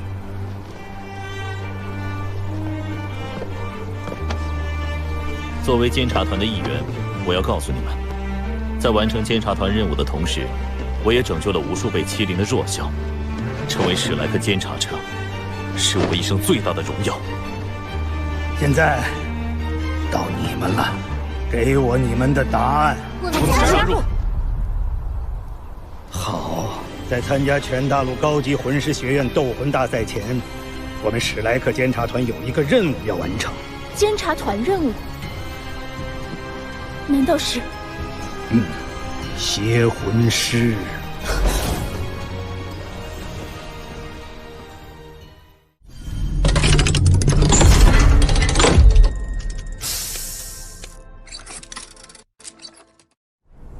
这是监察者肩章，里面有专属于监察者的面具和球员信号弹，收好了。周老师，您怎么也来了？怎么不想见到我？在外院，我是你们一班的班主任；在内院，我是史莱克监察团的领队。好了，我们准备出发。他们几个修为低的会拖慢我们的速度。等会儿我带着霍雨浩，戴耀恒你带王东，林洛尘你带潇潇。这是我从军中借出来的，我们用这个飞。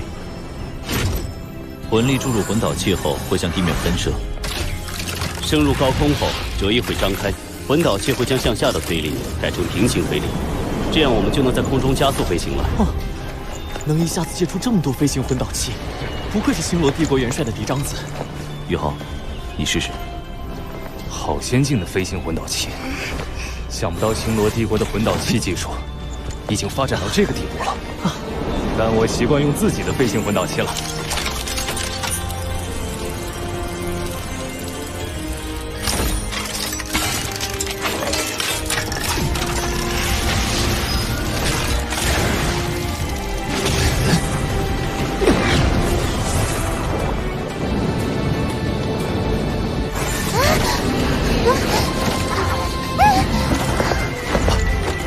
控制好魂力和平衡力，再试试。我成功了！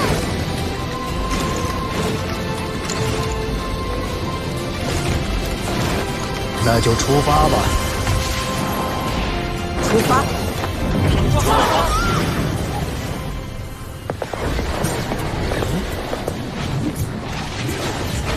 仙魂师常出没于各国难以管辖的交界地带。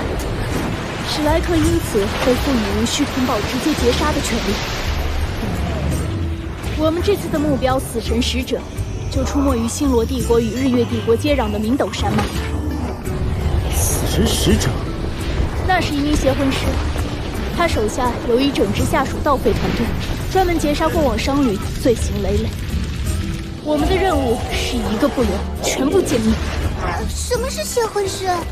就是拥有极为特殊的邪恶武魂的魂师。武魂也有邪恶的吗？武魂本身并没有正邪之分，但是如果这个武魂需要以特殊方式进行修炼，那么这个武魂就必定是邪恶的。600多年前，大陆上出现了一位封号血鹰的邪魂师，邪恶的修炼之法令血鹰斗罗在短短20年内就达到了封号斗罗的级别。那一任的史莱克监察团团长寻找了5年之久，才亲手将他铲除。可在那之前，已经有10几位监察团成员死在他的手上。那我们这次要对付的死神使者，怕了吗？谁怕了？星罗帝国元帅就驻扎在明斗山脉，他会给予我们一定帮助。星罗帝国元帅，那不就是白虎公爵？宇浩，现在我们是监察团的兄弟了，需要帮忙的你尽管开口，华彬欠你的，我替他还。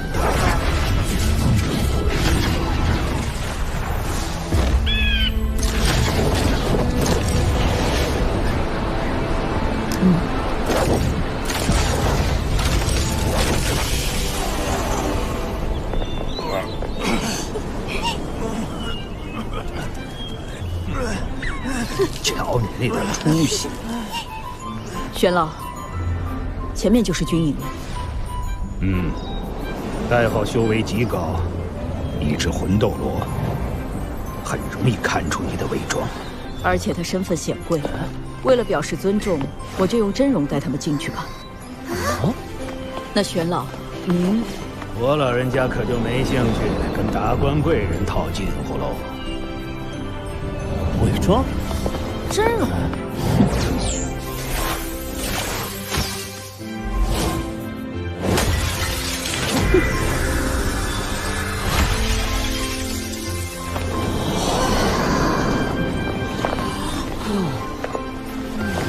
走吧。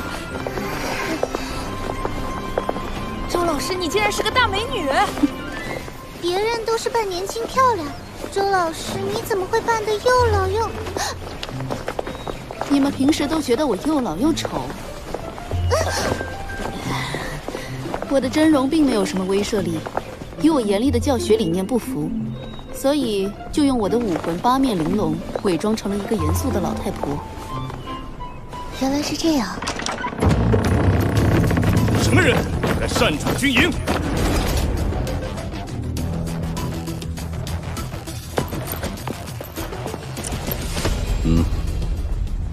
大少爷，敬礼！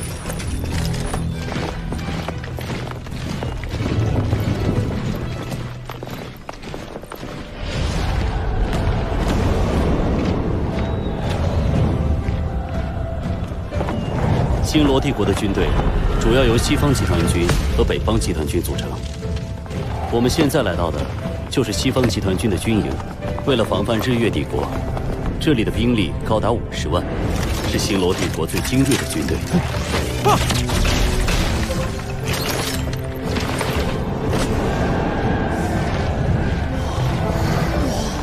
大，好整齐！威风凛凛，杀气。拥有这么一只铁血雄狮，肯定能战无不胜。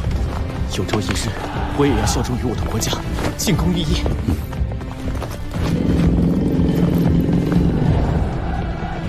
元帅，大少爷和史莱克学院的人来了。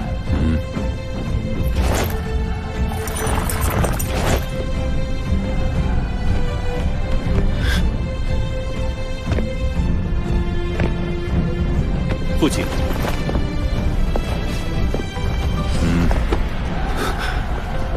父亲，就是他，害了妈妈一生，妈妈却始终没能忘却。这位小兄弟，我们见过吗？没有。父亲，这是我们学院的周一老师和我的同学们。见过公爵大人，你还好吗？欢迎周一老师以及史莱克学院的各位高材生。公爵大人无需客气，只要您让属下提供给我们死神使者的线索就可以了。您日理万机，怎敢轻易打扰？那么，就让我的亲卫负责接待众位贵宾吧。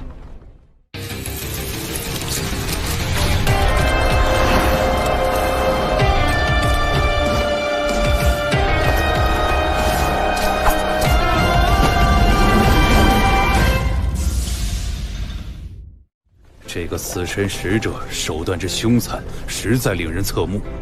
有劳诸位替天行道，若愿参军，我星罗帝国西方集团军的大门始终为各位敞开。或许我这里不会有太好的待遇，但绝对是男人建功立业最好的选择。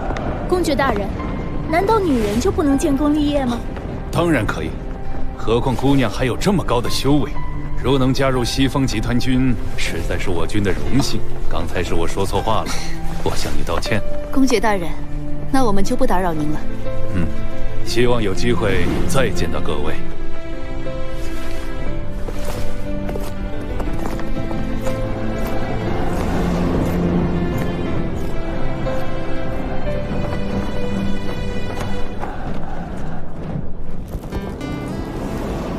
各位路途劳顿，先休息一下。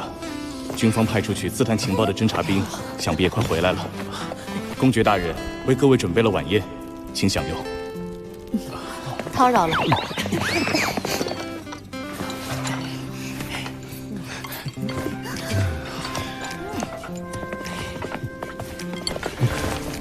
白虎公爵手下兵多将广，为什么不派他们前去剿灭啊？死神使者盗匪团实力不足，而且极其狡猾。父亲曾多次派人去剿灭，却无功而返，而且损失巨大。那些盗匪驻扎的地方又处于两国边界，过于敏感。西方集团军这边每次发兵，也都要考虑如何避免不必要的战争，十分棘手。史莱克监察团不受国家方面的限制，相比于西方集团军，更适合去讨伐这伙邪魂师。周老师说的很对。各位，侦察兵回来了。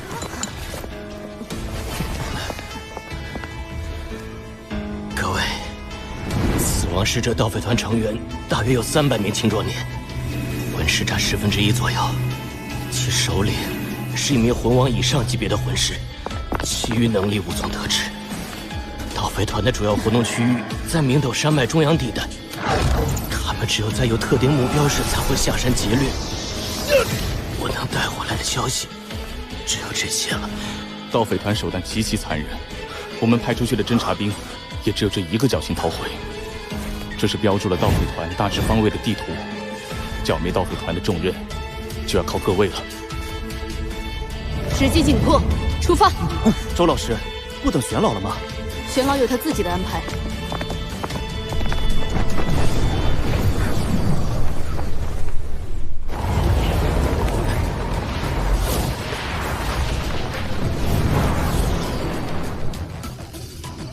这是温岚树林。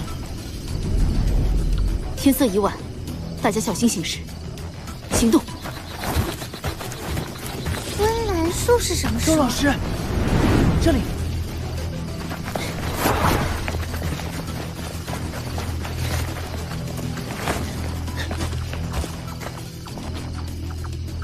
这树干中心怎么缺失了？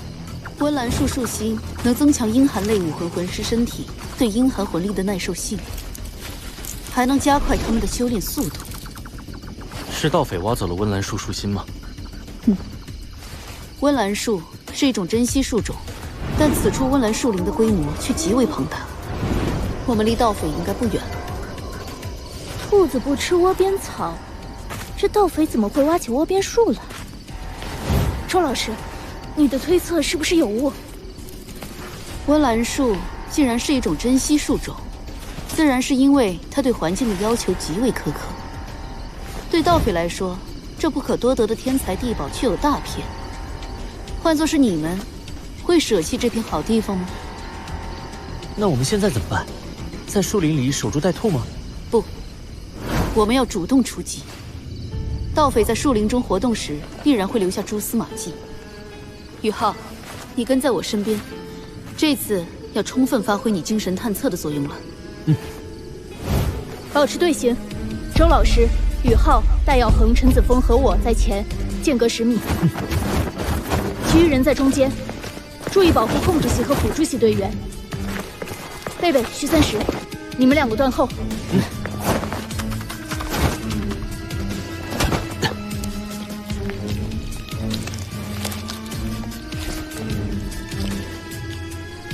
被破坏的温岚树中，这一株的痕迹是最新的。宇浩，用精神探测仔细搜寻。好，精神探测，共享。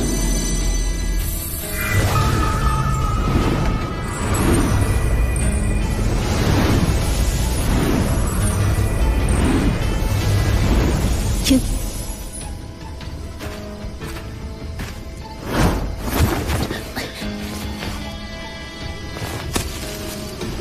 这边。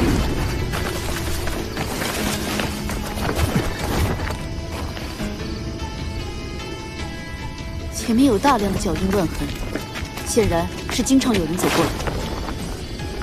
盗匪应该已经不远，大家调整一下状态，准备战斗。周老师，厉害！平时学的一些杂学，如果你们喜欢，到时候都交给你们就是了。宇浩，你现在最远的探测距离是多少？单一方向的探测距离是245米，但不能持久，因为精神力和魂力的消耗很大。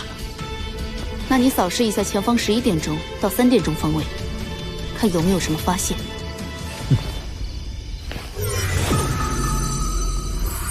在左边，脚印是朝着左边的山坡下方去的。如果我猜的没错，那里应该有他们藏身的洞穴。稍后动手时，再确认一下他们是不是死神使者盗匪团。预备队和我在一起负责增援。小桃，主攻就看你们的了。没问题，交给我们吧。换装吧。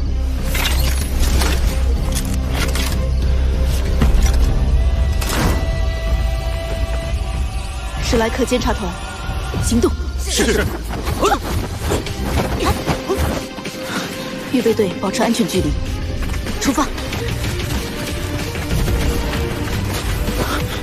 战斗已经开始。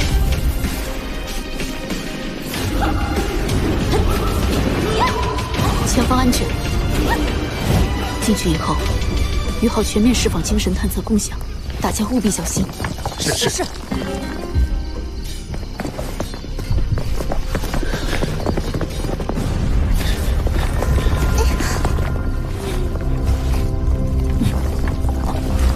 精神探测共享。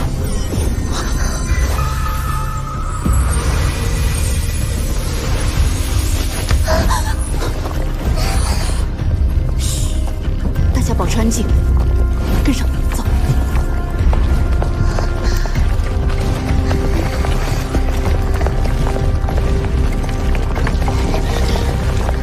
跟上。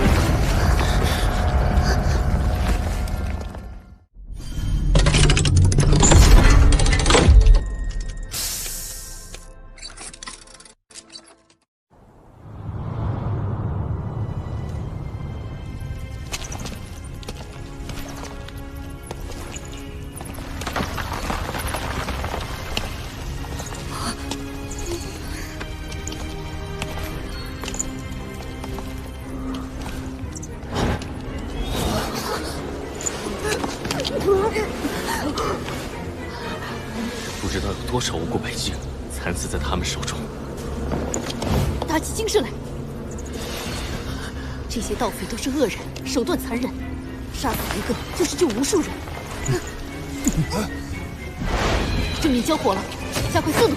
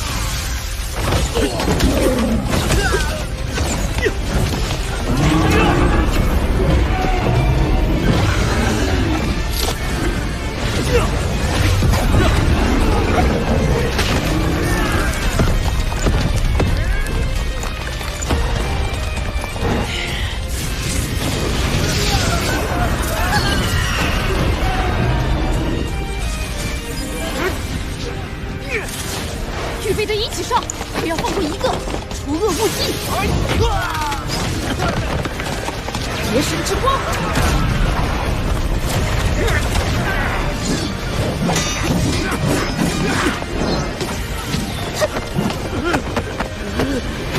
有功！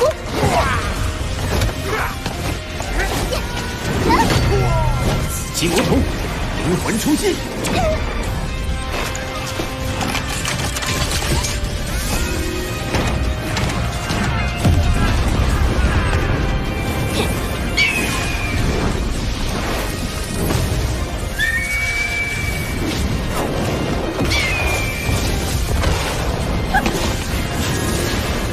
皇上喷击！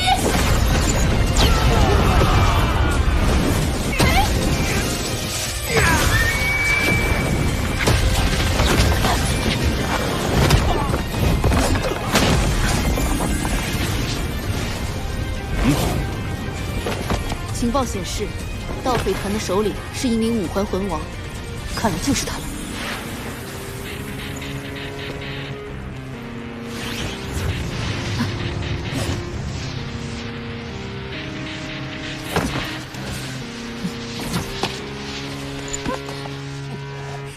什么人？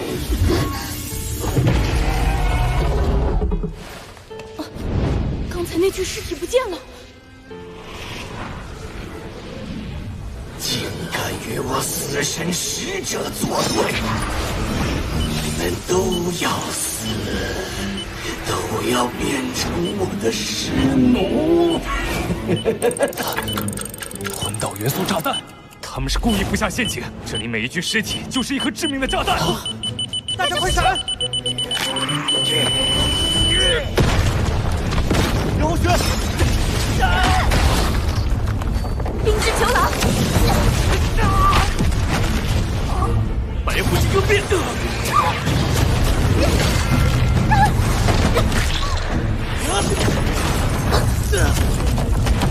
在最后找人体。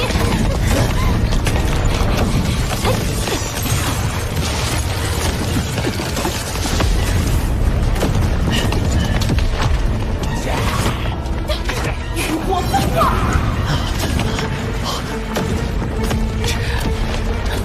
小桃姐，各位学长，宇浩，快走！通知大家快撤出洞窟！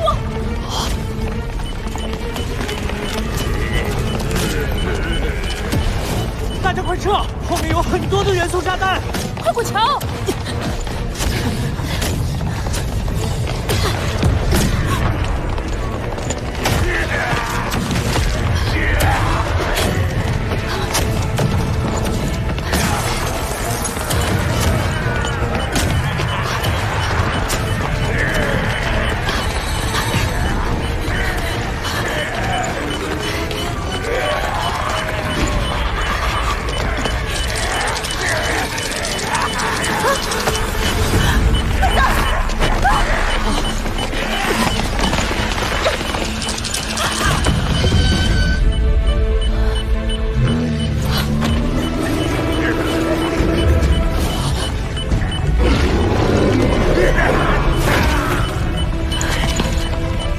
刘学长，快走！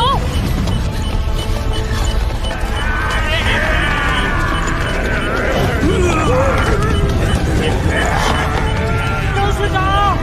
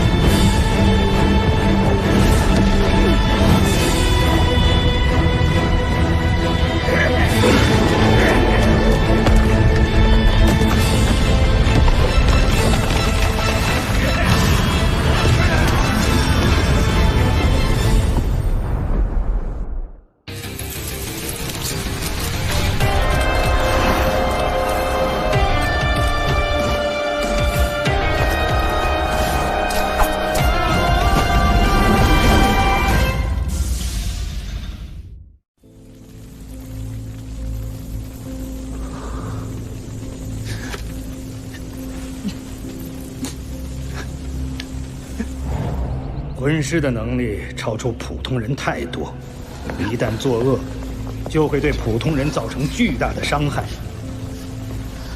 因此，必须予以监察。这就是我们内院的责任，史莱克监察团的责任。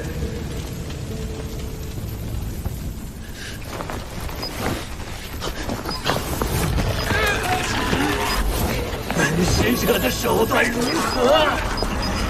你们实力有多强，在本使者的魂导元素炸弹面前也必死无疑。不被炸死，也逃不了剧毒的折磨。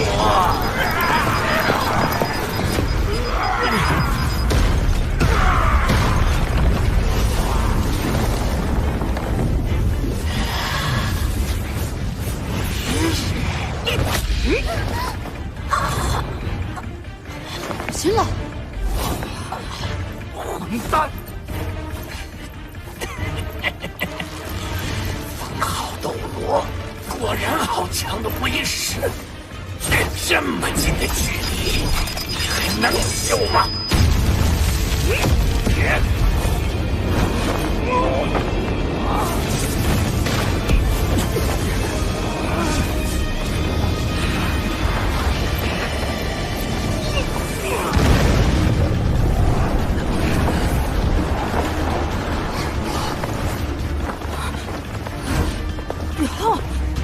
宇浩被那个混蛋抓走了。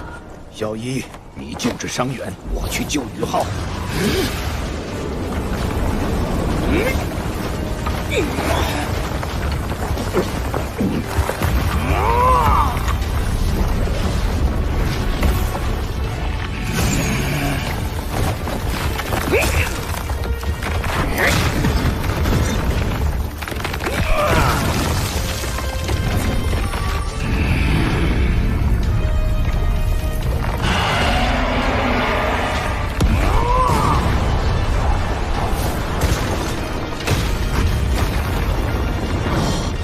那是玄老的武魂，饕餮神牛。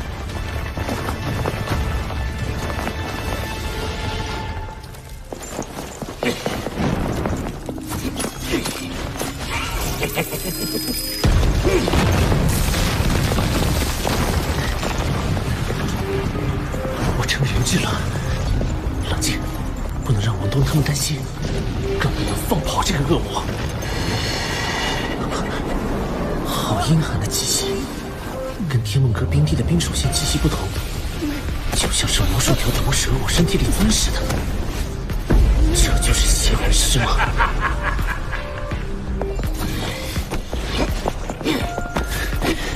他选我作为人质，应该是我之前的白色魂环迷惑了他。势敌已弱，我才有反击的机会。问题是我魂力太低，如果不能一击必杀，就会陷入必死的绝境。天梦阁、冰帝，你们在吗？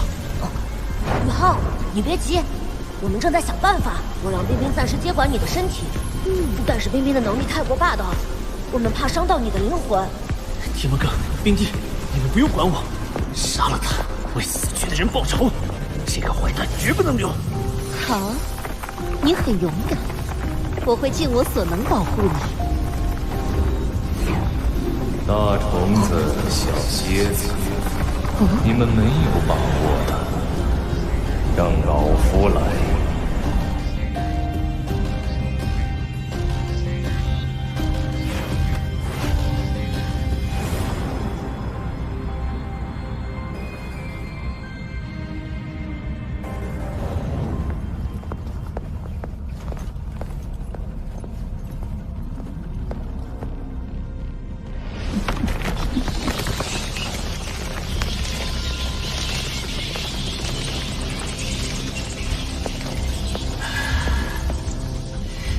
起来吧，我的师奴们！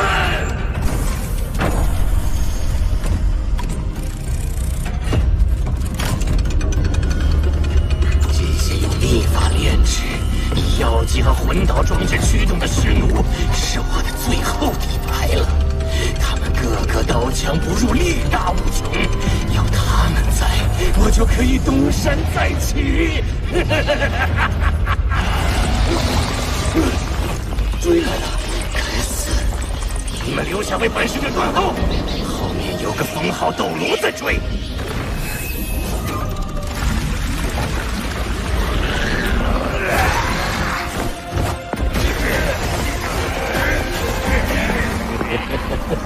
别着急，最多再有10年时间。就算是封号斗罗，也只能在本使者面前俯首称臣。恐怕你没有10年了。是谁？出来！我就在这里。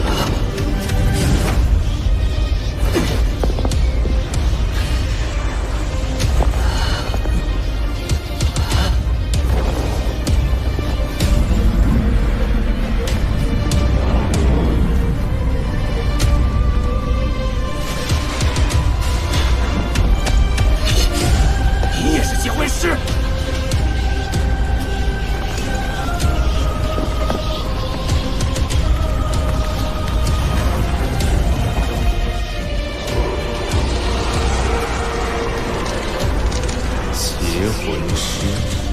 是什么？每一位邪魂师都是伟大的存在，我就是死神的代言人，死神使者。如果你真是邪魂师，向本使者表明身份。死神使者，一个刚触摸到亡灵法术边缘就献祭了自己血肉的尸物，也配自称死神的使者？什么亡灵法术？什么失误？我乃是伟大的邪魂师，你竟敢亵渎死神！去死吧！亵渎死神，可笑。虽然我已经记不起以前大部分事情，但我还是隐约记得，如果我想，我早已是死神。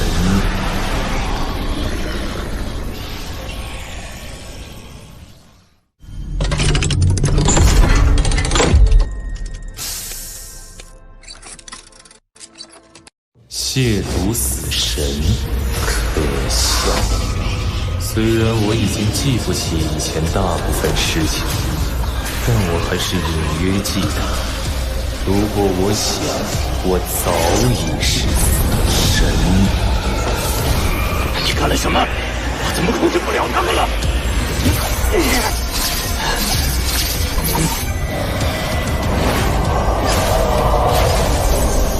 去吧，老夫给你们一个复仇的机会。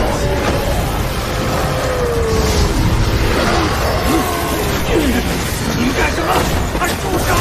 我心中似乎曾经有过刻骨铭心的仇恨，但现在却一片祥和。我又要沉睡了，记住，能力没有正邪之说，邪恶之力也可用于正途。小宇浩，什么时候你心中无恨，只有喜乐和善，那么我将真正成为你的第三武魂，并且你会获得传承我亡灵魔法的资格。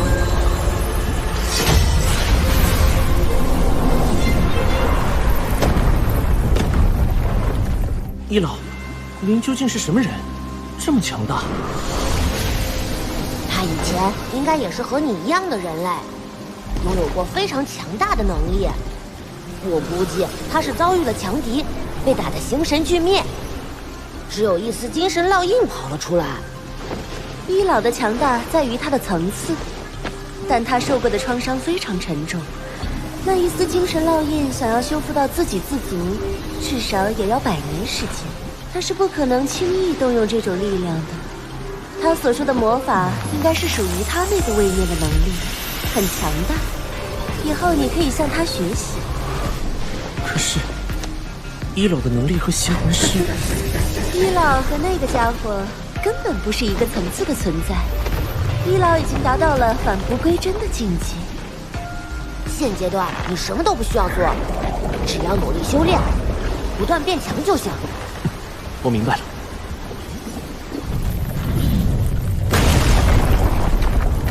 宇浩，玄老，宇浩，怎么回事？那个邪魂师呢？你这么说，邪恶反噬，哼，便宜他了。你没事就好，走，我们去看看里面的情况。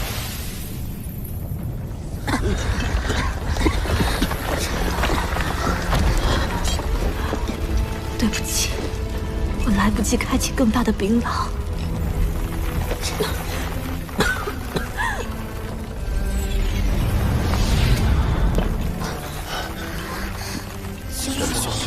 玄老，宇浩，我没事。情况怎么样？姚浩轩战死，他的尸体沾染了剧毒，只能带一些遗物离开。其他人伤势如何？陈子方断了左臂，供养墨的伤势最重，西西的伤势相对较轻，但他们的毒伤都非常严重，必须及时救治。其他人呢？马小桃他们没中毒，被震伤了内脏。他们和林洛尘一样，需要半个月的调养。那个死神使者呢？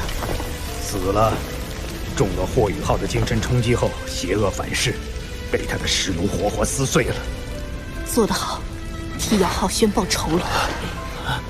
我检查了那些炸弹碎片，是用强酸、剧毒、武魂之毒和矿石组合而成的魂导元素炸弹，工艺非常复杂，连我们魂导院都轻易制作不出来。也就是说，斗罗大陆上能批量制作这种魂导炸弹的，只有日月帝国。日月帝国与星罗帝国摩擦不断，这群邪魂师的藏身之所又跟星罗帝国军队驻扎地接近，很难说他们是不是有别的企图。这件事以后再说，我现在必须立刻带公羊墨、陈子峰和西西回学院治疗。您要回去？突逢巨变，责任完全在我。现在已经来不及从学院派遣新队员去参加大赛了，只能你们先顶上去，至少坚持到小桃他们3个伤势恢复。孩子们，学院的荣誉只能依靠你们了。是。不要怕失败，耻辱只属于我。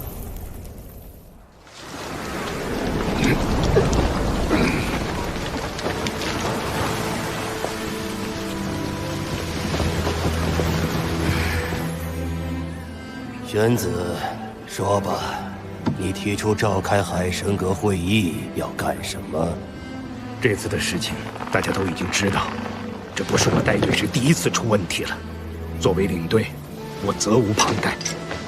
我决定辞去监察团副团长之位，并退出海神阁。玄老，这怎么可以？谁都会出错，何况导致这次惨剧的因素很多，邪魂师有诡计多端，还有猝不及防的魂导元素炸弹。赵哲，你不要说了。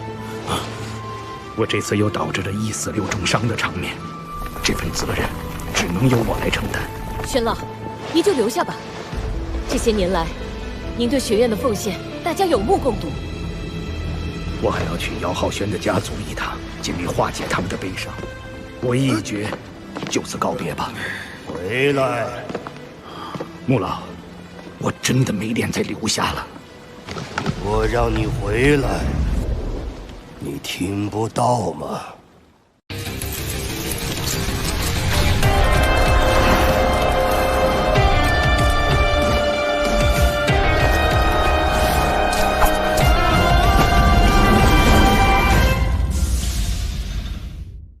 自责，不如培育出更多更好的监察者。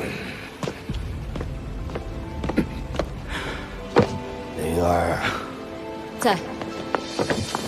等比赛结束之后，你以史莱克学院的名义发函给日月皇家魂导师学院，提出交流申请，派遣我们魂导院的学员去他们那边交流学习。那边会答应吗？我们的学员恐怕也……那边会同意的，他们早就希望能够与史莱克学院进行交流学习。至于学员们，他们是去长见识的，起码要让他们知道，代表着大陆上最先进的魂导师学院是什么样子。我明白了。你们仔细协商，5年内，武魂院和魂导院必须要有所融合。会不会太仓促了？虽然魂导科技的发展很快，但魂师到了魂圣级别以后，魂导师还是不能和我们魂师相比的。不久前，我亲自去了一趟日月帝国，看到了许多令我震惊的东西。日月帝国魂导科技的发展已经超出了我们的想象。我甚至看到了一种需要多人操控的超大型魂导器，那个东西足以威胁到我的生命。什么？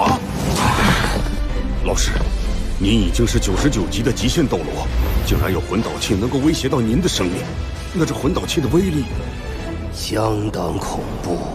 从日月帝国现在的情况来看，他们已经越来越不甘寂寞。你们觉得，一旦大规模战争开始，学院还能够独善其身吗？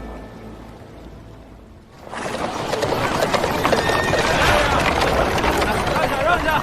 宇浩，你醒了，我们到星罗城了。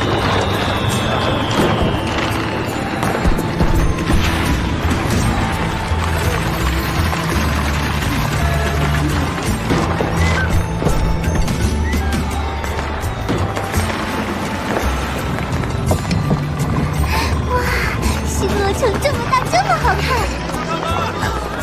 近一半的人都是来看比赛的。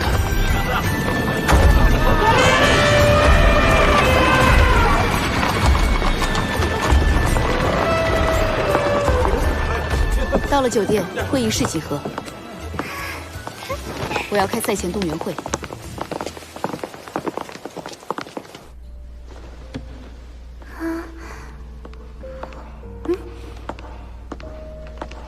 明天大赛正式开始，我现在解答你们关于比赛的疑问。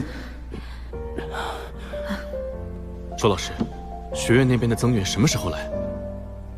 我已经收到学院的传信，要调集外出的学员需要一定时间。周老师，我们其实不知道比赛要怎么比。初赛的第1轮是淘汰赛，输的一方会被直接淘汰。比赛形式是7对7团战，结束之后是循环赛。具体模式，我等你们度过了淘汰赛再给你们讲解。周老师，所以我们必须靠自己度过淘汰赛，不能被淘汰，才能等到援军，对吗？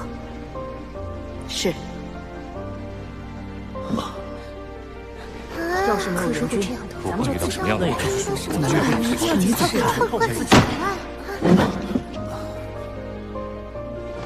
你们怕了吗？你们忘了，尽管是预备队，你们都是史莱克学院的精英学员，对手比你们想象的弱小得多。我可以告诉你们，4环的对手都非常少见。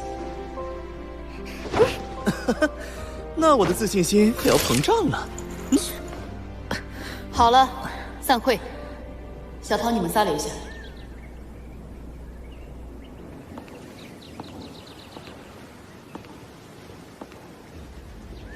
周老师，您这么宽慰他们，有意义吗？周老师做得对，不这样说，明天不用打了，一点士气也没有。你们的伤势多久才能参战？我需要精确的时间。我的伤势最轻，10天就能好。马小桃15天，大药恒17天。好，我们没有援军的事情，你们一定要保密。他们的信心需要胜利来建立。周老师说的是真的吗？不管是不是，我们都得当是真的。对，要打就打。我们这个修为，在统领已经是顶尖，难道还能有魂王？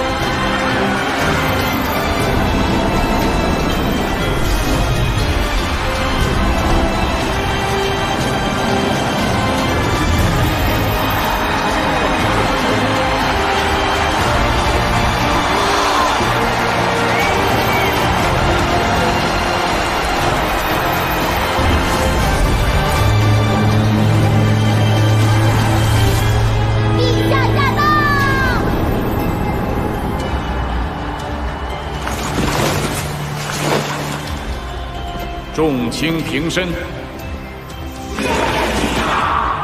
全大陆高级魂师学院斗魂大赛是我们斗罗大陆魂师界最重要的盛事。这一届轮到在我们星罗帝国举行，我很高兴。在这里，我代表星罗帝国，欢迎远道而来的以史莱克学院为首的各个学院代表。希望你们在之后1个月的比赛中，展现出应有的风采。好，我宣布，全大陆高级魂师学院斗魂大赛正式开始。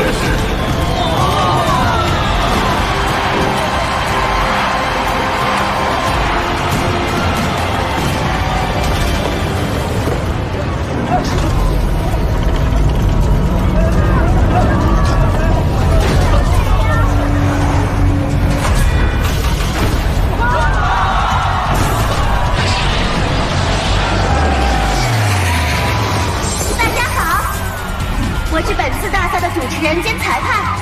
本届全大陆高级魂师学院斗魂大赛参赛院校共计133所。大赛共分3轮，分别是第1轮淘汰赛、第2轮循环赛、第3轮决赛。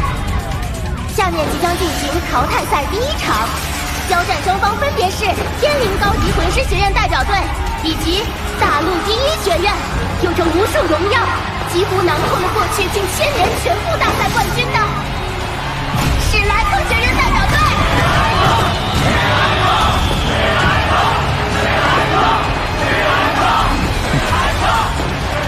史莱克，这是你们最后一次享受观众的欢呼了。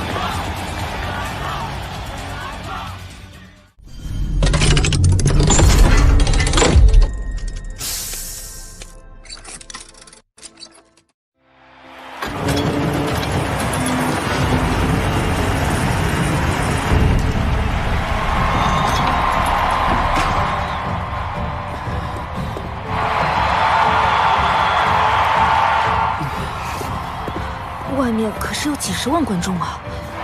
要是我们揭幕战就输了。大家不要慌，被期待是我们的荣幸。上届大赛我们也面临过同样的局面。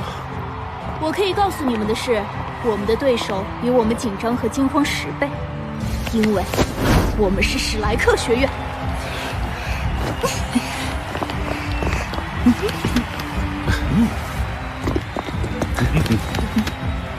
宇浩，上台后你负责指挥战斗，其他人要按照他的精神探测共享调动。宇浩，如果可能，好好利用你的第2魂技。第2魂技。双方队员入场。去吧，拿出你们的勇气，史莱克必胜！史莱克必胜！走。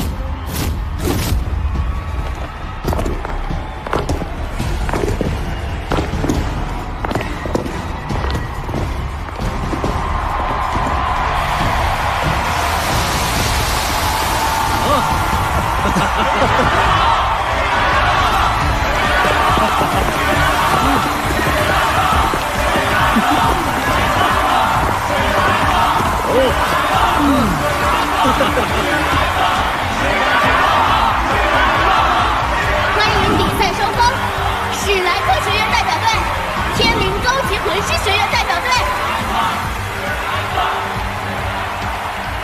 史莱克学院这是要干什么？他们怎么没有派出主力？九妹，代号的儿子在里面吗？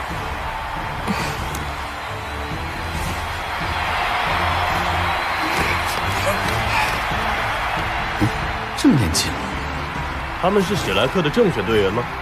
快看，这不是史莱克学院预备队吗？揭幕战只派预备队出场，未免太瞧不起人了吧？这可是淘汰赛。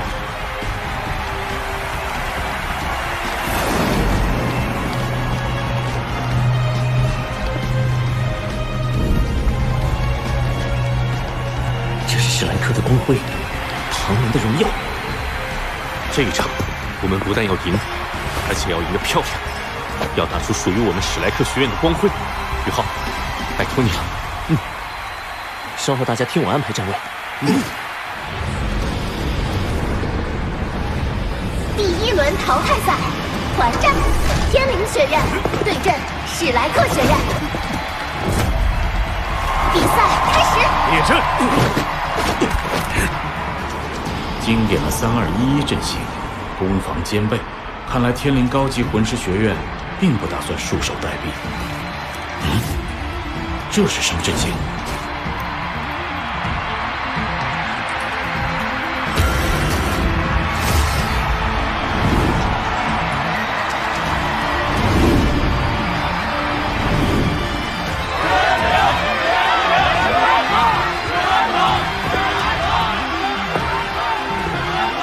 太瞧不起人了！大家开武魂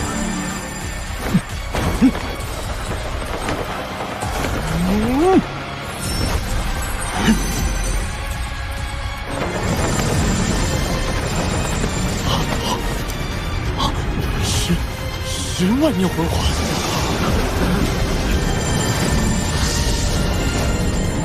两个10万年魂环。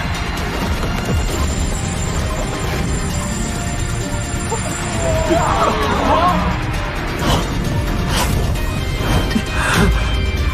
个10万年魂环，怎么回事？这就受不了了，还没完呢！4个怎么可能？再来！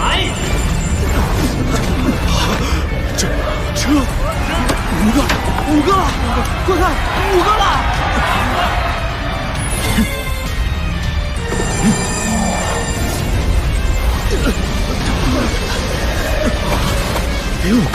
！6个10万年魂环，6个10万年魂环，这是何等的妖孽！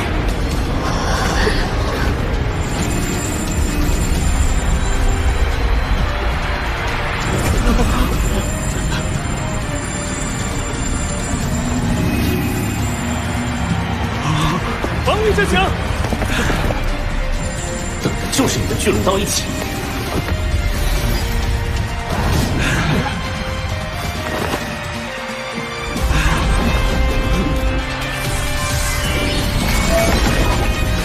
璀璨中的凋零，黄金之路。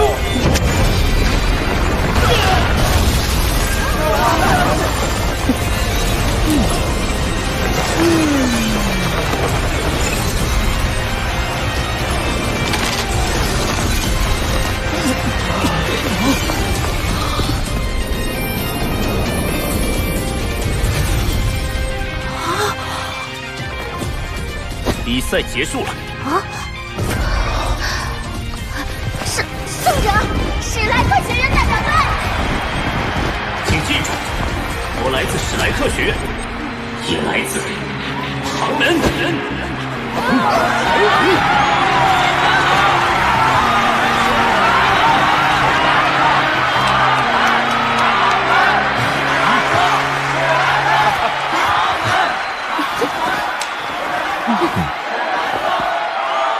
出手太狠了！我已经手下留情了。要不然，他们没人能活着走下比赛台。其他队的比赛还要不要看？没兴趣。救命啊！谁来救命啊！场就是遇到史莱克了，为什么第一场就遇到史莱克？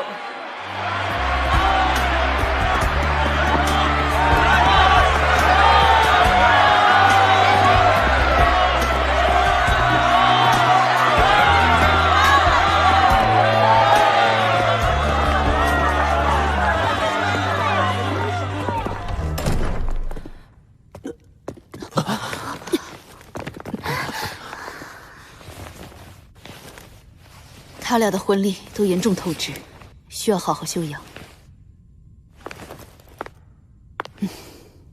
总之，这场揭幕战算是安全上岸了。小师弟的战术很成功，先用模拟出的6枚10万年魂环震慑对手，再以武魂融合技一举击破。这次的武魂融合技比之前几次都要强，玉浩和王东应该是将武魂融合到了极致，所以施展黄金之路后才会这么虚弱。谢谢你们，为我们的付出争取了宝贵的时间。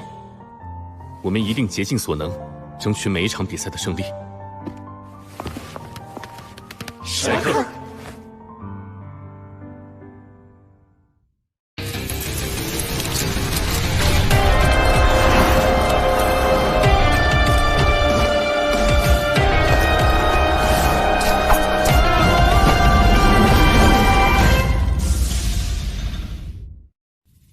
宇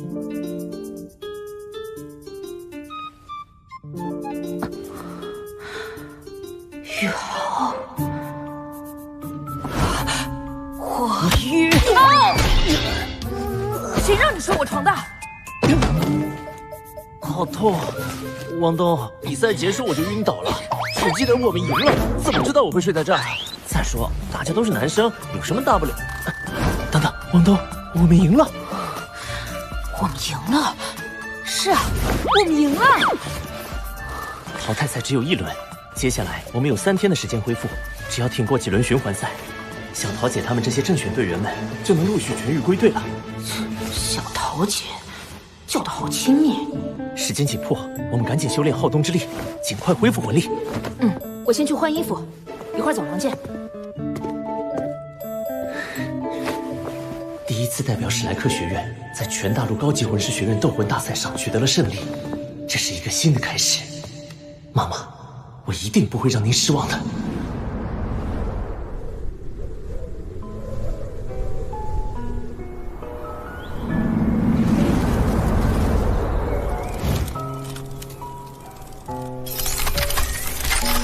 我院在本届全大陆高级魂师学院斗魂大赛的揭幕战中成功上岸，让我们一起期待所有队员再创佳绩，把更大的荣誉带回史莱克学院。我院在本届全大陆高级魂师学院斗魂大赛的揭幕战中成功上岸，让我们一起期待所有队员再创佳绩，把更大的荣誉贝贝、小宇浩他们不仅加入了史莱克监察团，还在全大陆高级魂师学院斗魂大赛上大放异彩。唐门复兴有望，我和他们的距离越来越远，魂力进展也越来越慢。星罗城的水果真好吃。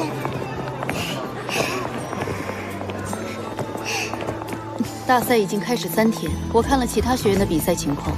第1轮的淘汰赛，除了我们轻松出线，其他学院都可以用惨烈2字来形容。就连日月皇家魂导师学院也遭到了顽强抵抗。多亏了小师弟。循环赛明天就开始了，对于循环赛，我不得不做出详尽的战前部署。为此，你们需要了解各自的魂技。宇浩、王东、潇潇的魂技，相信你们在大乱斗选拔赛上已经了解了。江楠楠、徐三石和菜头，你们的魂技方便讲给大家听吗？我的武魂是柔骨兔，魂技与初代史莱克7怪中的柔骨斗罗小舞大体一致，不过它是强攻系，我是敏攻系，更偏重速度。我的前3个魂技都是防御系，不过我有个超好用的第4魂技，那就是这是秘密，你们千万不要声张哦。菜头，班宇说你不仅在魂导器上颇有天赋，本身也是个出色的食物系魂师，让大家看看你的能力吧。哦，我的能力并不突出，你们看，好可爱的棒棒糖啊！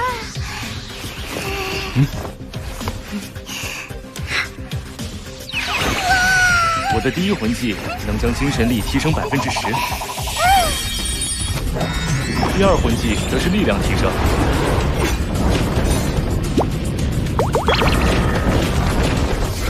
第3魂技是防御增幅，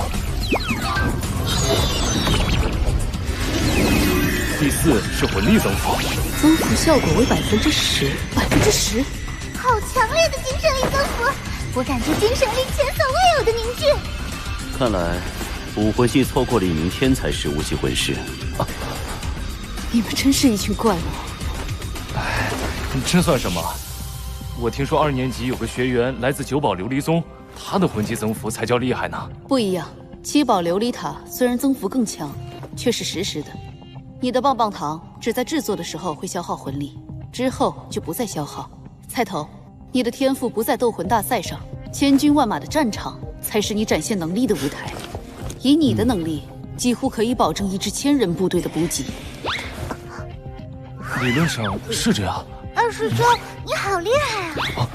好了，你们回去都试试菜头的魂技。现在，我们来安排循环赛的战术。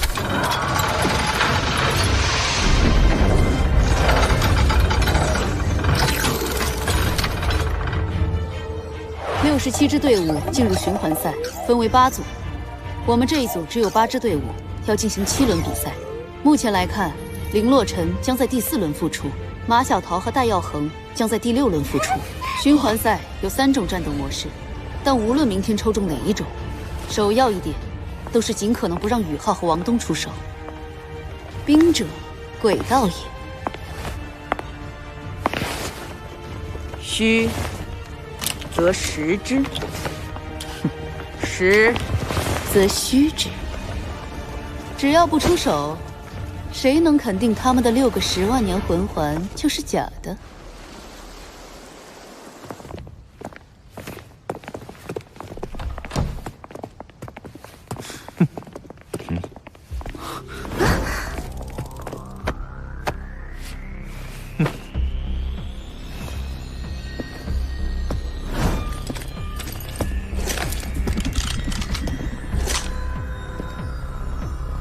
霍雨浩，我叫笑红尘，记住我的名字。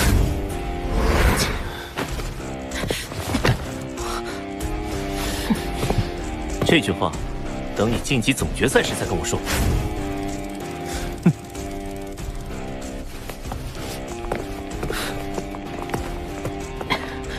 宇浩，刚才你拦我干什么？你不是他的对手。我用精神探测确认过了，那个笑红尘是一名5环魂王。魂王？他的年纪跟我们差不多呀，应该也是日月皇家魂导师学院的预备队员。日月皇家魂导师学院比我们想象中还要强大。5年后，我们和那个笑红尘将作为正选队员参加下一届大赛，届时我们才会成为真正的对手。我们不会输给他，无论是5年后，还是现在。这个霍雨浩确实不简单。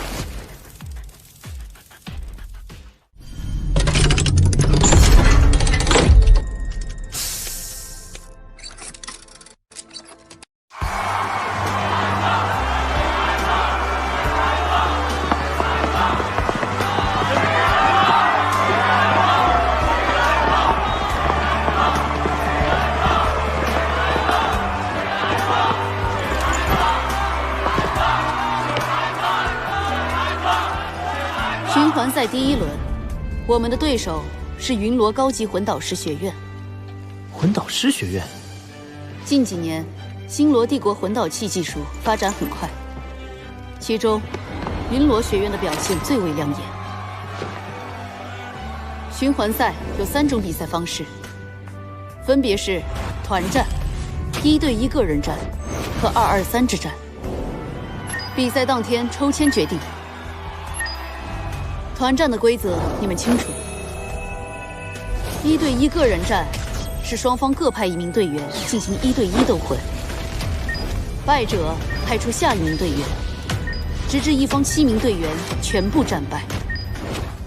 那如果出战的那个人够强的话，岂不是可以用一己之力淘汰对方1队？如果你做得到，当然可以。223之战又是什么？就是2场2对2和1场3对3斗魂，也是对我们最理想的比赛方式。因为前2场比赛获胜的话，第3场就不必再打，就能隐藏你们的真实实力。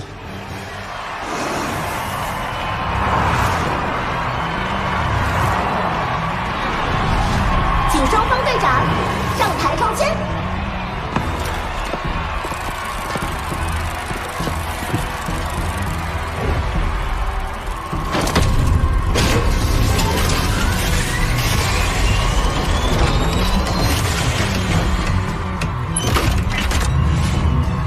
史莱克学院对云罗学院，以1对1个人战形式进行，请双方派出第1名队员上台。徐30，我给你这个机会。第1场，你上，看我的。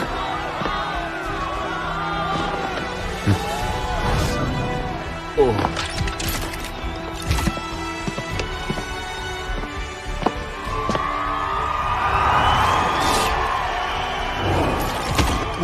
我叫马英俊，请学长手下留情。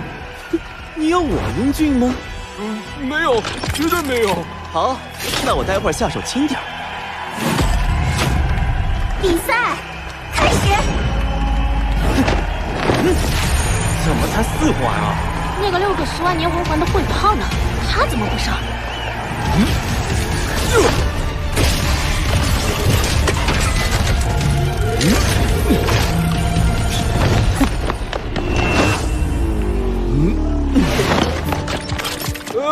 你跑什么？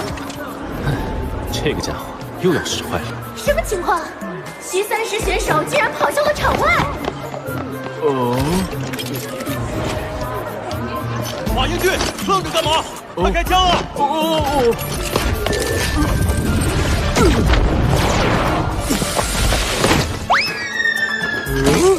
什么情况？掉落场外会被判为失败。全民置换。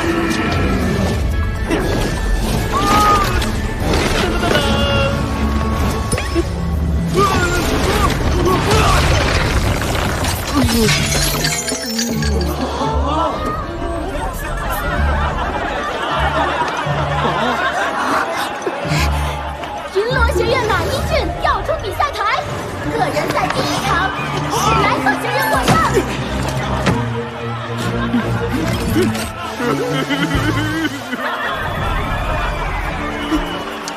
下一个。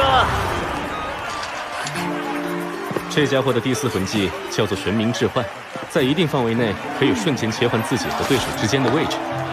这本来是一个相当强大的技能，可这家伙用起来却往往令人无语。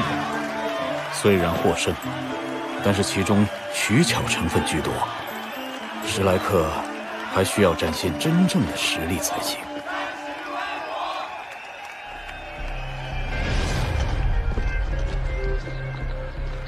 史莱克那个4环魂师，应该只是预备队员，几乎没有消耗魂力，就轻易淘汰了对方。史莱克果然人才辈出。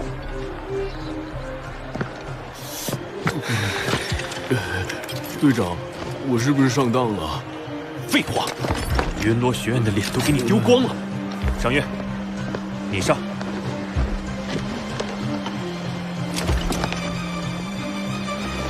是。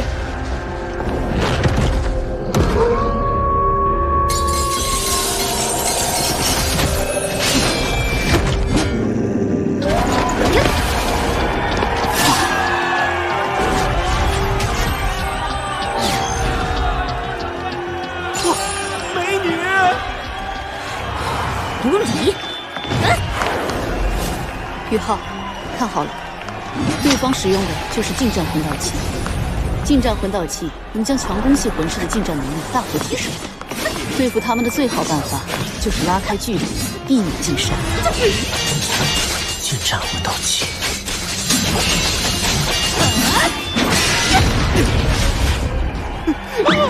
不行了，不行了，我撑不住了！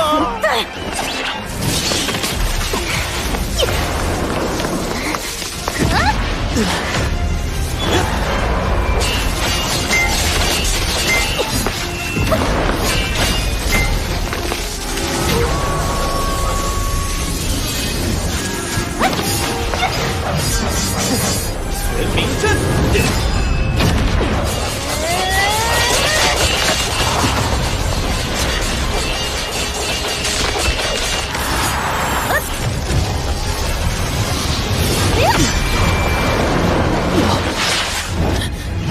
得手了！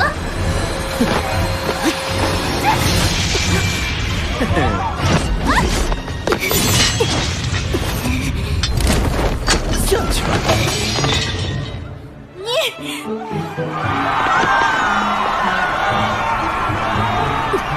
美女，没事吧？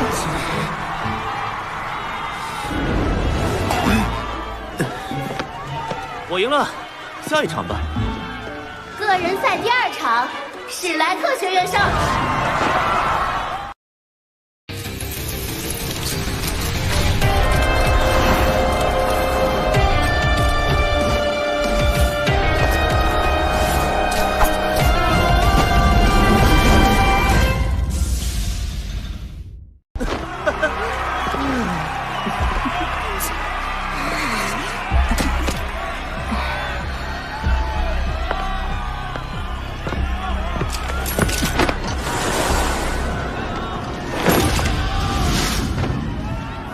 云罗高级魂导师学院队长司徒羽，史莱克学院徐三石。我知道你真正的实力绝非先前表现出来的那样。作为云罗学院的队长，我希望能有一场堂堂正正的比赛。如你所愿。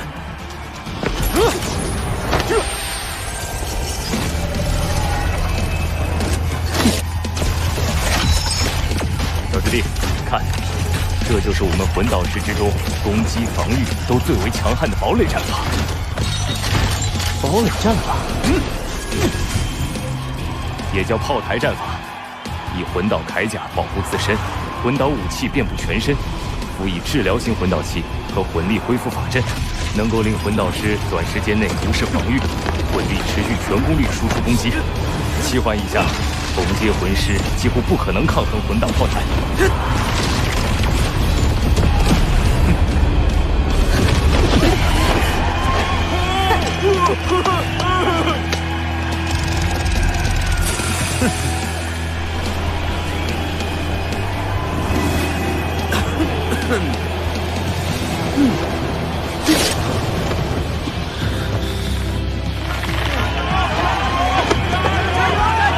好强的防御力！混蛋！队长刚才的攻击比我的魂导双刀强悍多了，他都能防御，却故意在我面前示弱。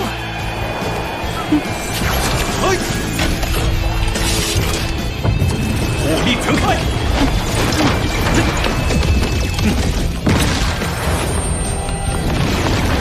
那面大扇子是他的武魂，可以用武魂发动魂技锁定，配合魂导追踪弹，目的是攻击30学长无法防御的背后。这回看你怎么打！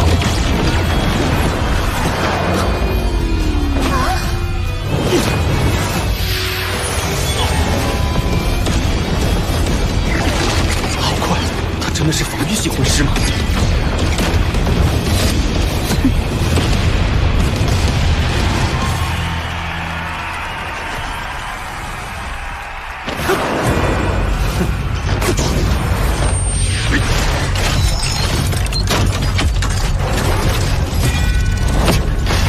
？4级巨力魂导炮！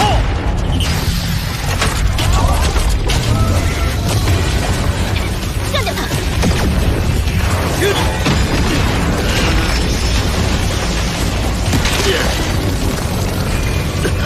这家伙不会又故技重施吧？炮台战法最强的一点就是不动如山，你那个换位技能对我无效。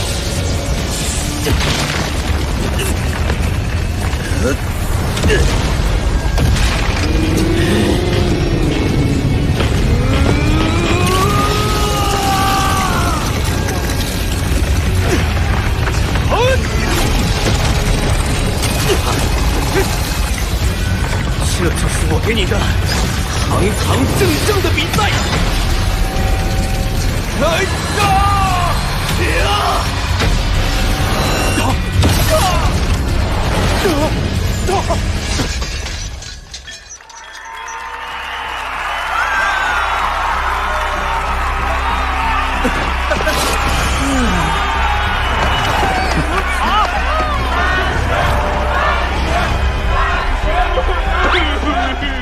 徐学长，好强！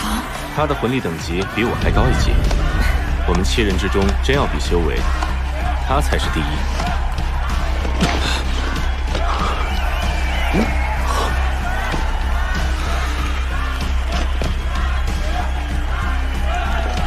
我输了，心服口服。剩余个人赛，云罗学院全部认输。云罗学院弃权，史莱克学院徐三石获胜，并获得个人赛剩余全部得分。弃权7分。云罗学院弃权了，1串7呀！史莱克那个徐三石，相当于1串7呀！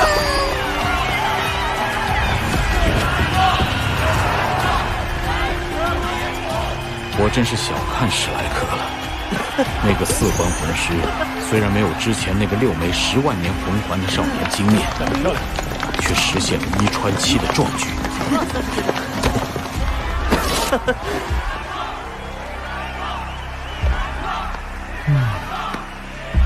哥，你想什么呢？换我们上去也可以一传七的。唉，史莱克就是史莱克，从第1战到这第2战，我的信心受到了打击。你少来，也会受打击。你的信心从来就未曾减少过。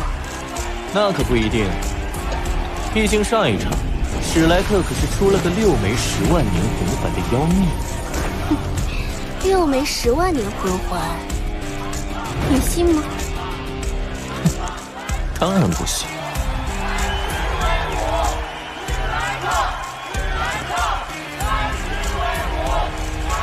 循环赛第1轮，我们无伤过关了。你们先回酒店，抓紧修炼。周老师，我们不留下来观察其他队伍的比赛情况吗？是啊，至少要看看日月皇家魂导师学院的比赛吧。观察对手，有我一个人就足够了。你们要保留神秘感，避免被其他队伍看透。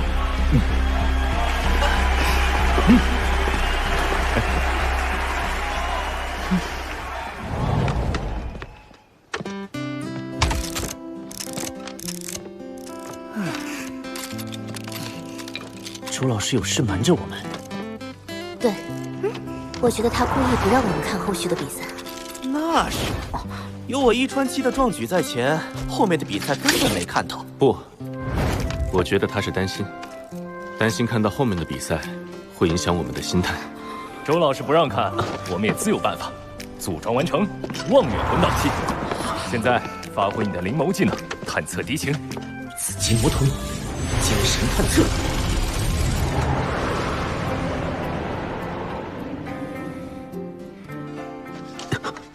那是宇浩，你看到什么了？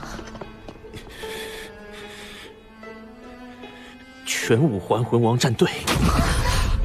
全5环魂王。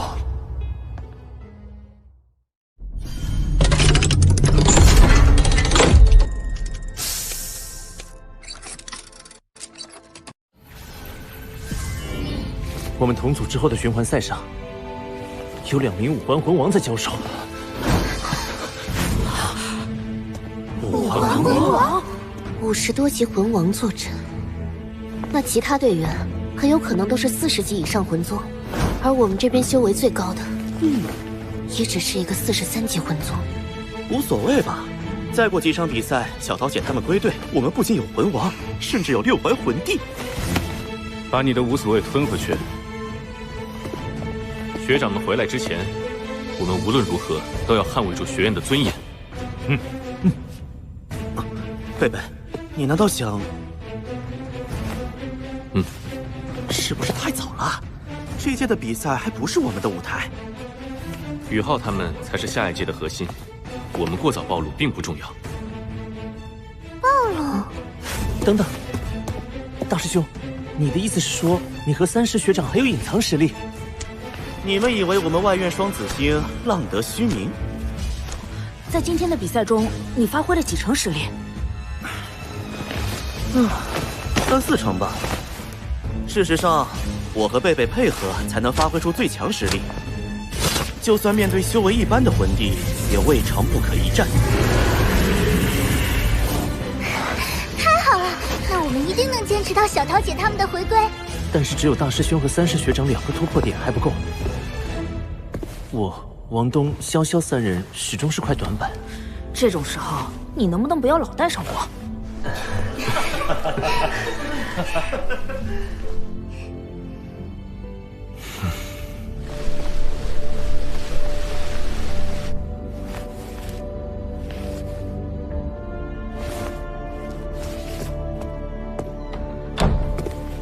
作为魂师，你们怎么看待魂导器？唐门由盛转衰的诱因，投机取巧的道具，贵，不熟，不喜欢。也许，在我们团队中，能够弥补我、王东和潇潇3人的短板。这届大赛和以前有很大的不同，纯粹的魂师正在变少，魂导师与魂师的结合愈加紧密。几乎所有的参赛队员都配备了魂导器。他们忘了魂师的荣光，魂师的战斗应该是纯粹的，自己修炼出来的能力才最可靠。魂导器终究是外物，这也是史莱克学院多数高层的想法。但你们想想，在明斗山脉那群邪魂师引起的爆炸中，如果我们都配备了防御魂导器，结果会怎么样？那个魂导元素炸弹虽然爆炸突然，但威力是破不了6级防御魂导器的。如果学长们配备了防御魂导器的话，姚浩勋学长就不会牺牲了。虽说我们现在实力不够，需要配备魂导器，但修炼到一定程度，魂导器的作用就很鸡肋了吧？如果以自身修炼为主，魂导器为辅，岂不是更强大？如今，就算像玄老那样的98级封号斗罗，也不敢说傲视整座大陆。毕竟日月帝国那边几位9级魂导师一直是威胁，更何况还有传说级的10级魂导师。此外，随着人类对魂兽生存空间的不断压榨，魂环也许会成为奢侈品。届时，魂导器就是人类强大的根本所在。唯有接受，我们才不会被时代淘汰。你们跟我来，我带你们去个地方。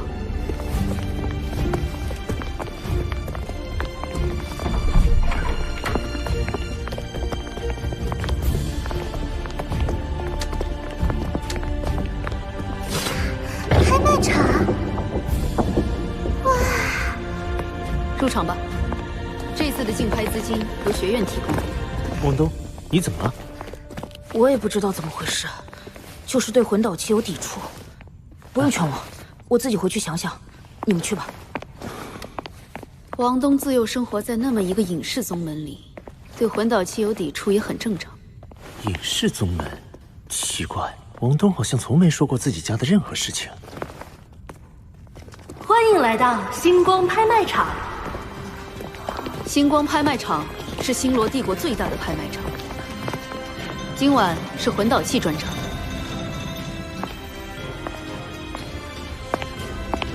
各位贵宾，晚上好，我是星光拍卖场的拍卖师清雅。今晚的拍卖将由我主持。今晚的拍品有3到6级魂导器，适合魂王以下修为的魂师、魂导师。3至6级魂导器，简直是为斗魂大赛量身定制的。难道拍卖背后是星罗帝国的推手？现在展示的是第1件拍品，我们的1号拍品是一件3级远程魂导器，魂导麻痹射线，出自一位6级魂导师之手。核心法阵经过改良，攻击附带麻痹效果。经试验，这件魂导麻痹射线作用在没有防备的强攻系5环魂王身上，大约能令其麻痹1秒。能够短时间麻痹一位魂王，这魂导麻痹射线的价值确实远超一般3级魂导器了。起拍价1000金魂币，每次加价不低于50金魂币。竞拍开始。1300金魂币，1800金魂币，2500金魂币。166号贵宾出价2500金魂币，还有加的吗？2500一次，2500两次，2500三次，成交。你们谁来用这件魂导器？以我们的修为，配备3级魂导器意义不大。给潇潇吧，潇潇的魂力已经到了29级，随时可能突破。3级魂导器交给3环魂尊操作起来更方便。还是给班长吧，班长兼修魂导系，能将它的作用发挥到最大。收下吧，宇浩。这次竞拍的魂导器有很多，你们每人都有份。请看下一件拍品，成交，成交，成交，成交。下面是今晚的倒数第2件拍品。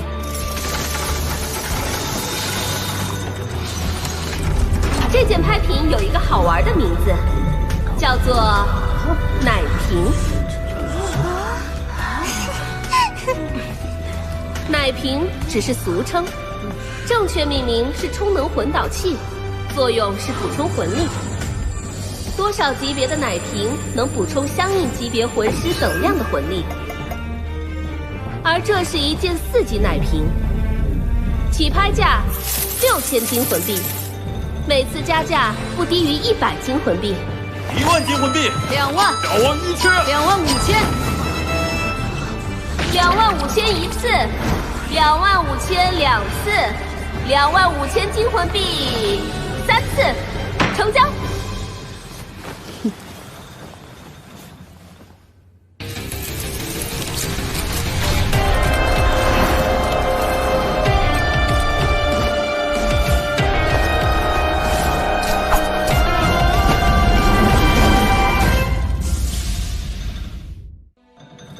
接下来是今晚最后一件拍品，它的价格十分高昂，但我相信真正懂它的人都会觉得物有所值。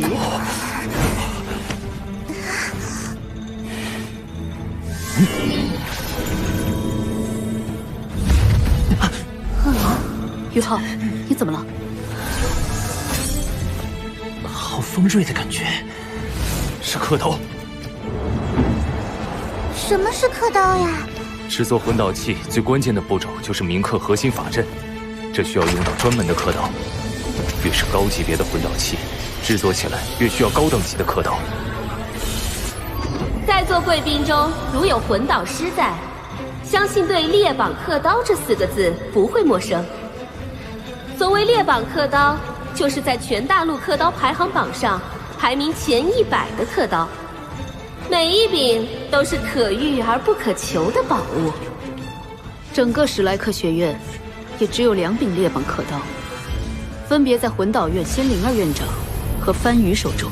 还在等什么？开始竞拍吧！这位贵宾，请稍安勿躁。这件猎榜刻刀虽然珍贵，却有一个致命的问题，容我说明。致命问题？在刻刀排行榜中，他排在第99位。但以他的实际能力，排进前30都不成问题。之所以排名低下，是因为这是一柄受诅咒的刻刀。难道是那柄会反噬主人的凶刀噬灵？不错，这柄刻刀正是有着凶刀之称的噬灵刻刀。它诞生于3000年前的日月帝国一名惊才绝艳的9级魂导师手中。诞生伊始，即为主人招来凶灾，令其陨落于一场恶战。此后历经37位主人，这37人无一例外，全部惨死。生灵之基。我听老师讲过凶刀噬灵的故事，他的诅咒之名绝不是谣传。即使他是猎榜刻刀，我们也不能要。起拍价10万金魂币。每次加价不低于5000金魂币。竞拍开始。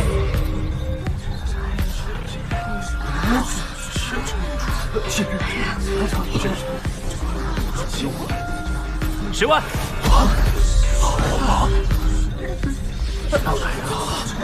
这位贵宾出价10万金魂币，还有没有贵宾出价呢？于浩，你，周老师，大师兄。我有办法消除这把刻刀的诅咒，拍下来吧。10万一次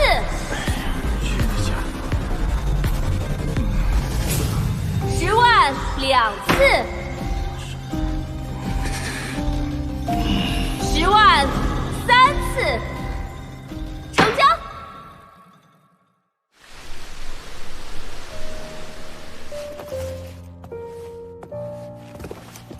今天大家的收获不错，不知道王东怎么样了？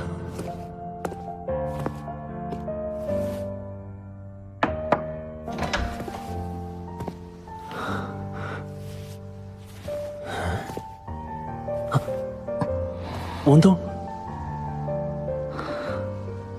你今天这是……我自己都不明白是怎么回事，只是听大家说起魂导器的时候，心里就莫名的烦躁。在我脑海中，似乎还有另一个意识在排斥魂导器。另一个意识？难道王东的精神之海里也有别的存在？王东，你信得过我吗？我是精神系魂师，如果你脑中真的有另一个意识，我可以进入你的精神之海一探究竟。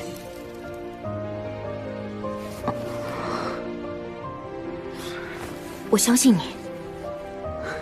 好，那你闭上眼睛。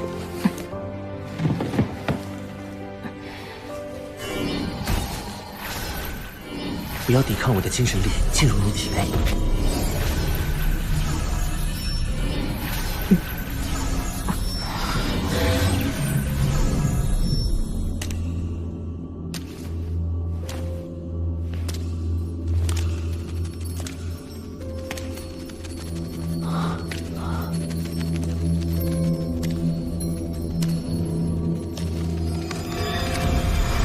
那是什么？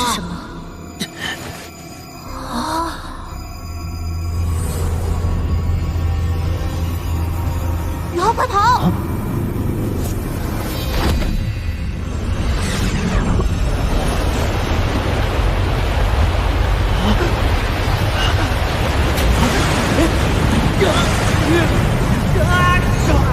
不好，宇浩有危险！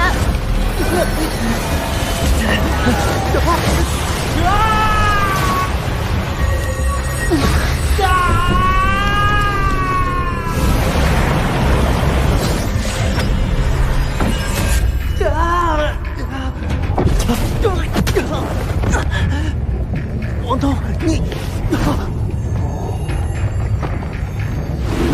是小东。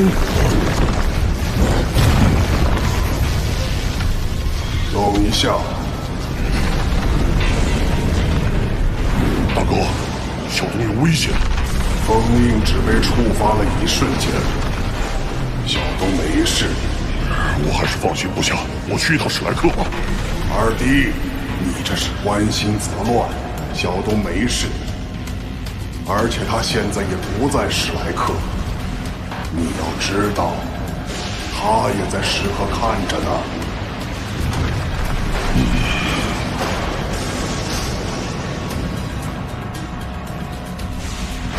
是啊，不过封印被触发也是一件大事，我们得多派几个宗门弟子暗中保护小东。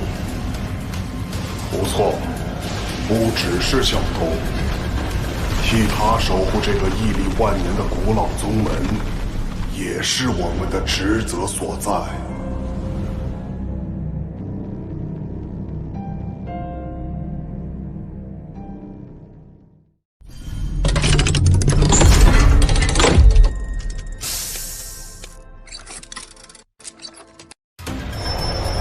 宇浩，快跑！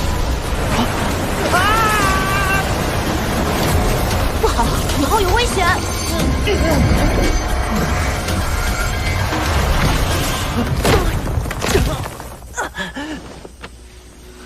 王东，你好强大，好神圣的气息。这股力量是在保护王东吗？一老，王东的精神之海隐藏的究竟是什么？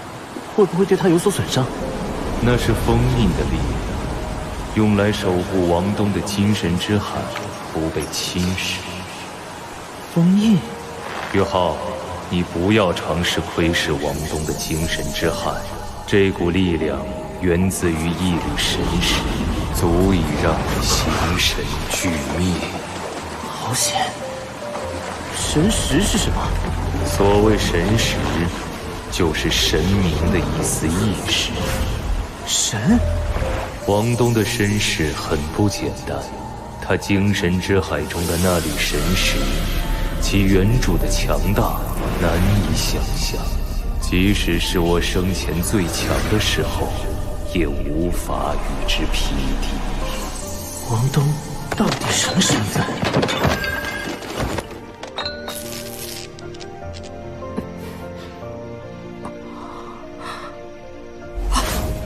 宇浩，你怎么了？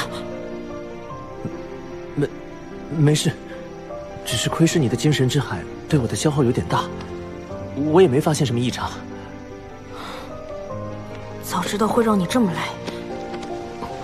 就不要你做这事了。别在意这些，我们可是队友。赶紧修炼浩东之力，明天循环赛第2轮就要开打了。今年是我们光荣的日月皇家魂导师学院4000年来最强的一年。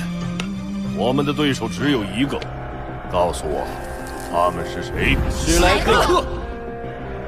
好，今天我得到探子情报，史莱克学院只来了3名正选队员，7名预备队员。啊？什么？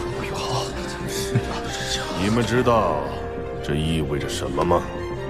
蔑视，对我们彻头彻尾的蔑视。马如龙，在。这一届比赛再输给史莱克，你这个正选队长滚出皇家学院。是。马老，事情没这么简单吧？史莱克学院可不是傻瓜，他们很清楚，派来3个正选，肯定不是我们的对手。萧红尘，你千万不要小瞧史莱克，狮子搏兔，亦需全力。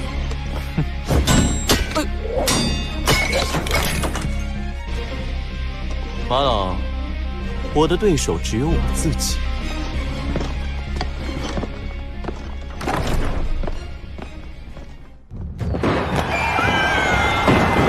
欢迎来到新罗斗魂场。接下来是千灵学院对战史莱克学院。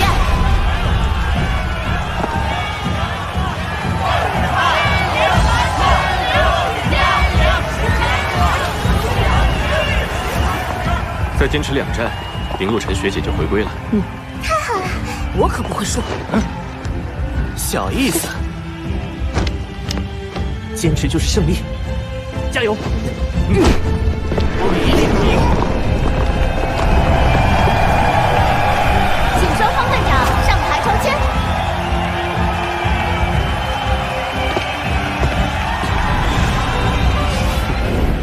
千灵学院在斗灵帝国排名前3，是一支拥有5环魂王坐镇的强队。淘汰赛阶段，他们的纯魂师阵容展现出了不俗的实力。千灵学院队长沈瑟，魂环2黄3紫。虽然不是最佳魂环配置，但他的武魂是穿透力极强的强攻系器武魂千机矛。最麻烦的是，他们有2个控制系魂师。分别是冰属性安冷夜和火属性飞雨焰，被称作冰火双控。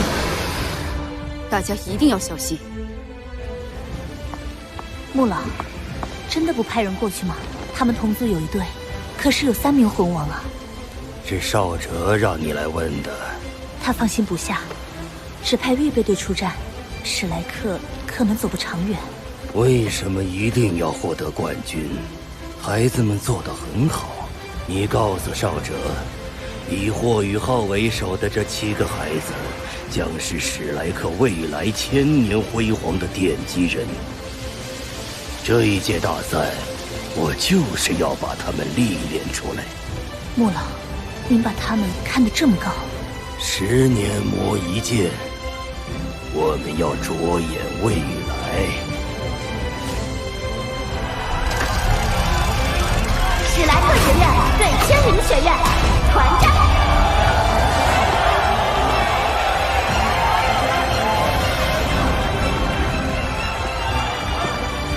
让你们见识下我的最强攻击！比赛开始！开武魂！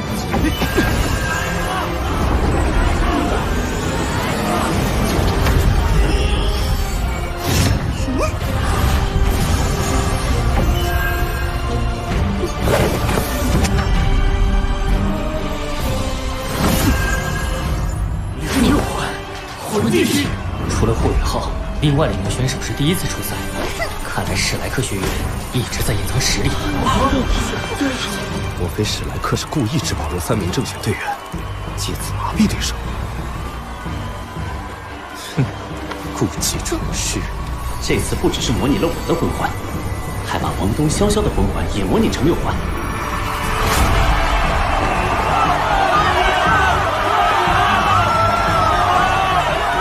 对手士气动摇，就等于为我们创造了新机。史莱克学院除了那个有6个10万年魂环的霍雨浩，竟然还有2名6环魂帝。白虎公爵的长子戴耀和也是魂帝修为，意味着史莱克至少有4名魂帝坐镇。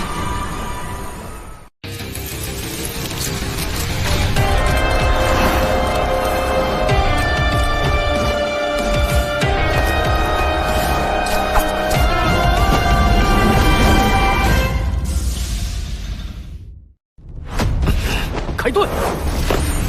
杨明、宋虎、白晨、叶茂，4人都是防御系器魂师，武魂灵犀盾，他们武魂相同，应该来自同一宗门，配合会很默契。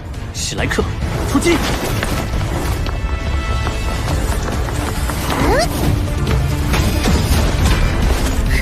冰封！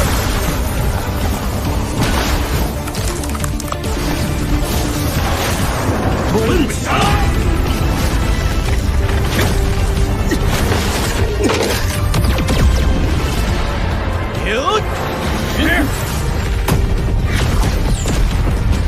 灵犀盾是一种防御力很突出的器武魂，这对缺乏攻击力的我们来说，不是好消息。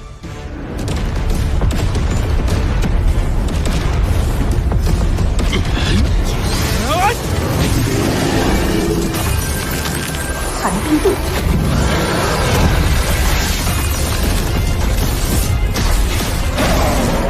这个寒冰盾与灵犀盾结合，防御力至少提升了3成。来场炮火洗礼吧！魂导炮台战法。原来隐藏实力的不止我俩呀！气魂回阵之下，魂导师确实比同等级的魂师更强。更何况二师兄用的还是火力最大的魂导炮台战法。楠楠学姐，好机会！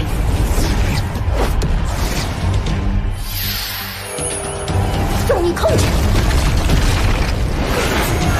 妖光，成功了！交给我。魂骨技能，给你双龙拳。他有魂骨，这块头部魂骨品质很不错。这个魂骨技能的威力接近魂王的第5魂技了。第3魂技，雷霆之怒。第3魂技，宿命之力。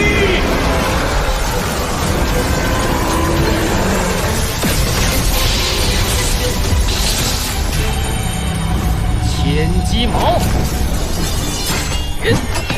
雨夜，给我辅助。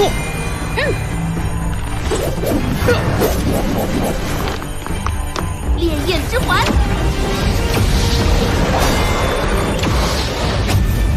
赤之翼，青炎翼，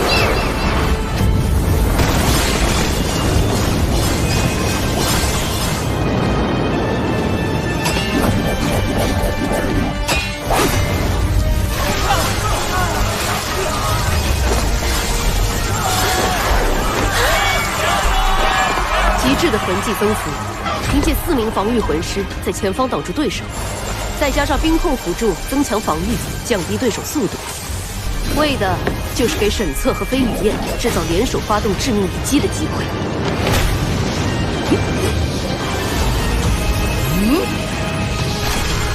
霍雨浩，迎接你的终结！赤寒，千钧一击！紫极魔瞳，灵魂冲击！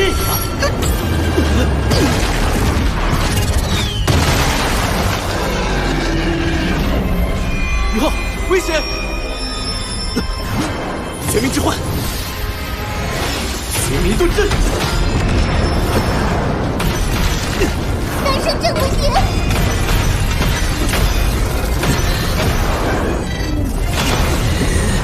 顶级震荡，玄冥阵，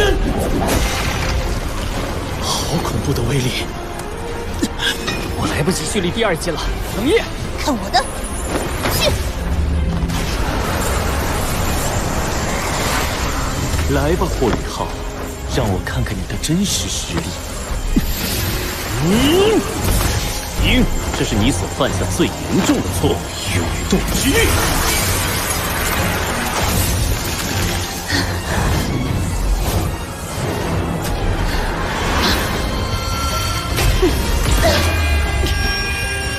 赢，我为主宰。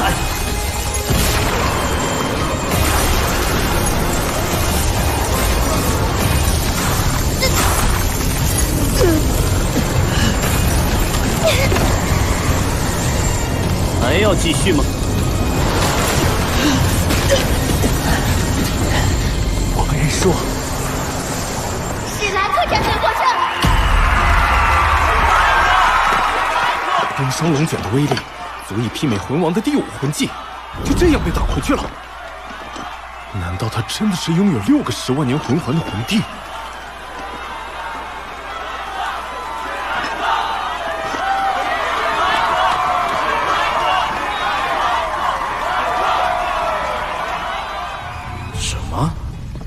霍雨浩、王东、潇潇，都只是史莱克外院2年级学员。他们3人去年才入学，跟白虎公爵的嫡次子戴华彬同一届，同年击败了戴华彬朱路所在的团队，获得新生考核冠军。这是当初在史莱克学院轰动一时。这么说来，他们确实是预备队员。就凭这样的阵容，他们竟然连胜3场。可仅仅这样的阵容，恐怕不会引起日月帝国的重视。前几天星光拍卖场的拍卖，他们都参加了吗？史莱克和日月都暗中参加了。很好。皇兄，您的意思？接下来要加码了。那千鸡毛抵挡他可费了我老大劲儿了。楠楠，快给我揉揉。滚！天灵学院并不是传统强队，我们下一场的对手，正天学院才是真正的强敌。看过他们的第1轮比赛后，我原本打算在与他们的比赛上弃权的。弃权？正天学院有3名魂王坐镇，其队长的修为更高达58级。58级？他叫叶无情。以他的修为，即使放在史莱克学院，也足以入选正选队员。58级，差距实在太大了，我们很难获胜。原本我也这么认为，但看完你们今天的比赛后，我找到了获胜的机会。这个唯一的机会就在你，徐三石身上。哦。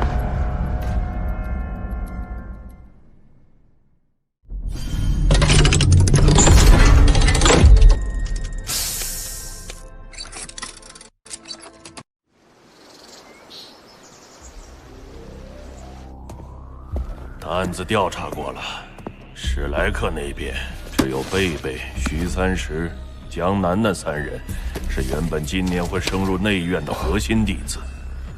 至于那个叫霍雨浩的少年，除名字外一无所知。他会不会真的是有6个10万年魂环的魂帝啊？绝无这种可能。今天比赛上他一招破解冰霜龙卷，也让我一度怀疑他的修为。但仔细想想，就算真的魂帝，也不能直接控制对方魂技，所以只有一种可能：霍雨浩的武魂也是冰属性，且品阶更高。思路对了，洞察力差了些。天灵学院第1发千鸡矛打出的时候，霍雨浩对沈策射出了一道光束，那道光束让沈策的攻击迟滞了1瞬，很可能是一招精神属性的攻击。您的意思是，双生武魂。霍雨浩的年纪不大，修为最多是4环魂宗，以他双生武魂的天赋来说，确实也算优秀。可惜年岁太小，实力终究不能跟我们笑红尘比。马老，您的意思是，如果年龄相当，我就不是他的对手了？你说呢？就算他是双生武魂，可我也是魂师、魂导师双修，在同样年龄的情况下，他的魂力未必能修炼到我这种程度。很好，我们要的就是这份自信。上届大赛上，白虎公爵的长子戴耀恒曾作为预备队员出战，这一届却没有露脸，所以我有理由相信，本届大赛史莱克因为某些原因只能派预备队出战。我们日月皇家魂导师学院被史莱克压制了3000年，这一届我们的机会来了。日月必胜！日月必胜！日月必胜！如果史莱克真的只有预备队员在，那他们怕是连下一轮正天学院这关都过不了。原来如此，周老师，您的意思是，下场比赛一开始，我就用玄冥置换与正天学院队长叶无情互换位置，剩下6人围攻叶无情，将其击倒。而在此期间，我也会陷入正天学院6名队员的围殴。就是用我方最强防御换取集中火力，解决对方综合素质最强的选手。只要你能坚持到叶无情被淘汰，史莱克就能获得多打少的人数优势。以徐学长的防御力来说，扛下他们6人合击也不是不可能。但这个战术实施的前提是我们要抽到团战。不错，一旦抽到个人赛或者223战法，就很不妙了。如果对阵正天学院的比赛我们能够晋级，正选队员们就能陆续归队了。今天的比赛双方是正天学院对阵史莱克学院，双方队长上台抽签。大师兄抽签的结果将决定周老师的战术能否顺利实施。哪一个是叶无情啊？哇，好帅啊！那个正天学院的队长，论外貌简直媲美王东啊！你给我走远点！叶无情，武魂黄金叶，58级强攻系战魂师。上届大赛他就已经作为正选队员出场了。请双方同时按下赛制抽签按钮。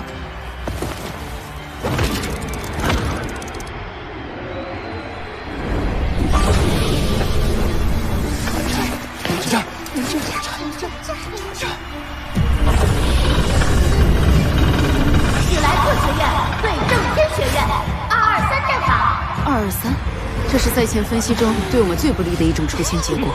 正天学院最大优势就是拥有3位魂王，他们必定会在每个回合里都派出1位魂王坐镇，以各个击破的战术，在3个回合里形成对史莱克的绝对压制。没抽到团战，我们是不是要输了？孩子们，我知道这可能对你们过于苛刻，但作为带队老师，我不甘心就此放弃。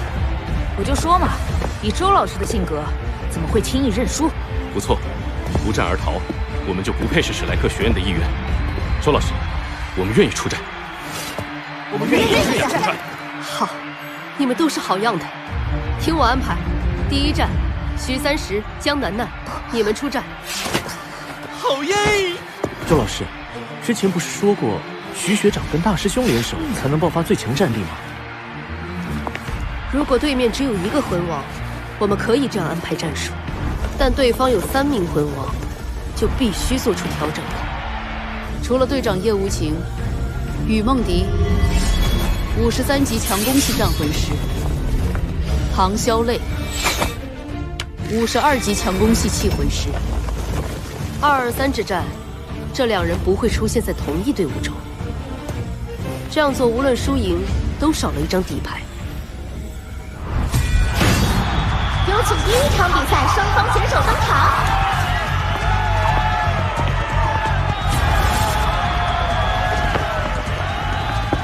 如果我是正天学院领队，一定会派实力排第2的雨梦迪出战第1场，既先声夺人，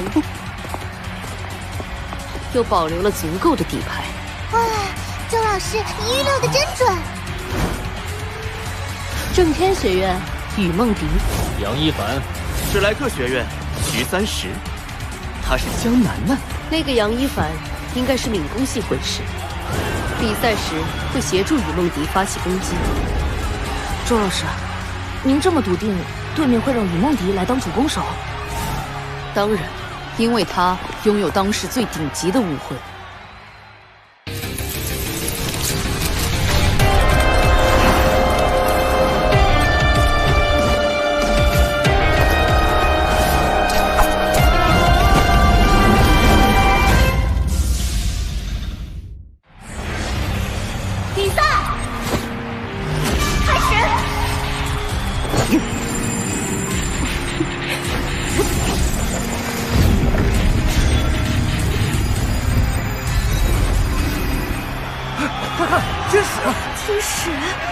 他的武魂双翼天使是顶级兽武魂，先天满魂力20级，素以超强攻击力著称。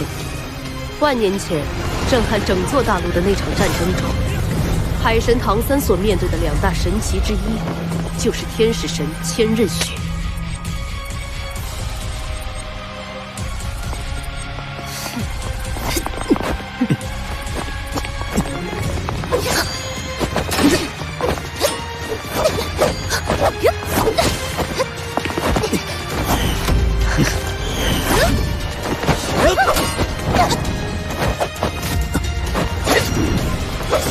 神圣双剑，圣耀十字斩，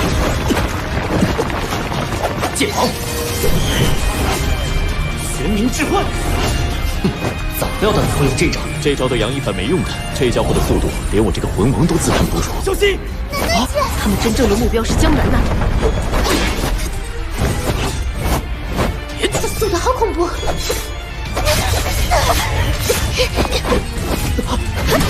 你的对手是我，楠楠。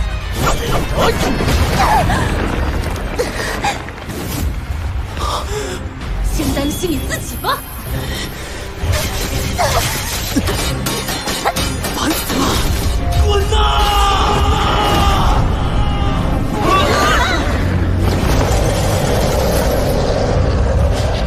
血脉觉醒吗？周老师，您知道，普通玄冥龟品质上是比不上蓝电霸王龙的。它既然跟你并称外院双子星，武魂肯定不普通。我在古籍上了解过，玄冥龟武魂似乎通过某种仪式可以觉醒。我们7个人里面，如果说有人的武魂能够和小师弟的极致武魂相比，那就是30了。不过他的武魂处于封印状态，没有足够强的刺激，无法突破封印。刚刚为了救楠楠，暂时突破了封印。大师兄，徐学长这武魂究竟是什么？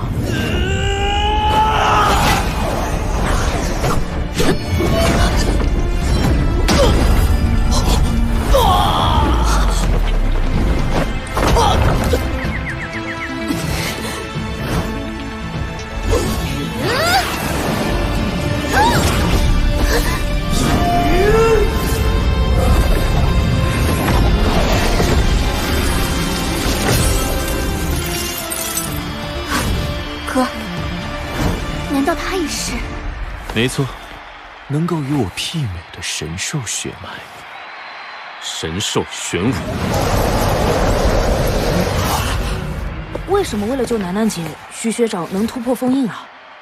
这也是一段孽缘，似乎30玄武血脉觉醒的仪式跟楠楠有关。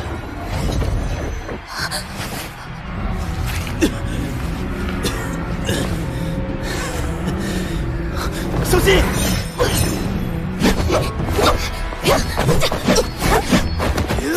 这名玄冥龟魂师爆发出的战斗力确实强悍，但雨梦迪可是拥有天使武魂的魂王，即使以1敌2也胜券在握。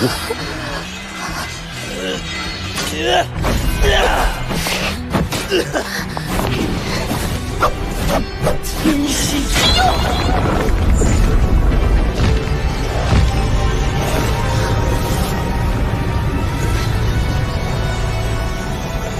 雨梦迪的魂力暴涨了1倍。你还好吗？还好，我说过我会保护你的嘛。天使，他要发出最强1击了。楠楠，抱歉，这招我只能抵挡3秒。够了！玄冥阵，玄冥遁阵，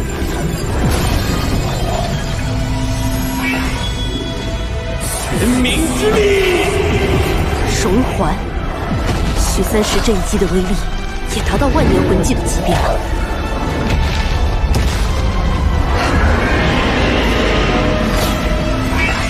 封神斩！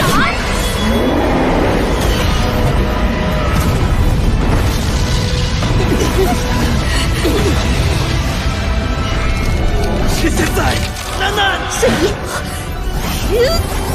无敌金身！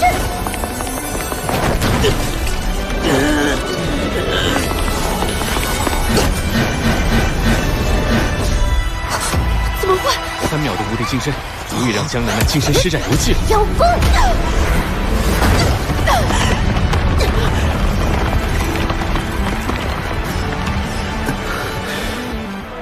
我们赢了。2、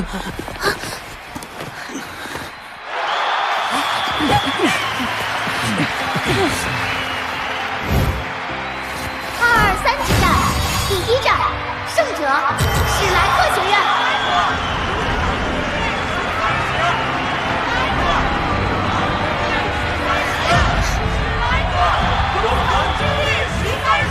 30来自一个拥有神兽血脉的隐士宗门，可惜他现在不是通过仪式觉醒，而是因强烈的情绪波动暂时突破封印。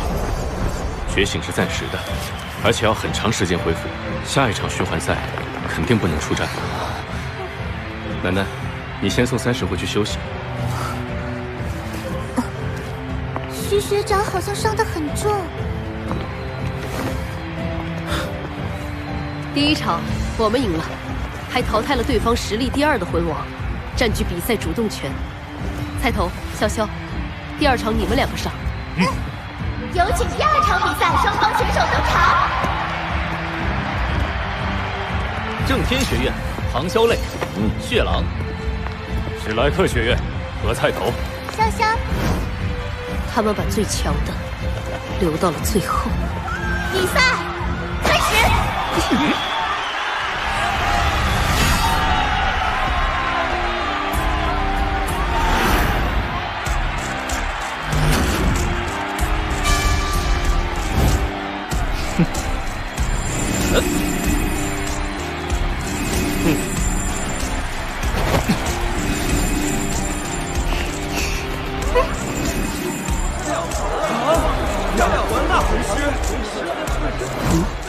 那个潇潇，上场比赛还是6环魂帝，恐怕霍雨浩的6个10万年魂环也有问题。去把护国斗罗陈刚叫来。是。正天学院派出的选手魂环等级实力完全碾压史莱克的2名选手，史莱克有什么底气出战？底气嘛，嘿嘿。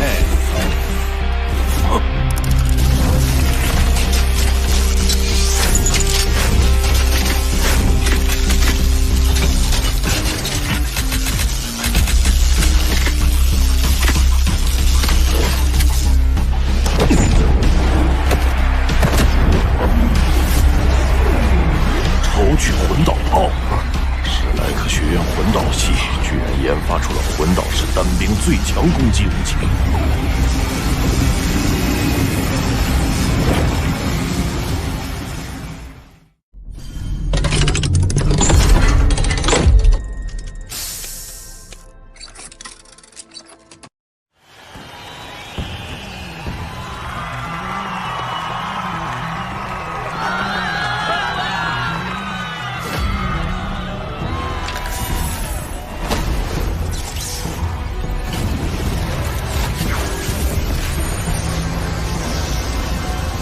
抽取魂导炮，史莱克学院魂导系居然研发出了魂导式单兵最强攻击武器。驱动超巨魂导炮需要吸收1名魂王全部魂力，正天学院可不会给他充能的时间。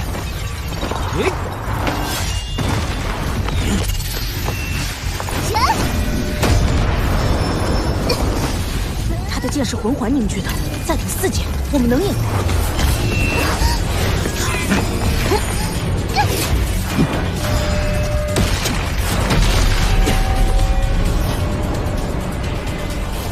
漂亮！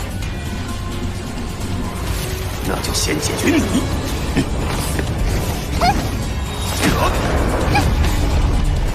撤销！不要管我，抓紧技能！快呀！果然不出你所料。我没事。看你能扛多久！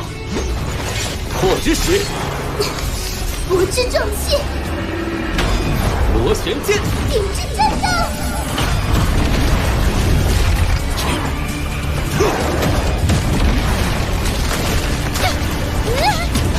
撤销！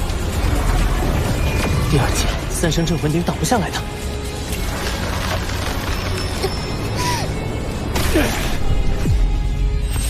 二师兄强行提升魂力，将超距魂导炮的蓄能时间缩短了一半。有意思。不要管我！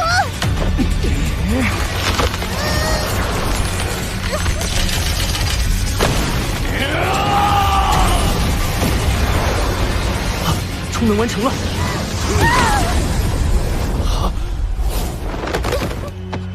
潇潇！不！你们这群混蛋！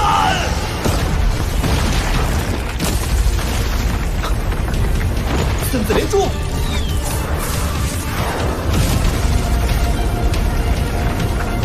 不好！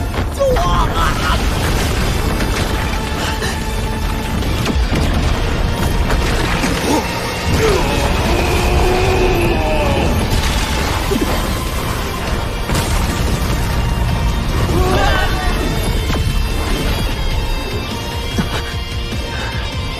结果怎么样了？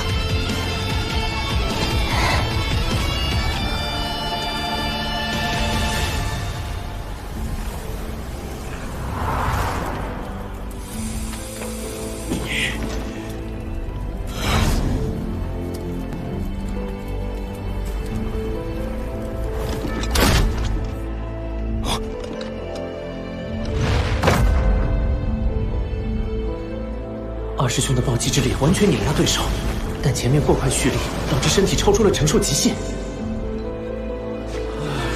太可惜了。好险！胜者，正天学院。师兄，二师兄！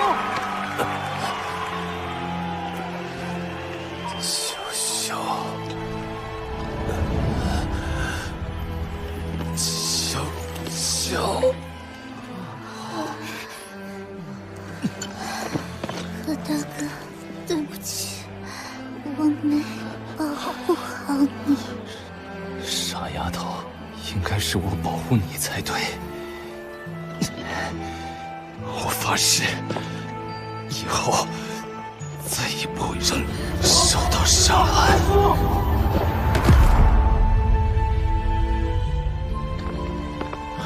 菜头，潇潇，你们做得非常好，我们绝不会让你们的付出白费。宇浩、王东、贝贝，准备出战。是。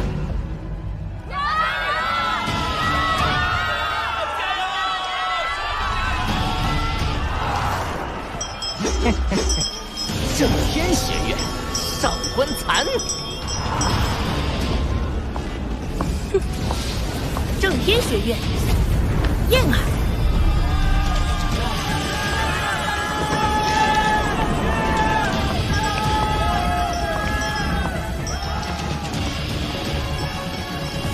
正天学院叶无情，领教各位高招。正天，迎待今天！正天，迎待今天！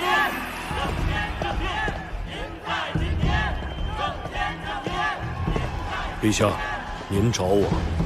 你是我星罗帝国护国斗罗，帮我看看这孩子的底细。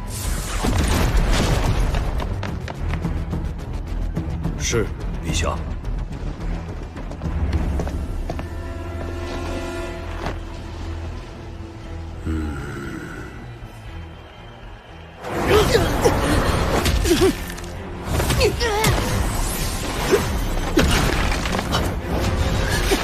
大师兄，连魂冲击！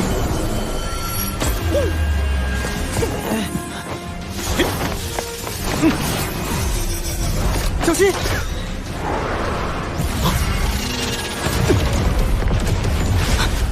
好险！他的黄金夜武魂凝聚着庞大且不稳定的魂力，一触即爆。先解决辅助魂师。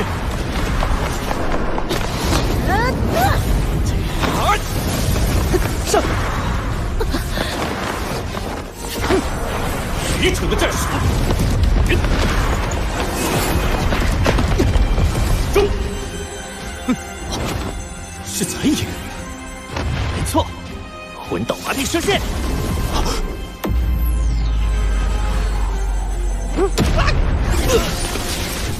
漂亮！宇浩用魂导麻痹射线成功麻痹了叶无情，并利用叶无情的黄金叶重创上棺材。这是麻痹魂导射线，身体变迟缓了。混蛋！我们的目标一开始就是你，叶无情。队长，我帮你挡一阵，你尽快恢复。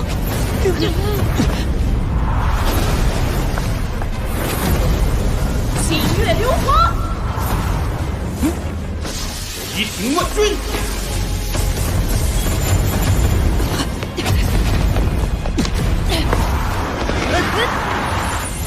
阴地爪，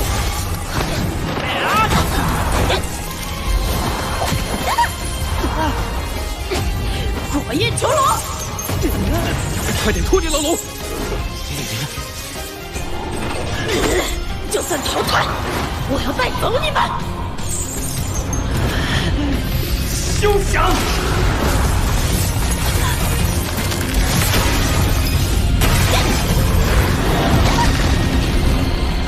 正天学院燕儿出局。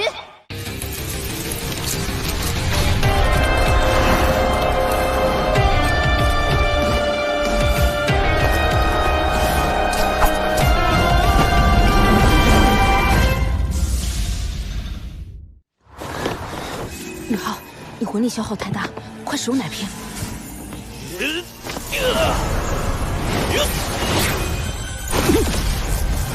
你是史莱克队长，那就先解决你。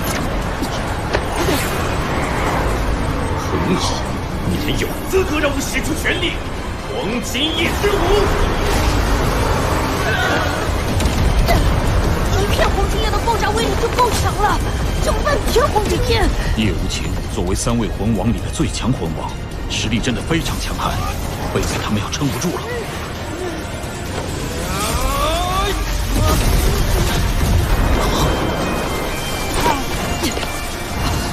寻常的技能已经无法与之抗衡，必须激发我的极限。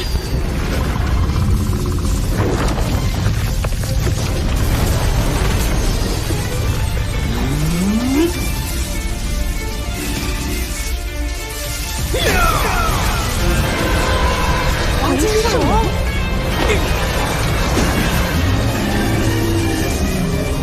黄金圣龙，蓝电霸王龙已经是顶级兽武魂。而黄金圣龙比这血脉更为精纯。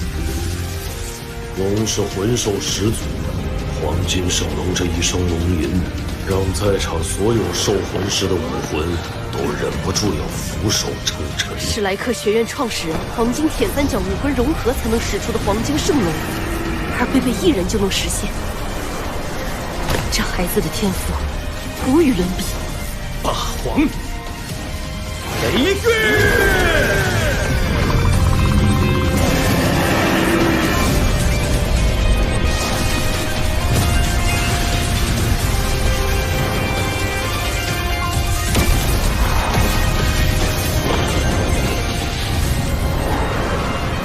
来吧！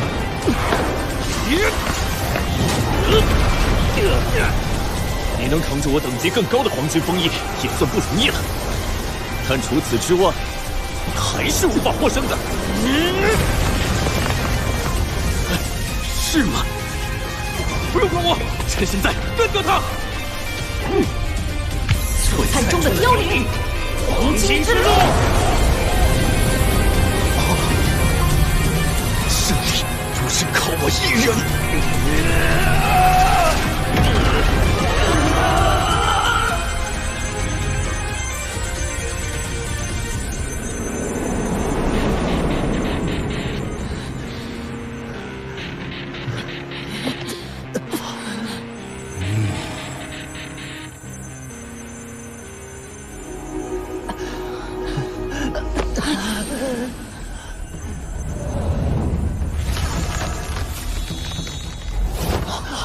修为太高，黄金之路封不住他。叶无情毕竟是最强魂王，恢复速度远超常人。宇浩，你的魂力都快透支了，不能辜负大师兄的付出。宇浩，你修为不够，强行动用那招，对你的伤害非常大。这场胜利，我们必须守住。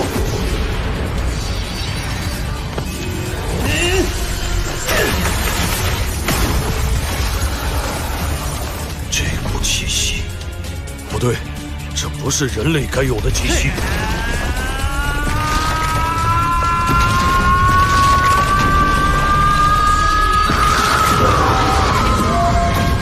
凶兽，这是凶兽的气息。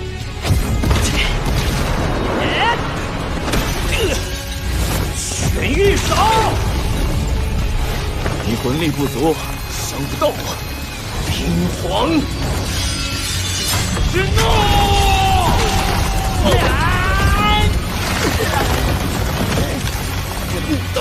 伤不到你，但是可以让你品尝失败。宇浩，此子不能留。霍宇浩、叶无情调出比赛台，出局。这是史莱克赢了。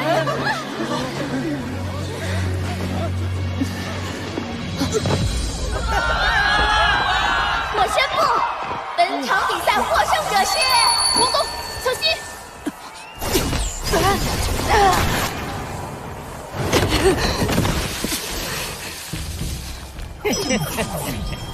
最终还是要我来终结比赛呀！想体面的话，就自己下台。刚刚的武魂融合技也耗尽你的魂力了吧？你现在什么魂技都使不出来了。是我们大意了。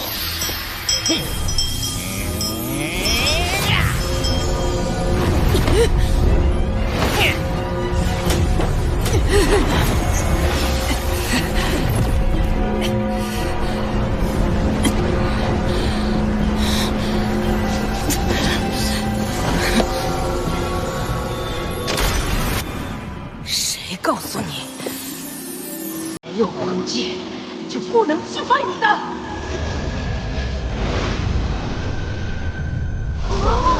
那是。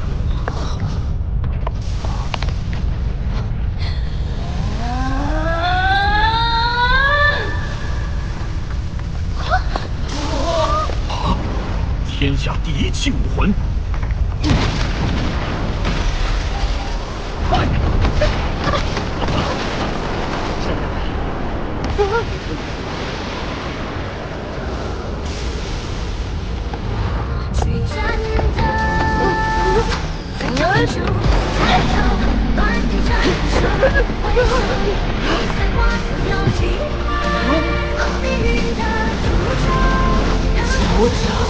战魂锤，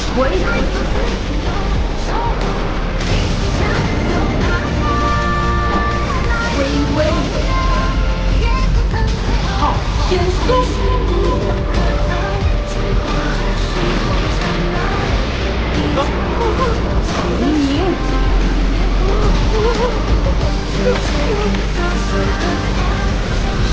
昊天。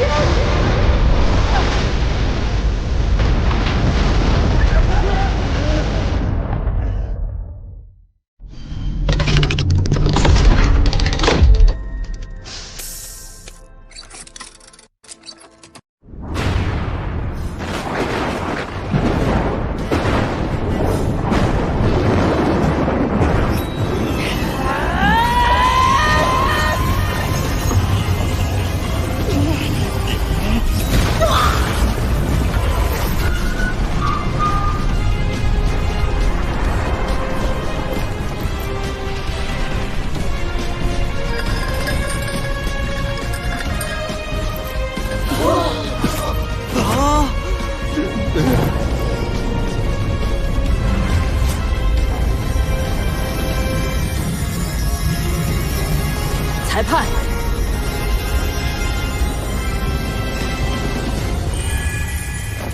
我们赢了。正天学院对史莱克学院，胜者史莱克学院。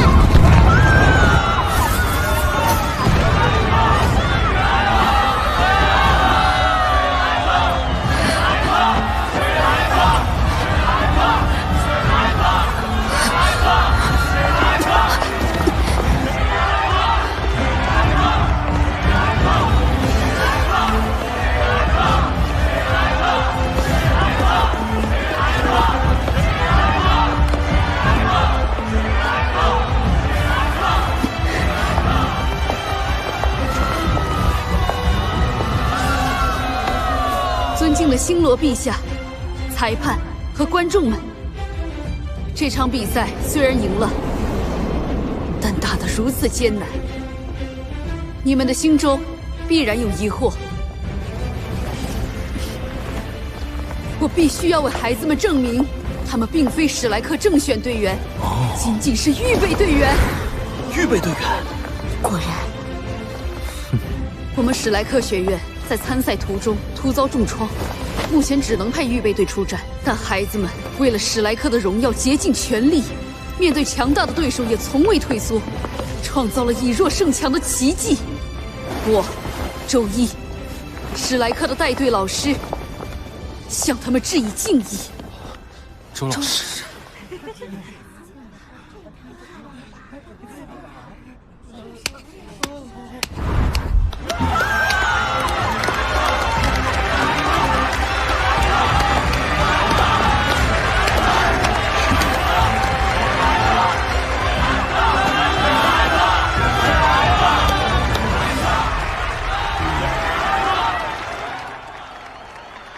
不愧是名震大陆的史莱克学院，全预备队阵容打出如此战绩，那他们正选队员的实力定已超出了我们的预估。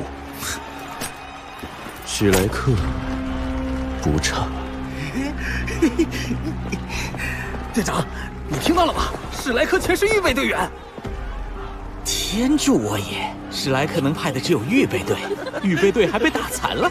唉，下一轮跟我们的比赛，我们长宁学院赢定了。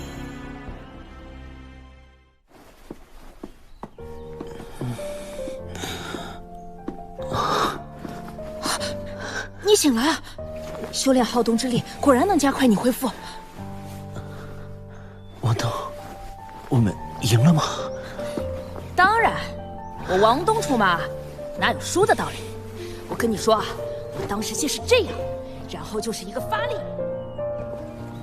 原来如此，你拿出了第二武魂，一锤定音。我是双生武魂哎，你怎么一点都不惊讶？有什么好惊讶的？我们俩的武魂契合度100%，我是双生武魂，说明你必然也是。哼，原来你早知道。你跟昊天宗是什么关系啊？周老师说过，他们的直系弟子不都是姓唐的吗？暂时保密。王东到底是什么身份？小心！啊！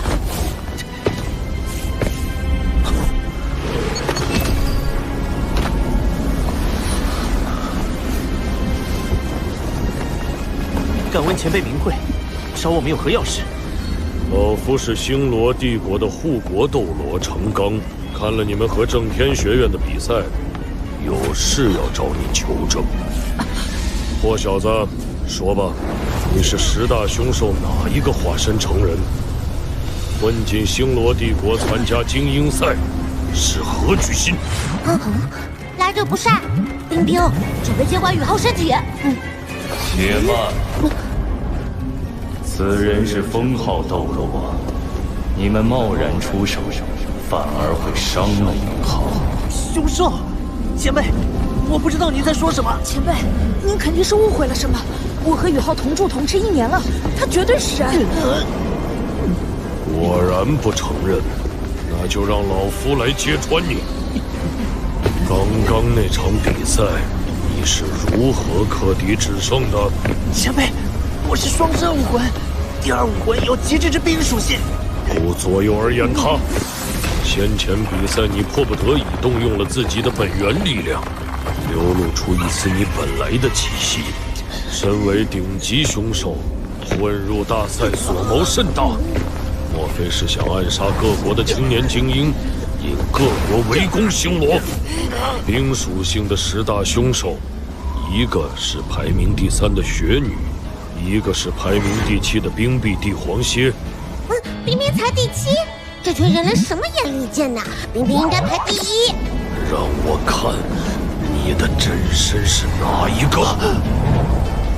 请前辈手下留情，宇浩绝不是魂兽。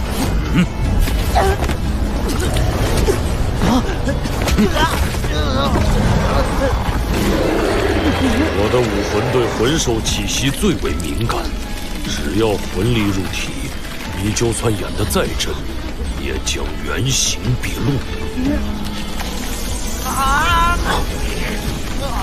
你真的是人类？早告诉过你了。玄老，您来了。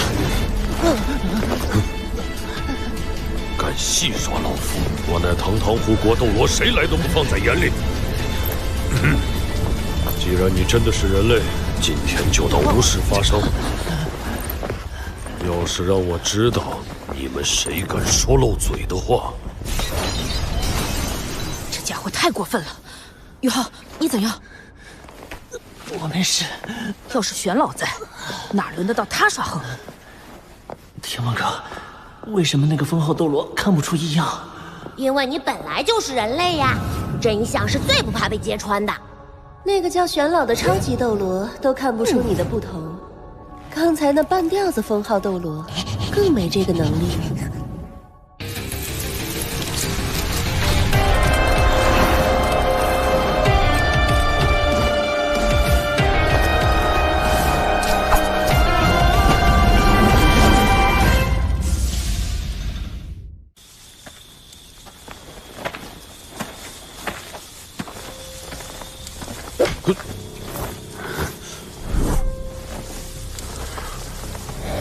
什么人敢在老夫面前造次，还不现身？堂堂护国斗罗，竟然欺负2个小孩子！前辈是史莱克的人，我是担心那霍雨浩是凶手化身。少废话，打了史莱克的小辈，别以为能糊弄过去。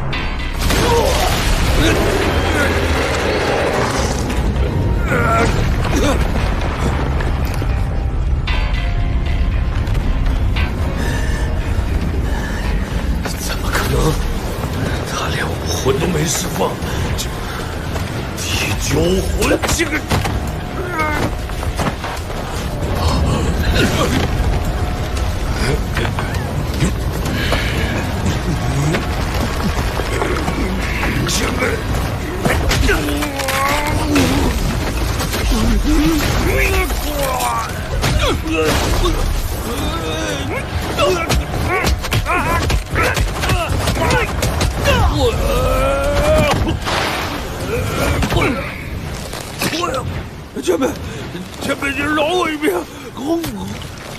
你身为封号斗罗，欺负2个2、3环的孩子，简直就是浑师耻辱！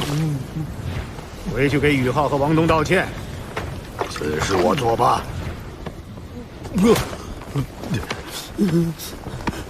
谢前辈手下留情，敢问前辈封号是？废话少问，快去道歉。好，我会谨记教训。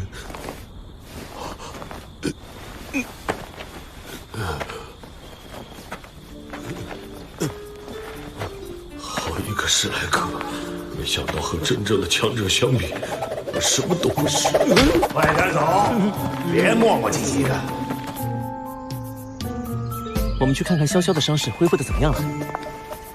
我想了一晚都没想明白。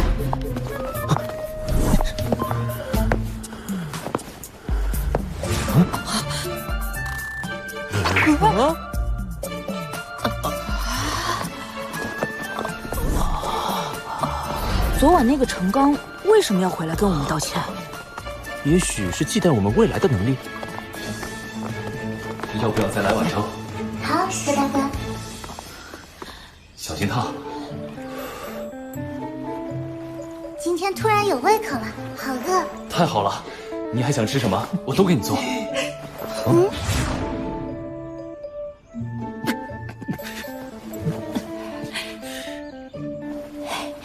潇潇伤势虽重，还好都是皮肉伤，休息一段时间可以恢复。大师兄和三师学长的武魂休养几天也能复原。只是今天的比赛，我会出场。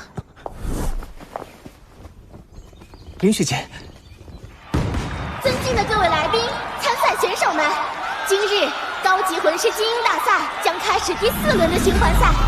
循环赛第4场，史莱克学院对长宁学院团战。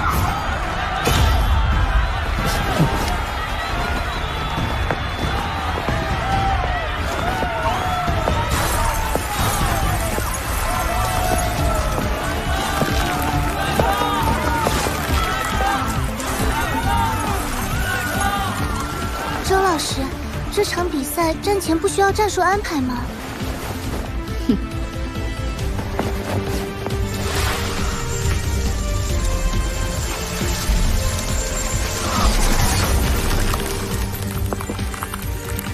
史莱克学院，这场比赛是团战，不是2、2、3之战。2人就够了。你是谁？史莱克已经伤到连替补的替补都派上了吗？小子们，我们长宁学院将成为斗罗大陆万年来第1支击败史莱克的队伍。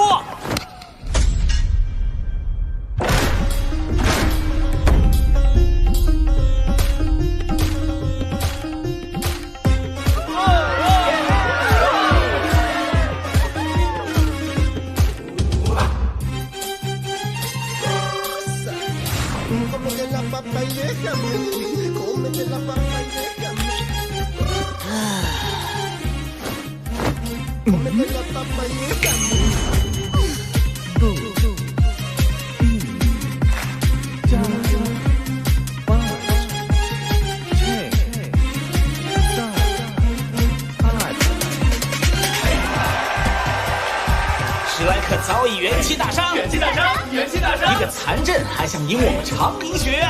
做梦！长宁学院，长宁学院！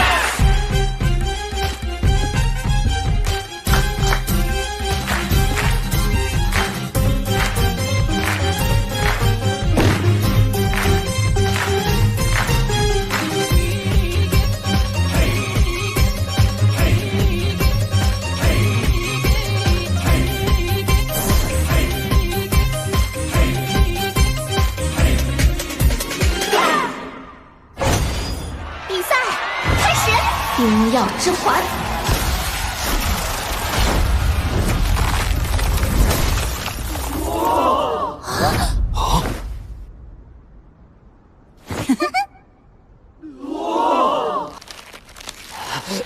好强！这个蒂姆，我是正选队员。裁判。可以宣布结果了。胜者史莱克学院。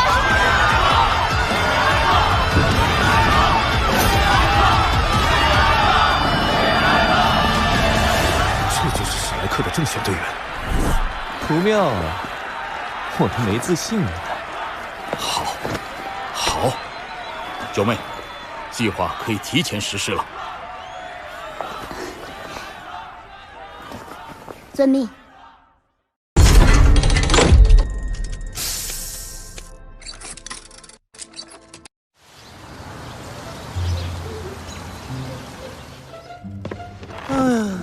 林学姐归队后，我们轻松晋级决赛圈。现在小桃姐和戴耀恒学长也痊愈了，我更没表现的机会了。可惜我家楠楠看不到我的赛场英姿了。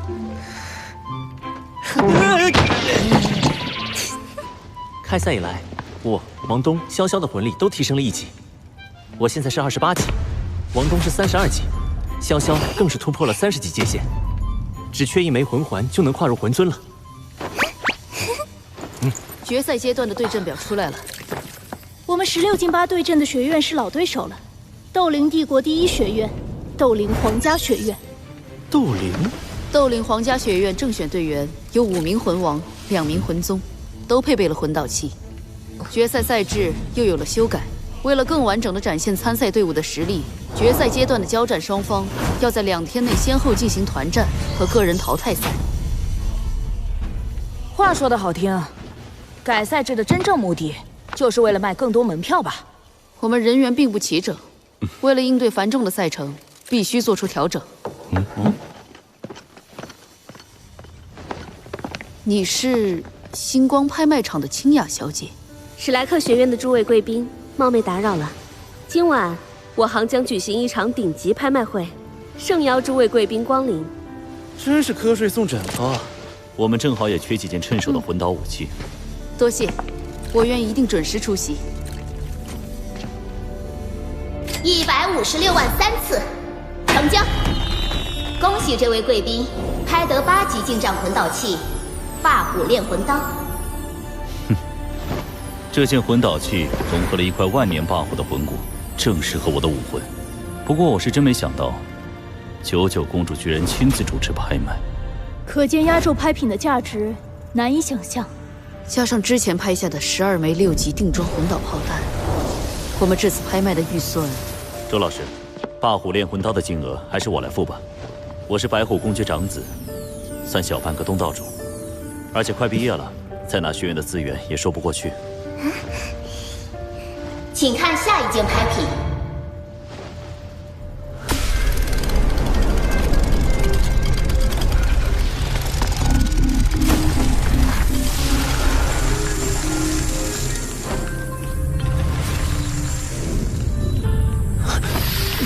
混蛋！冰帝，你怎么了？那是族人的魂骨。这块左臂魂骨虽然只有5万年，其威能却能与10万年级别媲美，因为它出自极北之地的超级魂兽冰地蝎。温度越低，冰就越坚硬，越可怕。而冰地蝎一族拥有极致之冰的属性。这块魂骨的本体魂兽更是有着一个超强魂技冰棒，给猎杀者造成了毁灭性的打击，直到封号斗罗出手才将其制服。冰帝，你别急，我自有办法。各位贵宾，竞拍马上开始。顶级冰系魂骨可遇不可求，学院一定尽力争取。宇浩、洛尘，你们谁来？周老师，您能以学院的名义联系这个拍卖行的负责人吗？公主殿下，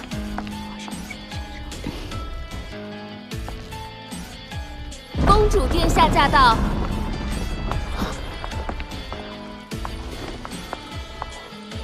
你说我们的拍品有问题，有何依据？依据就是他的冰碧蝎武魂。问题不在魂骨，而在吸收者。请看。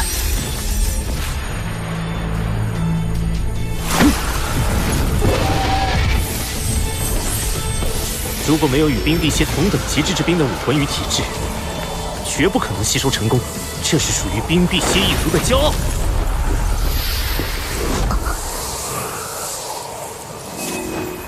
这件事我做不了主，各位稍后。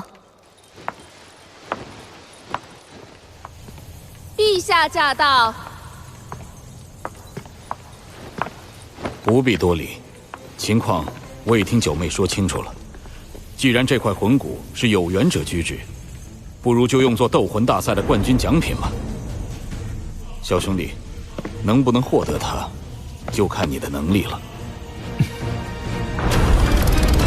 接下来拍卖的是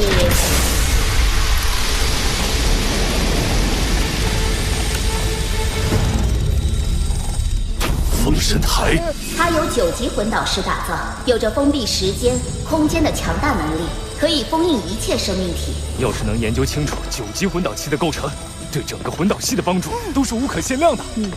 弱肉强食，人类善于创造思考，魂兽若继续固步自封，情况不妙啊！如果把魂兽逼急了，人类定会遭到反噬。只有我们日月帝国才有能力制作9级魂导器，封神台更是9级魂导器中的极品。看来日月帝国内部有奸细。各位贵宾误会了，封神台并非拍品，或者说它只是真正拍品的容器。最后这件拍品是世所罕见的珍宝，10万年魂兽胚胎，只要与它融合，就能直接拥有10万年魂环与魂骨，甚至是顶级武魂，铸就超级强者。10万年魂兽重修为人的过程被强行阻断，才能留下这种胚胎。能做到这种事的人，很强大，也很残忍。这是什么？10万年魂兽要逃出来了吗？那封神台上的气息为何如此熟悉？一旦被封印，哪怕是封号斗罗花上1000万年时光，也难以逃脱封印。这就是9级至宝封神台的能力。有封神台在，完全可以修炼至合适的境界，再吸收那10万年魂兽胚胎，获得最大的增幅。现在我宣布，封神台拍卖正式开始，起拍价1亿金魂币，1亿300万，1亿1000万，1亿3000万，1亿4000万。我看谁敢跟我们抢！1亿5000万，1亿5000万第一次，1亿5000万第2次，果然不是我们能拿下的。1亿5000万第3次，封神台成交。偏偏落入了日月帝国手中。那个讨人厌的笑红尘，果然是我们的劲敌。别想了，现在最重要的是拿下冠军。走，回去训练。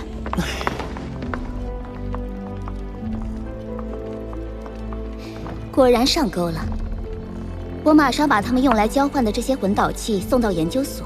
不过，大陆各方强者可不会放任他们坐拥至宝。10年内，日月帝国定会有大动作，我们只有狮子驱虎吞狼之计，拖延他们，同时尽快加强我方实力。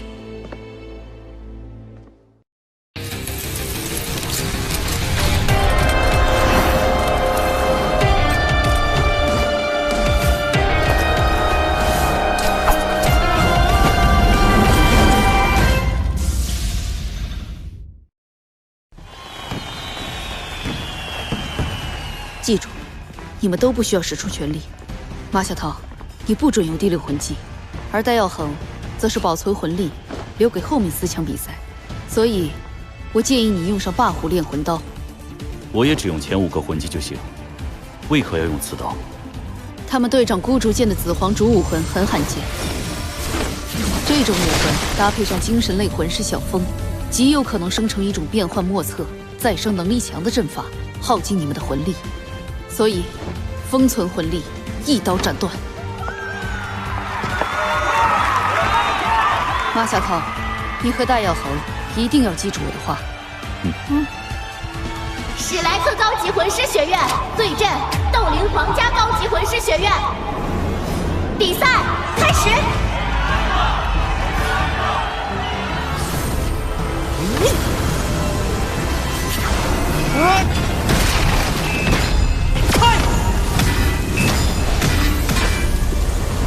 不愧是拥有5大魂王的斗灵学院，一上来就摆出这样的防御阵型，必然是有什么强大的攻击需要时间准备，所以不能给他们时间。于浩，精神探测共享。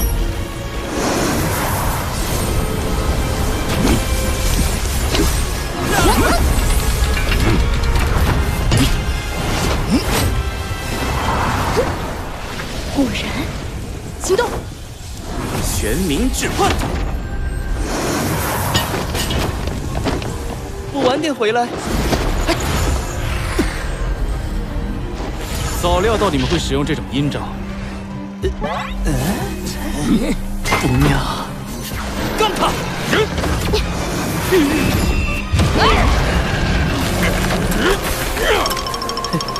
我也是有准备的。玄冥智幻，戴耀恒，你们拿下顾书剑。再见。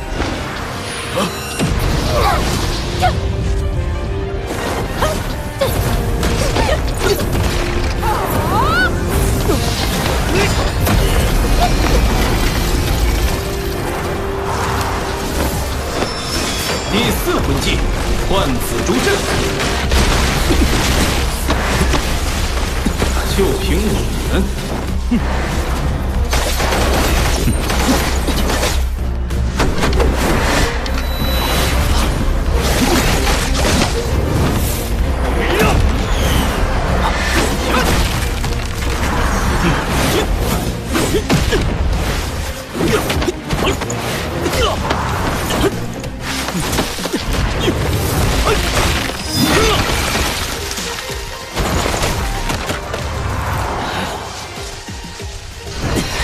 小凤，该你出手了。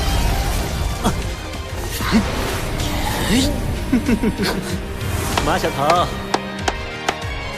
你喜欢捉迷藏吗？迷藏？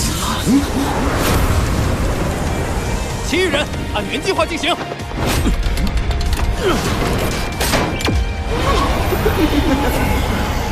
失去目标的感觉如何？这个游戏好玩吗？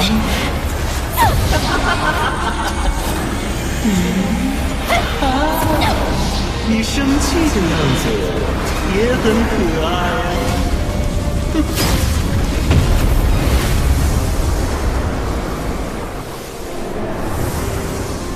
就由我一人来终结他。史莱克将因你们而蒙羞。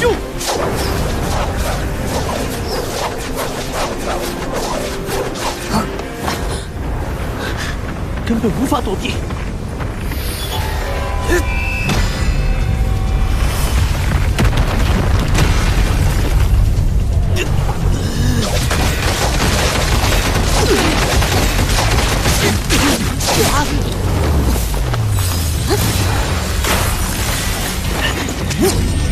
无法穿透迷雾。白虎护身阵，白虎魔神变，白虎金刚变。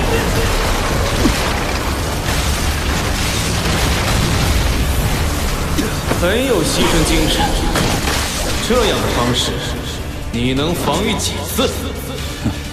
史莱克居然全体陷入了困境。你在干什么？而斗灵皇家学院似乎在酝酿着更大的攻势。不知道这些巨大的盾牌后面，他们在酝酿什么样的杀招？让我来。对于我们邪魔白虎戴家而言，进攻才是最好的防御。是8级魂导器，霸虎炼魂刀。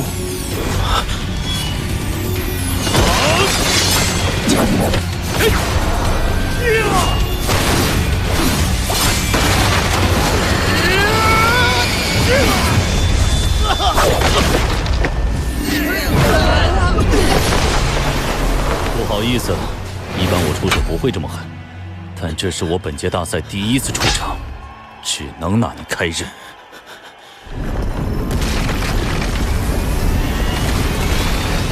魂导巨炮，这种巨炮的威力足以摧毁一支军队。这就是他们一直在密谋的杀招。迷雾散开了，发现目标，小桃姐。日浩，多谢。你能完成，小桃姐！凤凰穿越！发射！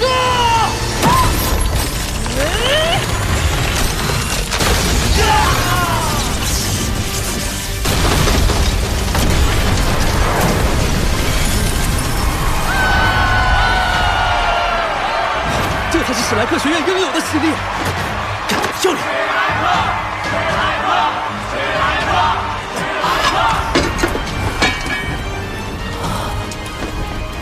我们认输。但一定要让你们付出代价！凤凰流星雨！住手！你们获胜了！马小桃，下来！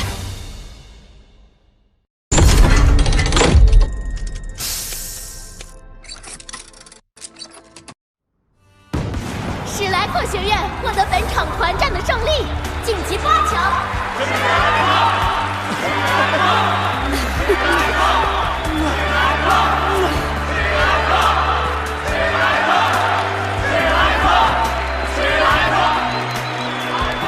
这才是史莱克，强势爆发的史莱克。斗灵皇家学院组装的是放大版的雷霆巨炮，应该是仿制我们的，只不过他们工艺不成熟，所以才放大，还要多人组装操控。无妨，我们已经看到了史莱克学院的全部实力。如果雷霆巨炮开炮，7级魂导器的强大攻击力，就算有2名魂帝的史莱克学院也挡不住。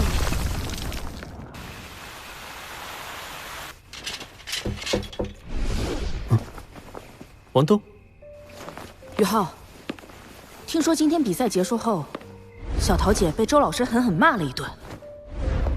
今天在稳胜的情况下，小桃姐确实不该暴露第6魂技。比赛已经接近尾声，我们学院所有人的真实能力都已曝光。但是日月皇家魂导师学院，竟然有3个人从未上过场。马如龙、笑红尘和孟红尘这3个人，对于他们的能力，我们一无所知。按照实力，我们学院和他们学院一起进入4强不是问题，迟早会在比赛中狭路相逢。所以我很担心后续比赛。宇浩，既然你知道我是双生武魂，我也不再瞒你。其实我一直在考虑，既然我们彼此的第1武魂能融合出黄金之路，那么第2武魂是不是也能融合出一个新技能？没错，不过不是2个，而是4个武魂融合技。4个？从理论上讲，你们各自的双武魂可以交错融合，出现4个武魂融合技。如果真的可以，那我们说不定就能挑战魂帝了。后天的8进4比赛，你们不用上场，刚好趁这段时间尝试一下。王东，我们现在就尝试吧。孩子们，加油！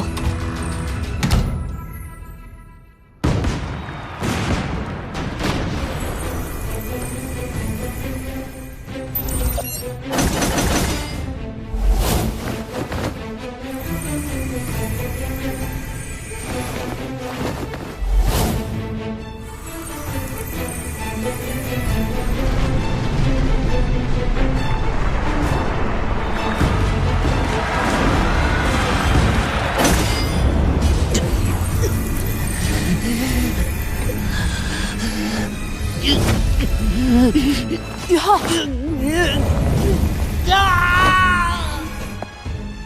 殿下，您嘱咐的东西，拍卖行几经周折，终于购得。很好，星罗国家学院取胜的最关键一环补齐了。宇浩，霍宇浩，宇浩，成功了，我们成功了！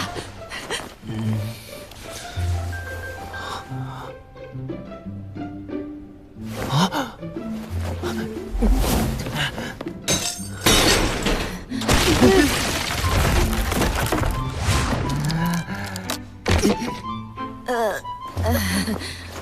我赔。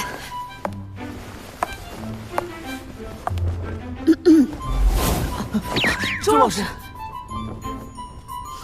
赛前会议。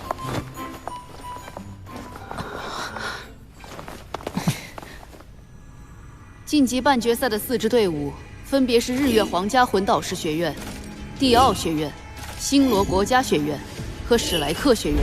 毫不避讳地说，我们史莱克是这4支队伍中最弱的。哼！日月皇家魂导师学院的实力自不必说，可以说是以摧枯拉朽之势晋级半决赛。蒂奥作为天魂帝国皇家学院，也有6环魂帝坐镇，而星罗国家学院作为东道主，占据主场优势。更何况，一支全魂王阵容的队伍，你们谁敢轻视？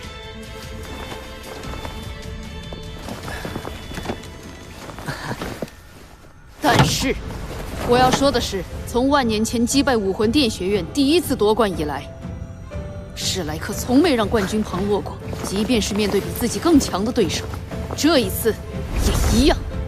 史莱克冠军！全大陆高级魂师学院斗魂大赛进入半决赛。今天是不是能看见99公主？好期待！本届全大陆高级魂师学院斗魂大赛终于进行到了半决赛。为了确保比赛安全性，我决定，接下来的比赛由帝国护国斗罗黄金旭前辈担任裁判。黄前辈的封号是天煞。天煞斗罗黄金旭，竟然是他！请以热烈的掌声，有请进入半决赛的4支队伍。他们分别是史莱克学院、日月皇家魂导师学院、蒂奥学院，以及我们星罗帝国的骄傲——星罗国家学院。势在必得，星罗，冠军必夺！星罗，势在必得，星罗。这回算是见识到了什么叫主场氛围。星罗，势在必得，星罗，冠军必夺！星罗，势在必得，星罗。那个99公主是星罗国家学院的队员，她应该拥有星罗皇室一脉的独有武魂——星之皇冠，兼具攻击、防御、辅助等多重效果，是当之无愧的顶级器武魂。有请半决赛的4队队长抽签。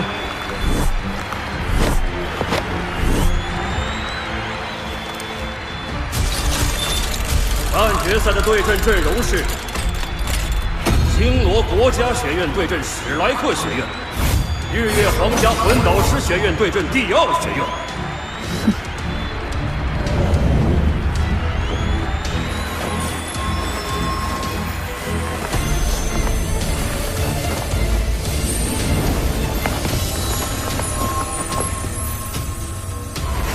星罗国家学院战队最大的特点就是均衡，攻防兼备，所以我们的战术就是强攻，以最强的攻击击溃对方。马小桃、戴耀恒、林洛尘、贝贝、徐30、霍雨浩、王东，你们7个上。你们几个有另一个极其重要的任务。史莱克上来就强攻，压制了星罗。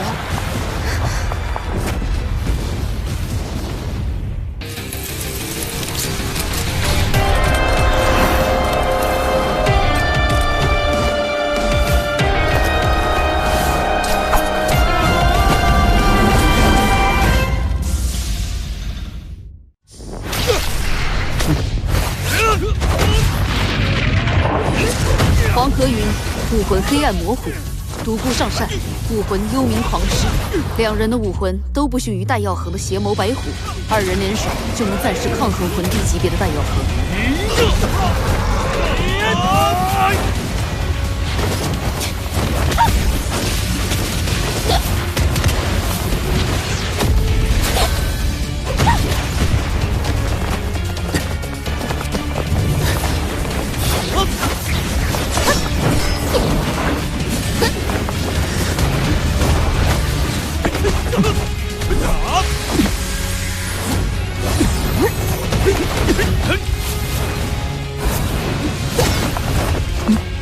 武魂融合技，丰收国旗。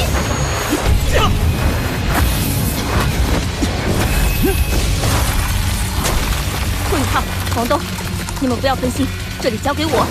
冰雾幽寒。宇浩、王东的修为低，星罗国家学院肯定会不拿他们当回事，因此我们的战术就是调虎离山，之后就是直捣黄龙，凤凰流金羽。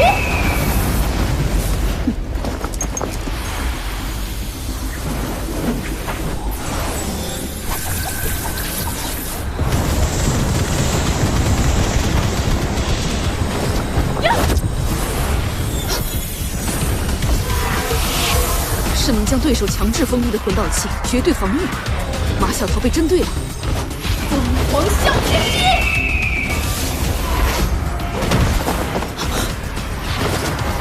火焰被吸收了。上场比赛，马小桃的第6魂技提前暴露，给了星罗做准备的时间。非调虎离山的是你们才对。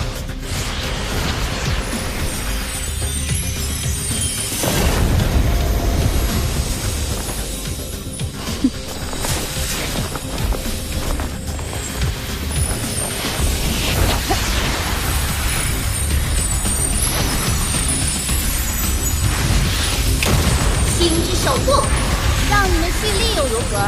我先拿下你们的主力。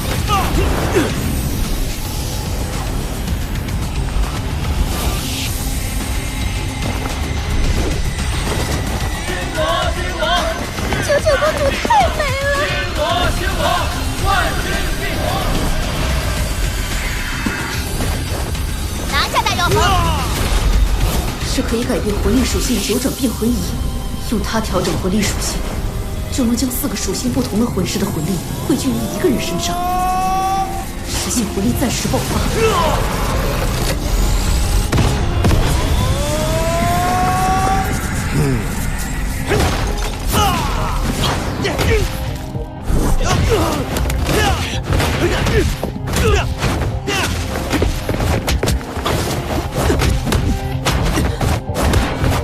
雷霆之怒，雷电居然被屏蔽了。星之守护下，我方防御力是之前的数倍。糟了，试图强行突破绝对防御，马小桃的邪火要失控了。什么破玩意儿？外面到底怎么样了？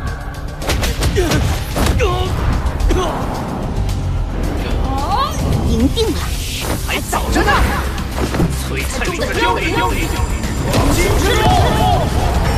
星之皇冠借助于星之力，星之力的本源是光，而我的灵眸和王东的光明女神蝶同样拥有光属性。星之守护已经很久没有出现在大陆上，恐怕魂师界早已忘了这个被称为属性隔绝的最强防御魂技。你们的武魂融合技封不住58级的叶无情，也破不了同是魂王的我的星之守护。史莱克学院的那招居然失灵了！你们的武魂融合技结束，我们的武魂融合技才刚刚开始。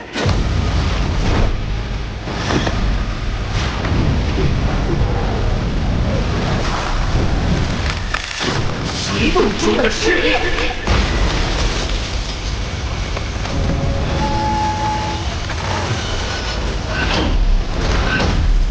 天地之锤。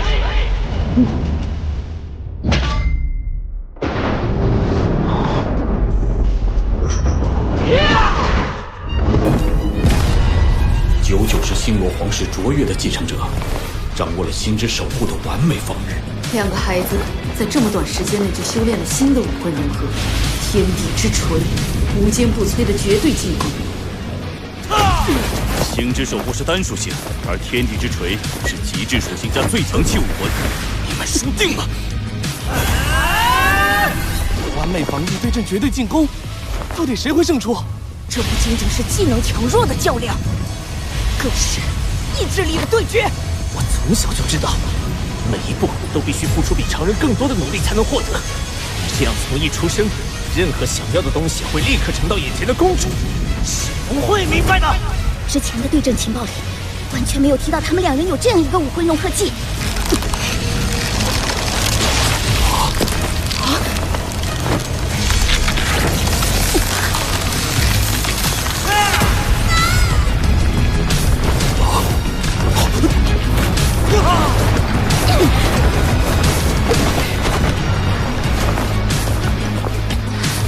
再来！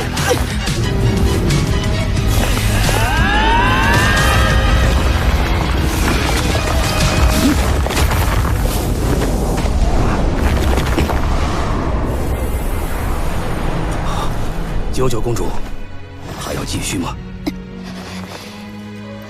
半决赛第1轮，星罗国家学院对史莱克学院，胜者史莱克学院。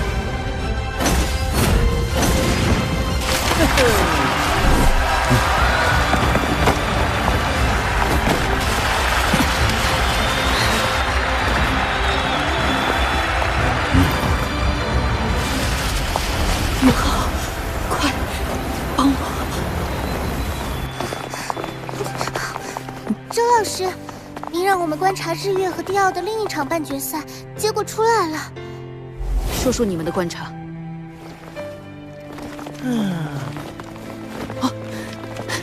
楠楠，你跑哪儿去了？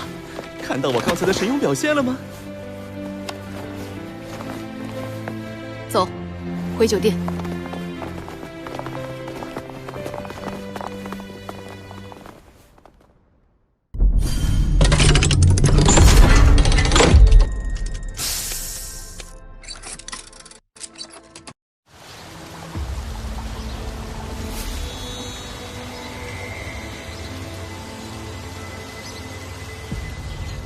星罗认输了。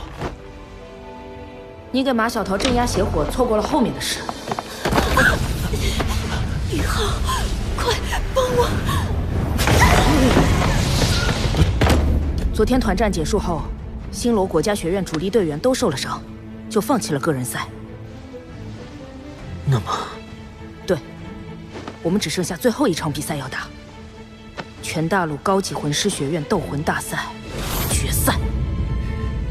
决赛，我们终于走到了这一步。对，决赛。我们绝不能输。宇浩、王东，会议室集合。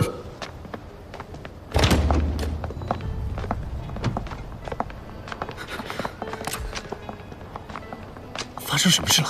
昨天另一场半决赛，面对实力比我们还要强上一筹的迪奥学院，日月皇家魂导师学院以压倒性的优势取胜。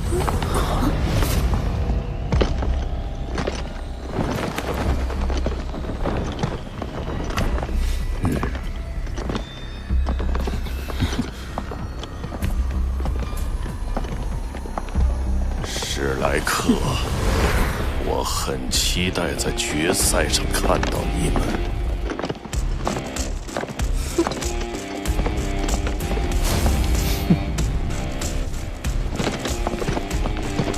太狂妄了，他们有狂妄的资本。接下来这场是日月皇家学院与帝奥学院的个人赛，对我们而言是观察、研究对手的绝佳机会。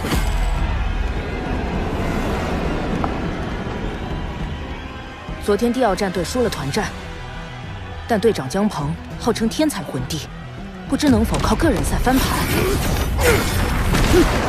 屠龙18斩！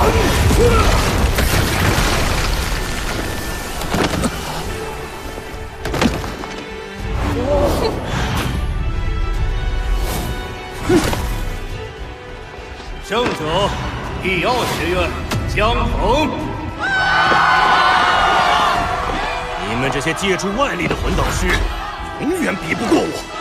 今天我会把你们统统打败。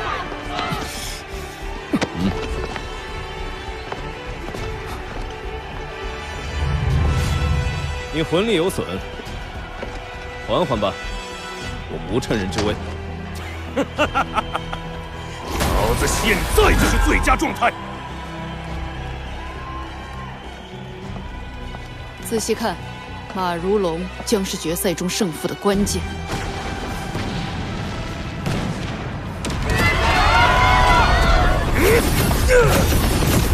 马如龙预判了江鹏的所有攻击。马如龙，看我的最强一击——暗黑魔阵天！破！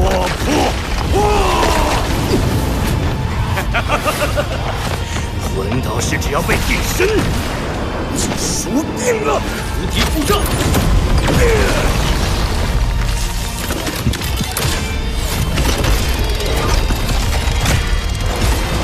很遗憾。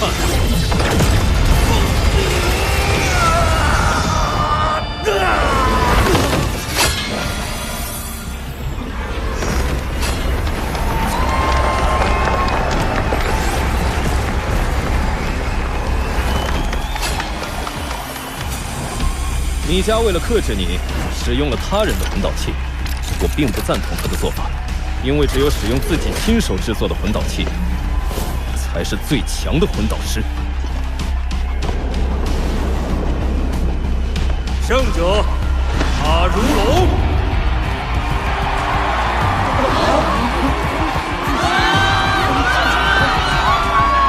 马如龙年纪轻轻就能制作7级魂导器高温射线，而这是日月战队实力的冰山一角。二者同为天才魂帝，马如龙却能先江横一步，掌控战斗节奏，这才是魂导师真正的战斗诀窍。我已经等不及明天的决赛了。关于决赛第1场团战的阵容，我准备。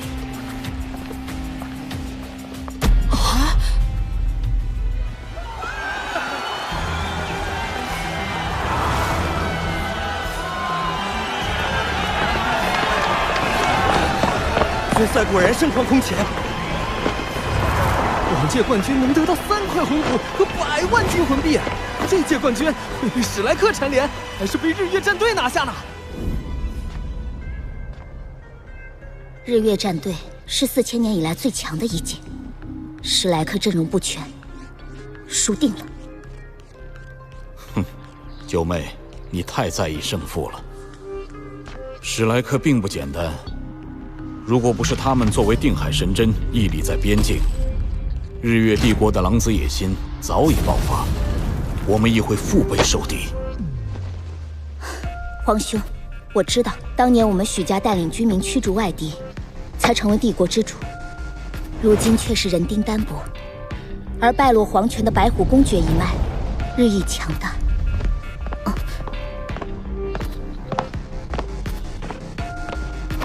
陛下，臣回来了。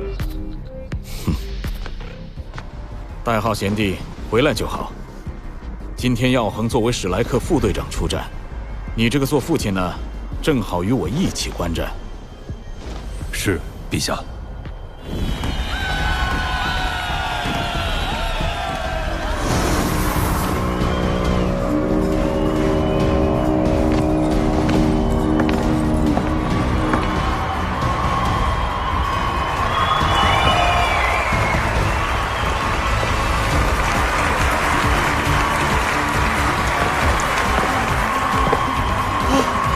帝国第1统帅，西疆边境的守护神白虎公爵代浩大人，他怎么来了？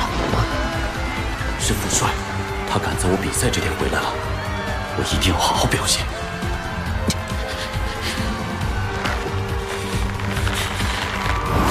代浩大人！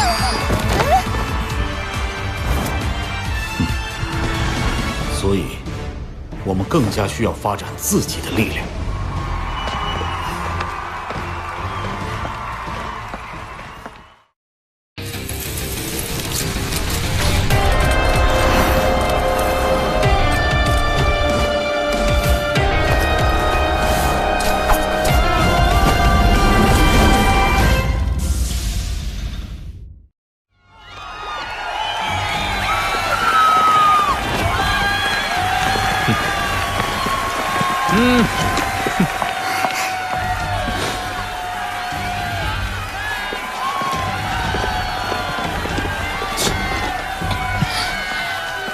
根据菜头、楠楠和潇潇上一场对日月学院的观战和分析，我大致推测出对方团战的阵容，其中灵犀、陈飞、米迦、萧夏风都有魂王级别和至少5级魂导师的实力。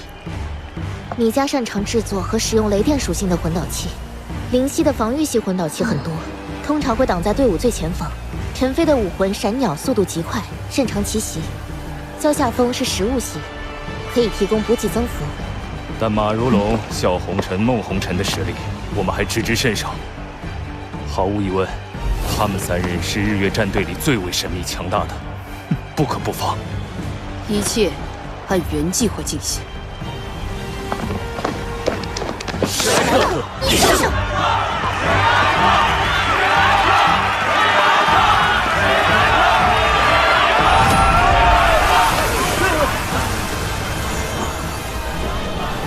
请双方团战成员上场。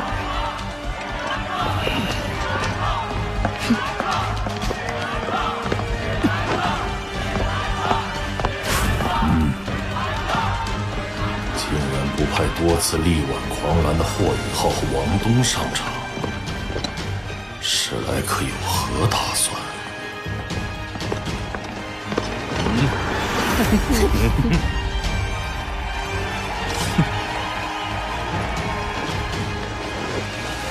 霍雨浩，你不是要来总决赛跟我打吗？怎么不敢上台了？小心，不要意气用事。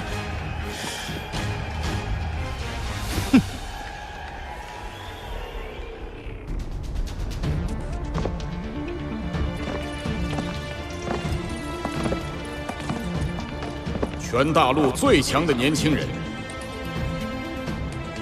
尽情展现你们的风采吧！我宣布，全大陆高级魂师学院斗魂大赛决赛正式开始。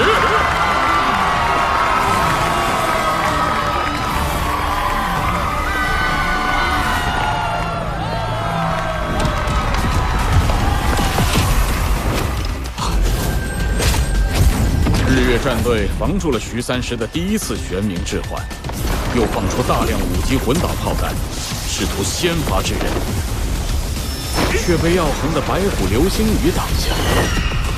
吾父无犬子啊！陛下过誉，真正挡下攻击的是马小桃，极品凤凰武魂的灼热威力果然强大。看，他已经率先攻入敌方阵中了。明熙，拦住他！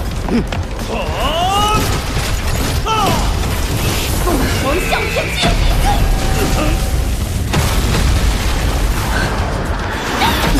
别去小心！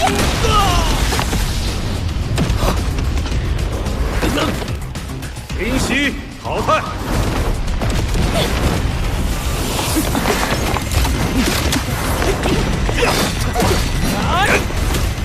好机会，全民置换！你找错对象了，我的速度比你的置换更快。置换未生效时，你的位置也被固定了。我真正的目标是你。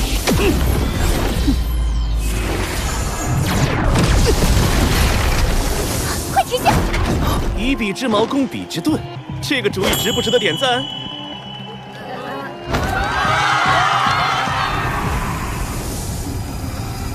是6级魂导器坚韧之臂，遇袭自动触发，能抵御7级魂导器的力量。日月帝国还真是下血本。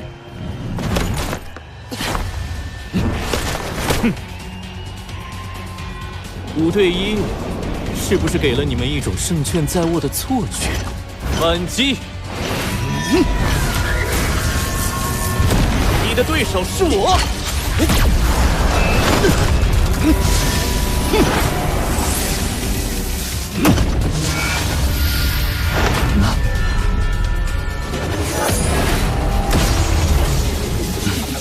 马如龙竟然还有一件7级魂导器，这叫雷电之玉，会产生远超人体承受范围的雷电能量，很难破坏。史莱克5人被困，不过笑红尘也被包围其中。难道他们打算牺牲笑红尘，来换取对我们5名队员的重创？不，这是他们的战术。接下来，笑红尘恐怕会使出群体强攻式的必杀技——金属控制，金之凝形。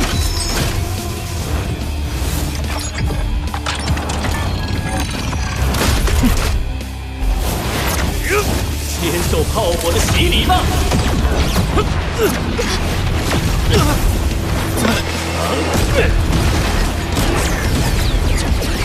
笑红尘陷入包围，却反而成为了他发动群体反击的机会。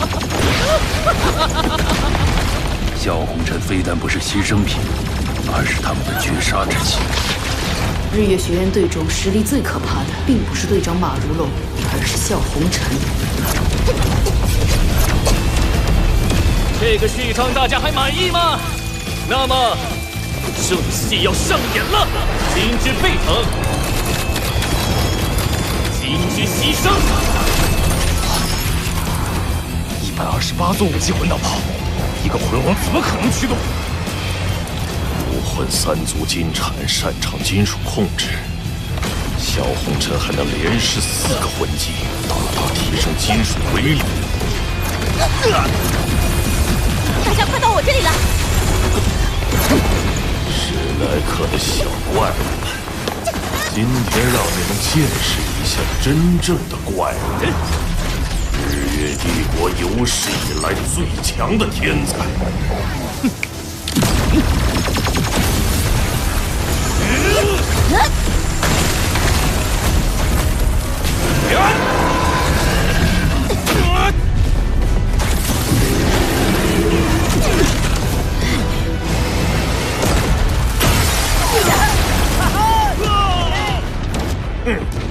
狠狠的打，给我好好教训教训史莱克！这个萧红尘竟能以一己之力强势压制史莱克5人，实力堪称恐怖。白虎护身阵，白虎金刚变，白虎魔神变。你很爱出风头啊，那我就满足你。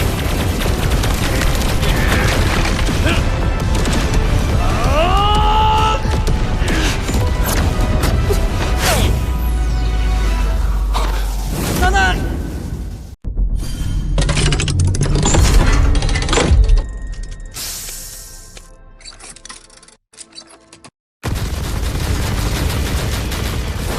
不，奶奶！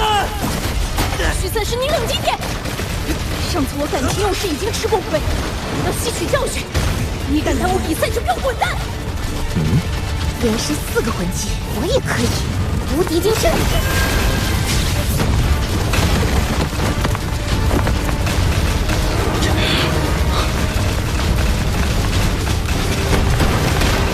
圣仪，妖功。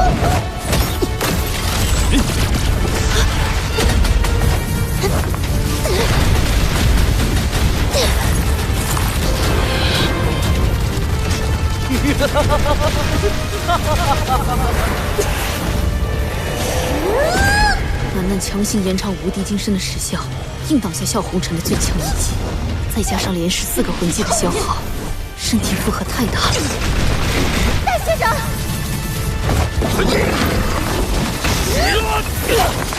在其失重且防御薄弱的瞬间强攻，绝妙的时机。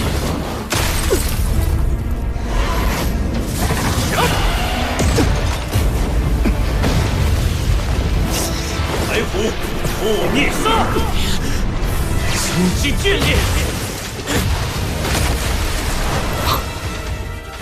人居然能变成金属液体！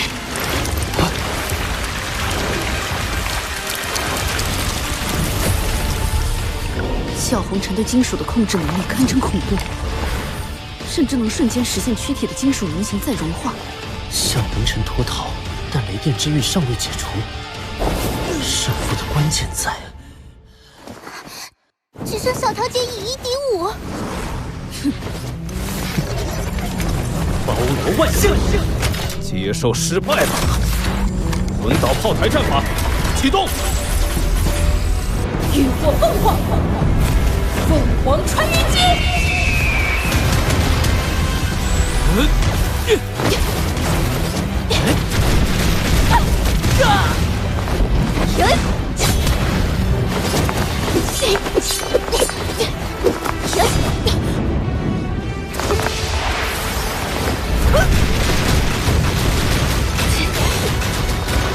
6级魂导器，金属光球。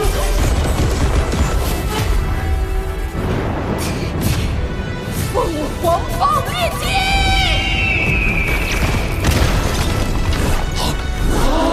我的强大超出你们的想象，3技合一。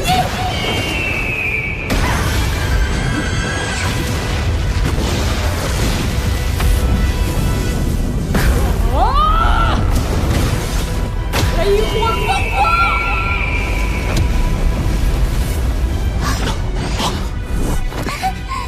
黑凤凰虽然威力强大，但邪气也足够深重。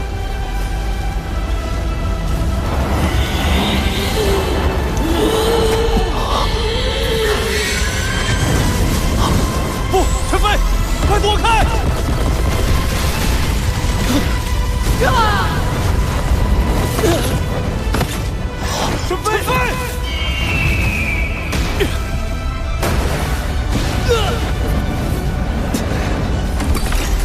地之域，高温四线。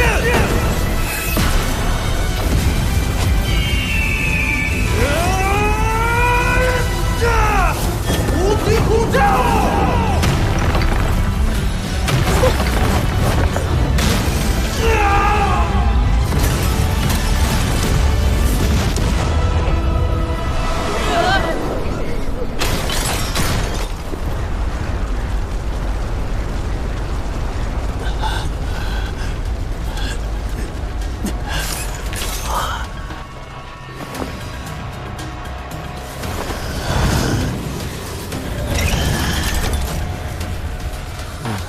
不用再留守，我要让史莱克付出代价。是。裁判，我们认输。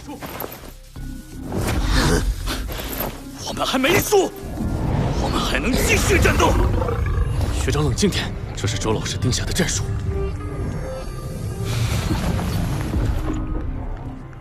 抱歉。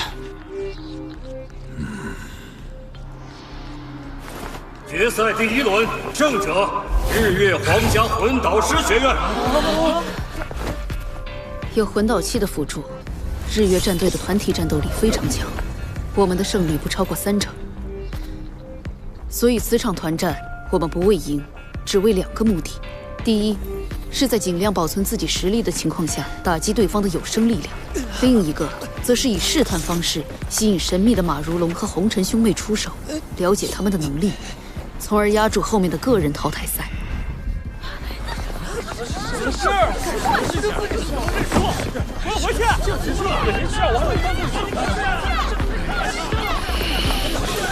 肃静！双方队员已经竭力，胜败乃兵家常事，辱骂者严惩不贷。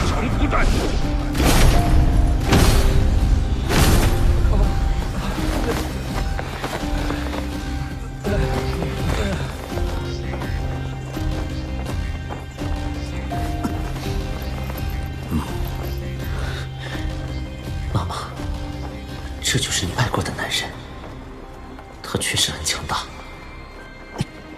但你放心，我会很快成长，总有一天让他向你忏悔。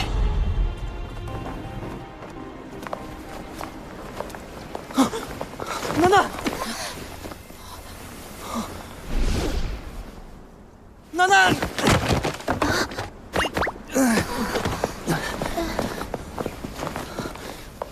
放心。他伤势虽重，但无性命之忧。楠楠，个人赛，你第一个上。好，你们给我等着！个人淘汰赛第1场，史莱克学院徐30对战日月皇家魂导师学院李艳。比赛开始！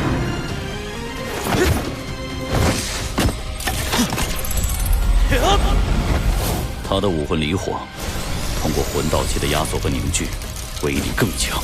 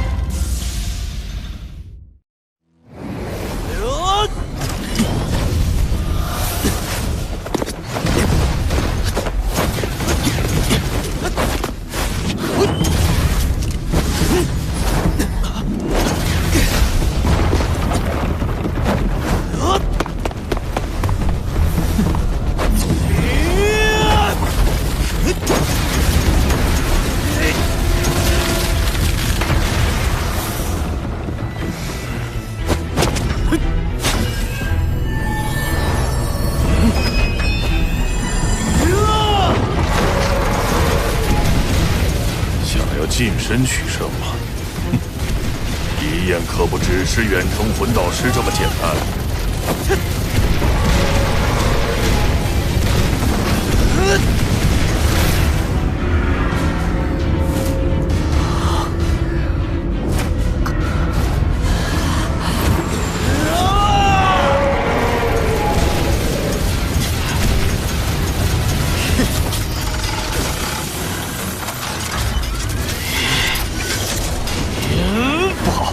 近战力非常强的火焰喷射魂导炮。等的就是你进入我的射程，一旦被我正面攻击，你不死也得变成残废！哈哈！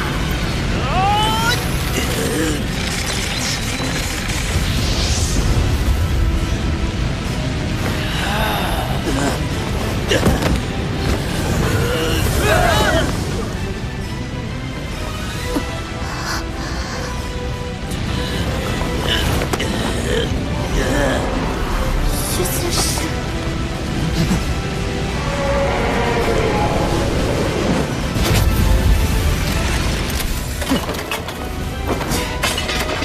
徐三石，到此为止了。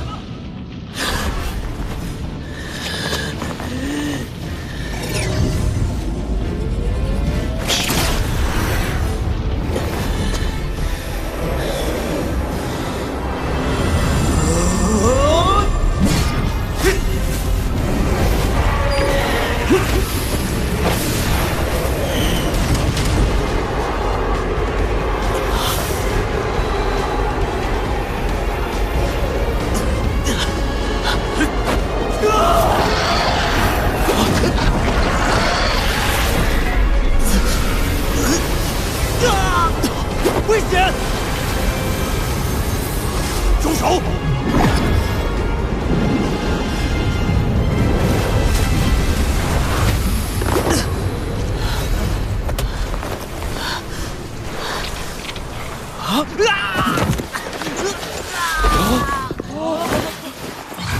三师学长在离焰集聚最强火力前，先释放了绝招。这是他第一次使用这个强大的天赋技能，或者说是血脉技能，只是3天内只能用1次。好一个徐三石，真狠！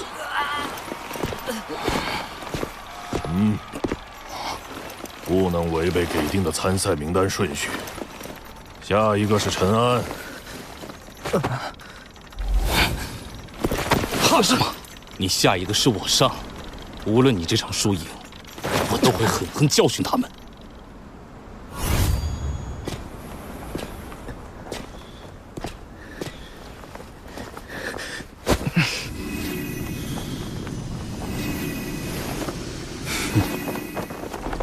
日月战队第2名个人赛队员陈安对战史莱克战队徐三石，比赛开始。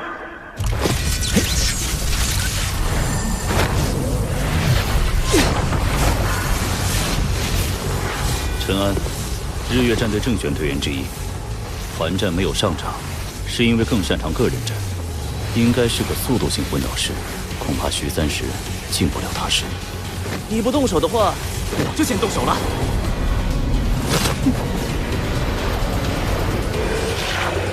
玄冥置换。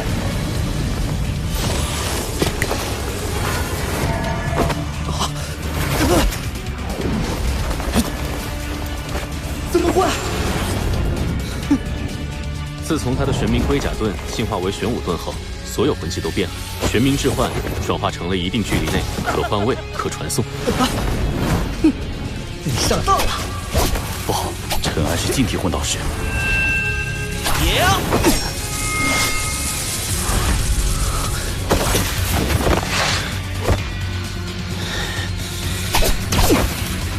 玄武降临！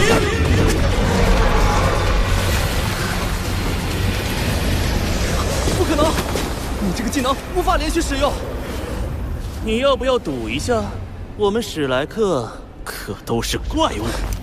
不是说3天内只能用1次吗？怎么？三师学长的战术安排很巧妙。第2战在上一战的基础上，三师学长先一招玄武置换净化魂技震慑陈安，让陈安没有胆量再赌玄武降临的真假。不敢赌就滚下去！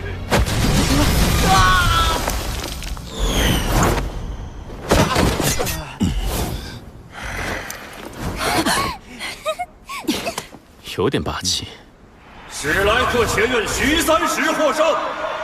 史莱克，永恒之力，徐三石。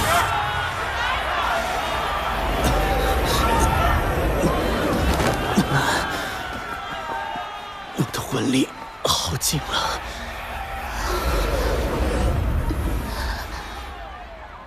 陈安完上当了！混蛋，还敢戏弄我们！现在就要教训他！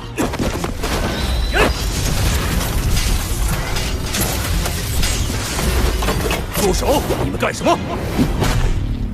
他们要2打1，这是严重犯罪！谁敢放肆？是谁？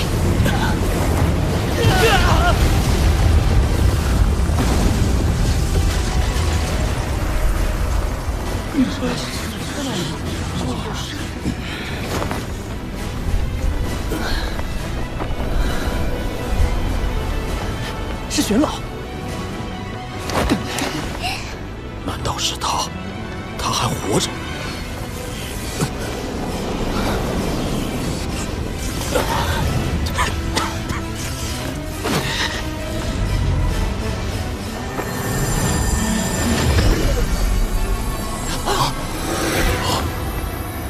饕餮斗罗，全大陆高级魂师学院斗魂大赛的历史可以追溯到万年前，规则即是所有队员全力以赴。我们的队员没有做错，谁想破坏这规矩，就冲老夫来！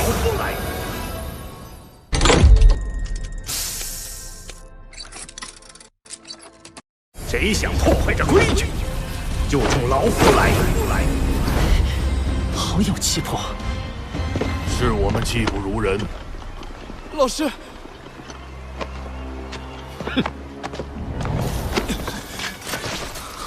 再有违规，就取消你们的参赛资格。米迦，调整好状态，继续比赛。个人淘汰赛第3场，贝贝对战米迦，比赛开始。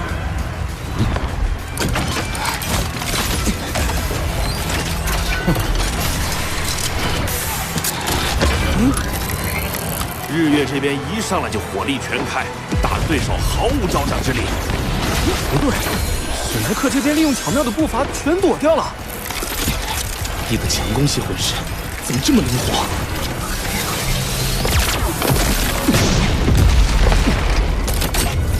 触发是现代魂导炮，我看你还怎么躲！慈母追魂夺命胆。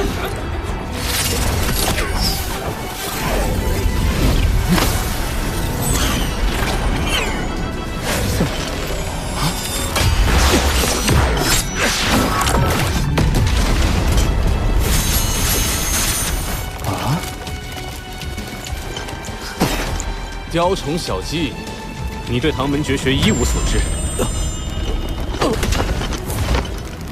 毒，不是什么剧毒，睡了1天吧。史莱克学院，贝贝获胜。拿了。小萌，你的能力是他们魂师的克星，接下来就看你了。哼，老师放心。我绝不会让史莱克得意下去。请学长手下留情。日月战队未出场的最后一人，终于出手了。比赛开始。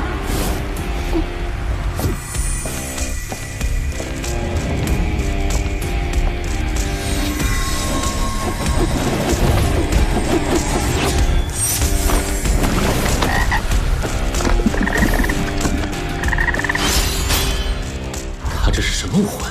诸情冰蝉武魂，小心！冰蝉之毒，雷霆龙首，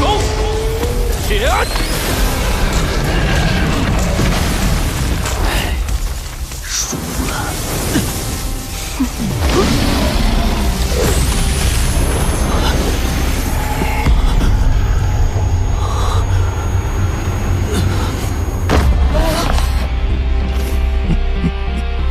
孟红尘获胜。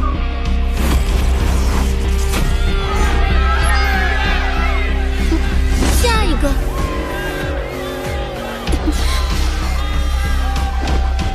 我来。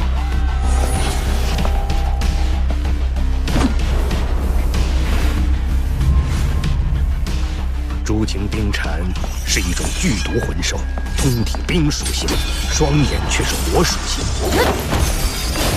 寒热相交，产生一种极为可怕的剧毒。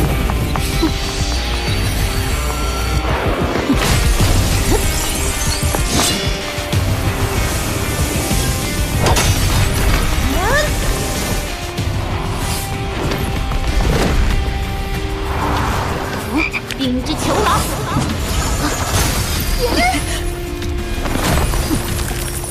不对，不是只有唐门擅长用毒。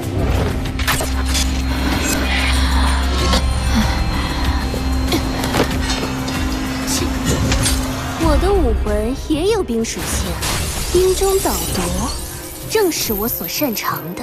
日月战队，孟红尘获胜。孟红尘这么快就把比分追平了。到我了，怎能容许日月帝国的人在星落国都猖狂？贤弟，你看耀恒是否能战胜那名罕见的毒魂师？伤敌1000，自损800，你不担心吗？这是他成长道路上必须经历的。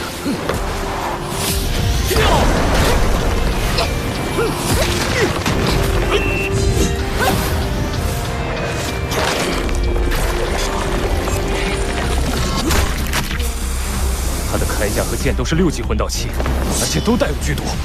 大学长也不能完全躲开孟红尘的毒啊！他要怎么毒呢？白虎金刚变，白虎魔神变。戴学长只能凭借3大魂技增幅和白虎的强横体质硬抗，暂缓毒性蔓延。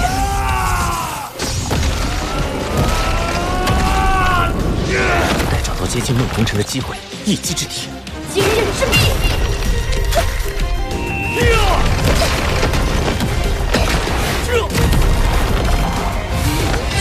你已经是强弩之末，白虎流星雨。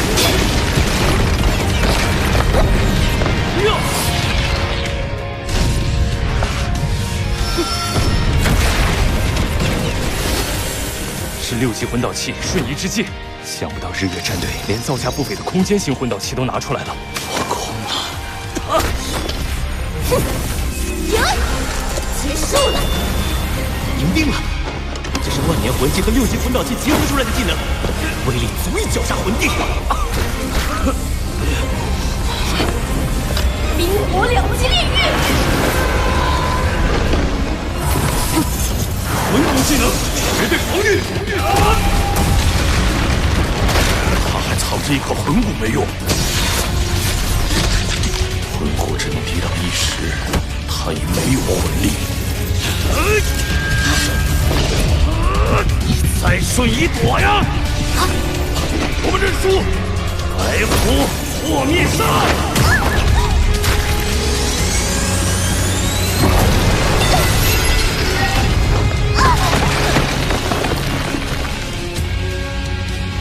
你刚才说什么？我中毒了头很晕，没听清。你，史莱克学院，戴耀恒获胜。没想到戴耀恒体质如此强横，真是怪物。原本以为小梦能一口气连胜史莱克剩余之人，现在，队长，赛台交给你了。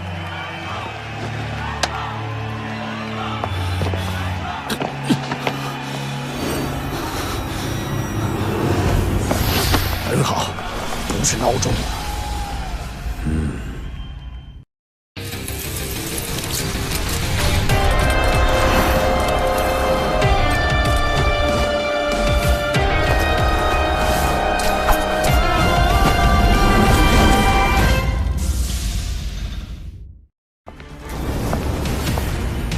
你俩谁先？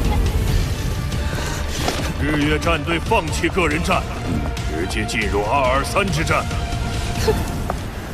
全大陆高级魂师学院斗魂大赛决赛第2轮个人淘汰赛，日月皇家魂导师学院弃权，史莱克学院获胜。总比分双方1比1平，10分钟后进行第3轮223之战。这个老狐狸被他看穿了。日月战队将团战若个人战，在输给我们2分的情况下，逆转可能性不大，所以主动认输，进入2-2-3之战。我们在人数上处于绝对劣势，日月却还有完整的预备队阵容可以出战。哼，无论人数还是队员修为，史莱克都与日月有巨大差距。史莱克那边只剩5人，按照2-2-3的赛制，第3场无人可用，我们只需赢下1场就能稳操胜券。如龙、夏风，第1场你们上，我们一战定乾坤。是。双方队员入场，快开始比赛吧。这是2-2-3之战，不是个人淘汰赛。我1个人就够了。没想到，居然……好狂妄的丫头！小桃，让你1人对战2名魂导师，其中还有6级魂导师的队长马如龙，实在是迫不得已。潇潇和菜头的伤都没痊愈，实际我们能出战的，只有你和宇浩、王东3人。2大学院队长之间的巅峰对决，马小桃如果赢了，我们还有一线机会；如果他输了，那么也基本宣布了总决赛的结果。小风，给我争取时间。没问题。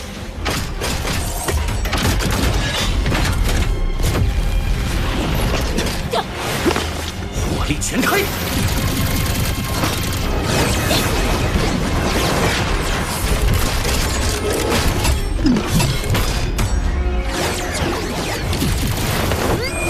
凤凰流星雨！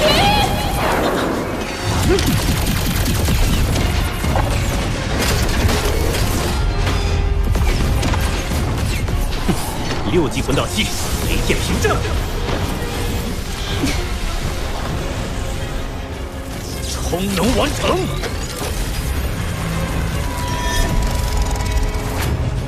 这件魂导器拥有光明和黑暗2种属性，对方研究了马小桃武魂的传承和特点。必为黑暗，应对异端。 凤凰火线！这件魂导器是专门为你准备的。这是什么魂导器？觉醒吧，审判之剑！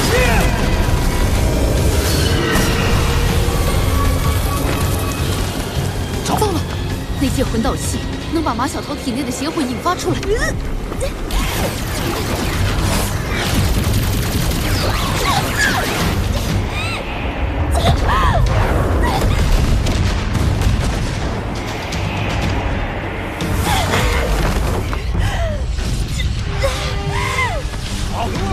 不好，马小桃的邪魂失控了。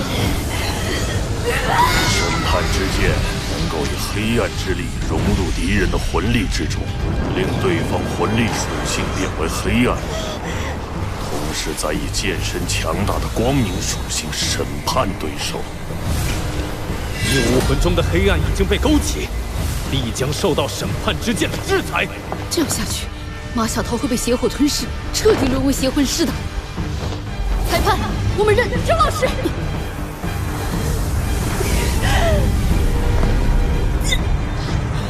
我是史莱克的队长，肩负史莱克的荣耀，绝不能在这里倒下。审判，公平的审判。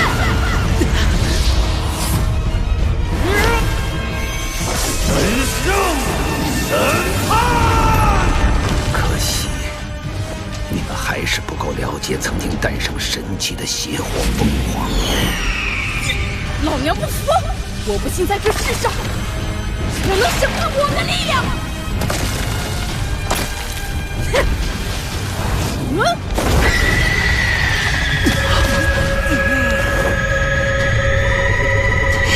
碎星银弹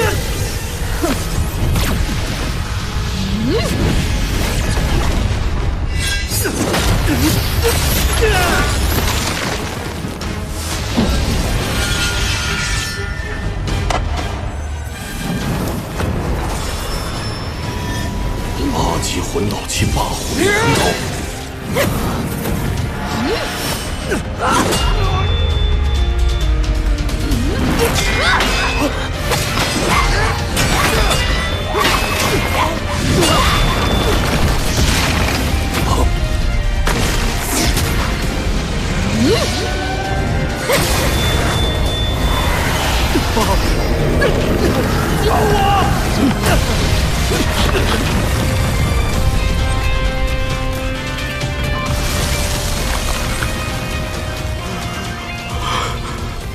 本场比赛结束，胜者史莱克学院。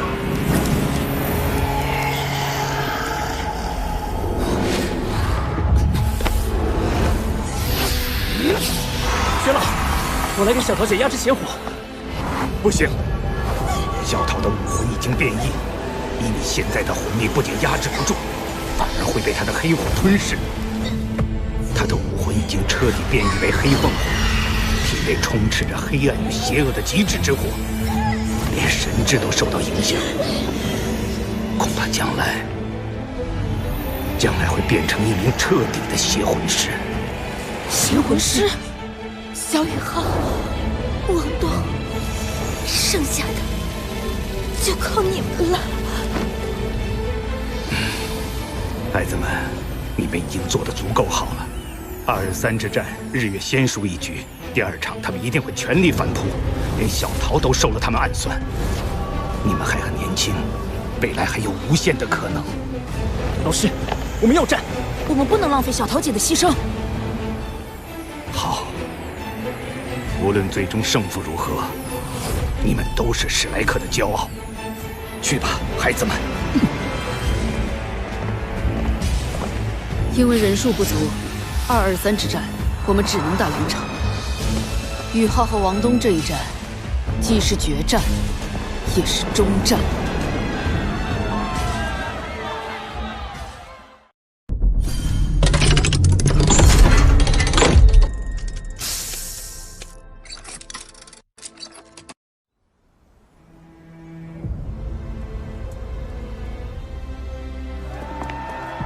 向红尘，五环魂王，5级魂导师；孟红尘，5环魂王，5级魂导师；王东，3环魂尊；霍雨浩，2环大魂师，2级魂导师。纸面实力差距非常大，不过本届大赛，史莱克不止一次上演奇迹了。这个孩子让我有些奇怪的熟悉感。史莱克学院对日月皇家魂导师学院，223之战第2战，比赛开始。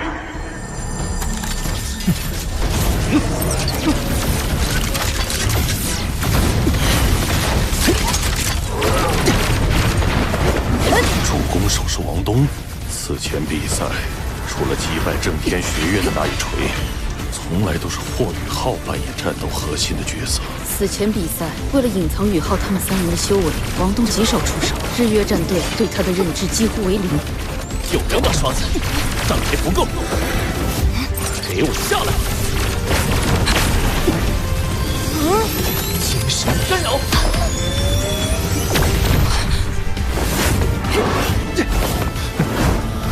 不要被他碰到！已经晚了，冰蝉之毒！恐吓青龙！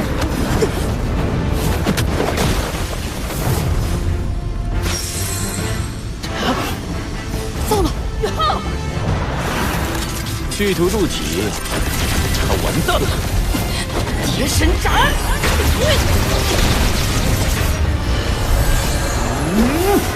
冰皇护体！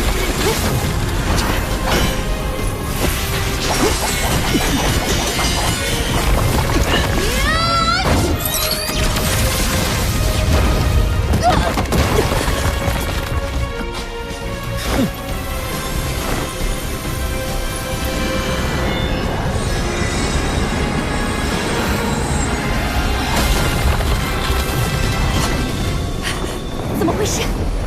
你早就该毒发了。诸禽冰蝉拥有冰火双属性，但无论冰还是火，都会被极致之冰所克制。诸禽冰蝉之所以不敢进极北之地，就是因为那里有它的天敌冰碧溪。区钟情冰蝉，也敢在冰地斜潜妄称剧毒！我承认我小看了你们，但这届大赛，荣耀必将属于日月。是武魂融合技。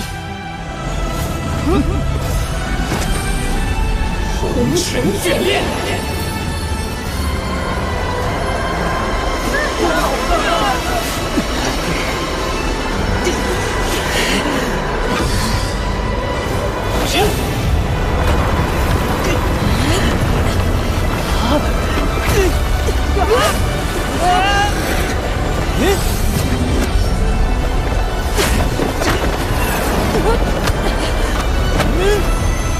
这是他们成功了，第3个武魂融合技。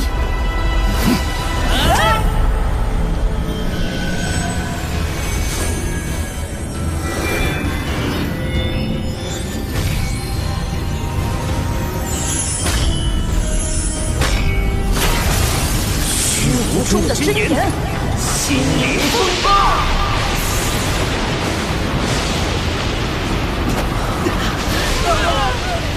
竟是武魂融合技的对决。史莱克的武魂融合技攻击力更强，范围更广，但融合的双方分别只有2环和3环，魂力很快会耗尽。而日月的2个却都是5环魂王。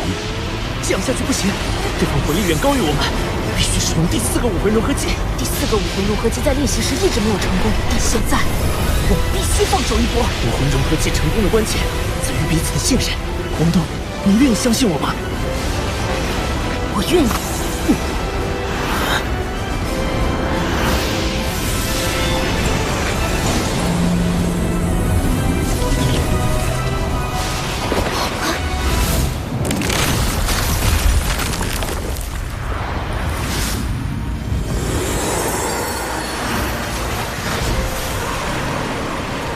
冰霜中的毒火，光之一朝。第4个武魂融合技，这2个小子，好样的！这个世界是什么你的？走过像是一场梦一场，那迎风呐喊的海港，要多久多久才会遇上？冒险的人是否会感伤？终极飞在你是谁收藏？那深埋心底的约好，好美啊！要多久才会懂得？沿途一声你凝固转入心窝。怎么可能？武魂融合技的使用是有冷却时间的。霍雨浩跟王东分别只有2环和3环，按道理使出武魂融合技之后，至少3天无法再使用。原来也会觉得累，在那变化的脆弱，你也是个勇敢一生与梦相拥。浮生踟蹰，光华不过刹那而已。身容败落，一朝一夕，玩值一时风月，患得患失。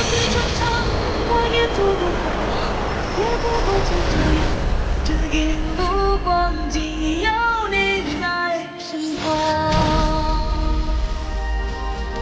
送千万人赴红尘，或忧惧，或喜乐，皆梦幻泡影，清明无际，我见真我。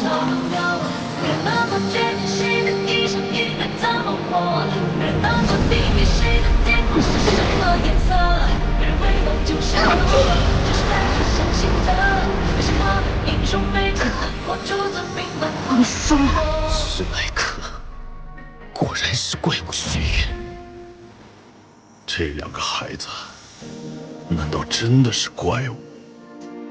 霍雨浩和王东之前的比赛就用出过黄金之路和天地之锤2个武魂融合技，加上这2个，2人共有4个武魂融合技。怪物，这绝对是怪物。223之战结束，决赛总比分：史莱克学院2-1日月皇家魂导师学院，全大陆高级魂师斗魂大赛冠军史莱克学院。雨浩，我们我们赢了！史莱克学院，史莱克计划！太好了！你们是我的骄傲。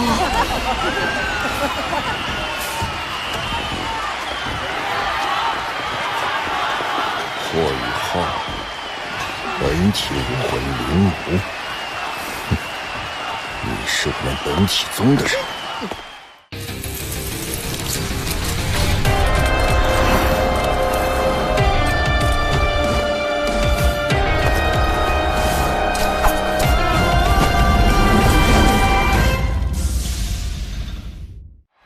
下面将进行本次大赛的颁奖仪式，用最热烈的掌声，有请本届全大陆高级魂师学院斗魂大赛的冠军——史莱克学院。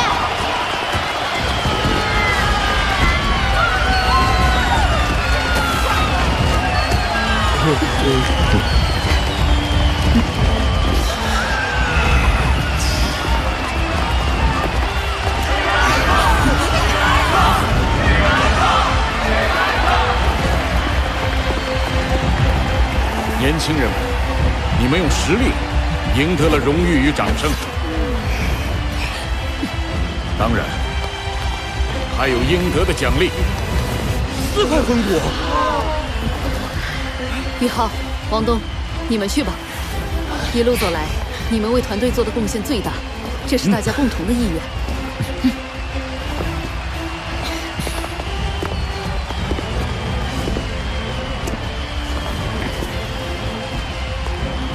这块冰辟蝎左臂骨属于你了。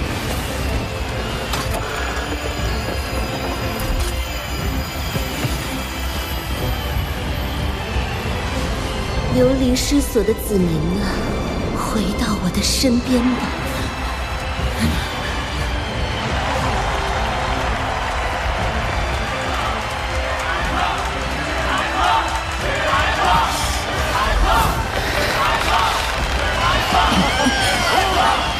我真的好幸运，能进入史莱克这个大家庭，找到自己努力的方向。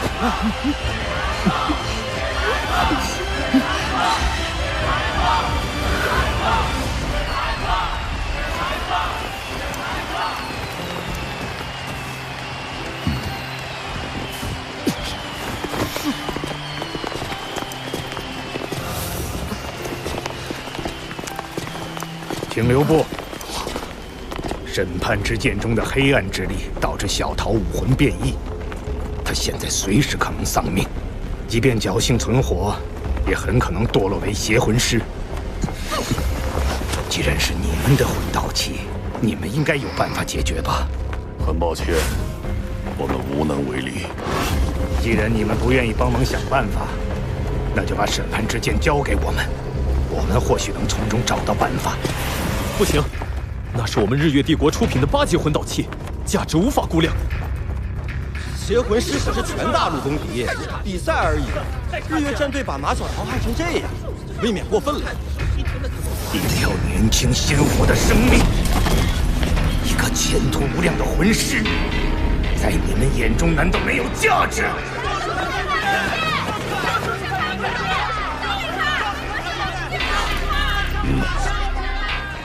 审判之剑另有其主，我无权决定他的去留，只能暂借。宇浩，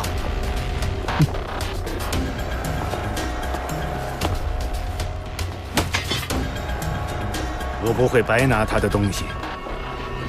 告诉这把剑的主人，梦红尘武魂中的荼毒会慢慢侵蚀他的身体。如果他信得过我，就来史莱克学院找我。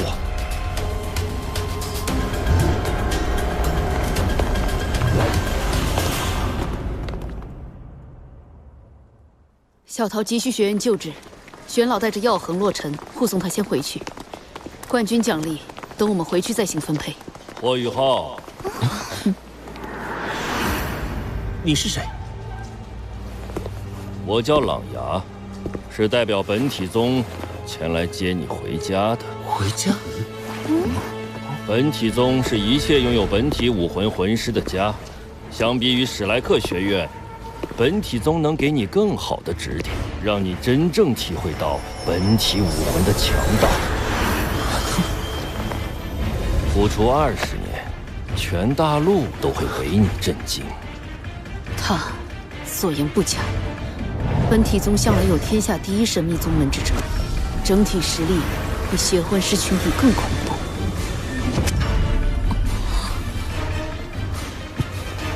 感谢前辈的好意，但我觉得史莱克学院的教学很适合我，并且也是我的家。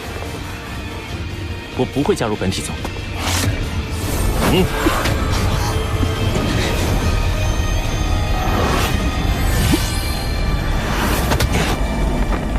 回去告诉本体宗那个老怪物，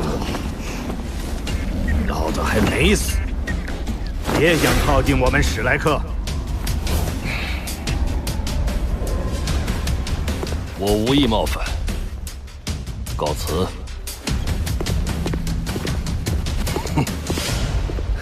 谢谢玄老。你们以预备队的实力拿下冠军，注定受到各方关注。本体宗只是第一个出手的，不过也不用怕，学院永远是你们最坚强的后盾。本体宗到底什么来头？除了咱们学院的海神阁，魂师界还有2大势力，一个是日月皇家魂导师学院的明德堂，代表着日月帝国最尖端的实力。堂主是红尘兄妹的祖父，那把审判之剑就出自他手。另一个就是本体宗，从不轻易出世，每次出世却都会掀起不小的风浪。本体宗行事全凭好恶，极为霸道。2000多年前，他们先后猎杀了7只10万年魂兽，引发星斗大森林兽潮暴动。学院不得不召集顶尖强者成立海神阁，抵挡兽潮，拯救平民。好像听雪弟说过这件事，我知道。囚禁我的那些家伙，号称星斗大森林4大凶兽，他们联手强攻了史莱克城。不过，星斗大森林地下似乎沉睡着比他们还恐怖的存在。原来海神阁是因为本体宗才成立的。宇浩，你以后一定要多加小心。我知道了。玄老，小桃姐的情况如何？她体内的黑凤凰火焰暂时封印住了，关于审判之剑的研究也在紧急进行。耀恒和洛尘自觉没发挥出应有的作用，跟我们商量，把奖励都留给你们。